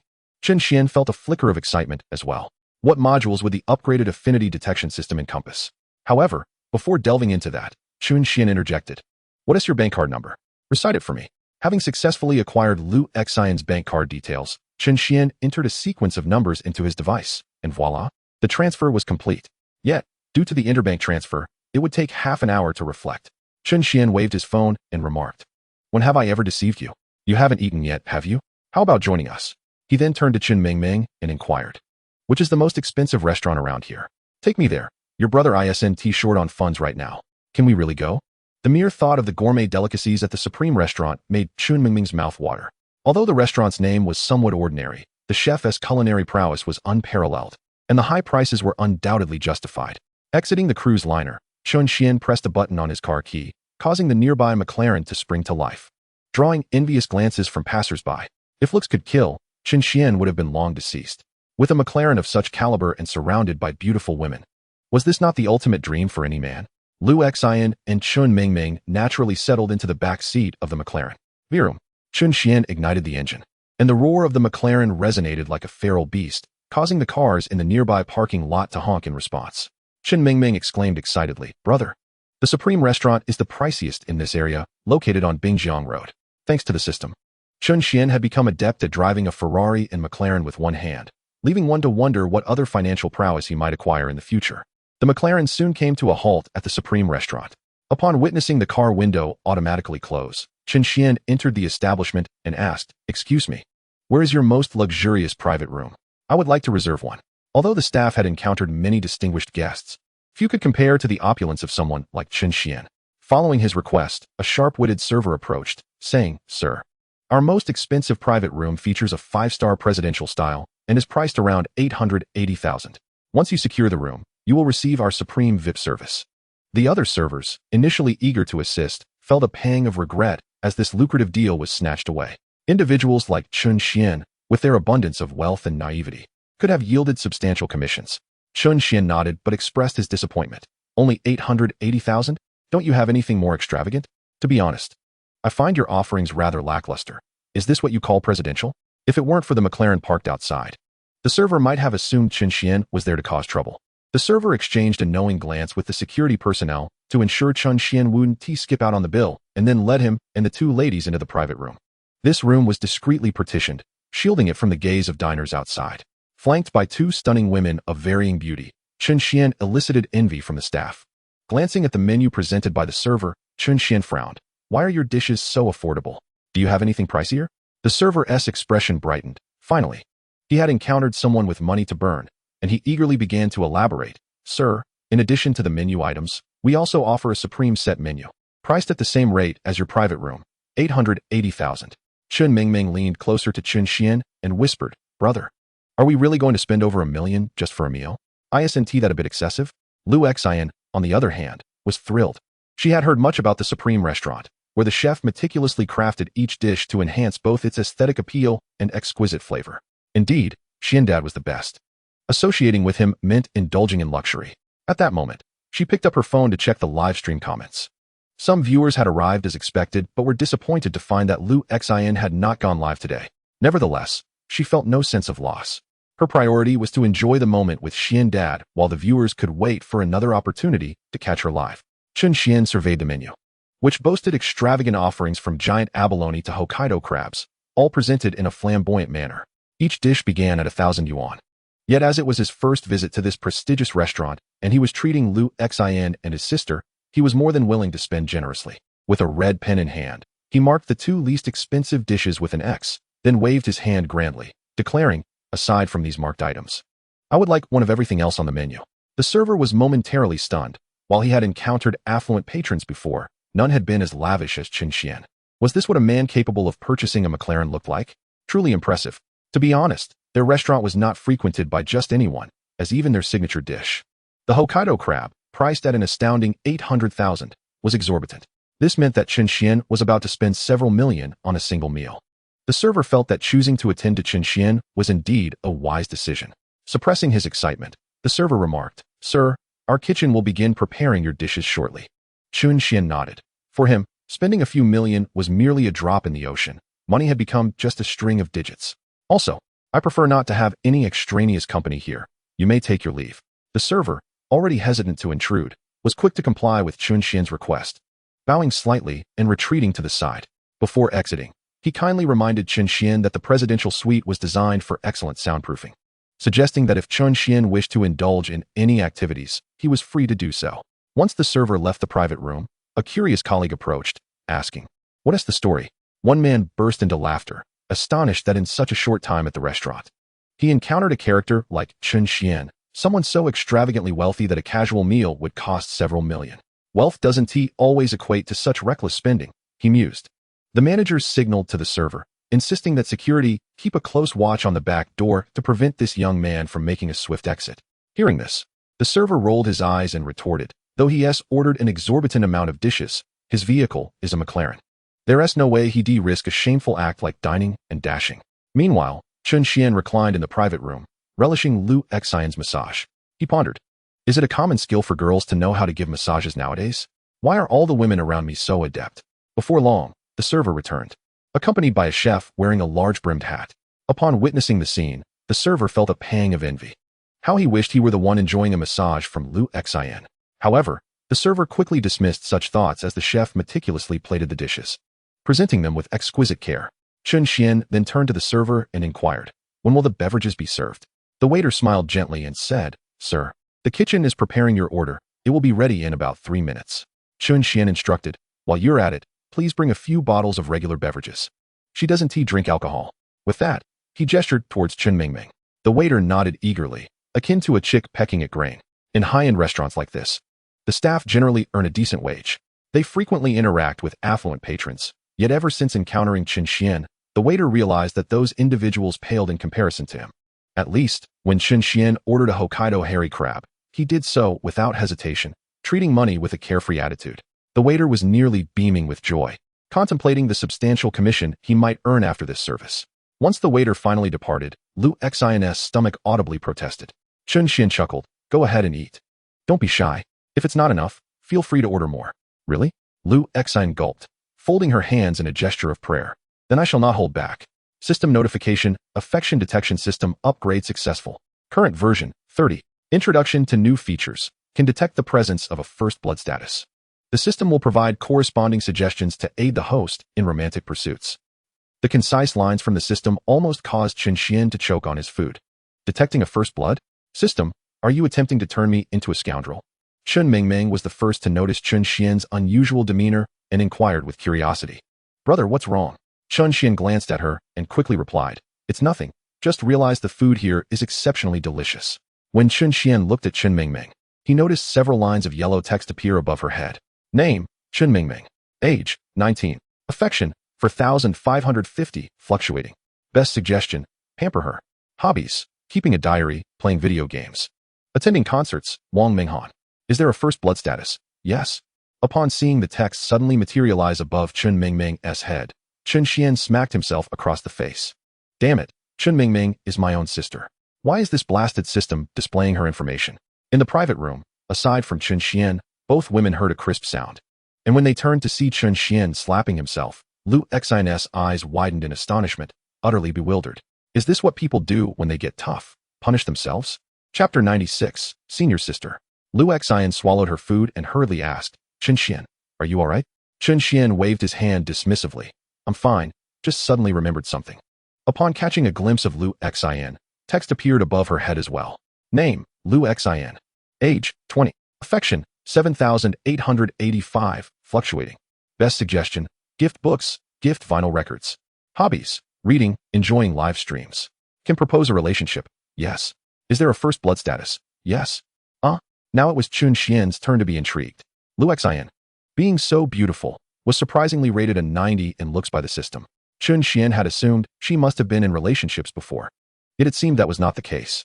He had thought that a woman as stunning as Lu Xian would have long lost her first blood status. But since the system upgrade, it appeared increasingly remarkable.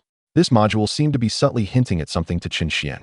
He shook his head vigorously. No, I absolutely cannot become a scoundrel. Before long, the waiter returned with the chef, bringing the drinks that Chen Xuan had ordered. Delicious, this abalone is exquisite, Chen Mingming exclaimed, seemingly transported to paradise, as she savored the crab meat and sighed. This hairy crab is simply delightful.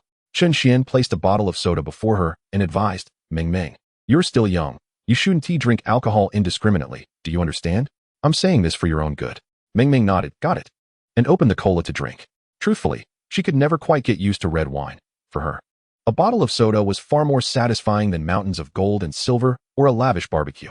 Gradually, she seemed to be unconsciously influenced by Chen Xuan, losing her sense of monetary value. Observing her blissful expression, Chen Xuan couldn't help but smile. Ever since acquiring the system, their family's finances had been steadily improving. He wondered how their parents were faring. When he found the time, he would certainly visit them. After a satisfying meal, seeing the table piled high with leftovers, Chen Xuan summoned the waiter and proposed, may I take these leftovers home? The waiter's impression of Chen Xuan improved significantly upon hearing this unexpected request. Of course, sir, that is your right. The waiter then produced a POS machine, stating, the total consumption comes to 5,380,003. Our establishment has waived the cents, so you only need to pay 5,380,000. Upon hearing that the bill had been rounded down, Chen Xian's expression darkened. Are you looking down on me? The waiter was taken aback, bewildered by Chen Xian's reaction. Did all affluent young masters possess such a temperament? Chen Xian continued, I don't want the cents waived. I expect to pay the full amount on the receipt. The waiter regained his composure and, after entering a series of numbers into the POS machine, Chen Xian calmly retrieved a bank card and swiped it. Beep. Payment successful. 5,308,000. Wow, it really went through? The waiter had never before seen such a long string of numbers on a POS machine, and he responded, Sir, we will package your order immediately. Please hold on. With a swift motion of his hand, several attendants entered, efficiently beginning to pack Chen Xian's food. Chen Xian nodded in satisfaction. The service at this restaurant was indeed commendable. Once the packing was completed, he planned to place the leftovers in his McLaren and snack on them while cruising on the yacht. Glancing at his Rolex, Chen Xian smiled. There's still plenty of time. How about we go shopping? Lu Xian, now somewhat numb to the experience, finally comprehended just how extravagant Chen Xian was. With a wave of his hand, he had spent millions on a meal. She simply nodded, utterly perplexed by the lifestyle of the wealthy. System notification, triggered random consumption rebate. Minimum probability, 1 times, duration, 2 hours. Chen Xian's face lit up. It was perfect timing as he intended to take the 2 women shopping. He then turned to Chen Mingming, who was still sipping her soda, and remarked, Mingming, your computer is quite outdated. Let me buy you a new one at the mall. What? Brother, I don't need it. That computer is sufficient for now. Chen Mingming hurriedly waved her hands. She had saved for months to buy that gaming laptop. Just because he was wealthy didn't he mean he spent like Chen Xian did. With food packed, Chen Xian led the 2 women out of the restaurant, ignoring the envious glares of passers-by, and calmly climbed into the McLaren. The roar of the engine echoed through the street. Sitting in the driver's seat, Chen Xian suddenly asked, Mingming, are you familiar with the Bingjiang Road area? Are there any squares nearby? Let me think. Chen Mingming pondered for a moment, and suddenly her eyes lit up as she exclaimed, there's a green forest square within 300 meters of here, reputed to be the largest commercial street in the vicinity. Green Forest Square, you say? Chen Xian nodded. All right, let's head there. Before long, Chen Xian drove his McLaren to the Green Forest Square that Chen Mingming had mentioned. Many passers-by were startled by the sudden surge of sound from the car. Some even mistook it for a ghostly youth on a motorcycle tearing through the streets, initially intending to scold the rider. They turned around only to discover a McLaren parked at the square. A McLaren. Even some wealthy individuals could not acquire such a vehicle. The sleek curves and luxurious exterior were the embodiment of every man's dream, if only they could possess one.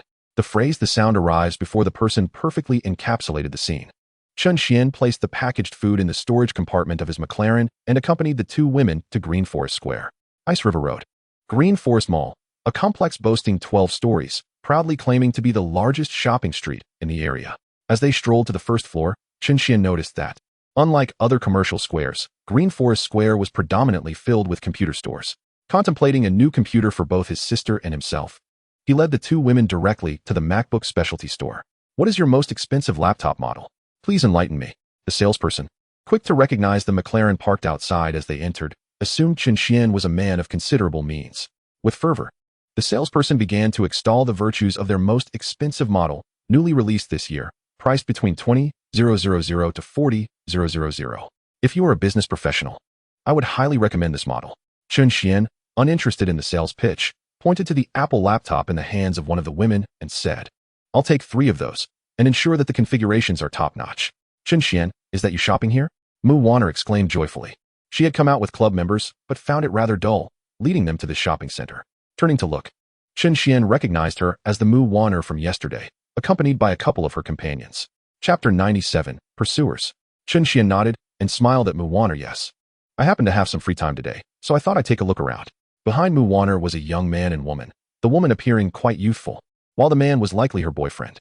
Mu Wanner contemplated sending them away, thinking it would suffice for her to be by Chen Xian's side, as these 2 club members were of no consequence. Winking at Chen Xian, Mu Wanner cheerfully asked, Chen Xian, do you mind if I join you for shopping? With that, she proudly arched her chest, a display of her innate confidence. In school, any target that Mu Wanner set her sights on never escaped her alluring grasp, and Chen Xian had naturally become one of her potential conquests. For a man of his caliber, a union with the Mu family would be advantageous. Sensing Mu Wanner's interest in her brother, Chen Mingming felt a twinge of caution. In her heart, she believed Wang Minghan to be the ideal match for her brother. while Mu Wanner seemed to embody the traits of a gold digger. Of course, you may join us. However, Chen Xuan sensed a faint hint of hostility emanating from the man behind Mu Wanner. Was he perhaps a suitor of hers? At that moment, the salesperson returned with the packaged computers. Chen Xuan suddenly added, "Oh, and get one for this senior as well. I will cover the cost." The salesperson's eyes sparkled with surprise. Truly, a man who could afford a McLaren was no ordinary individual. The rationale for not offering the same to the man and woman behind was simple. Chen Xuan did not know them, and despite his wealth, he was not one to be taken advantage of. Mu Wanner, playfully resting her hand on her alluring red lips, feigned surprise. "Senior, I don't actually need a laptop." The salesperson presented the POS machine with a sweet smile, stating, "Sir, the total price is 78,000 yuan. Very well." Chen Xuan swiped his bank card on the POS machine. Beep. Payment successful. Triggered basic consumption rebate. 78,000 yuan. Remaining time, 2 hours and 30 minutes. Mu Wanner walked naturally beside Chen Xuan, resembling a genuine couple, her alluring ripped outfit quite eye-catching. "Chen Xuan, will you be attending tomorrow's auction?" Chen Xuan, a bit puzzled, replied, "Did Manager Zhou not message you? I have already agreed to go." Mu Wanner tilted her head. "Perhaps my phone signal was poor, and I didn't receive Zhou Jingyi's message." Chen Xuan found the situation curious. Aside from the 4 women, a man accompanied him. While he was unaware of the man's name, he had no interest in him, as Chen Xuan was certainly not inclined towards same-sex attraction. There will not only be a plethora of family collections for sale, but also many rare jewels unveiled. This can be considered the grandest auction event of the year. Moreover, Mu Wanner paused before continuing. At this gala, many influential families will be present. Establishing a friendship with any of their representatives would be quite beneficial. As Chen Xuan gazed at Mu Wanner, a few lines of text materialized above her head. Name, Mu Wanner. Age, 20. Affection, 90. Can propose a relationship. Identity, second daughter of the Mu family. Is there a bloodline? Yes. Uft. Upon reading the information about Mu Wanner, Chen Xuan nearly spat out a mouthful of blood. The reality was certainly different from his expectations. Mu Wanner, despite her demeanor, still retained her virginity? Did she possess such superior skills that previous boyfriends could not conquer her? Suddenly, the man behind Mu Wanner spoke up. Indeed, young Chen Xuan, this gala presents an opportunity for you. If you could befriend some influential figures at this event, it would greatly aid your future endeavors. I will ensure that the Zhang family takes good care of you at the auction, Miss Mu. After speaking, the man's gaze lingered briefly on Mu Wanner's chest. Having such a beauty as his girlfriend would be delightful. Young brother? Chen Xian's lips twitched. My brother is certainly not small. Care for a test? The man's words seemed to be a warning to Chen Xuan, yet his tone carried an underlying malice, clearly aimed at showcasing the depth of his family's wealth in front of Mu Wanner. No wonder Chen Xuan found the statement peculiar and somewhat irksome. Initially, he had no intention of involving himself in the affairs between Mu Wanner and this man, but the latter's condescending tone was intolerable to him. Since he felt displeasure, it was only right to respond. With a cold snort, Chen Xuan retorted, "No need. Miss Mu indeed does not require your assistance. As for the auction gala, I, Chen Xuan, can manage on my own." Mu Wanner's eyes brightened. Chen Xuan's words exuded remarkable confidence. The man, however, remained unfazed, asserting that he could procure 10 such McLarens if he so desired. The man, filled with curiosity, gazed at Chen Xuan and inquired, "Young brother, what is your name?" Chen Xuan replied cryptically, "You will discover my name at tomorrow's auction gala hosted by the Mu family." Initially, he had intended to leisurely explore the Green Forest Mall, but the interruption from this individual had thoroughly diminished his enthusiasm for shopping. Was it merely a trivial auction? Chen Xuan had no intention of revealing to this simpleton that, should he choose to, his current assets could easily purchase the entirety of the Zhang family. Sighing, Zhang Weijian shook his head as he watched Chen Xuan stride away towards his McLaren. With an air of condescension, he remarked, "Wanner, this man is unworthy of you. Only I am your ideal match. Just look at how I treat you." Mu Wanner scoffed in response, "Please, I have no interest in you. It would be wise for you to abandon this notion." She was incensed, not only at Zhang Weijian's audacity, but also at the fact he had squandered her opportunity to approach Chen Xuan. This Zhang Weijian was utterly inept, relying solely on his status as the eldest son of the Zhang family, which had been on the verge of collapse for years. He could fool the young girls outside, but to deceive her Mu Wanner, that was a fantasy. Casting a disdainful glance at Zhang Weijian, she clutched her laptop and departed from Green Forest Square.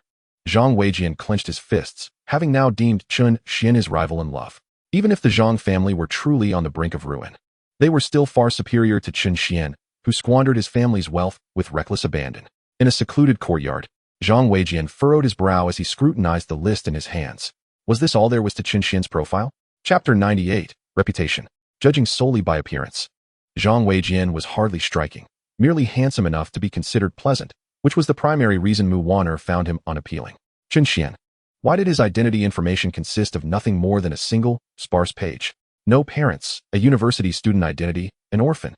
Curiously, there was a girl beside Chen Xuan who bore a striking resemblance to him. It was hard to believe she wasn't a relative. A nearby attendant confirmed, indeed. The information system only contains this scant information. There seems to be nothing else available, perhaps indicating that it cannot be accessed. Unless, of course, Chen Xuan's identity is so formidable that one lacks the qualifications to investigate further. After pondering this, Zhang Weijian's frown deepened, lost in thought. Meanwhile, Chen Xuan had already driven his McLaren, accompanied by Mu Wan'er and Lu Xine, back to the yacht, the Duke at Sea. He decided against keeping Chen Mingming aboard, as she needed to return to her dormitory for an evening student council roll call. Now merely a student, if she wished to pursue studies abroad in the future, Chen Xuan would fully support her decision. The path she chose to follow was entirely her own, and he would not interfere excessively. As Chen Xuan embraced his laptop, he suddenly realized that utilizing it was indeed more convenient than a smartphone. He uncorked a bottle of red wine and began to sip, gazing at the breathtaking sea view, feeling a sudden urge to dive in for a swim. However, he restrained himself. Lu Xine had to return home early due to curfew, leaving only Chen Xuan and Mu Wan'er on the yacht. As the owner of the Duke at Sea, Chen Xuan had no desire to send Mu Wan'er away. Having a stunning beauty with a score exceeding 80 was certainly preferable to solitude. Noticing the late hour, Chen Xuan suggested, "Why not sleep here tonight? The room next door belongs to Chen Mingming, and it wouldn't be appropriate for you to stay there." Mu Wan'er nodded, maintaining a calm exterior while her heart fluttered with excitement. How wonderful it was to spend this solitary night alongside Chen Xuan. A handsome man and a beautiful woman. What a combustible combination. After touring the bedrooms, Mu Wan'er discovered that each room on the Duke at Sea was equipped with its own bathroom, resembling a mobile five-star hotel, making bathing particularly convenient. Chen Xuan returned to his room and locked the door. After a casual wash, he pulled out his laptop and opened a news app, finding an article discussing impoverished mountainous regions and earthquakes. In the lower right corner of the news page, donation contact information was listed. The Red Cross, he mused, and decided to contribute. With a wealth of assets at his disposal, he felt compelled to donate a few tens of millions as a trial. Opening the banking app, he chose to make an anonymous donation, entering the figure, 30 million. Payment successful. Moments later, Chen Xuan glanced at the bank's notification. In the past, seeing 30 million vanish would have caused him great distress, yet now, with the system at his command, such an amount posed no burden whatsoever. Suddenly, a knock echoed at his door. One could easily surmise it was Mu Wan'er. What could she possibly want at such a late hour? With a mix of curiosity and apprehension, he opened the door and was momentarily dazzled by her beauty. Her hair slightly disheveled, adorned in a sleep robe. She exuded a delightful chaos that, paired with her exquisite features, was simply captivating. If Wang Menghan embodied pure beauty, then Mu Wan'er epitomized allure. She was indeed a rare gem, especially with her ample figure accentuated by delicate lace lingerie. Chen Xuan felt a rush of warmth, nearly causing his nose to bleed. Suppressing the urge to jest, "Dear lady, perhaps it would be better if you wore less," he swiftly shut the door, only for Mu Wan'er to block it with her hand. Rubbing her sleepy eyes, she murmured, "Chen Xuan, I can't sleep." "Senior, we ought to maintain some decorum," he began. But Mu Wan'er had already stepped inside. A siren. Observing her in a sleep robe, Chen Xuan inwardly cursed. How could he possibly withstand such temptation? He closed his laptop with a wry smile. "Senior, I'm not accustomed to sharing a bed." Mu Wan'er loosened a corner of her robe, revealing her alluring left arm, her warm breath brushing against his ear. "Chen Xuan, do you have a girlfriend?" He fought to remain composed, stifling any rising desire. "Senior, I'm not looking to date at this moment." "That is fine. I can wait until you are ready to pursue a relationship." Mu Wan'er was taken aback by Chen Xuan's remarkable restraint. What manner of man was he, to remain unmoved by her advances? Was he perhaps gay? Chen Xuan vigorously shook his head, striving to maintain his focus. "Senior, I think it's best if you leave." With determination, he gently but firmly pushed her out of the room. He cursed under his breath. He had nearly lost control. After taking a moment to cool down, he found himself somewhat admiring his own self-control. In such a situation, he had indeed proven himself to be a paragon of virtue. The following day, Chen Xuan, accompanied by Mu Wan'er, drove to the Mu family auction house. Today, in a bid to bolster Mu Wan'er's standing and simultaneously humiliate Zhang Weijian, he had brought along his Ferrari, parked in the garage. Chen Xuan lifted his gaze towards the edifice before him. At the pinnacle of the building, A plaque boldly displayed the 5 characters, Mu's auction house. Chen Xuan, coming quickly. Mu Wanner beckoned from the entrance of the auction house. Although she had not succeeded in capturing Chen Xuan's heart the previous night, she was nonetheless quite satisfied with the progress made. Mu Wanner had long since discerned the character of Wang Minghan, a pure and innocent girl. She firmly believed that given enough time, Chen Xuan would be unable to resist her fervent pursuit. After all, there was ample time. There was no need to rush. She could take it slow. Upon entering the building, they discovered it filled with numerous dignitaries clad in formal attire. Among them were both men and women, each a paragon of excellence within the business realm. Mu Wanner took Chen Xuan by the hand and guided him to their seats. To be frank, aside from Zhang Weijian, Chen Xuan recognized none of the attendees. Ladies and gentlemen, welcome to the auction hosted by Mu's auction house. Today, in honor of your esteemed presence, we have prepared an array of extraordinary treasures for you. As the auctioneer uttered the phrase extraordinary treasures, the atmosphere in the room was immediately enlivened. All present were well aware of the esteemed reputation of Mu's auction house. Anything deemed extraordinary treasures by them must indeed be exceptionally rare.